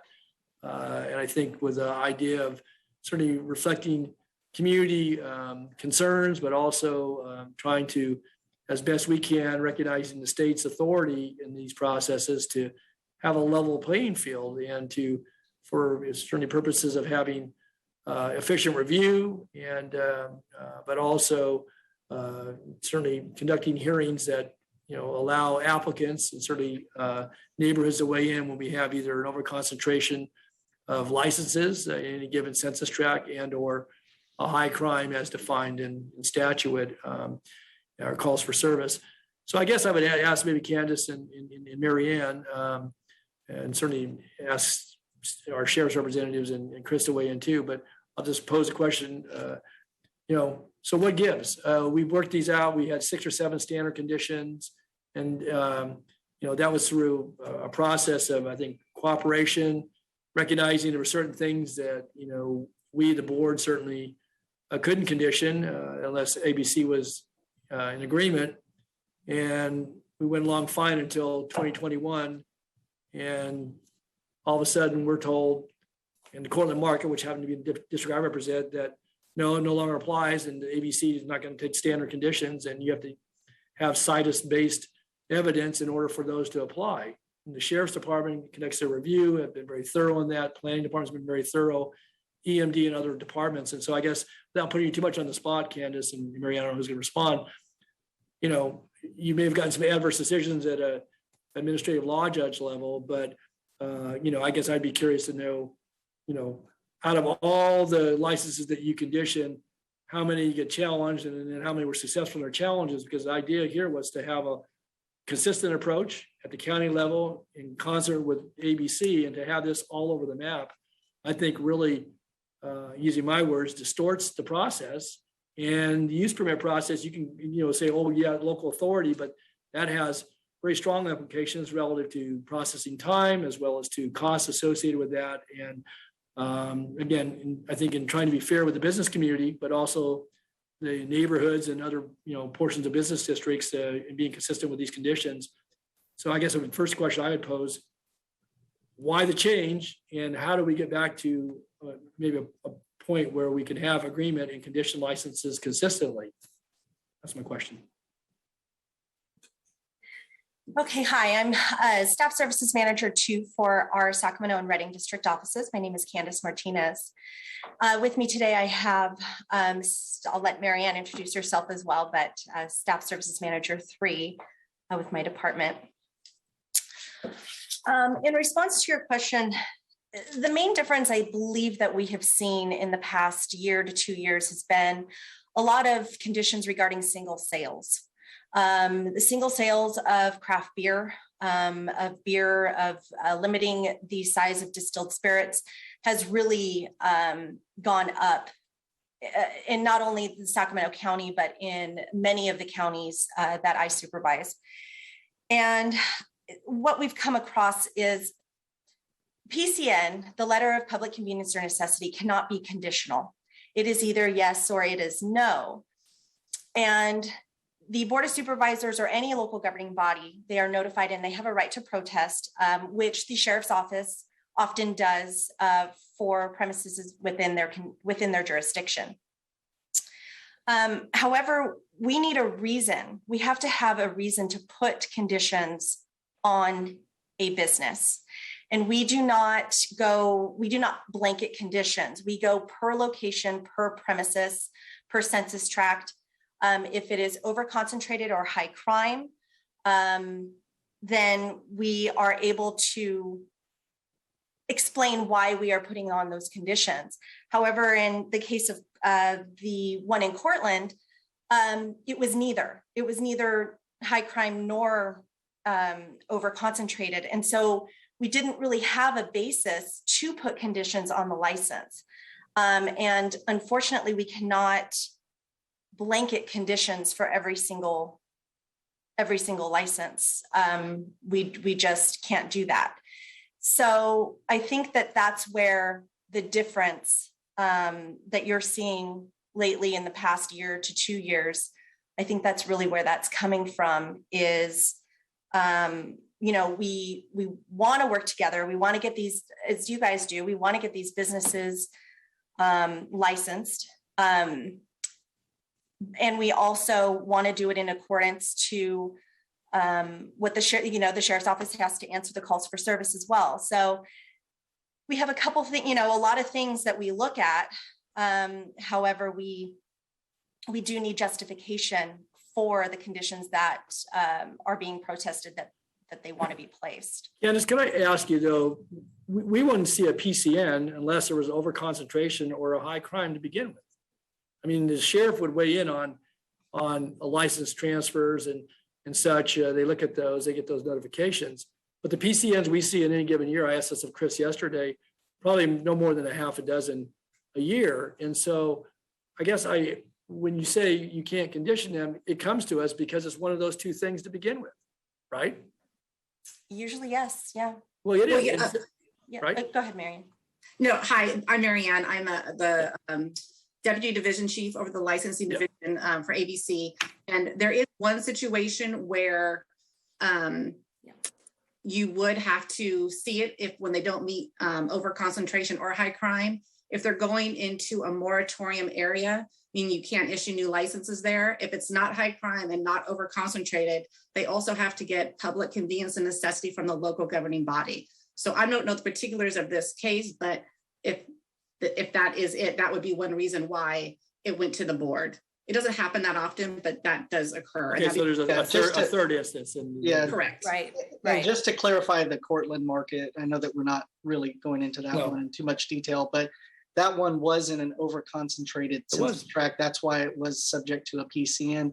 However, that the census tract that was in was quite large, encompassing a lot of the Delta area, and most of the other establishments were quite a ways away from this particular site.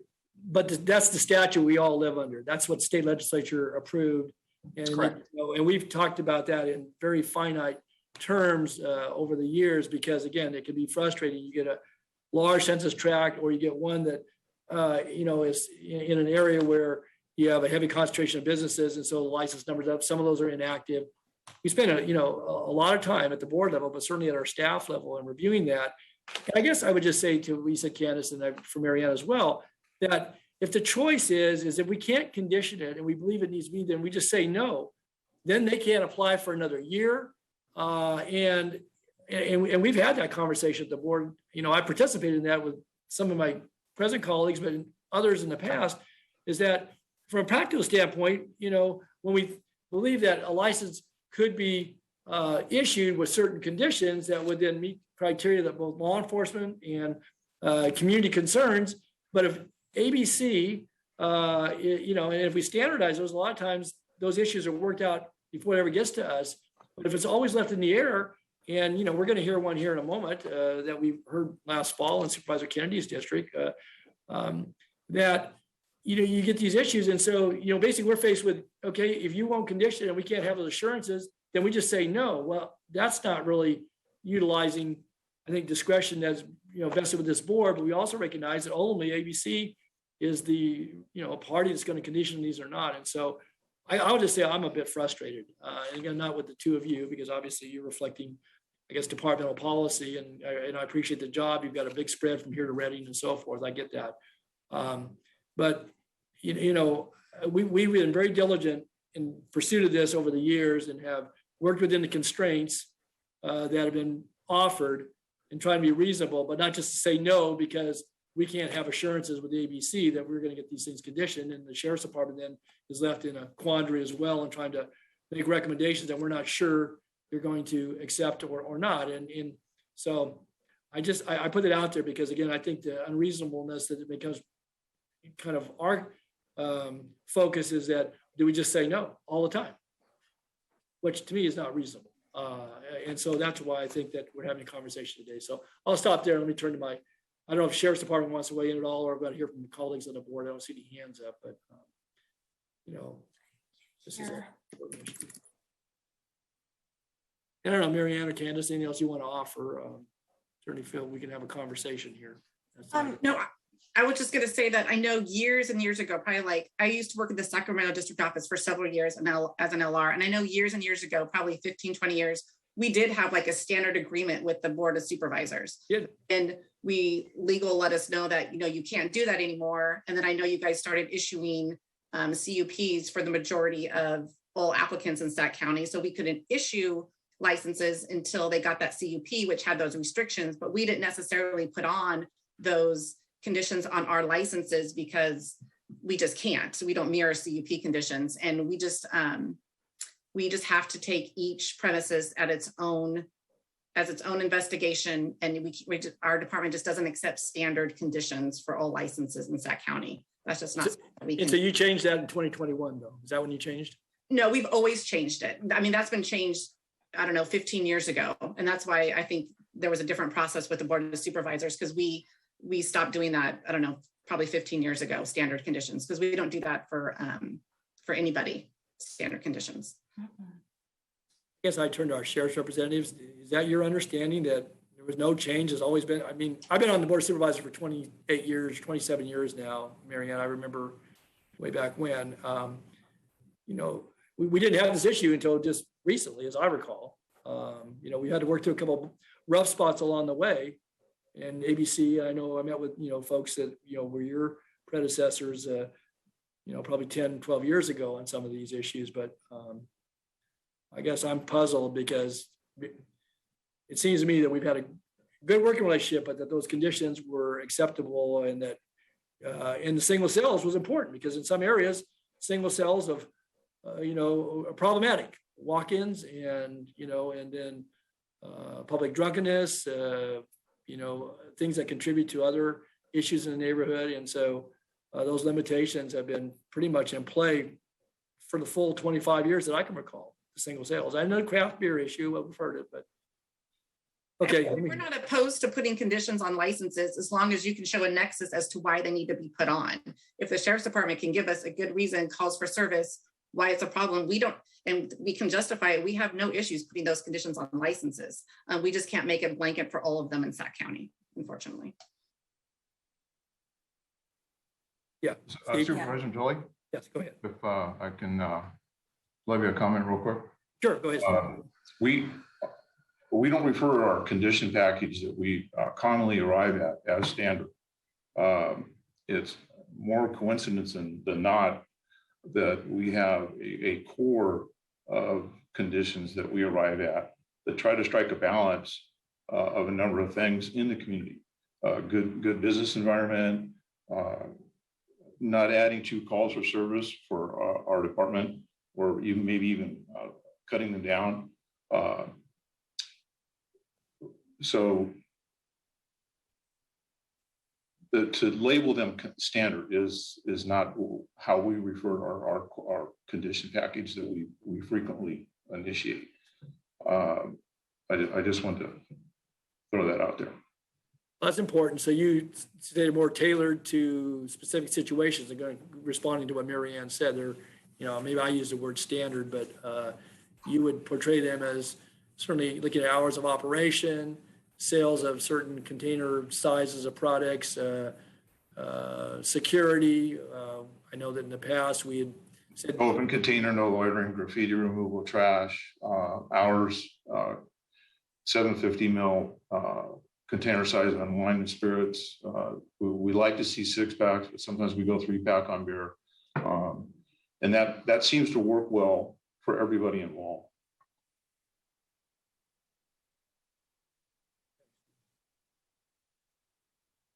I think when it becomes an issue as well is when we try to, sometimes, you know, it is high crime, it is over concentrated, and we send over the conditions. And in the case of single sales, that hits the licensees' pockets, really. And so they come and they say, no, we don't want these conditions. And they try to, as you guys are probably aware, they try to negotiate that. Can we do 3-packs? Can, you know, how do we not have this single sale condition on there? And so if it comes to a place where we cannot come to an agreement, you know, we tell them, go ahead and contact the sheriff's department directly, get a conversation going with them, see if they will allow or amend their protest. And sometimes they are able to come to an agreement, and sometimes not. It is not often that we approve a protest, or I'm sorry, it's not often we approve a license over a protest. It does not happen often. However, there have been instances where the justification was not met, so we've had to do that. But it is not common. And so we really do try to work with the licensee and the protestant, which is usually the police department. We do really try to work with them to see if there's any way that we can come to an agreement. We do let the applicant know, you know, Sacramento City as well. I mean, the single sales are slowly going away. I mean, it's something that is being protested quite a bit. But as Marianne said, we have to have the justification for it. If they request a hearing, the burden of proof, we have to have justification. And so when we don't have that justification, then that's where it becomes an issue. I'm just curious. So the sheriff's department, again, if they're looking to tailor this, I would surmise that that's pretty sufficient justification.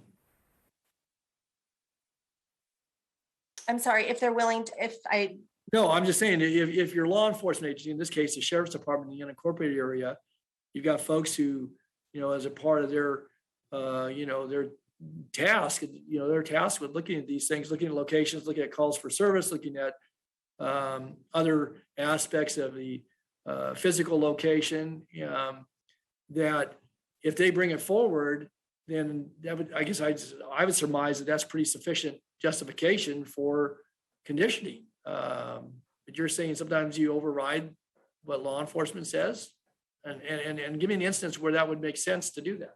If they do not provide justification for their request for conditions. So if we, if it's over concentrated, it's not high crime, but there's conditions based on it, they just don't make sense for the location as far as what our investigation goes.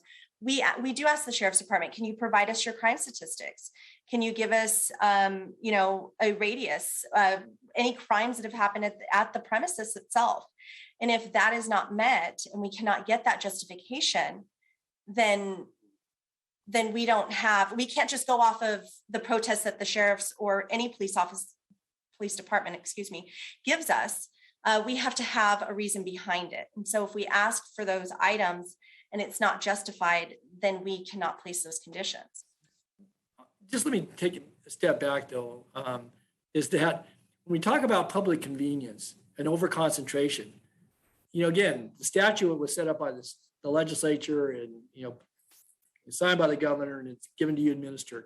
It says, whether one agrees or disagrees with it, how that calculation is done, that for every so amount of 100 people, one license, on sale, off sale, type 21, 20s, all the various combinations of things that you work with every day, that if it's over concentrated, that the PCN is needed, with the exception of what you pointed out a moment ago, that it might be this moratorium situation. Rarely can I recall if you've ever seen that, but And so it's either calls for service or they're exceeding the number of licenses for the calculation in state law that applies throughout the state of what is deemed to be a threshold for numbers of people versus number of licenses in a given area. And then what we look at, and certainly I guess you look at as well, is, okay, you have a business district, so you're going to have restaurants, you're going to have gas stations, convenience markets, you may have other establishments that, including large markets that sell alcoholic beverages or request to do that. But, when they're coming to you, you say you have to have justification. They're already asking to be an exception to what the rule is. Now, there's a process for doing that, but that's what they're asking for, an exception. Either they're in an area that's high crime for calls for service, and so there's an issue there, or they're already exceeding the number of licenses. So it's not like they're coming in and somehow the field was all wide open and they just go ahead and pull a license and we're somehow tailoring a condition that shouldn't fit. They're asking for an exception. They're having to meet a different bar. Now, and it troubles me, I guess, as an elected representative in this county, that we scrutinize that. Again, we don't, always call it 100% right, but that, we delve into this. This board has hours of hearings on these matters, and it's because they're required to meet another threshold, and those conditions are important, and we've found them to be important over the course of decades now. And yet I hear, well, unless there's a good justification, you can't do it. Well, part of the justification is that they're asking to exceed what's already built into law as being the maximum. And if I'm inaccurate, tell me so, but that's my understanding of how this works. And that's how you're able to condition them, and maybe have conditions that are different than if it was, because they wouldn't need to come through the process if they didn't meet one of those criteria. Well, I think to be clear, there's two separate processes. There's the PCNN process, and that either gets approved or it gets denied. Yes. And that's one process. But then there's also placing conditions on applicants' potential licenses. That's a totally separate process. Yes. They're not supposed to be combined. So PCNN is separate, approve or deny. When you ask for conditions, you need extra justification because you're asking to put restrictions on their license. PCNN, they're asking to go over the threshold, but that's why it either gets approved or denied. And conditions, you need extra justification to put a restriction on licenses. So I think it's two separate processes. It's not combined in one. I wasn't saying that, and I appreciate your delineation, but I guess I would say to that is that, yes, for the PCN, so you're just saying it's simply a yes or no. Now, that doesn't work in your business. You're telling me that doesn't work in your business because you're looking at whether it meets this and then whether condition or not. I guess what I'm saying to you as a representative of people in this county is that if it's just going to be starkly yes or no, then I guess you could just say this, your approach is going to be, if it exceeds those, it's just going to be no. Now, is that fair? But you're saying that, well, if it's yes, well, you, the board, can suggest things, but we have to have justification for the conditions. It's a conditional yes, but we don't have to say so in the conditions. And no is just no. Again, I'm not being argumentative with you. It's just that I think that we go around in a circle. But the bottom line is that we take our responsibility seriously. You take your responsibility seriously, and yet you're saying on a PCN that there has to be some higher definition of justification in order to condition that. Otherwise, those conditions may not be acceptable from your perspective. And so you're telling me as an elected member of this body that, so just say no. No, that's not what I'm saying. I'm just saying that 23958.4 is very specific. The whoever has approval to approve or deny PCNN, they make a recommendation, yes or no. That's separate. You can't request conditions, anything on PCNN. Then there's a separate process. So you guys could, as a board, you could either approve or deny the PCNN, but you guys can also protest. But in your guys' the way you guys do it, you have the sheriff do that. So they're protesting it, asking for conditions. But how ABC looks at it, because it is two separate things, requesting conditions requires justification as to why you want those conditions, and it can have nothing to do with PCNN. It's a totally separate process. Okay. But what I hear in the same vein is that if we, in our consideration, say no, albeit for conditions, it could be a yes. and we've been there, I can tell you as at least one board member over the years, is that if you did it without conditions or some level of confidence that the conditions would be put in place, then the answer would be no. But it could be yes if those conditions were in play, were in play or were in place. And so that's the decision point that I come at this from, is that no, but albeit for conditions, then it could get to a yes. And again, that distinction is an important one. Certainly has been an important one in my consideration and review of these over the years. So I'll stop with that. I don't know if there are other board members. I don't want to dominate the conversation. I know the hour's late here. So questions of the ABC representatives, and some of you are going to continue to live with this long beyond my tenure on this board. So I would have an opportunity to weigh in. Supervisor Tully, might be timely to Yes, address in some way or form. One of the changes that we are dealing with and trying to adapt to, a holder of a type 20 can now initiate a process which has been deemed an upgrade to a 21. And that has potential impact on PCN process, and then also the conditions that we might be able to place or not place. ABC might want to discuss that with you as far as its impact on the PCN process, when it applies, when it doesn't. That's an important point, because that goes from the beer and wine to a full distilled spirits. Exactly. I'm sorry, I didn't clarify that. I apologize. Okay. So in that case, when we have an applicant that has a 20, has been operating a 20, which is beer and wine, off-sale beer and wine, and they apply for a type 21, which is to include distilled spirits.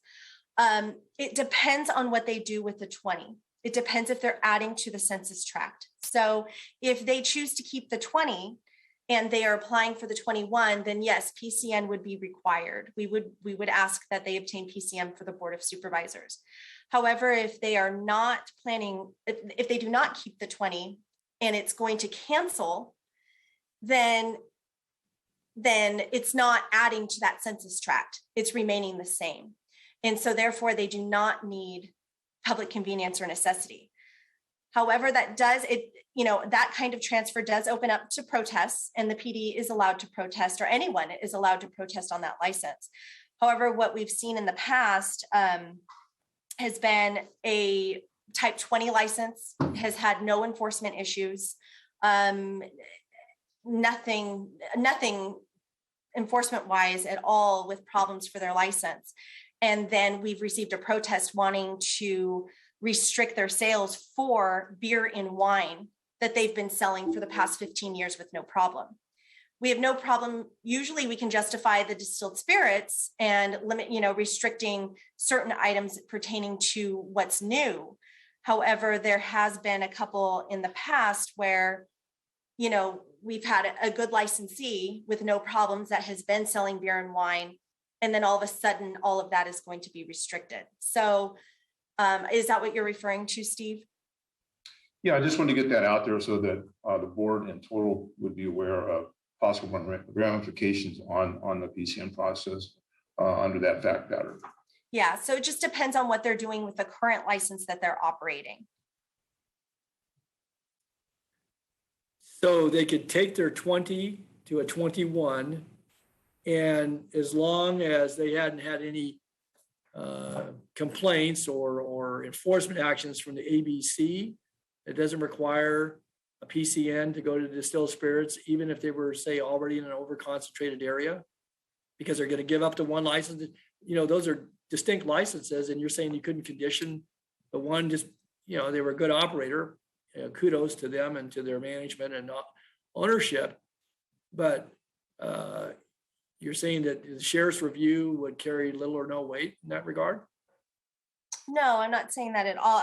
I basically mean that in regards to overconcentration, if they cancel the type 20 per 23958.4, it doesn't add to the overconcentration of the license, therefore would not need PCN.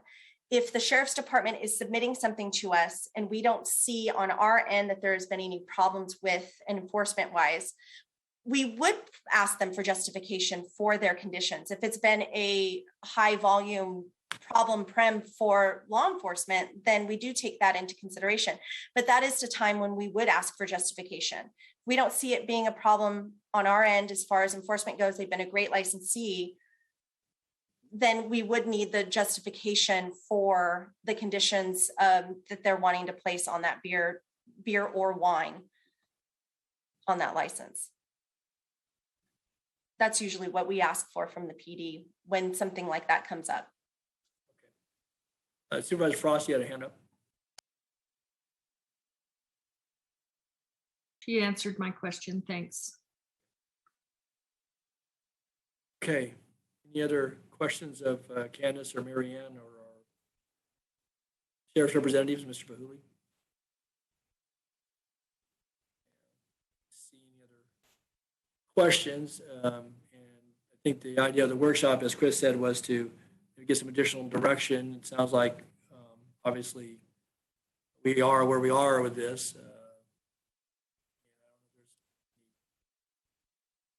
Direction this evening that would come out of this conversation. Board members.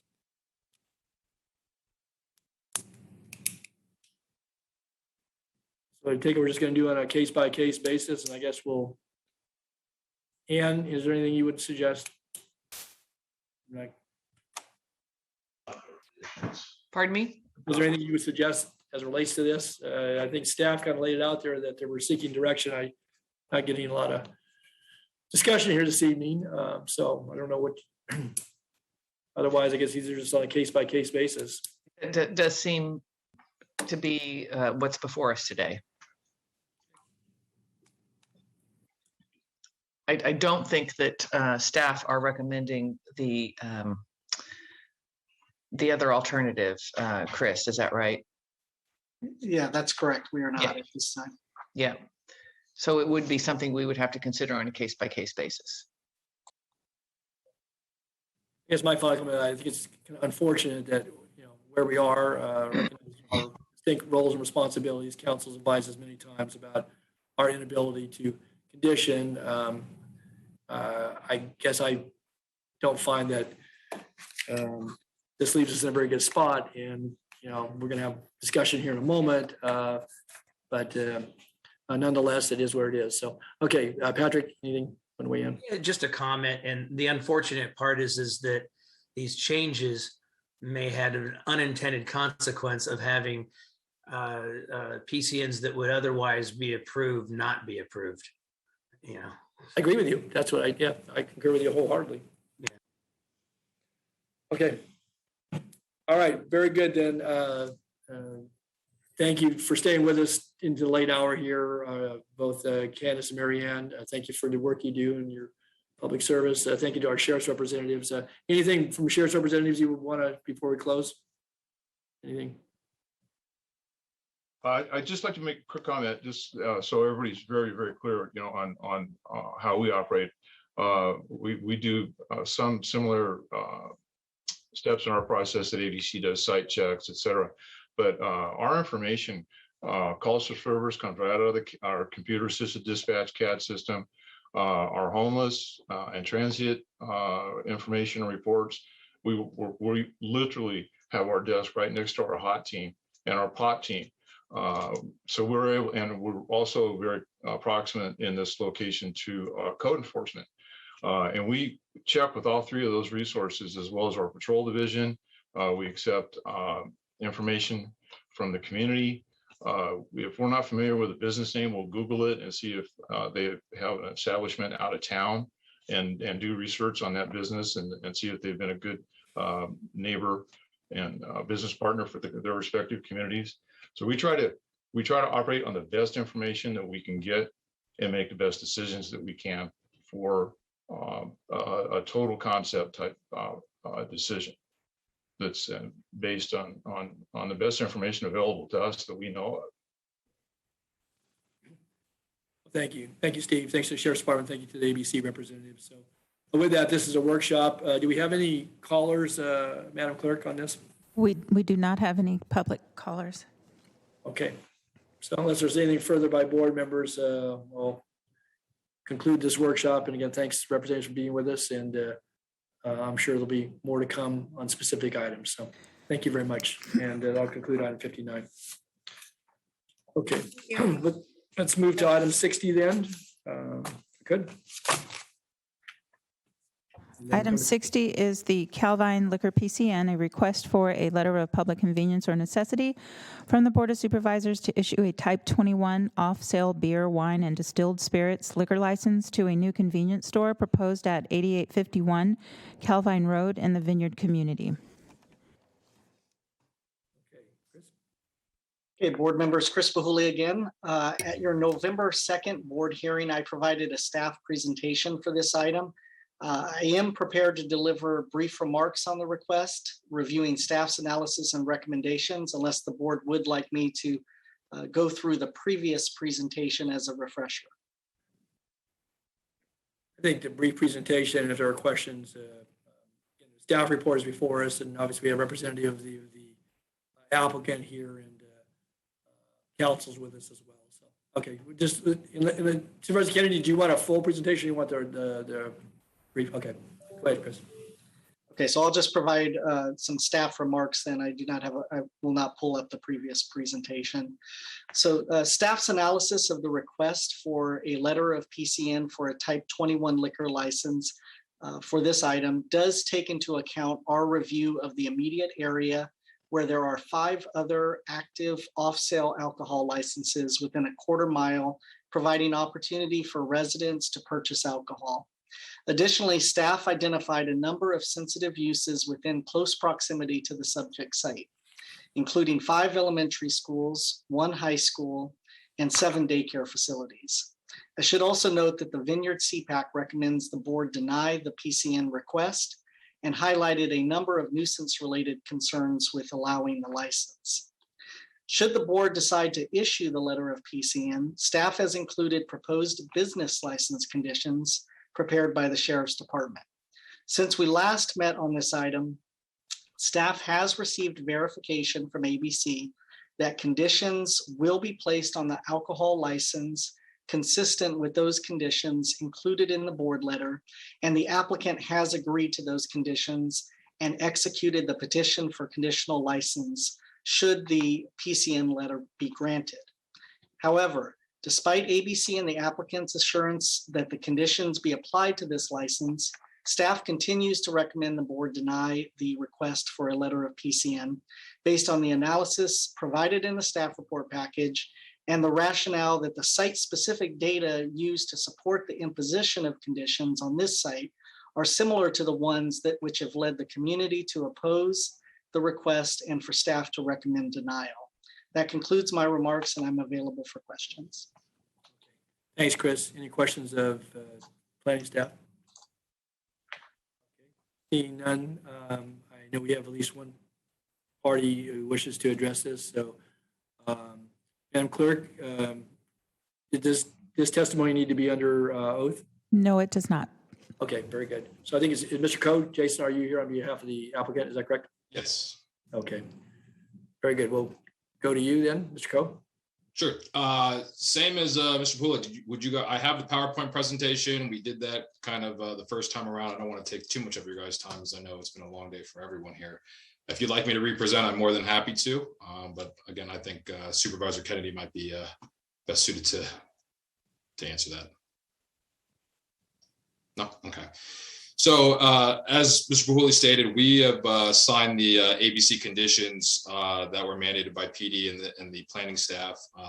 In listening into the workshop, I think maybe a way to remedy this is prior to a PCN being approved, and I know that there's other variables of PCN outside of just the conditions, but part of the process, ABC cannot issue a license until they have that PCN approval. So if the applicant has signed the conditions, but PCN has not been approved, the alcohol license does not issue.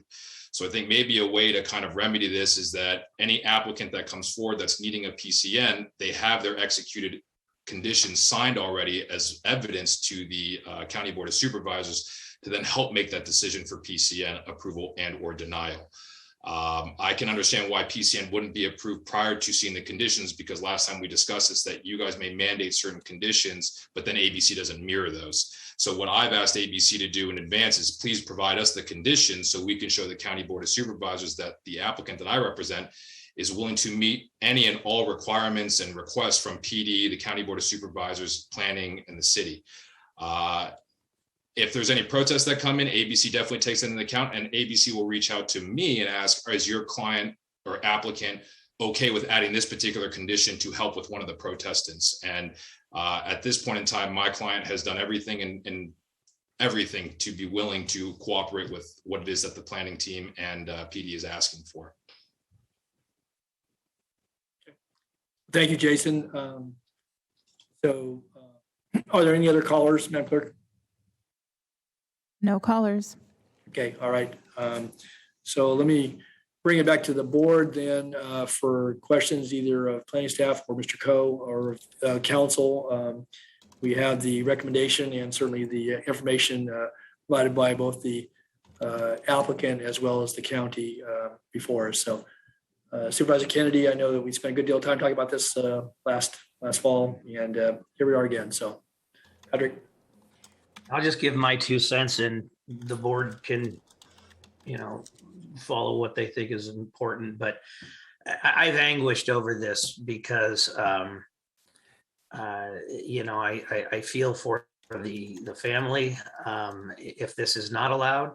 But at the same time, the community as a whole has been very, very clear to me. I do think that the overconcentration issue is a big one. I do think that the location near sensitive uses is important. It has really, I've gotten more feedback from the community not to grant this than from previous similar applications. And it's not with an easy thing for me to do, but I will not be supporting it tonight. Thank you, Patrick. Other members of the board?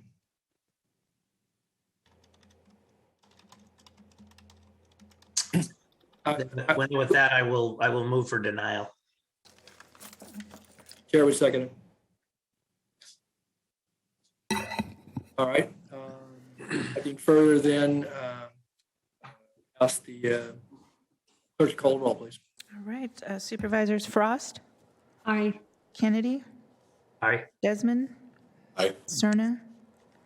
Aye. Natoli? Aye. Okay, a unanimous vote. Thank you, Mr. Coe, to you and your client for your work and appreciate the effort you put forward. Thank you all. Okay, with that, move to the next item. Back to item 58.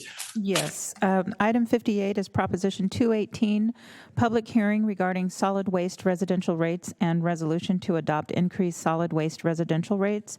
We did have one caller. It looks like we have a couple more, and we are calling back the other caller so they can get in queue. Okay, very good. All right, let's go ahead and take the staff presentation on this and then take some early questions from board members, and we'll hear from members of the public and then bring it back to the board for discussion and further deliberation. So, okay. All right, Doug. Good evening. Doug Sloan with the Department of Waste Management and Recycling. If I could have the media group put up the PowerPoint. Thank you very much. Next slide. So we're here to talk tonight about the proposed rate increase. There we go. And we have 3 recommended actions. One is to open the public hearing related to the proposed monthly solid waste residential utility fee increases and consider all testimony and written protests related to such proposed increases. 2, make a finding that written protests related to the proposed utility fee increase did not meet the majority protest threshold required by Prop 218 to prohibit the imposition of this increase, and 3, to close the public hearing and adopt the attached resolution approving the monthly solid waste residential utility fee increase. Next slide, please. This is just some background. We started this process March 10th of 2020. As the board knows, We've had a number of different hearings before the board. Next slide, please. Interestingly enough, our last Prop 218 notice hearing in which the board did approve a rate increase happened on January 21st of 21, almost a year ago today. It's interesting to note in terms of our recommendation for number 2 that as of 1 o'clock today, we had received 387 protests officially to Cubs. Same time last year when we had the same protest, the increase request was much larger. We had 1,826 protests at that time. So we're just 387 protests besides the speakers that you will hear tonight. The proposed rates are about $2 a month spread over the next 4 years. Next slide, please. So I wanted to spend just a little bit of time here on this slide. We do our best to, because this has come up with a couple of the board discussions, it's come up with some of the protest letters that you received via email. This schedule, when you're comparing residential rates, it's a very difficult process in California. You have some cities like City of Sacramento, City of Folsom that handle their own waste collection for residential. You have other cities in our area, it would be Rancho Cordova, Elk Grove, Elk Grove, Citrus Heights, Rancho, Galt that have a franchised hauler do it. And we are one of the few counties in California that actually handle the residential waste collection. We're very fortunate to have not only the collection system, but we also have a landfill and a transfer station that really provide integrated service for the community, so that from picking up at the curb to getting it to a process facility or disposal site, we can handle all of that. And that really helps us with our rates. When you look at this chart and you look at the different rates, we've tried, remember this is prepared about 6 weeks or so before the board meeting, but we try our best to compare. We use, just for sake of argument, we use the 64-gallon rate or the 60-gallon rate as comparison. And you would ask, why would we do that? Well, when you look at our customer base, we have about 160,000 customers. Our customer base is, we have about 14% of those 160,000 customers that have a 90-gallon cart. We have about 18% that have a 30-gallon cart. The bulk of our customers all have a 60-gallon cart, 68% of our customers. And that's why when we're comparing ourselves to the other entities, we use the 60-gallon rate. The question, when you look at some of the service levels, we try and provide some details in terms of some of the differences. But one of the differences and one of the issues that's come up recently is the issue of we have in our service historically had our appointment-based NCU pickups at houses. And I want to touch on that a little bit, because when you look at the service levels, and you get into some of the details, all the different entities have slightly different ABNCU pickups. But the question was posed to us, so if we were to give a second no charge pickup, remember currently we have one in a 12-month period, one no charge pickup, and then you can have more pickups than that at the house. But we do charge for that. And the charge currently right now is about $45 for the second pickup. And that was part of our rate application a year ago. The total cost of our ABNCU program is $2.8 million. So in theory, if we were to, we service 40,000 homes a year with the service. If that doubled, in theory, expenses could rise by a couple $1 million. more realistically, when we look at the 40,000 homes that we service in a year, 1 in 15 use more than one services. And again, they're paying for those extra services. So from our standpoint, that's really the target rate. One of the things that we have built into this is we have built in the no charge for service. It's not a free service. And that's part of what I wanted to emphasize. When you look at the cost, the $2.8 million is built into our residential rates. It's not free. And so to simply give everyone a second curbside pickup would cost us at least from a fuel and a manpower standpoint.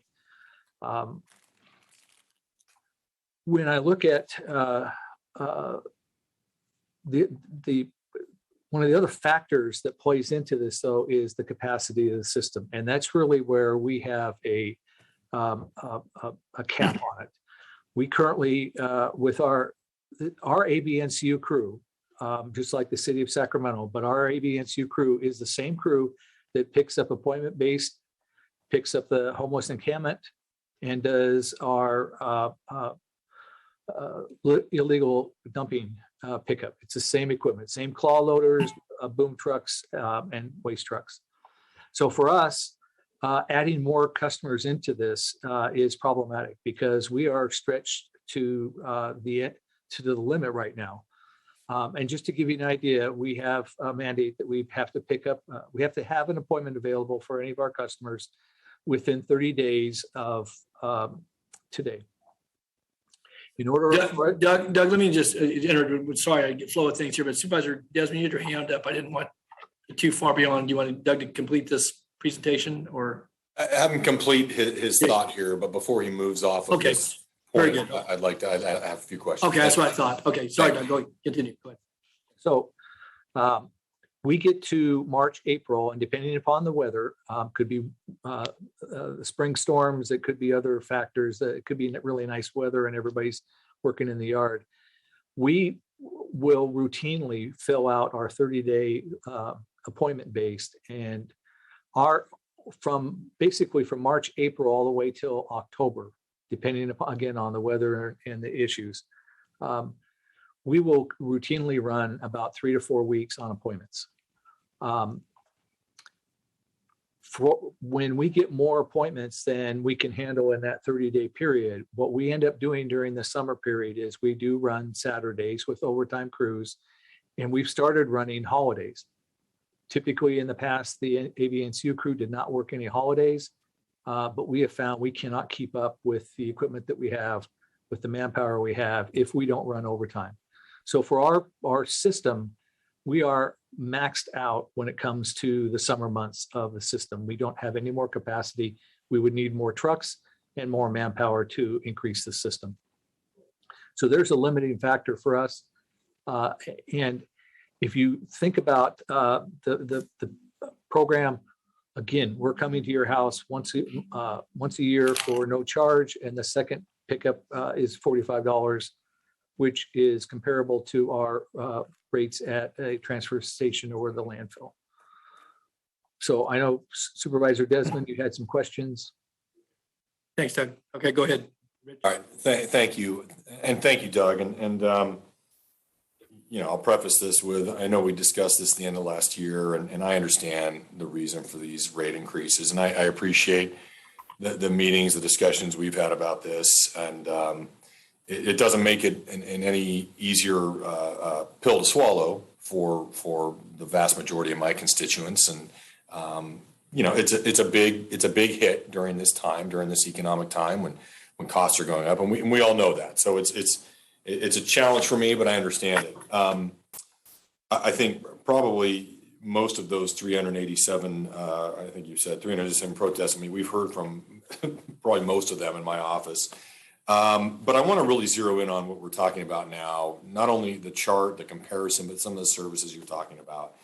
And I know in prior discussions, we've kind of touched upon this issue before about maybe can we temper this rate increase with some additional services, right? And that's what you're talking about here. And first, I do want to focus on the chart because, and even though you alluded to it, I'd like to put maybe a finer point on it. you know, what with all these charts that I feel like we see, you know, it's not always apples to apples, right? We're comparing some oranges to apples here, and I think that's the case with this chart, because I do know that a lot of these other municipalities we're comparing ourselves to, they offer, you know, additional free services. And so in terms of the one free pickup a year, I understand your concerns about, you know, the appointments, for instance, how you might be inundated. But I feel like there are possibly things that we could explore to mitigate some of those impacts. Like, for instance, if it's a second appointment in a year, then maybe you don't get it within 30 days. Maybe hey, that's a 60 or 90 day waiting period. You know, we could structure it that way. And another thing, you know, when you talked about it could potentially double the amount of pickups that we're providing if we offer two. I'd like to expand on that. I mean, I guess is that your estimate that it would double the requests we're getting? No. Okay. What do you estimate? I mean, do you have an idea, Doug, of how many folks would request two pickups a year if we provided two free pickups? No, and it's hard to estimate because I can't. Not everybody takes the second one now, right? Because there is a charge. So the only way to actually get that number would be to roll out the program and see what your results are. And then I also think to myself, I mean, couldn't we get creative with? I mean, what I'm struggling with, and what we've talked to your office about, is we're going to be requiring these ratepayers, 43% of whom are in my district, to pay more. I would like to see if we can offer them something in return in terms of some kind of enhanced service. And again, I appreciate the conversations that you and I have had and some progress we've made. But I'm looking at, what if we explored for the third and fourth service, maybe charging more? What if we explored, instead of an additional free pickup, I think something you mentioned to my staff was that you were possibly exploring one coupon per year that people maybe could bring their own items free of charge to NARS or Kiefer, something like that. So thank you for leading into the next part of what I wanted to talk about, because we, as a department, staff did take a hard look at how we could do this program. And again, we think it creates some real problems if we were just to offer up the second no charge. And I keep going back to that because I think if you go back on a website, for example, with the city of Folsom, they get the city picks up hazardous waste from the residents. But if you look on our chart here, their rate is about $13 a month higher than ours. So there's a correlation between the extra services that some of these folks get and the cost for the program. Well, let me stop you there, Doug, real quick, because that's a comparison between what Folsom charges now but we don't know. I mean, are they contemplating additional rate increases? Because what I'd like to do is I'd like to see a comparison between what our rate's going to be in a few years from now versus what Folsom rate's going to be, because it may not be as far apart. So we have that here on this chart. So if you look at the city of Folsom and you look at our proposed rate for July 1st, we would be at $35.77. Their adopted rate would be is already going to be $49.75. Okay. When you look at a year out from there, they jump to 56. Then a year from that, they jump to 58 into 60. And so Folsom is, I mean, it definitely makes our rates look favorable, but right. I'm also told that Folsom offers 3 free pickups per year at people's homes. Is that accurate? Yes. I mean, that's what I heard from public comment. Well, again, let me just say that they're not free. Those pickups are built into their rate. So if you wanted to offer 3 pickups, A, B, and C pickups in Sacramento County and free household hazardous waste pickup at the house, we can provide that service. No, I understand that. Our rate built within their rate than what it is. Right. It includes additional services. And then when you look at some of the other comparisons, for example, the city of Citrus Heights has 3 of your what they call the pickup days a year, but where ours are appointment based, Supervisor Natoli and perhaps a couple others may remember, we used to have a system where we do an area cleanup. I remember. And we would take let's say a wedge out of the county, and everybody in that wedge would get notice that we are going to be out there on Saturday to pick up everything that's at the curb. And it's called an area pickup. What happens is there's a tremendous amount of material that's put at the curb. By the time the crews go by on Saturday morning, it's been picked through pretty well. I was amazed. We ran that program in Stockton, and I was amazed at how much material disappeared off the curb. I even put out a broken barbecue, and it disappeared, even though clearly it didn't work. Those programs, but Citrus Heights offers 3 of those a year. And again, they have a lot of programs, and this county went to a different method with the appointment-based. It's much easier to handle. It's much more efficient to be able to do the appointment-based.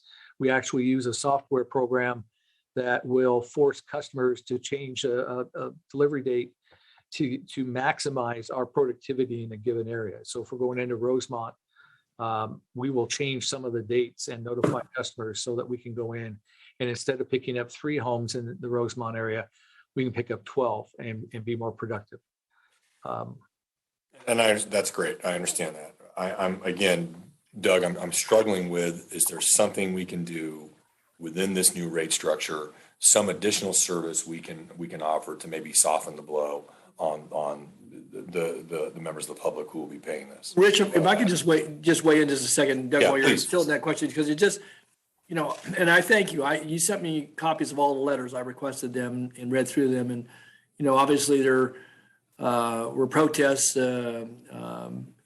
regarding the rate increase. But one of the common themes that ran through a lot of those letters, Doug, and I trusted you or your staff have reviewed them as well.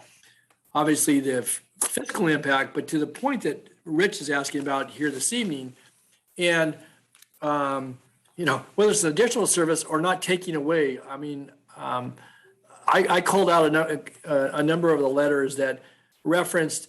It's one thing to have a rate increase, which in a large part they disagree with, but then what they see as being a significant change in the service, and you've gone over this with us as board members and in the public hearings, but removing the second Greenways card and charging $8 a month to retain that, recognizing, that, the argument is, well, we got to pick up the organic material that's in there and do that on a weekly basis. And so you're still getting the same level of service as if you had a bi-weekly or every other week pickup. But people, and again, reading those letters, and I get it, that, you can still have another cart, but you're just going to pay $8 for it. And we still have to build capacity in the system to pick that up. I guess I would ask the question to a finer point to what Rich was talking about. What about retaining the second organics cart and not charging folks for that? And, giving them a choice. Some folks may find that the frequency negates them having to have, the second one. But I think when it comes to people's yards, and even with, some of the, landscaping that's changed out because of drought conditions and so forth. I mean, one of the things we pride ourselves on in this community is, our trees and certainly our landscaped areas. And, not everybody's the same. I get it, but people have become very accustomed to having that second cart, and taking it, away as part of the proposal, I think is problematic in a lot of people's minds, because they see it as, you're charging me more, you're changing my service. I don't want to have to put this in with that, but then you're taking away the, Greenways card. And I don't care if you're coming every week now. It doesn't equate, at least in, I think, a lot of people's written statements. So what about that?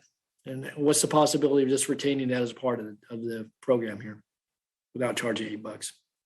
Well, let's just let's go back through the process here. SB 1383 requires us to pick up food waste at the curb weekly, which for the best value for our system is to switch from every other week green waste collection, and those are typically 90-gallon carts, and move that collection to a weekly service. And that's part of the rate application that you have before you. By doing that, if I have two 90-gallon carts, then I have 180 gallons of capacity that get picked up every other week. But if I pick up a 90-gallon cart every week, I'm still servicing the customer for 180 gallons. I get it. In a 2-week period, right? What we're trying to do is with the extra charges on the green waste carts is to recognize the cost differences in our green waste processing costs. So you will remember that there was a time where we had a vendor that would come into NARS and haul away all the green waste for free. We didn't have any costs. And then those contracts over time and some of the changes in California law with respect to green waste and power plants, suddenly our green waste was not a desirable material for the power plants. That became a lot of the dead trees that have been impacting California and the forest regions. And so our costs have gone up, and we are, I think we're $90 to $100 per ton to get rid of the green waste material. So from our standpoint, we're trying to limit the department exposure for additional costs with all of the, with say having the third,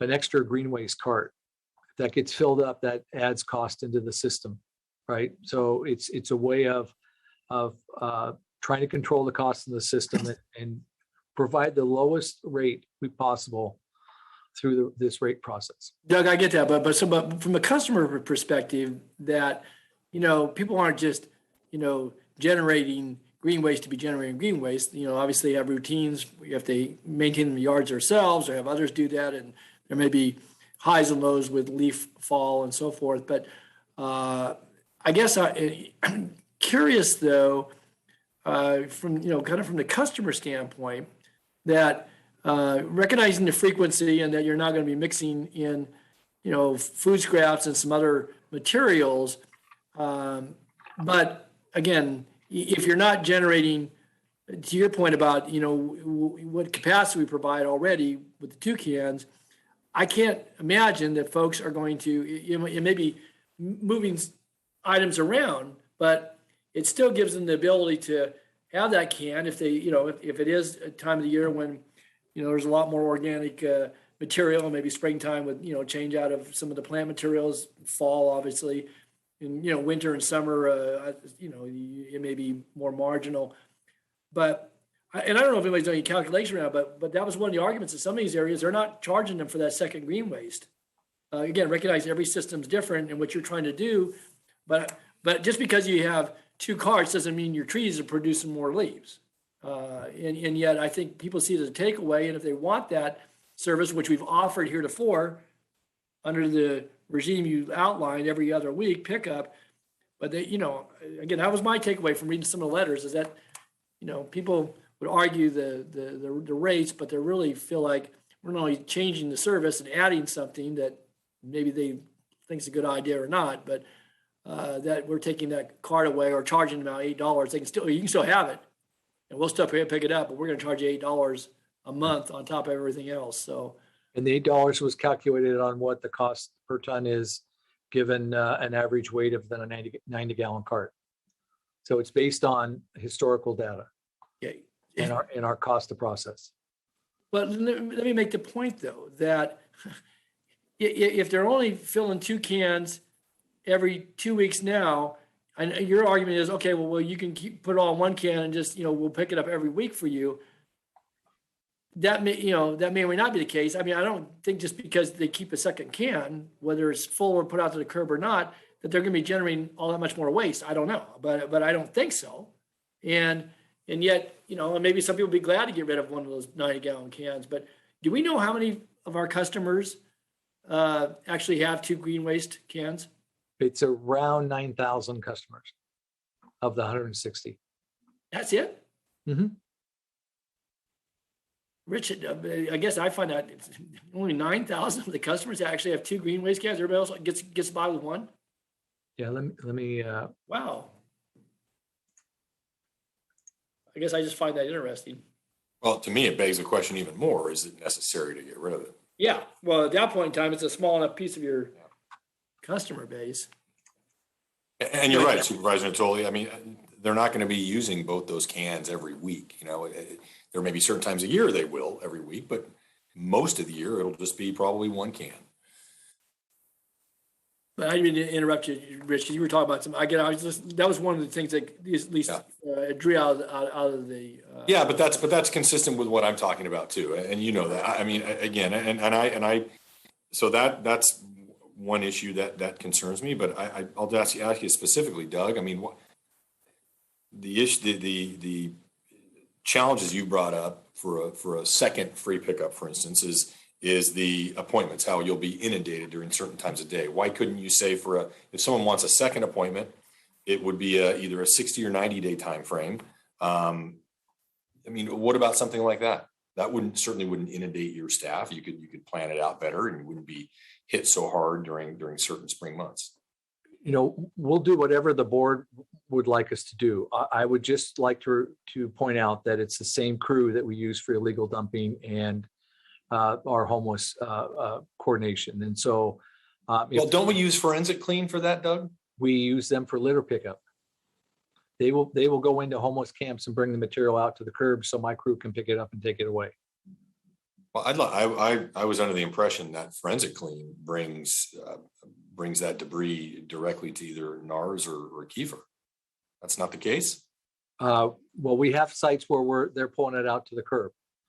We have a site up in the North Watt Avenue where I believe they're going in and putting the material in the dumpster that our department is paying for on the commercial side.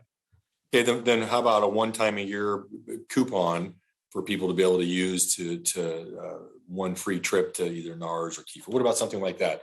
Have you? I was told your office was looking at that. Why did you not pursue that? And I didn't say we are not pursuing that.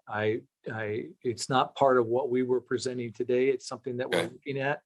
I do think it has some value because it does direct the traffic right to a disposal site. I would not encourage that for NARS for the next couple of years until we can get that building built and get through the construction. I know you've experienced some of the delays that we've had with public on weekends, and I don't want to add to that with the free dumping coupons. But I do think there's a way for us to look at perhaps you get a no charge ABNCU appointment, or you get 2 free dump coupons. And I think frankly, with some people, if you give them a dump coupon, it may reduce some of the requests for curb pickup for some people. Yeah. Right. That to me has the bigger benefit. And when we look at the coupon program, if it's done, let's say at the facility, especially at Kiefer, it's just the added disposal costs for us to get those customers through and the material processed. It doesn't add much. It doesn't require us to add capacity onto the routing system, which the routing system, remember, the ABNCU program is covered under the Prop 218 residential program. I think that's worth exploring, even if you have to delay the implementation of that for a year. I think that would be a tangible benefit that we could offer folks. And I think we could do that sooner than a year. I just would direct those folks to Kiefer. But I guess the point I wanted to finish with, that impacts the facility rate, which we look at annually. It's not the same Prop 218 process. So we would get a better feel for how much that system is costing us and have the ability to adjust the rates if we needed to. Doug, let me ask you though, on the illegal dumping in Parkway, we expended additional dollars. We're not expecting the ratepayers for their curbside pickup to pay the cost of doing that. That's not my, and if we're in a different spot and your department is having to subsidize that through ratepayers, I'll just say, for one, I object to that because my knowledge, we put $1 million more in last year. You still got to hire the crews and obviously schedule it. And we put millions of dollars into Parkway cleanup, the illegal dumping piece of it. I know we've supplemented that as well. And if there needs to be some general fund consideration or out of the, to your point about, what's generated out of, Kiefer, assuming it's legitimate, but say that folks are responsible for what happens on the Parkway for somebody that lives down in the Wilton area or, up in Alberta, Orangeville, or, again, that's an asset, but that's not part of the curbside rate. And if that's built into this, then I would say we need to look to extract that. And just as I asked you earlier, you gave a good explanation behind the street sweeping, which got rolled in and you've taken care of, and you have like apparently taken that away from the curbside rate that's charged to the homeowner, if I'm not mistaken. But so let me ask you, are these rates subsidizing the parkway cleanup? So I'm not sure what you mean by the parkway cleanup, but Well, I mean, you spend a lot of time getting stuff there, but or otherwise along the corridors, along Roseville. Yeah, Road, homeless encampments. Yeah. right. So no, we have, thanks to the board, we have gotten some monies for the homeless work for litter cleanup. Mr. Cerna put through an extra $500,000 that's helped us with the forensic clean contracts. And I believe we have, I think we're partnering with a request for some of the ARPA money to help us. We are active in the grant world. So we just submitted a grant for $800,000 that includes a truck, but does include our organic pails for homeowners to use. And we are active with grant money trying to reduce the cost wherever we can. We have used grant money in the past for vehicles. We'll continue to do so if we can find them, find the grant money. We do know the governor has a program for litter cleanup in California. We intend when that comes out to be active in trying to get some of that material or some of that funding to help with this. And we have used some of the commercial franchise money to help with the illegal dumping program, because that was part of what the SWA originally did, was use some of that money to help with illegal dumping. Right. And so we have a variety of sources, not just grants, not just the SWA money, but again, it's the same crew. So when we estimate that it's a $2.8 million program, that doesn't include all the illegal dumping program costs that are included in there. So just one question to bring it right back to the point, I guess. And so does the curbside rate to the homeowner or business owner that we charge, does that in any way contribute to the offsetting the cost for doing what you just described? Not to my knowledge, no. Oh, okay. Well, then that's That's what I'm trying to say is we have enough funding that we believe that.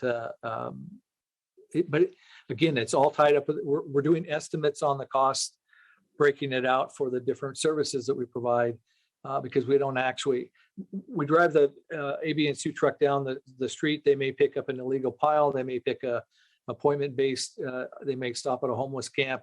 They may repeat that 40 times in one day. Okay, Rich, go ahead. Well, I was going to say though, I mean, so I guess I'm kind of confused, and I appreciate you asking these questions, Supervisor Natoli. I mean, Doug, correct me if I'm wrong, but I thought I heard you say that there are times that your crews have to pick up some things that are just brought to the curb by, say, forensic clean. So if that's true, then these rates are paying for some of those efforts. Well, we've carved out for the operating costs for the AB&C program is $2.8 million. There are additional costs that we have beyond that for that are funded from some of the commercial money that we use. So the franchise fees that we collect on the commercial haulers, there's excess money left over there that we use in illegal dumping to support illegal dumping efforts in the homeless camp. We did receive some money directly from the board and the general fund this year for the homeless camp and litter pickup. And we've used some of those monies for the forensic clean contracts that the board has approved. Okay, I think for me, to move these rates forward, this item forward today, which I know we need, I think I still would like additional information about what the impact would be to allow people to keep that second green waste can. Number one. Number two, a commitment that you will explore maybe ways we can offer an additional service, either in terms of an additional pickup or some kind of coupon. And then I think the final thing would be really unequivocal decoupling between what we pay for homeless encampments and cleaning some of those areas from what is funded through the rates we charge our ratepayers. Okay. Okay, Supervisor Kennedy had a question. Thank you. I guess my heartburn with the second green waste can is that, I just don't want to see the low income folks in, my district or anybody's district subsidizing those that have 2 green waste cans, who tend to be on the higher end of the economic scale. Well, it could be offered to everybody. I mean, again, just because there's only 9,000 accounts, it would seem to me that it would be available to everybody, not just the 9,000 accounts. I guess I'm surprised by that number, very frankly. I thought. Okay, with that, then let me apologize to Doug for bringing that up.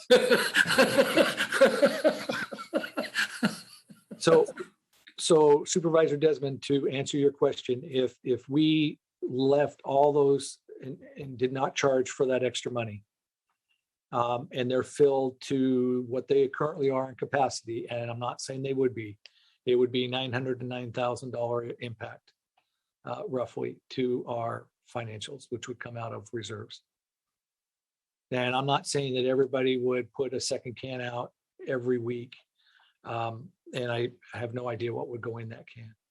We just have designed this program so that if you mow the yard every week and you do your landscaping at your house on a weekend and you fill up 1 can and you had to have a second one for the second week, we're going to provide you with the same service because we're picking up your lawn clippings and your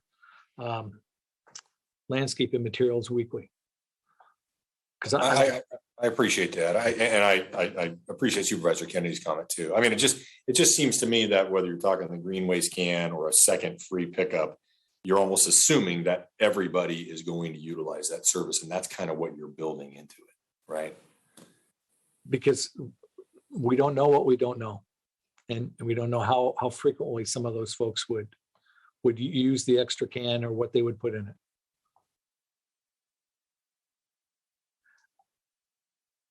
it. Comments?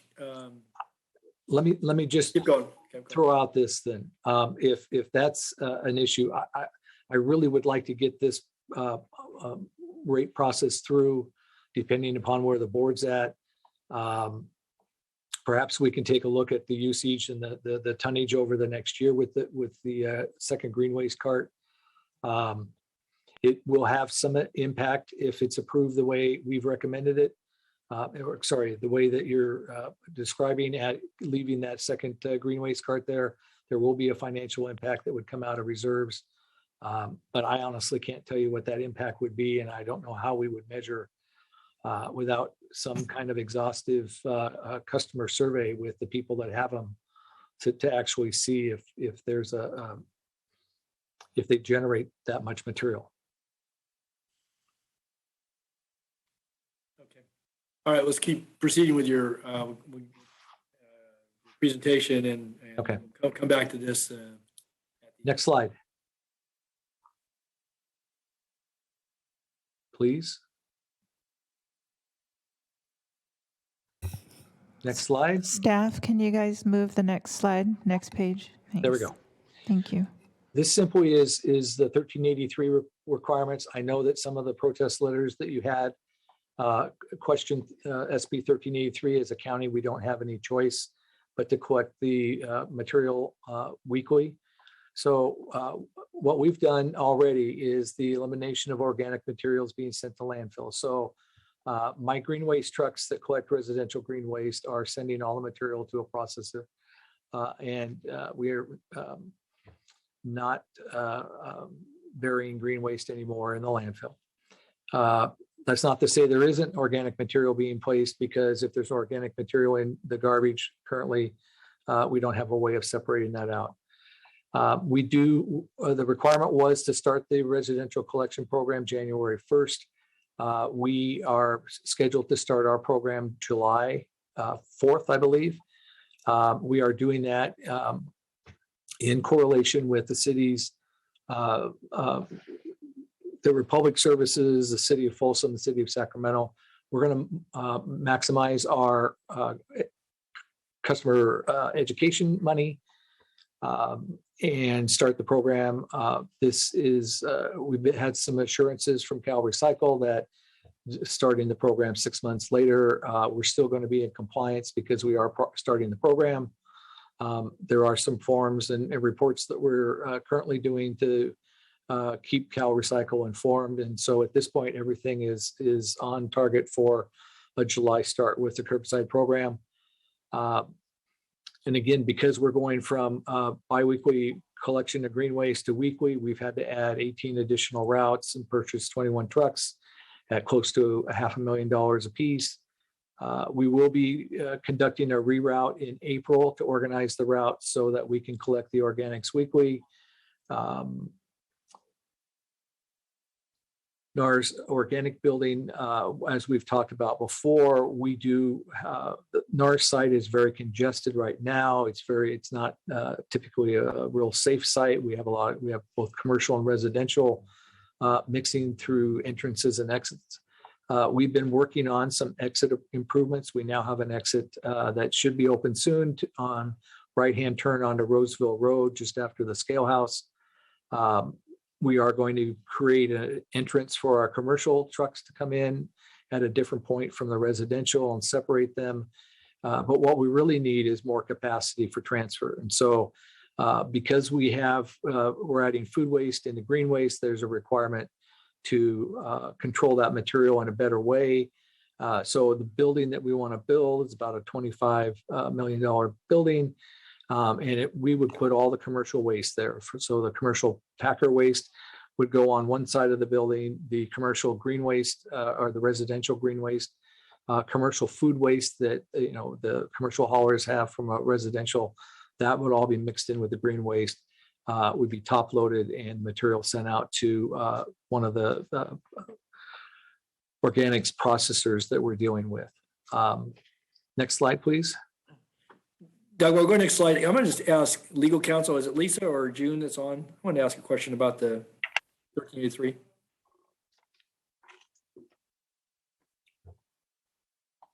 Yes.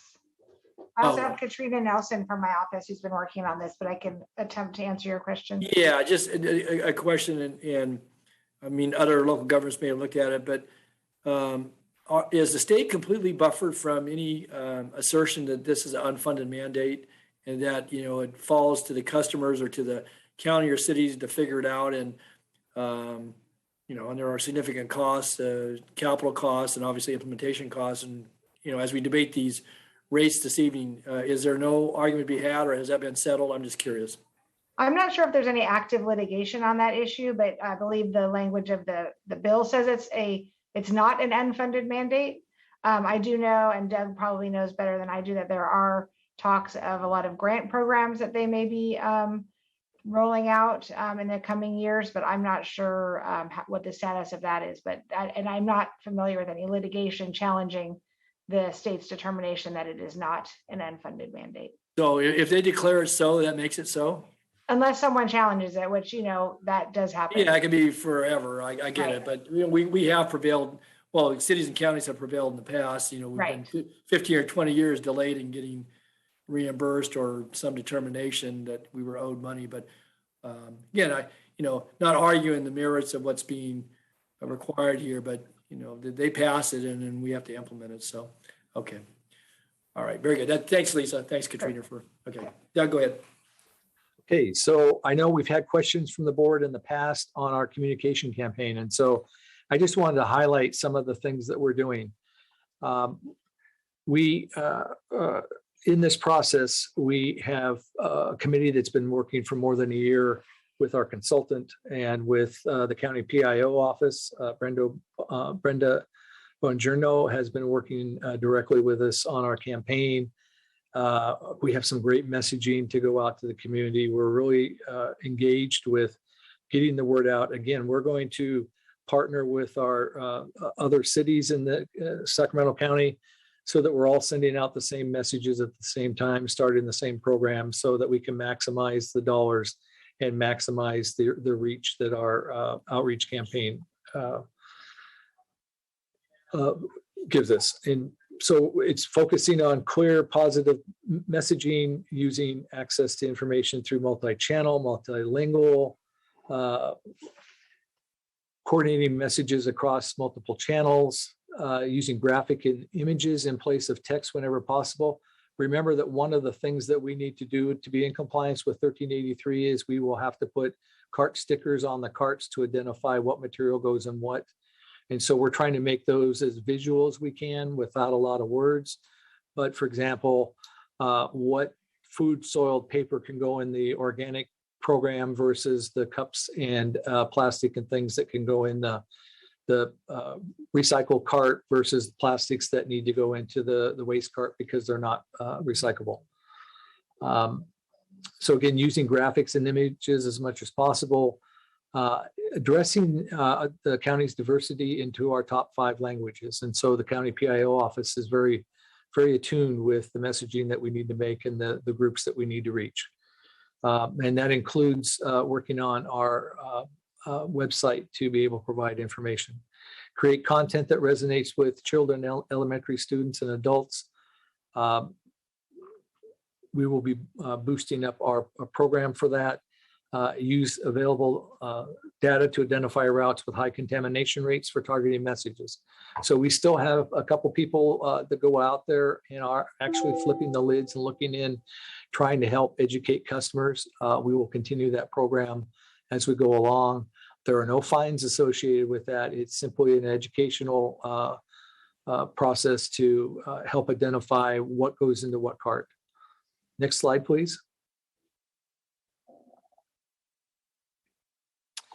And then on the communication side, the digital media, using both, as I mentioned, the paid media and county communication, print support, traditional media. We do intend to publicize as much as we can with Brenda's help, what we're doing in the community, why, and the changes that we're making. And then we do have staff that are available for events and community partnerships. So if a board member has a community event, wants someone to come and talk about the recycling programs, we'd be happy to have someone show up with that. Next slide, please. So before I get to this slide, I just wanted to add in too, you will see before you in a future board meeting a request to increase our capacity with the PIO's office. It's something that we really need to do. We'd like to have a full-time PIO because this, as we've discussed here in the questions about green waste carts and you know, you're taking away service. Those are all things that we're going to face. Your staff is going to face when we go out in the public and roll this program out in July. And so we're really trying to maximize the effort that we can put into the customer outreach and customer education programs. Recommended action is to open the public hearing and related to the proposed monthly solid waste residential utility fee increases, and consider all testimony and written protests related to such proposed increases. Make a finding that written protests related to the proposed utility fee increase did not meet the majority protest threshold required by Prop 218 to prohibit the imposition of this increase, and then close the public hearing and adopt the attached resolution approving the monthly solid waste residential utility fee increase. I do have some staff, I believe, that are listening to the presentation tonight. I don't know if my consultant is still on board at this point, but if you have questions for us, we'd be happy to answer them. Thanks, Doug. We'll go to board members here for questions and then take phone calls. I wanted to ask, though, as we've gone through this, and you're talking about bringing additional communication capacity on, as I read the letters, and again, I don't know if folks in your department, Doug, as they read those, if they looked to how they could help customers customize their service to, you know, if they did qualify for, you know, some sort of, you know, a discount, you know, kind of the mixing, matching, you know, with 180,000 accounts, it's, you know, I guess it becomes fairly easy in some respects just to standardize services. Here's the menu you pick, you know, the costs are such, And then, and some of the fallout from that is we get people, putting materials in the wrong cans, to your point about contamination, because they don't get enough capacity. In other cases, they're paying for capacity they don't need, don't use. Do you have people on your staff, besides just fielding a phone call and say, I want to change a can, that actually will work with folks? And I think this needs to be a part of it. You educate on what can now go and should go in the green waste can, and what should stay in the recycle can, what should stay in the waste can.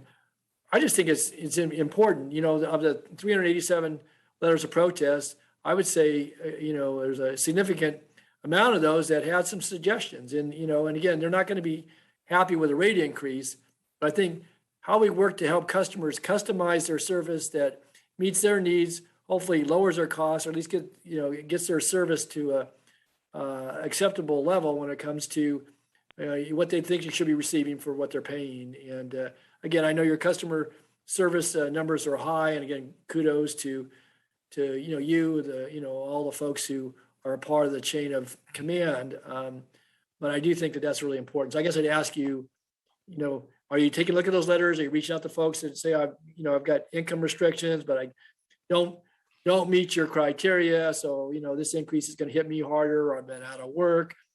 Not unlike when we talked about this first time around in March of 2020, we're still in COVID. We're still in a pandemic, and people are still feeling the impacts of this, and yet life goes on, and we're trying to maintain sanitation and such. So I guess my question is, all bundled up in that, is that how will we work to help people customize their service and maybe allow them to either modify certain aspects, not just the can size, but if we used to have exemptions. Now we say, people could say, I recycled everything, or I didn't generate any green waste. I got a hardscape out there. So there's no, it sounded to me like we're not going to have some of those tools available to you and your staff going forward. And I guess I'm curious, because I think that some of the questions that Supervisor Desmond raised, but just in reading the letters, it occurred to me that we need to have some flexibility. Maybe you've got that built in or not. So, well, I didn't mean to give you the impression that we're not doing that now. We actually have staff that have been going out and talking with customers.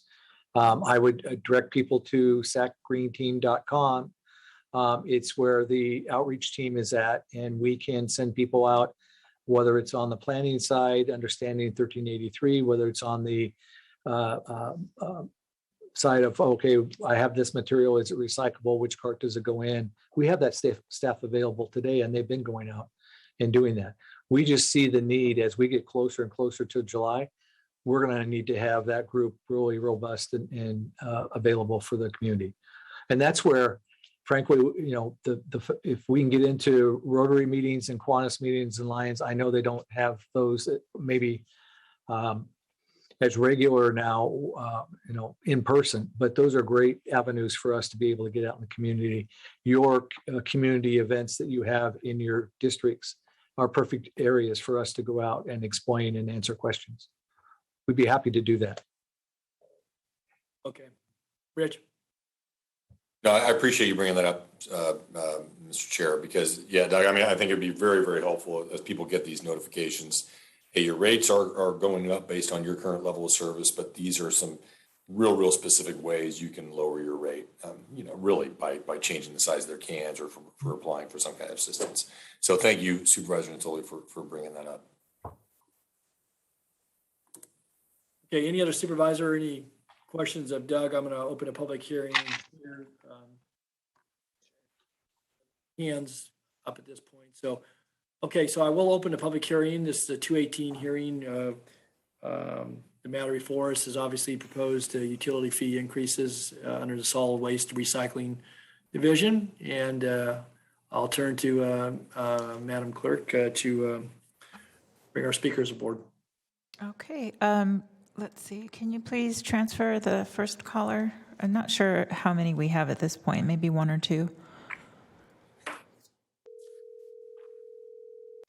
Hi, caller. Thank you for your patience. Please start with your comments. You have 3 minutes. Okay. Good evening, County Board of Supervisors. My name is Paul Kasheka, and I live in Antelope, California. I am opposed to any additional solid waste curbside collection rate increase for residential customers proposed by the Sacramento County Department of Waste Management. On January 12, 2021, almost a year ago, the Sacramento County Board of Supervisors voted unanimously to increase the monthly cost of trash and recycling services by $5, which was effective March of 2021, and then again an additional $5 effective January of 2022. This was done to avoid a steeper increase than originally proposed by the county's Department of Waste Management and Recycling. That $10 increase for a 60-gallon garbage cart equates to a 30% increase to residential customers. Unfortunately, the Department of Waste Management and Recycling is seeking an additional 22% increase, bringing the overall rate increase to 52%, which does not include the rate increase for the recycle and green waste carts. In addition, the majority protest threshold of 80,001 homeowners is unrealistic, if not impossible, for the community to achieve. But what if we had 80,000 protests? What would the plan for Department of Waste Management be? They say they would just drop the rate increase altogether. So is it really necessary? I urge the Board of Supervisors to carefully consider the negative impact from any further rate increase, especially taking into account the economic challenges residents are currently up against, and vote no for the proposed rate increase. Thank you very much for your time. Have a wonderful evening. Thank you, Mr. Kasheka, for calling in. Chairperson Natoli, that concludes your public comments, and I will close the public comment period now. Or close the public comments on the phone line, sorry. All right, thank you very much. Thanks to our caller and certainly to all those who've written in protest. I guess I want to get some clarification though, Doug. So the letters that we received, there were some comments and suggestions that were of a positive nature. I'm going to ask you directly. So did somebody comb through those and then do follow-up, or we just take them as protests and they say no, they don't want it, and it just goes in a file somewhere? Because I think, there's some very thoughtful, again, albeit maybe disagreement, very thoughtful suggestions in those letters. And again, I think they're reflective of a lot of folks who either didn't, feel that it was going to be, worthy of their time to write, maybe didn't know how to protest it. It all had to be in, written format. It couldn't be an email. And some folks commented on that. So I guess I want some assurances that somebody looked at those letters and there's actually been follow-on, because those are our customers. And whether it's 387 or 3,800 or 38,000, I think we have an obligation beyond just acknowledging their protest to follow up where we can and where the suggestions were for some service-related adjustments and or other issues that they're facing and are facing as it relates to economic hardship and so forth. So we'd be happy to do that. We routinely, when we're referred complaints from or questions from board staff, we respond to those. We'd be happy to do that in this case too. Yeah, because there were a lot of them there were some complaints in there too, but I think there were some good suggestions. So I guess I would, if you're going to be bringing out some additional help, that's a good base to start from. They may, they may not be happy with what the outcome of this hearing may be this evening, because it's going to affect them if we vote in the affirmative. But okay, so I have assurances you'll do that. Thanks. Yes, sir. Okay, Supervisor Frost.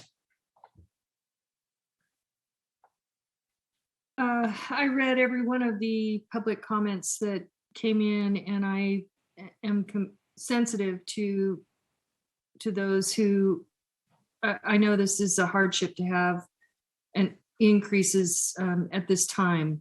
The problem we have is we have an unfunded mandate, and we have to figure out how to deliver a service, and it costs money to deliver this service. And if we don't have the money for it, then we'll have to pull it from something else. And what do you pull it from?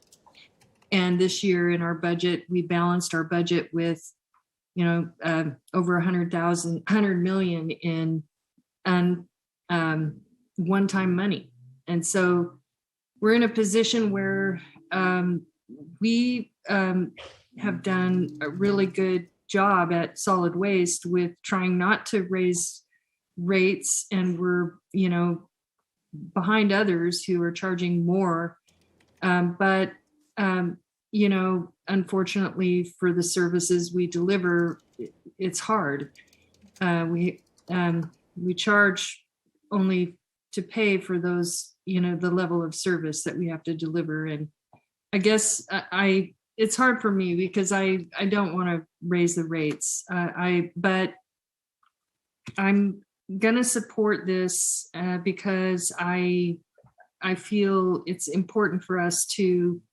Solid waste is an important component of community quality of life and public health, and it's really important that we meet the requirements that are handed down by the state. So I just wanted to kind of make a couple of comments relating to my thoughts around this, and hopefully we'll be able to, there was a lot of good discussion tonight. Hopefully we'll be able to add some value added and for our constituents as we increase the rates, and also along the way, if maybe we'll find that it's not going to be as hard as we thought, and we can make adjustments. And for those, I'm hoping for those that are really struggling, we can offer some kind of an assistance or discount for those who might qualify. I don't know, Doug, do we have that type of a program where we can help people who are really struggling? We do have a low income rate that we have worked on in the past. We actually added some money a year or so ago into that fund. It's the same program that SMUD works. Actually, Liz Bellis today at Parks referenced if they qualify for our program, they'd qualify for hers. So it's all tied into the county and to SMUD. Yes. Yeah, that's good. Thank you. That's all I wanted to say. Thank you. Supervisor Cernan and Supervisor Kennedy. Thank you, Chair. I know the hour's late, so I'll be brief, and I've been listening intently, but I just want to kind of echo what's been already said about the difficult decision that is in front of us. And of course, I think the last thing that any of us wants to do is raise rates in the middle of a historic pandemic. But it is a complicated matter to some extent, because it does involve, as Supervisor Frost mentioned, kind of an unfunded mandate from the state. And of course, in county land, that's not unusual. We deal with a lot of those.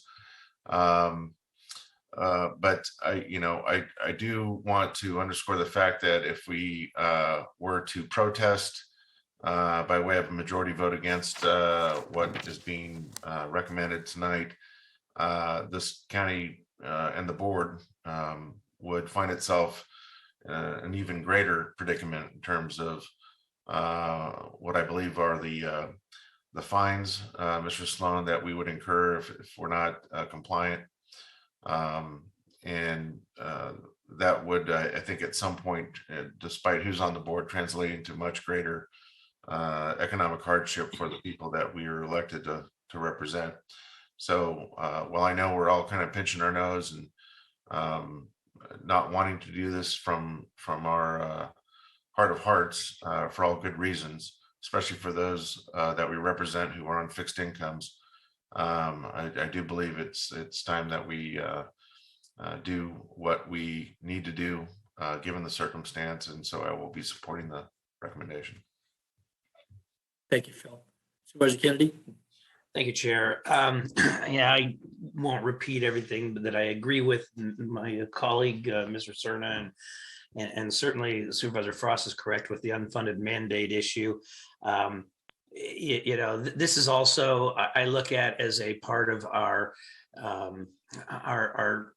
effort to deal with believe it or not, climate change as well. So, I mean, these are important decisions to be made. I will say this, that this board can, nobody, there's not an elected in the world that wants to raise rates of any kind, let's face it. But I think that we have sent Doug back to scrub this thing so many times. I mean, it looks like Karen Silkwood at this point.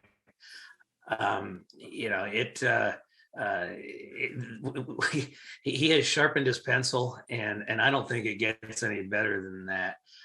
So thanks for that. And I think that this board can be proud in the fact that we did not do this easily, and we did not leave any rock unturned. So I think it's just time to move forward. Thank you.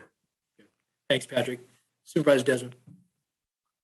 Thank you. And I'm not going to restate what I've already said multiple times. I know this is such a hardship for many, many people, and I will be supporting this moving forward. What I do want to hear back from you, Doug, maybe in just our conversations privately is I'd like to see some of the educational materials that you'll be providing to the ratepayers, hopefully informed with some of the suggestions that Supervisor Natoli and I suggested to you specifically with respect to how people might be able to help themselves, either in terms of taking advantage of the low income benefits they have, or reducing the size of their cans, of course, customizing their service.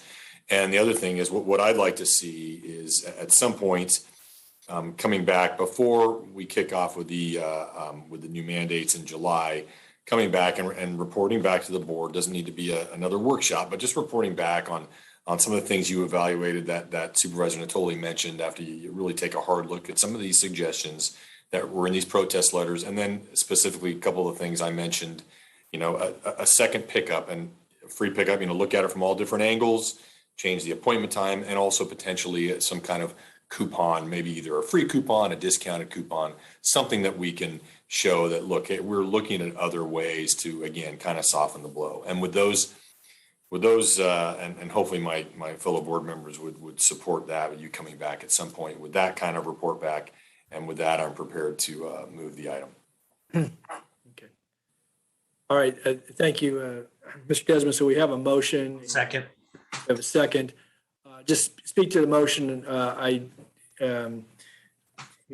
agree with a number of the comments here by my colleagues, and would just say that, anytime we take on rates and service provisions, it certainly, I think, has not only an impact on those that we serve, but it has, impacts on quality of life in this community. And so we weigh a lot of different aspects. And I think that, the thoughtful approach, and I appreciate that Doug and his staff have, been before us on a number of occasions. And again, it doesn't matter how many times, it doesn't make it any easier when we're asked to take this action. And again, it clearly rests with us to say yes or no, and there are consequences either way.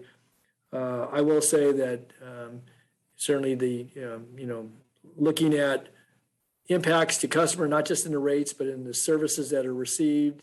We draw a comparison at rates. And then, as Doug pointed out earlier this evening, there are distinctions, and people that, live in another part of the county, whether it's in the city or unincorporated area of the county, they're looking as to what services they receive, how they equate to their monthly bill.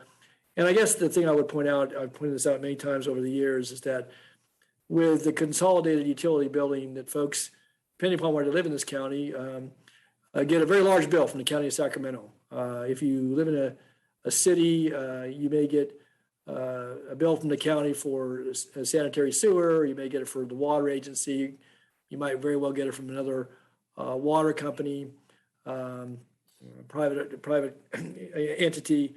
But when it comes to a lot of the unincorporated area, folks get their water, sewer, and garbage, storm drain charges all on one bill, and it is significant. Whereas in other jurisdictions, I said, it may get broken up, and you still, may get billed more or less, but you don't get it all in lump sum with the county's logo on it. So, I'm sensitive to that. I think we do a good job in working to serve our customers, to have, the capacity, but certainly maintaining our fleet in this case, and certainly our asset at Kiefer, and all the things we juggle with NARS, and certainly with the customer service. I will just lastly say that, the state is very consistent in that they are very good at pushing down to local representatives, whether it be counties or cities and special districts, a lot of responsibilities to carry out programs and other aspects of regulation, and not putting the dollars behind it, and then requiring us to either go to the consumer, to the customer, to regulated community. And we do that. We do this as part of what we're talking about here this evening. And again, it certainly gives us plenty to reflect on, but I guess the obligation does not only falls to us, and we can, bark about it all we want, and once in a while we prevail. But in the meantime, we provide these services. They're important to this community. And I do think that the adjustments that have been made over the last year, albeit, this is going to, show up with a rate increase that's going to get people's attention. If we can customize and tailor some of the service delivery for folks who are either in financial straits and or could benefit by suggestions that would allow them to manage their monthly bill, but also their products that are either disposed of, recycled,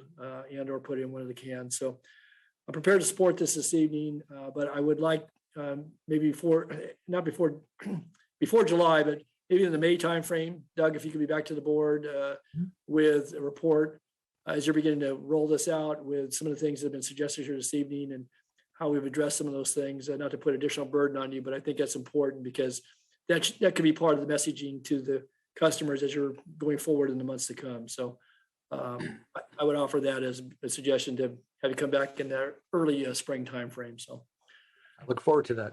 Okay, very good. Okay, with that, if there's nothing else, we have a motion and a second to approve the staff recommendation. We have closed the hearing, and thank all those that have written us with their sincere concerns. And with that, I'll ask the clerk to call the roll, please. Okay, Supervisors Frost. Aye. Kennedy. Aye. Desmond. Aye. Cerna. Aye. Natoli. Aye. Mr. Natoli.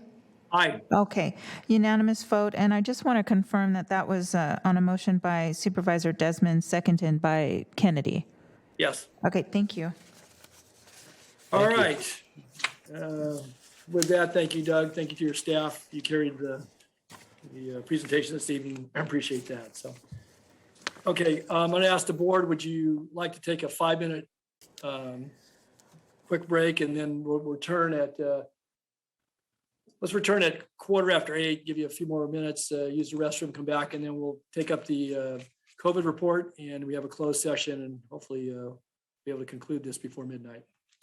Okay, we'll stand in recess to 8:15.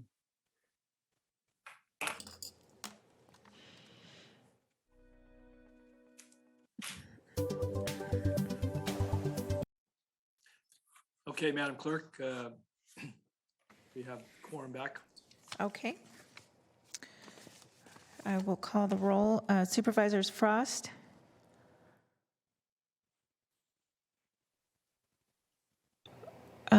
Supervisor Frost, your mic is muted. Okay, I'll just keep going. Supervisor Kennedy. Here. Natoli. Here. Desmond. Here. Cerna. Here. And you have a quorum. I don't see, I see Supervisor Frost on there. All right, very good. And then we'll go to the 3 o'clock item. So with that, have you called in the record, and we'll hear if I see Dr. Kassiri and Siobhan both on. So go ahead and call the item. All righty. Item 61 is the COVID-19 update. Very good. Okay, good evening, Dr. Kassiri, Siobhan. Good to see both of you. Good evening. Good evening, board. Thanks for having us. So we've seen significant surges in the Omicron variant over the past several weeks. And fortunately, however, we are seeing that our overall numbers of cases are trending downward. I'm going to give you a few updates and then I'm going to turn it over to Dr. Kassirier for some more. Our adult correctional health team identified an outbreak the week of January 10th in the jails. It has spread rapidly due to the high infectious nature of this variant. And as of today, there were 178 cases in the main jail and 126 cases at our CCC, for a total of 303 cases. For context, the daily census of the jail has been approximately 3,300. Adult Correctional Health and Sheriff's Office continue to work collaboratively to implement outbreak protocols. In response to the most recent surge, additional measures have been taken, including there were 203 sentenced inmates that were released 90 days early. 7 additional inmates with conditions which may make them immunocompromised were also released. There were changes in protocols to limit in-person appointments and visitation and the unnecessary movement of inmates. Adult Correctional Health received some new therapeutics late last week, and although supplies are limited, criteria has been developed for their distribution. The adult correctional health staff continues to provide COVID-19 vaccinations, including booster doses to inmates. The State Department of Public Health amended its public health officer order requiring boosters for correctional health workers or exemptions and weekly testing. There were also changes to mask wearing protocols per the CDC guidance to only use N95 or surgical masks instead of cloth masks in the correctional health setting. We also saw an increase in the cases among our unhoused community members in shelters, with several outbreaks reported over the past few weeks. Our public health team has been supporting the shelters to implement isolation and quarantine strategies so folks can remain in shelter when they contract COVID-19. Additionally, we provided our partners who work closely with encampments additional masks, hand sanitizers, and public health flyers to help individuals learn how to manage their symptoms when they are unhoused and when and where to seek medical support.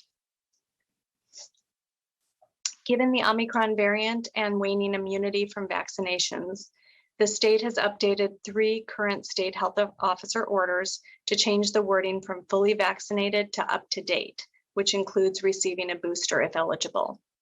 There are several populations that will now require boosters to be considered up to date. Originally, the requirement was to be due by February 1st. However, the state is moving this to March 1st due to the challenges in getting folks vaccinated. Populations that are include healthcare workers in state and local correctional facilities, and workers in adult care facilities and direct care workers. The state also updated requirements for visitors in acute healthcare and long-term care settings, requiring booster doses and negative tests for visitors in certain healthcare facilities. The updated order is effective from January 7th through February 7th of this year. To align with the updated CDC guidance on isolation and quarantine, reducing the period to 5 days, the state issued guidance for local health jurisdictions on isolation and quarantine for the general public, which includes requirements for testing.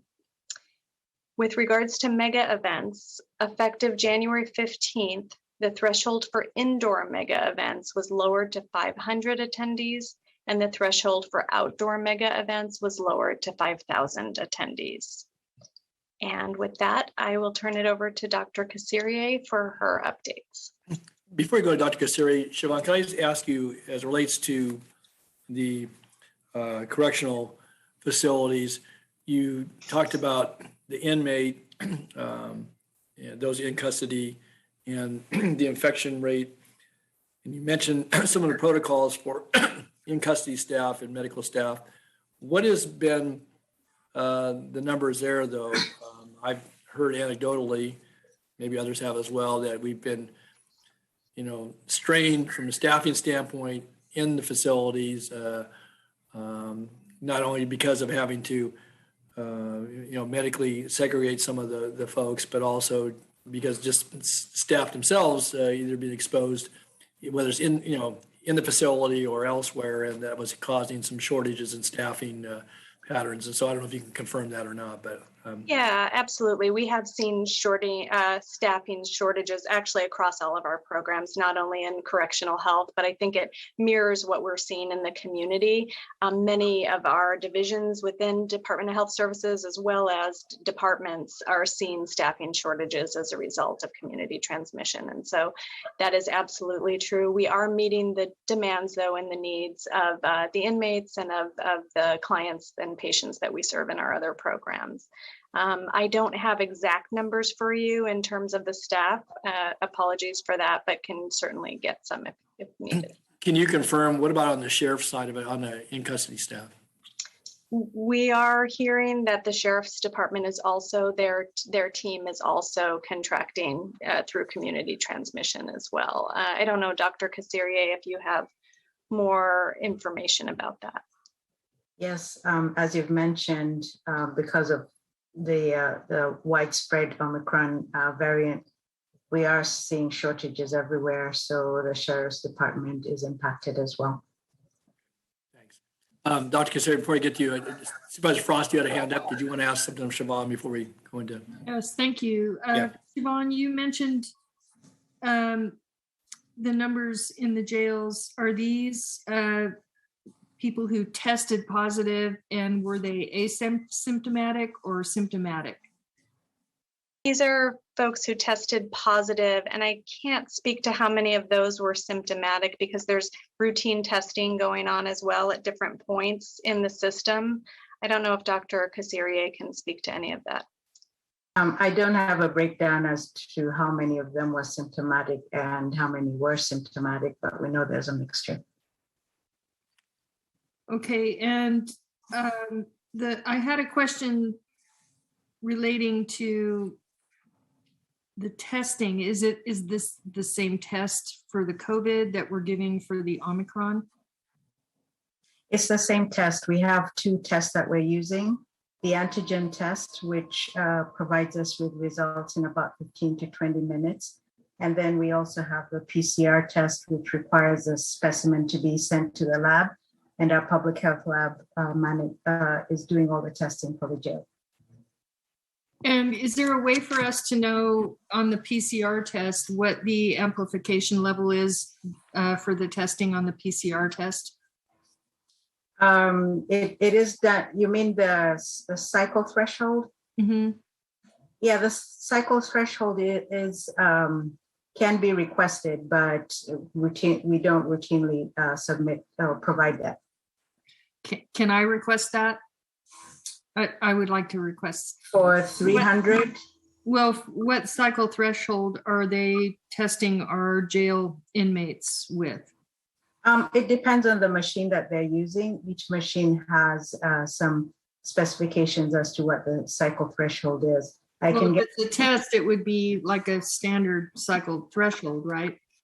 Right. We have different machines that we're using. And for each of those machines, there's a specific threshold based on the manufacturer's specifications. So there's different tests for different machines that do the PCR test. Oh, got it. Okay. Is there a way for us to know the cycle thresholds by machine and manufacturer? I can get that for you. Yeah. Appreciate it. And then I had one more question, Siobhan, relating to the vaccine. Fully vaccinated, is the state has now defined fully vaccinated as up to date, which means the state doesn't consider you fully vaccinated unless you have a booster.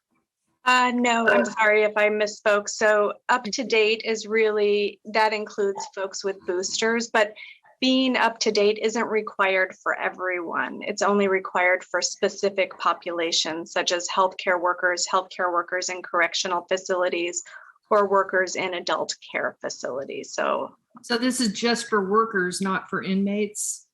Correct. Okay, and can I just make a correction? The booster is being offered to the inmates as well, especially for those that are at high risk. But I think what Siobhan was referring to is that for when you're talking about being up to date, which is what is mentioned in the state health orders, that's referring to certain sectors such as healthcare workers. But the state health order, would you say it's a mandate? I guess so, yeah. So the state is basically saying that we as the county have to mandate that our employees get this shot, or what? The state order for certain sectors requires that the employer does vaccine verification, including if they have the 2 shots or if they have the booster. And then for those that are not vaccinated, they have to get weekly testing. Oh, they have to get, and then lastly for now, I wanted to ask Siobhan, you said you do consider exemptions. Correct. Yeah, correct. You still consider a medical or a religious exemption. So it's, if someone doesn't feel comfortable getting the shot, we still have medical freedom at the county. They can apply for an exemption and still have their job, and so forth. For those who get exemptions, they're required to do testing, and based on the setting, it's either once weekly or twice weekly, but they can request a medical or religious exemption, correct? And what if they're not comfortable with the testing? If they're not comfortable with, if they have what if they do not wish to participate in any of the medical treatment? Right, then we have to determine whether we can reasonably accommodate them based upon what their job is and whether or not we're able to accommodate them based on that. Okay, I'll just leave it at that. I know it's been a long day, but thank you for answering my questions. And I'll thank you, Dr. Kasiri. I'll look forward to the information on the testing.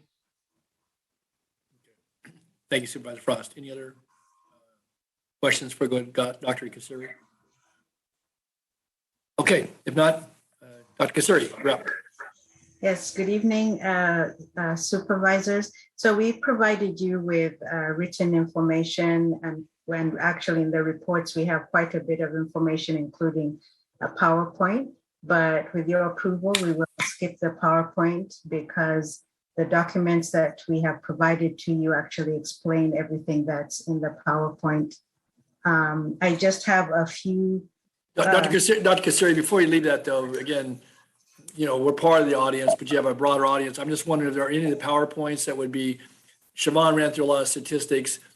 Are there any of those PowerPoints, again, that would be useful?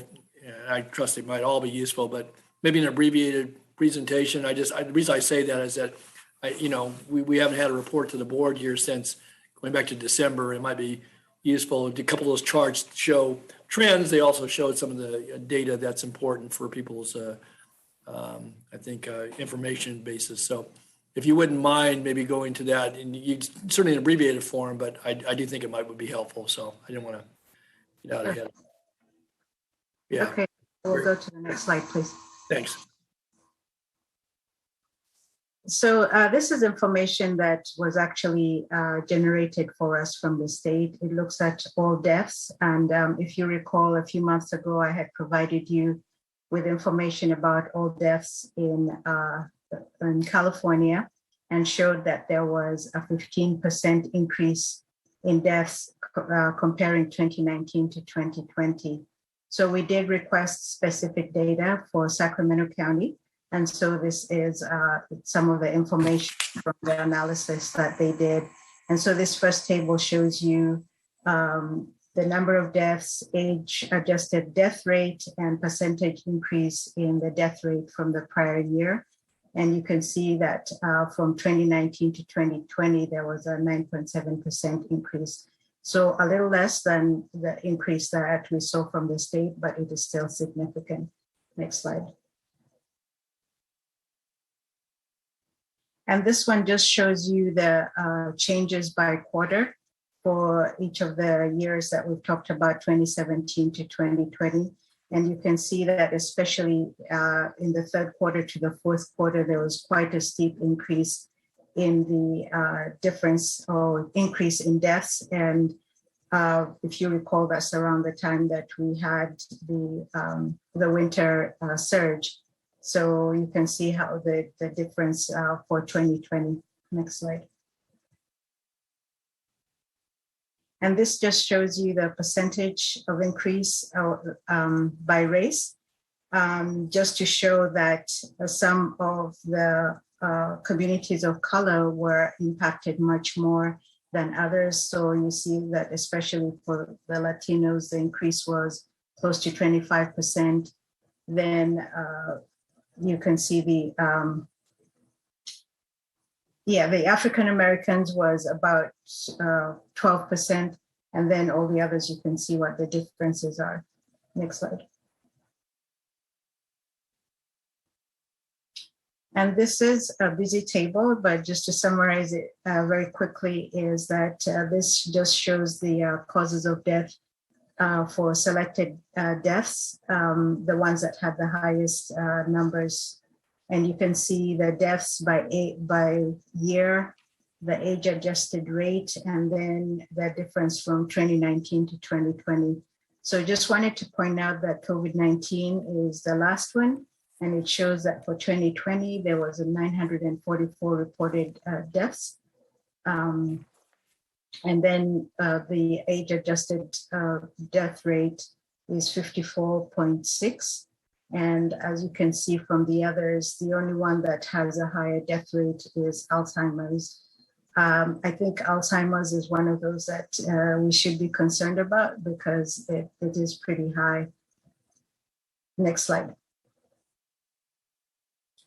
This slide shows the percentage increase in number of deaths by age group, race, ethnicity, and proportion. So it's trying to provide you with a lot of information all in one chart. And one thing that you can see from this is that on the y-axis, it shows the age groups.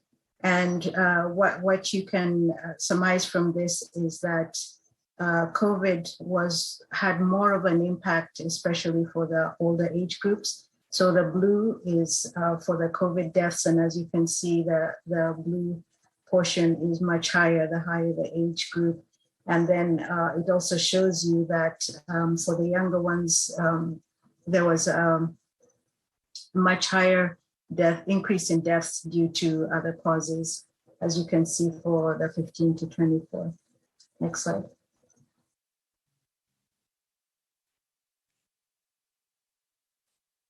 Oh, I guess that was it. So just real quick with some of the priorities that we are focusing on with our public health teams. One is with vaccinations. We do have a target from the state that we should reach a 75% vaccination rate by the end of March for all of the population 5 years and older. So we are at about 63 and inching slowly upwards. The other priorities with testing, we continue to maintain 13 testing sites, and they've been very, very busy in the last couple of weeks with long lines, but we have worked hard to get additional resources and cut down those lines. At one point, the wait time was as long as 4 hours, and we've been able to cut that down to about 30 minutes.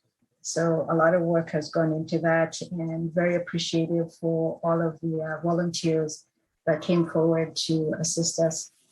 We are also receiving testing kits from the state for different groups such as healthcare or for the general public. And so we've been working with different partners, with the libraries. That was a very popular period where we were able to give a certain number, I think it was about 95,000 kits to the libraries, and they were able to distribute them.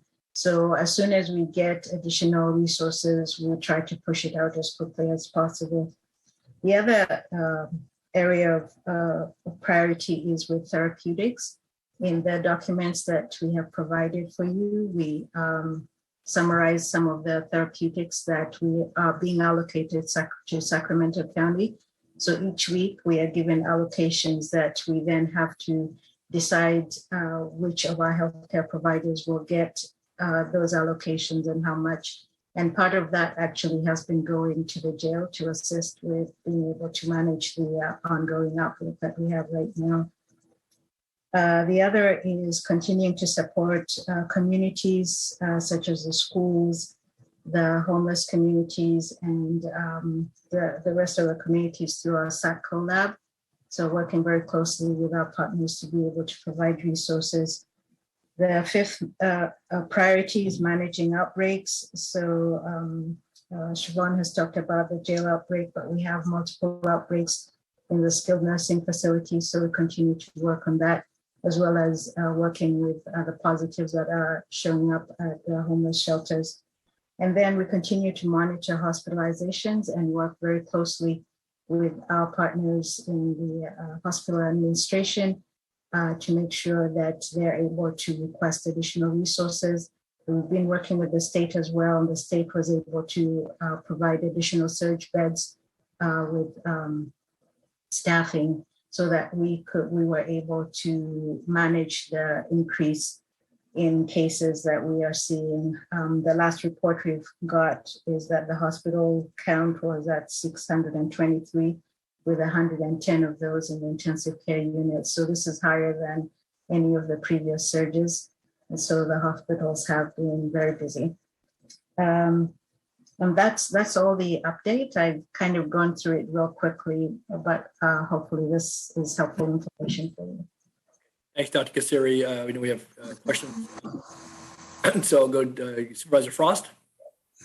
I just, on the first slide, you were talking about age-adjusted. I'm not sure I understand what age-adjusted, what that calculation is. That's a term that is used in epidemiology. So basically what they do is that they have to, they do some calculations so that they're able to compare different populations or different communities. And because, for example, if you had one community that has a lot of older people and another community that has a lot of younger people, in order to be able to compare those two, you have to be able to do some age adjustment. And that is a calculation that is done in epidemiology. I see. Okay. And then what is the therapeutics protocol? Is it medications or treatments or vitamins or? In the summary that we presented to you in your written documents, we have information on the therapeutics that are allocated to us. So there are two oral therapeutics, Paxlovid and Molnupiravir. And the advantage of having these two is that they can be given on an outpatient basis.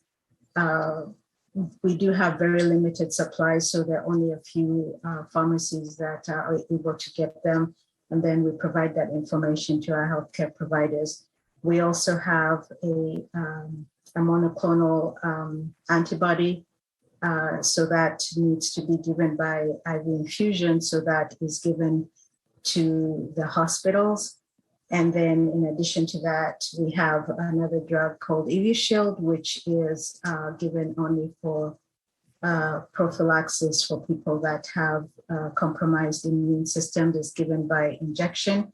And so that is also given only to certain hospitals. And all of them are given in very limited supplies. So every week we basically have to make decisions on how much each of the healthcare facilities will get. This is therapeutics in the hospital. Roughly, is I that mentioned that two oral therapeutics are given on an outpatient basis. Is that early treatment? Is that early treatment? Yes, they have to be given very early in the course, and both of the oral therapeutics are for mild to moderate disease, and they have to be given within the first 5 days of symptom onset. Okay, thank you. Okay. Other members of the board, questions of Dr. Kassiri or Siobhan? I had one question, Dr. Kassiri. We got a email yesterday, at least I did, and it was fairly brief, but referenced apparently hospital protocols when you have loved ones who may have certain health conditions. There wasn't a particular description here, but I don't think that's as important as kind of the question. I know we had this in the early days of the first COVID-19 outbreak and maybe with the Delta variant, but as Siobhan said, and you were seeing high numbers in the hospitals, but what about the protocols if someone is in a life-threatened situation and or in critical or serious condition, whatever that might be? And again, I know you as public health officer don't have certainly control over that, but you certainly have, I guess, some insight. So could you share that? Because again, this was a thoughtful email and just, kind of made the point about, well, if it was somebody else's family member, they might get a chance to get in there. And so I'm just curious, have there been any adjustments made so that folks, even with a surge, can make arrangements to visit their loved ones in the hospital, depending upon the seriousness of their medical condition? Yes, so the guidance that the hospitals have to use are given by the state. And basically there's, for visitors, there's some requirements for either being vaccinated or having a negative test. But in situations life-threatening or end-of-life situations, as you've mentioned, they do make exceptions. And so even also with the number of visitors in some hospitals, they've had to limit visitors to just one, just because of the sheer number of people that they have in the hospitals. But definitely in those situations, end of life, life-threatening, they do make exceptions. Okay. If someone had a concern though about a specific situation, I trust they would talk to that hospital, but is that something where your office from time to time would receive somebody outreaching who was feeling, they wanted, a second opinion or someone to at least, take a look at the situation? Is that something that would go through public health? Yes. In a few situations we have intervened where there was some difficulty with a family member getting access, and so being able to talk with the hospital officials and find a resolution. Okay, well, thank you for that. So, okay, I don't see any hands up from board members, so I will go to our clerk and do we have callers? Yes, we have one caller. Okay. Okay, could you please transfer the caller?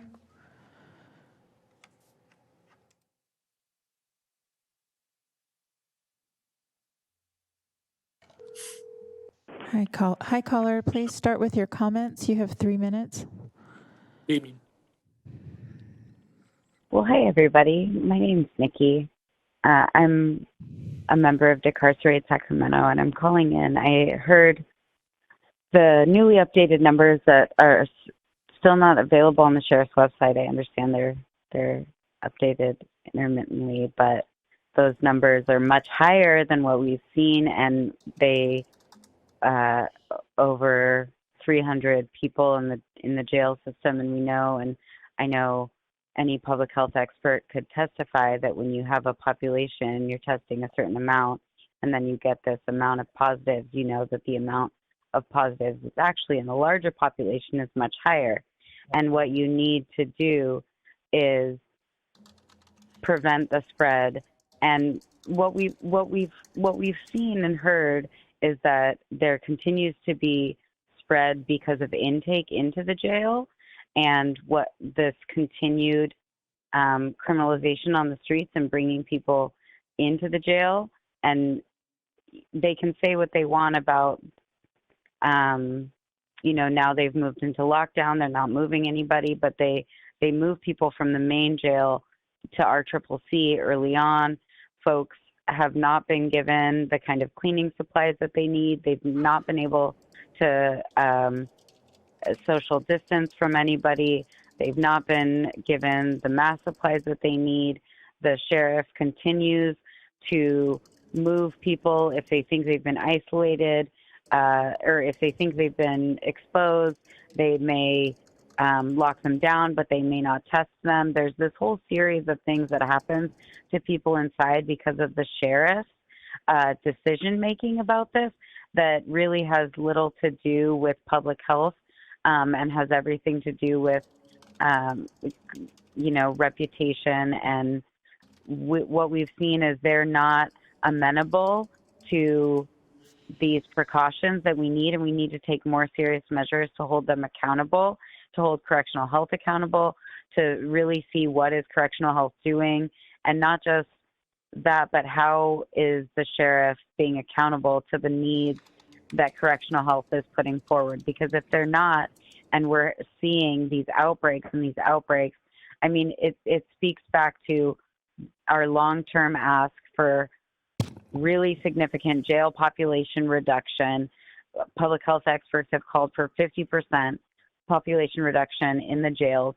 200 folks didn't even touch the overall jail population because that rotating door inward, like I mentioned, continues to just throw people into that jail. And so we need really significant steps to curb this outbreak in the jail, and we need really significant healthcare interventions to make sure people are okay, which we truly do not believe happens in the jail. We believe people are left neglected and to die. And so what is going to be done to make sure that's not the case? I'll end there. Thank you, Nikki, for the comments. Thanks for staying with us all day long. So appreciate you. Oh, yeah, here with you. Thank you for your work. Mm-hmm. Next caller, please. Yes, please.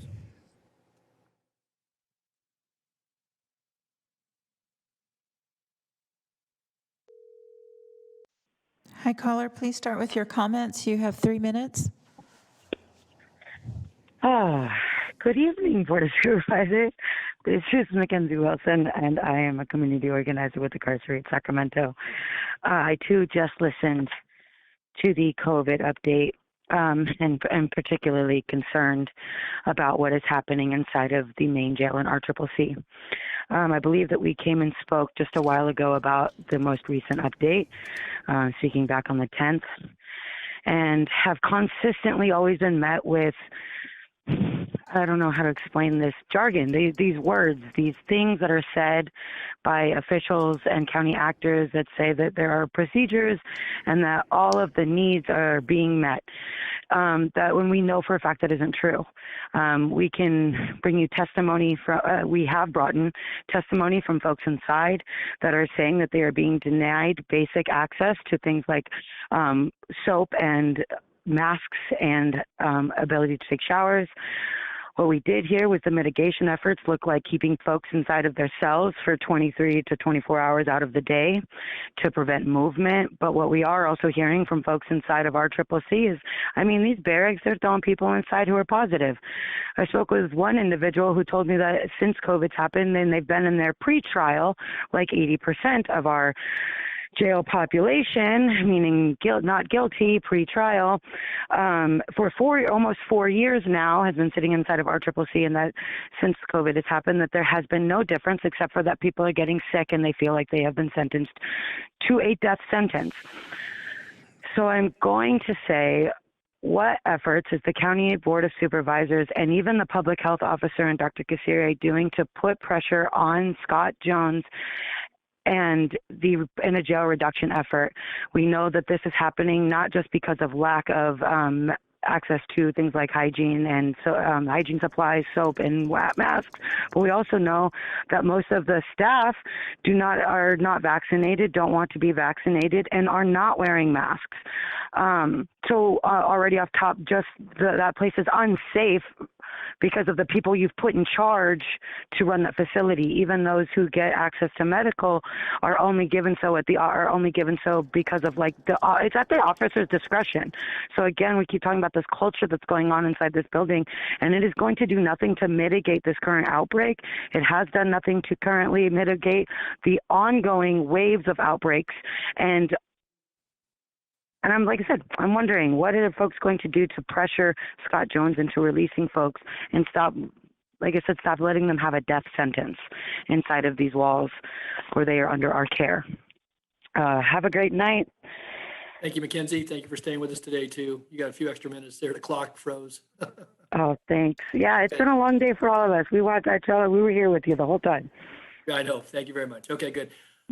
Thanks for comments. Good questions. Supervisor Kennedy, you had comments? Thank you, Chair.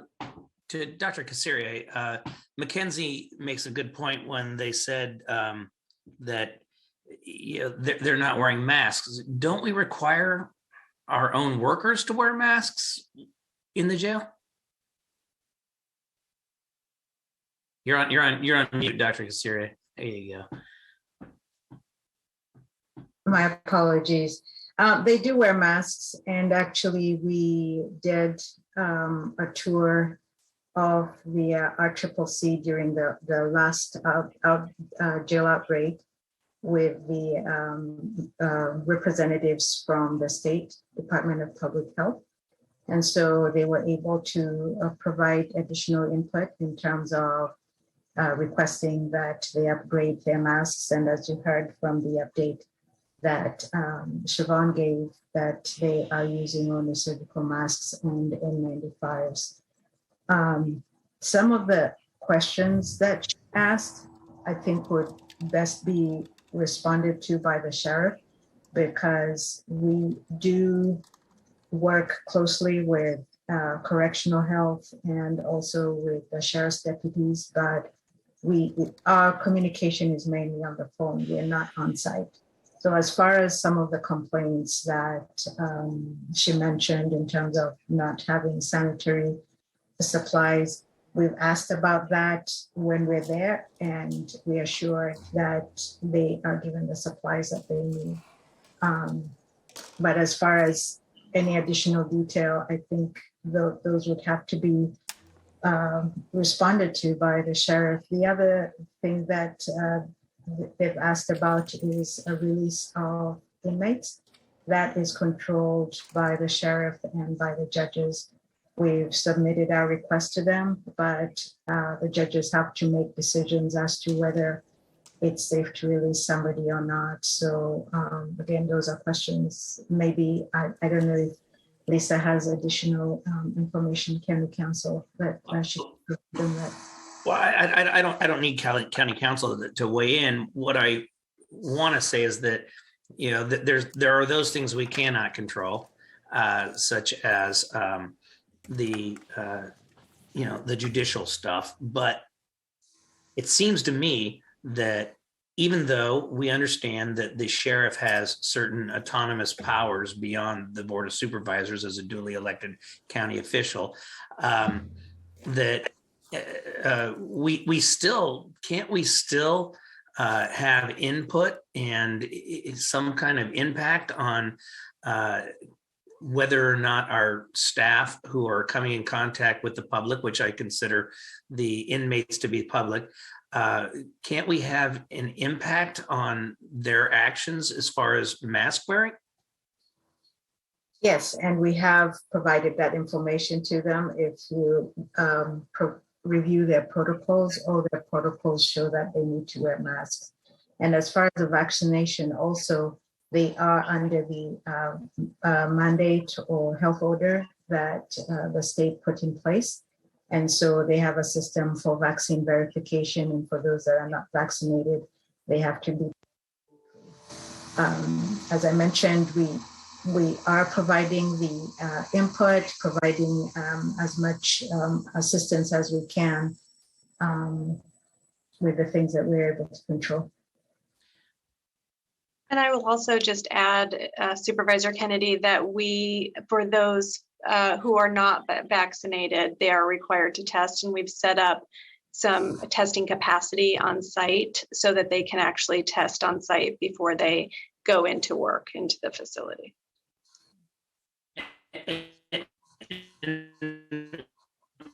Patrick, you're connected. Break it up, Patrick. Go ahead. Level of testing are they doing as far as antigen versus, it made it all day. Okay. Go Try ahead. again. Go ahead. No, go good now. We can hear you now. Go ahead. You cleared Okay, up. yes, sorry. It made it 11 hours. That wasn't bad. I got to put more quarters in. So as far as, are we doing PCR testing, antigen testing once a week, twice a week? What are we doing in the jail? For those that aren't vaccinated. So for those that are not vaccinated, we are doing the PCR testing. And as I mentioned, our public health lab is the one that is providing the testing. So that ensures that we're able to get the 24-hour turnaround time. The antigen tests are useful because they can give us results in 20 minutes. So those are used most frequently when they're making a decision as to whether to release a pod from quarantine. And also if someone starts exhibiting symptoms, they're able to test right away. Okay, thank you. Thanks, Patrick. Let me maybe put out the suggestion that, and certainly Siobhan and Dr. Kassir, you've carried the presentation, but I think it would be reasonable to have someone from Sheriff's leadership to be available when we have this report. I know today, obviously, we went well into the evening, but I think because some of the questions, would be best addressed to leadership within the Sheriff's Department as to some of the comments, but certainly questions from board members. So, and I would ask if that's possible to, when we have these reports, to invite a Sheriff's representative to be available if they could, since we're doing this virtually. I don't know how long we'll be doing this format, but and we're not doing these every week or every other week. I guess we're doing once a month now. So I would suggest it'd be a good idea. Ann, any thoughts? Yeah, that we can work on that for sure. Okay, thanks. Okay. All right, Supervisor Desmond. I appreciate you bringing that up, and I appreciate Supervisor Kennedy's questions. Yeah, I feel like oftentimes we are kind of speculating about what the sheriff is doing and what accountability measures are put in place to ensure the sheriff's staff is complying with the public health order. So I think that would be extremely helpful for us to be able to question the source about some of these things. So thank you for raising that, Chair Natoli. Thanks, Rich. Okay, Supervisor Frost. And I would also be interested in knowing what is the formal procedure protocol for ensuring that people have informed consent regarding the shot? Because I know we have an approved, comirnaty that's not available in the United States, but we also have the EUA, which we are offering people, which is an emergency use authorization and an investigatory drug. So our responsibility is by law to offer informed consent. So I'd be curious to know, what is the protocol that we're going through to make sure that people have that informed consent? For any vaccination, we do follow the CDC protocol, and it's the same that the CDPH provides to us. And so we do let people know what vaccination they're getting, make sure that they understand what the side effects could be or anything that they need to look out for. We provide them with information. It's a bit different, of course, for inmates because they're not going to pick up the phone and call, but they are given information about the vaccine that they are being given. So yes, we do follow the protocols for informed consent. Is there paperwork associated with that? And can we get a copy of it?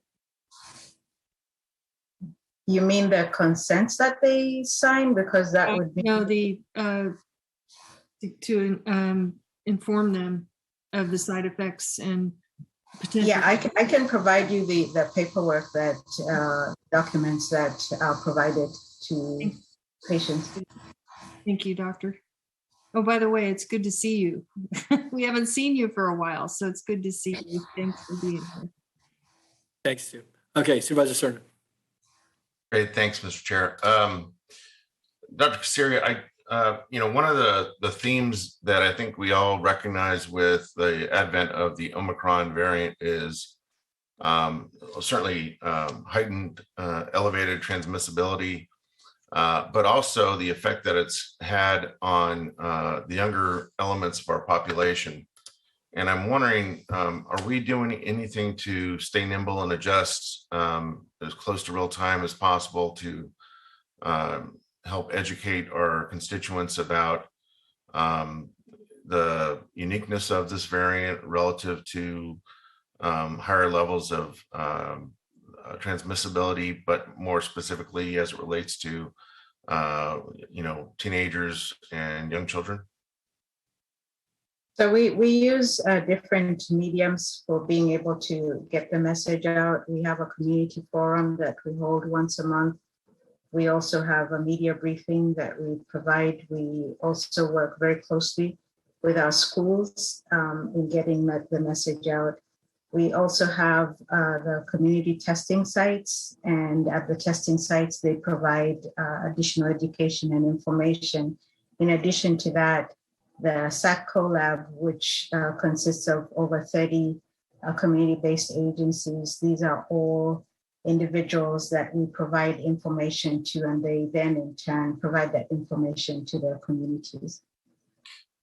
Are we doing anything specific to communicate, for instance, the importance of masking considerations, especially for the ages of below 5 but above 2, because that's an age cohort that is not eligible for vaccination, and it seems to me that that would be a 2 or 3 year period where we should have some very targeted education,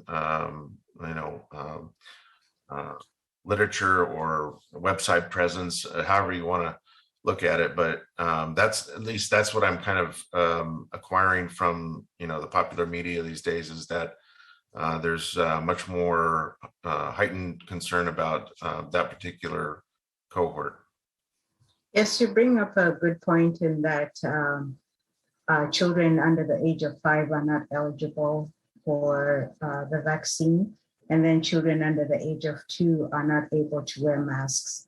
So we try to bring that message when we are speaking at events like the community forum. And then also we work very closely with the child care facilities in providing information to them, and in that way being able to provide the information to the parents as well. And let me ask perhaps what is a dumb question, but is there such thing as a fitted or as closely as possible fitted mask for juveniles, like an N95 for young people? You bring up a good question, because that's a question that we've been asked recently. Because if you recall, when we had the smoke events a few years ago, our message had been that children should not be wearing N95s. Well, things have evolved a lot since then, and actually there are N95s that are now being produced in children's sizes, and there are also different masks called KN94s that are also being provided. And in fact, the state is providing those, has provided or is in the process of providing those to the schools. But again, there are no masks for children under the age of 2. Is the state doing that directly with school districts, or are they involving counties as well? They're doing it directly through the Office of Education. Thank you. Any other questions? Board members, do we have any other callers? I'm sorry, Madam Clerk, No, we don't. Okay. All right, I don't see any other hands up then. A couple of suggestions came out of this evening's conversation. So as we carry this forward on the agenda, I would say that just for purposes, we had gone to the once monthly, but if there are other factors that come in to play, because you keep this board updated. I would just say we could carry this should the need arise to do it more quickly. This is good. It's been 6 weeks since the board has actually had this in session, so I think it's important to keep this front and center since we're still in the midst of the pandemic and with this latest surge. So thank you, Dr. Kassiri. Thank you, Siobhan, again, for being with us at this late hour, and appreciate your work. Look forward to the follow-up to this conversation and any information that was requested. And we'll trust we can have someone from the Sheriff's Department with us the next time we visit this item. So, I did want to ask one thing. So, Siobhan, you presented numbers, and the point was made it wasn't up on the Sheriff's website. Do we have a separate website that? No, I gave you today's numbers just based on what my staff shared with me, but we have a little lag in what gets posted publicly. So that should be posted soon, what I shared with you. Are you brought in, goes way back to early this morning, but we had an item 30 on the agenda for the sheriff working to get a better tracking database regarding vaccinations, regarding, health issues related to COVID. Have your department brought in on that conversation? It's likely that Dr. Damiano has been engaged with them, but I'll follow up with her and just kind of check out what that lag is and how we can make it more timely. Very good. I thought consideration. As far as the database, yes, we were aware of their need. And we did say that we would help them as much as possible. And as Siobhan mentioned, we have been assisting with providing resources for testing. And so if there is another need for the database as well, we will help as much as possible. Okay, very good. Okay. Well, thank you both. And that, unless there's anything else, my board members, that'll conclude that item for this evening. And that will take us to item 62, if you'll call that. And I guess you'll help walk us through that, Madam Clerk. Yes, and I was going to let you guys know that I did ask staff if you want to continue 62 and 63, we can combine that to your next meeting, and I'll leave that up to you to decide.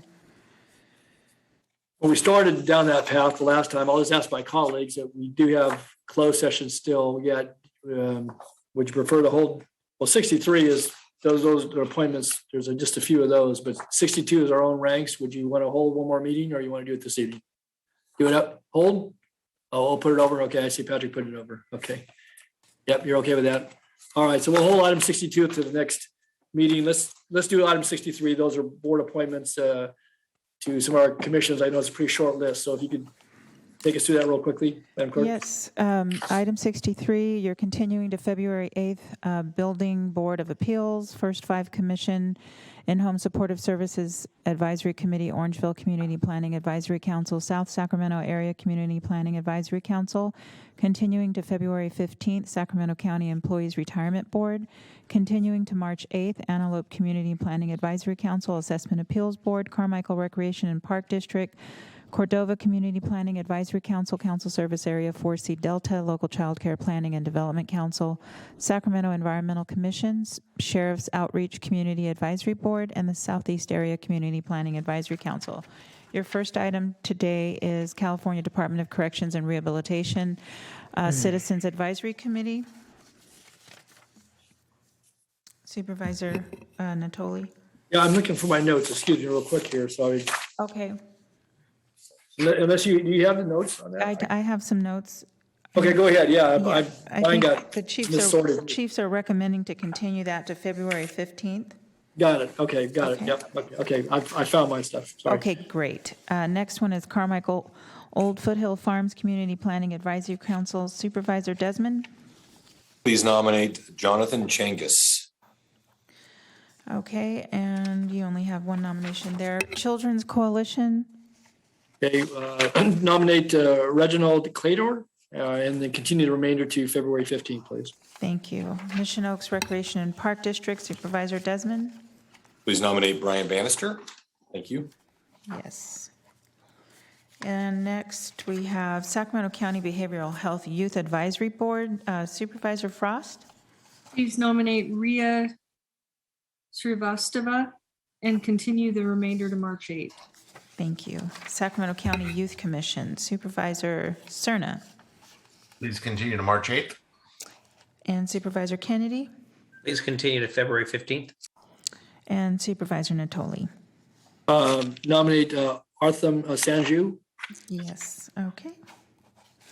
Then last is your Vineyard Area Community Planning Advisory Council. Supervisor Natoli? Yeah, we nominate Vicky Prasad. Yes. And continue the remainder to? February 15th. Thank you. And that concludes your nominations.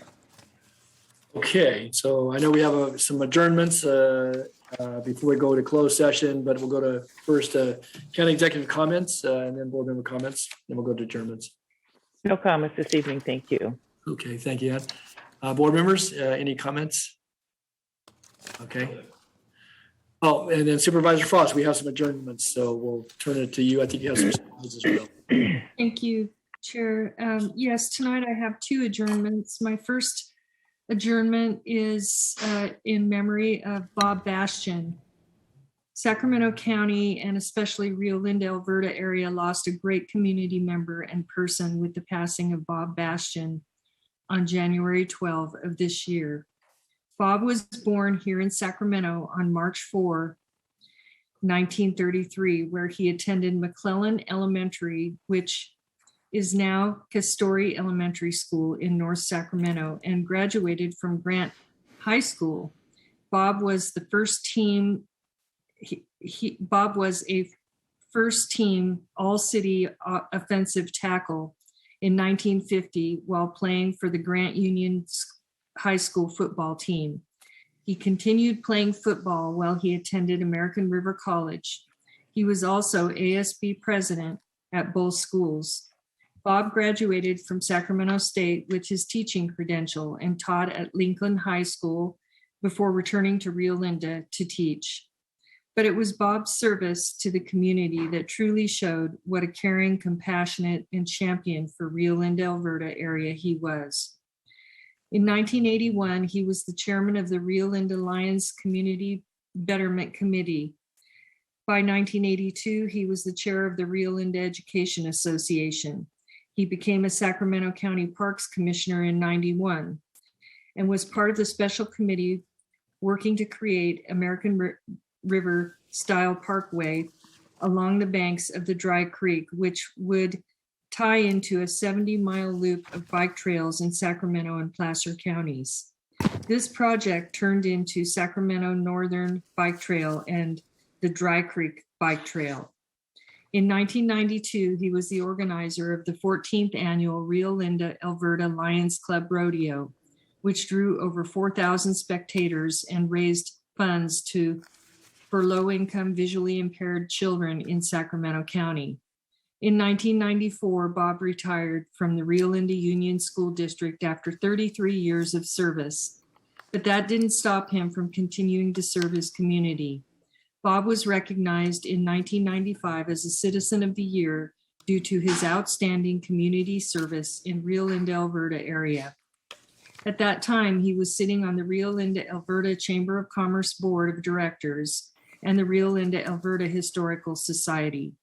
He was also chairman of the Sacramento County Parks and Recreation Commission and chairperson of the Administrative Council of the Community United Methodist Church. He was a member of the Rio Linda High School Advisory Committee, the West Side School of Rio Linda Schools PTAs, the Dry Creek Parkway Advisory Committee, the Rio Linda Lions Club, the Community Park Safety Committee, and Rio Linda Grange. He was also working on restoring the Dry Creek Ranch House and Museum for the Historical Society. In 2002, Bob helped to secure a $200,000 grant from Sacramento Housing and Redevelopment Agency that funded the reconstruction of the Rio Linda Depot building.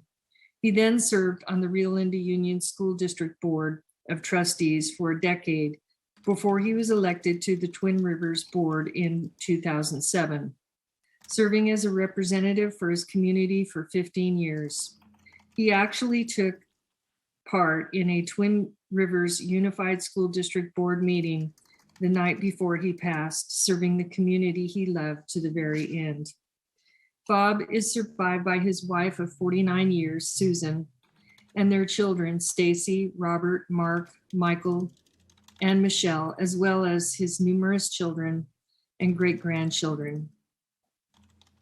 I had the great honor and privilege of knowing Bob for many years and working with him to help the Rio Linda, Alberta community.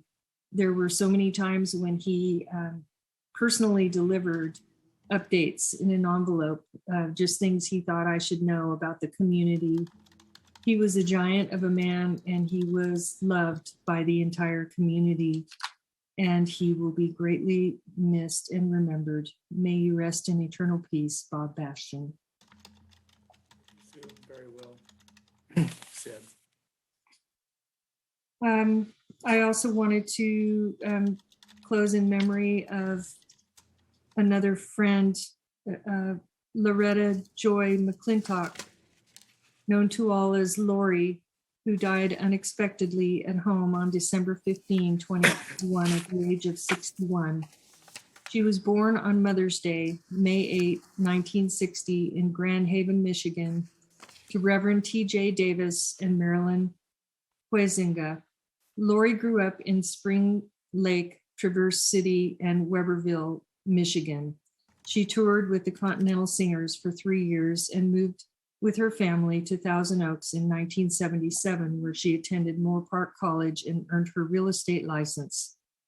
On November 7, 1987, she married Tom McClintock, and during their 34 years of marriage, raised 2 children, Shannon Colleen and Justin Thomas, in Thomas Oaks, Rockland, and Elk Grove, California. For 17 of those years, she worked at the First Baptist Church of Elk Grove. In 2015, she returned to the real estate field, most recently at Lion Real Estate in Sacramento.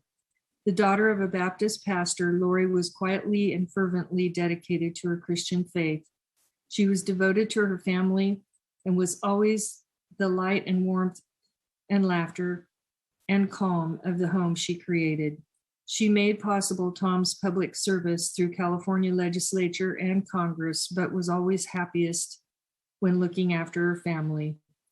Lori is survived by her husband, Thomas McClintock of Elk Grove, California, her daughter, Shannon Gongelmans, and son-in-law, Eric of Brookings, Oregon, her son, Justin McClintock, and daughter-in-law, Caitlin of Chico, California, her brother, Thomas Huizinga, and his wife, Tara of Shawnee, Oklahoma, and her sister, Sharon Nelson of Kyle, Texas. I met Lori in the last couple years, and she was a beautiful, kind, humble person who was very approachable and ingratiating, and she was just a wonderful person and loved by so many people. Even though she didn't live in my district, I think she was an important part of our world, and I wanted to close in memory of Lori also, and extend my deepest, most sincere sympathy to the Bob Bastian family and also to Lori McClintock family. And I thank you for allowing me this time. Thank you, Sue. Thank you for sharing those thoughts, and certainly our condolences and sympathies to the board as well. Supervisor Cerna, you got an adjournment? I don't, Mr. Chair, but I just wanted to thank Supervisor Frost for acknowledging the life and service of Bob Bastian. He was my appointee for a number of years, the Parks and Rec Commission, and he was one of the first people I met on the campaign trail back in 2009 when I first ran. And Even though our politics tended to differ, I think we shared a common interest in generally in public service, and that's what I saw in him, and that's why I was eager to see that his service to this county continue under my watch when I first assumed office. And again, I join Supervisor Frost and this board, and certainly rightfully acknowledging his contribution to Sacramento County. And our memories are and our sympathies are with the family. So thank you, Supervisor Frost, for acknowledging Bob. I would just add, certainly you said it very well, Sue, and certainly Phil as well. I knew Bob all the years I was with the county, which is over 40 now, and had a deep and abiding interest in his community, and obviously showed his love for the place he called home, and he was an advocate for certainly county resources, but from the standpoint, believed in things that would enhance the quality of life. And his long service, as you said, certainly in the community, but also on the Parks Commission. Anytime you encounter Bob, he obviously he had a lot of ideas. You shared that he'd give you an envelope from time to time, but he was gracious, he was respectful, he was just a fine man, and you knew he cared. Whether, as Phil said, whether he agreed or disagreed with you, he would let you know where he stood, and he was respectful about that. But there was never a question that he cared about his community, about his family, obviously, and for those folks that were a part of the community which he served. So again, I would just say on a personal note that I enjoyed knowing him, working with him over the years. I didn't have as many encounters, obviously, because the district that part of the county that he hailed from was represented by another supervisor, but I know of his good work, and again, certainly sharing thoughts and prayers for him and his family, and likewise, Lori McClintock. I did want to add one other, Dermot, I'll be brief, I know the hour's late, but we did have a member of our community who certainly was well recognized nationally, internationally, that passed away on Christmas Day, and that was Wayne Tebow. And Wayne had a very distinguished career, long life. He was age 101 when he passed, born in November of 1920. But just note that he first came to Sacramento during World War II when he was stationed at Mesa Air Force Base at the time, and then went on to pursue his educational achievements, and actually came back to Sacramento when he enrolled at as a student at Sacramento State in 1950. Then he went on to become a teacher, knowing that what was then Sac City College, Sacramento Junior College at the time, now Sac City College. But he was very talented, certainly known for his artistry and portrayals of the Delta, and for a number of different aspects of painting. But he was also a musician, a great storyteller, joke teller, as recounted in the obituary that appeared in Sacramento Bee for several days. But just note, though, that his renowned artistry, again, brought attention to our community, to some of the awesome landscapes, but certainly to other aspects of community life. And so he was married to Betty Jean and was laid to rest next to her on January 5th. And we just note that at 101, it was quoted in the paper that even in declining health, his daily greeting was, "Well, I have been so very fortunate in my life." And we were fortunate to have had him as a member of our community for so many decades, and certainly will always remember him. He's left an imprint, certainly through his art and his other work, but he became an icon in this community and someone who left an imprint in so many ways. So we just asked that in addition to Lori McClintock and Bob Ashton, that we would also adjourn in memory of Wayne Tebow. Okay, Phil, did you have anything else? I see your hand still up. No, I'm sorry. I'm pointing at Patrick Kennedy and left it up. Sorry. Okay, all right. Okay, with that then, we're going to move to closed session. I believe we have the call-in number. So we will adjourn from open session. Thank my colleagues and all who've stayed with us, staff, and certainly the clerk's office. Big round of applause to you, Flo, and your staff who've been working tirelessly now for nearly 12 hours. Yes, give that applause. And thank you. And I guess we have a call-in number, so we're going to go to a separate number. It may take me a minute. There's an there's an email from Alma with the Zoom link and call-in number. Okay, we just have the one item. The other two items were continued as we noted. Correct. Just a labor item. Just a labor item. Okay, so does everybody have that before you sign off? Everybody have the number? Okay. All right, we'll see you in just a couple minutes on the other side. Thanks. We are adjourned. Thank you.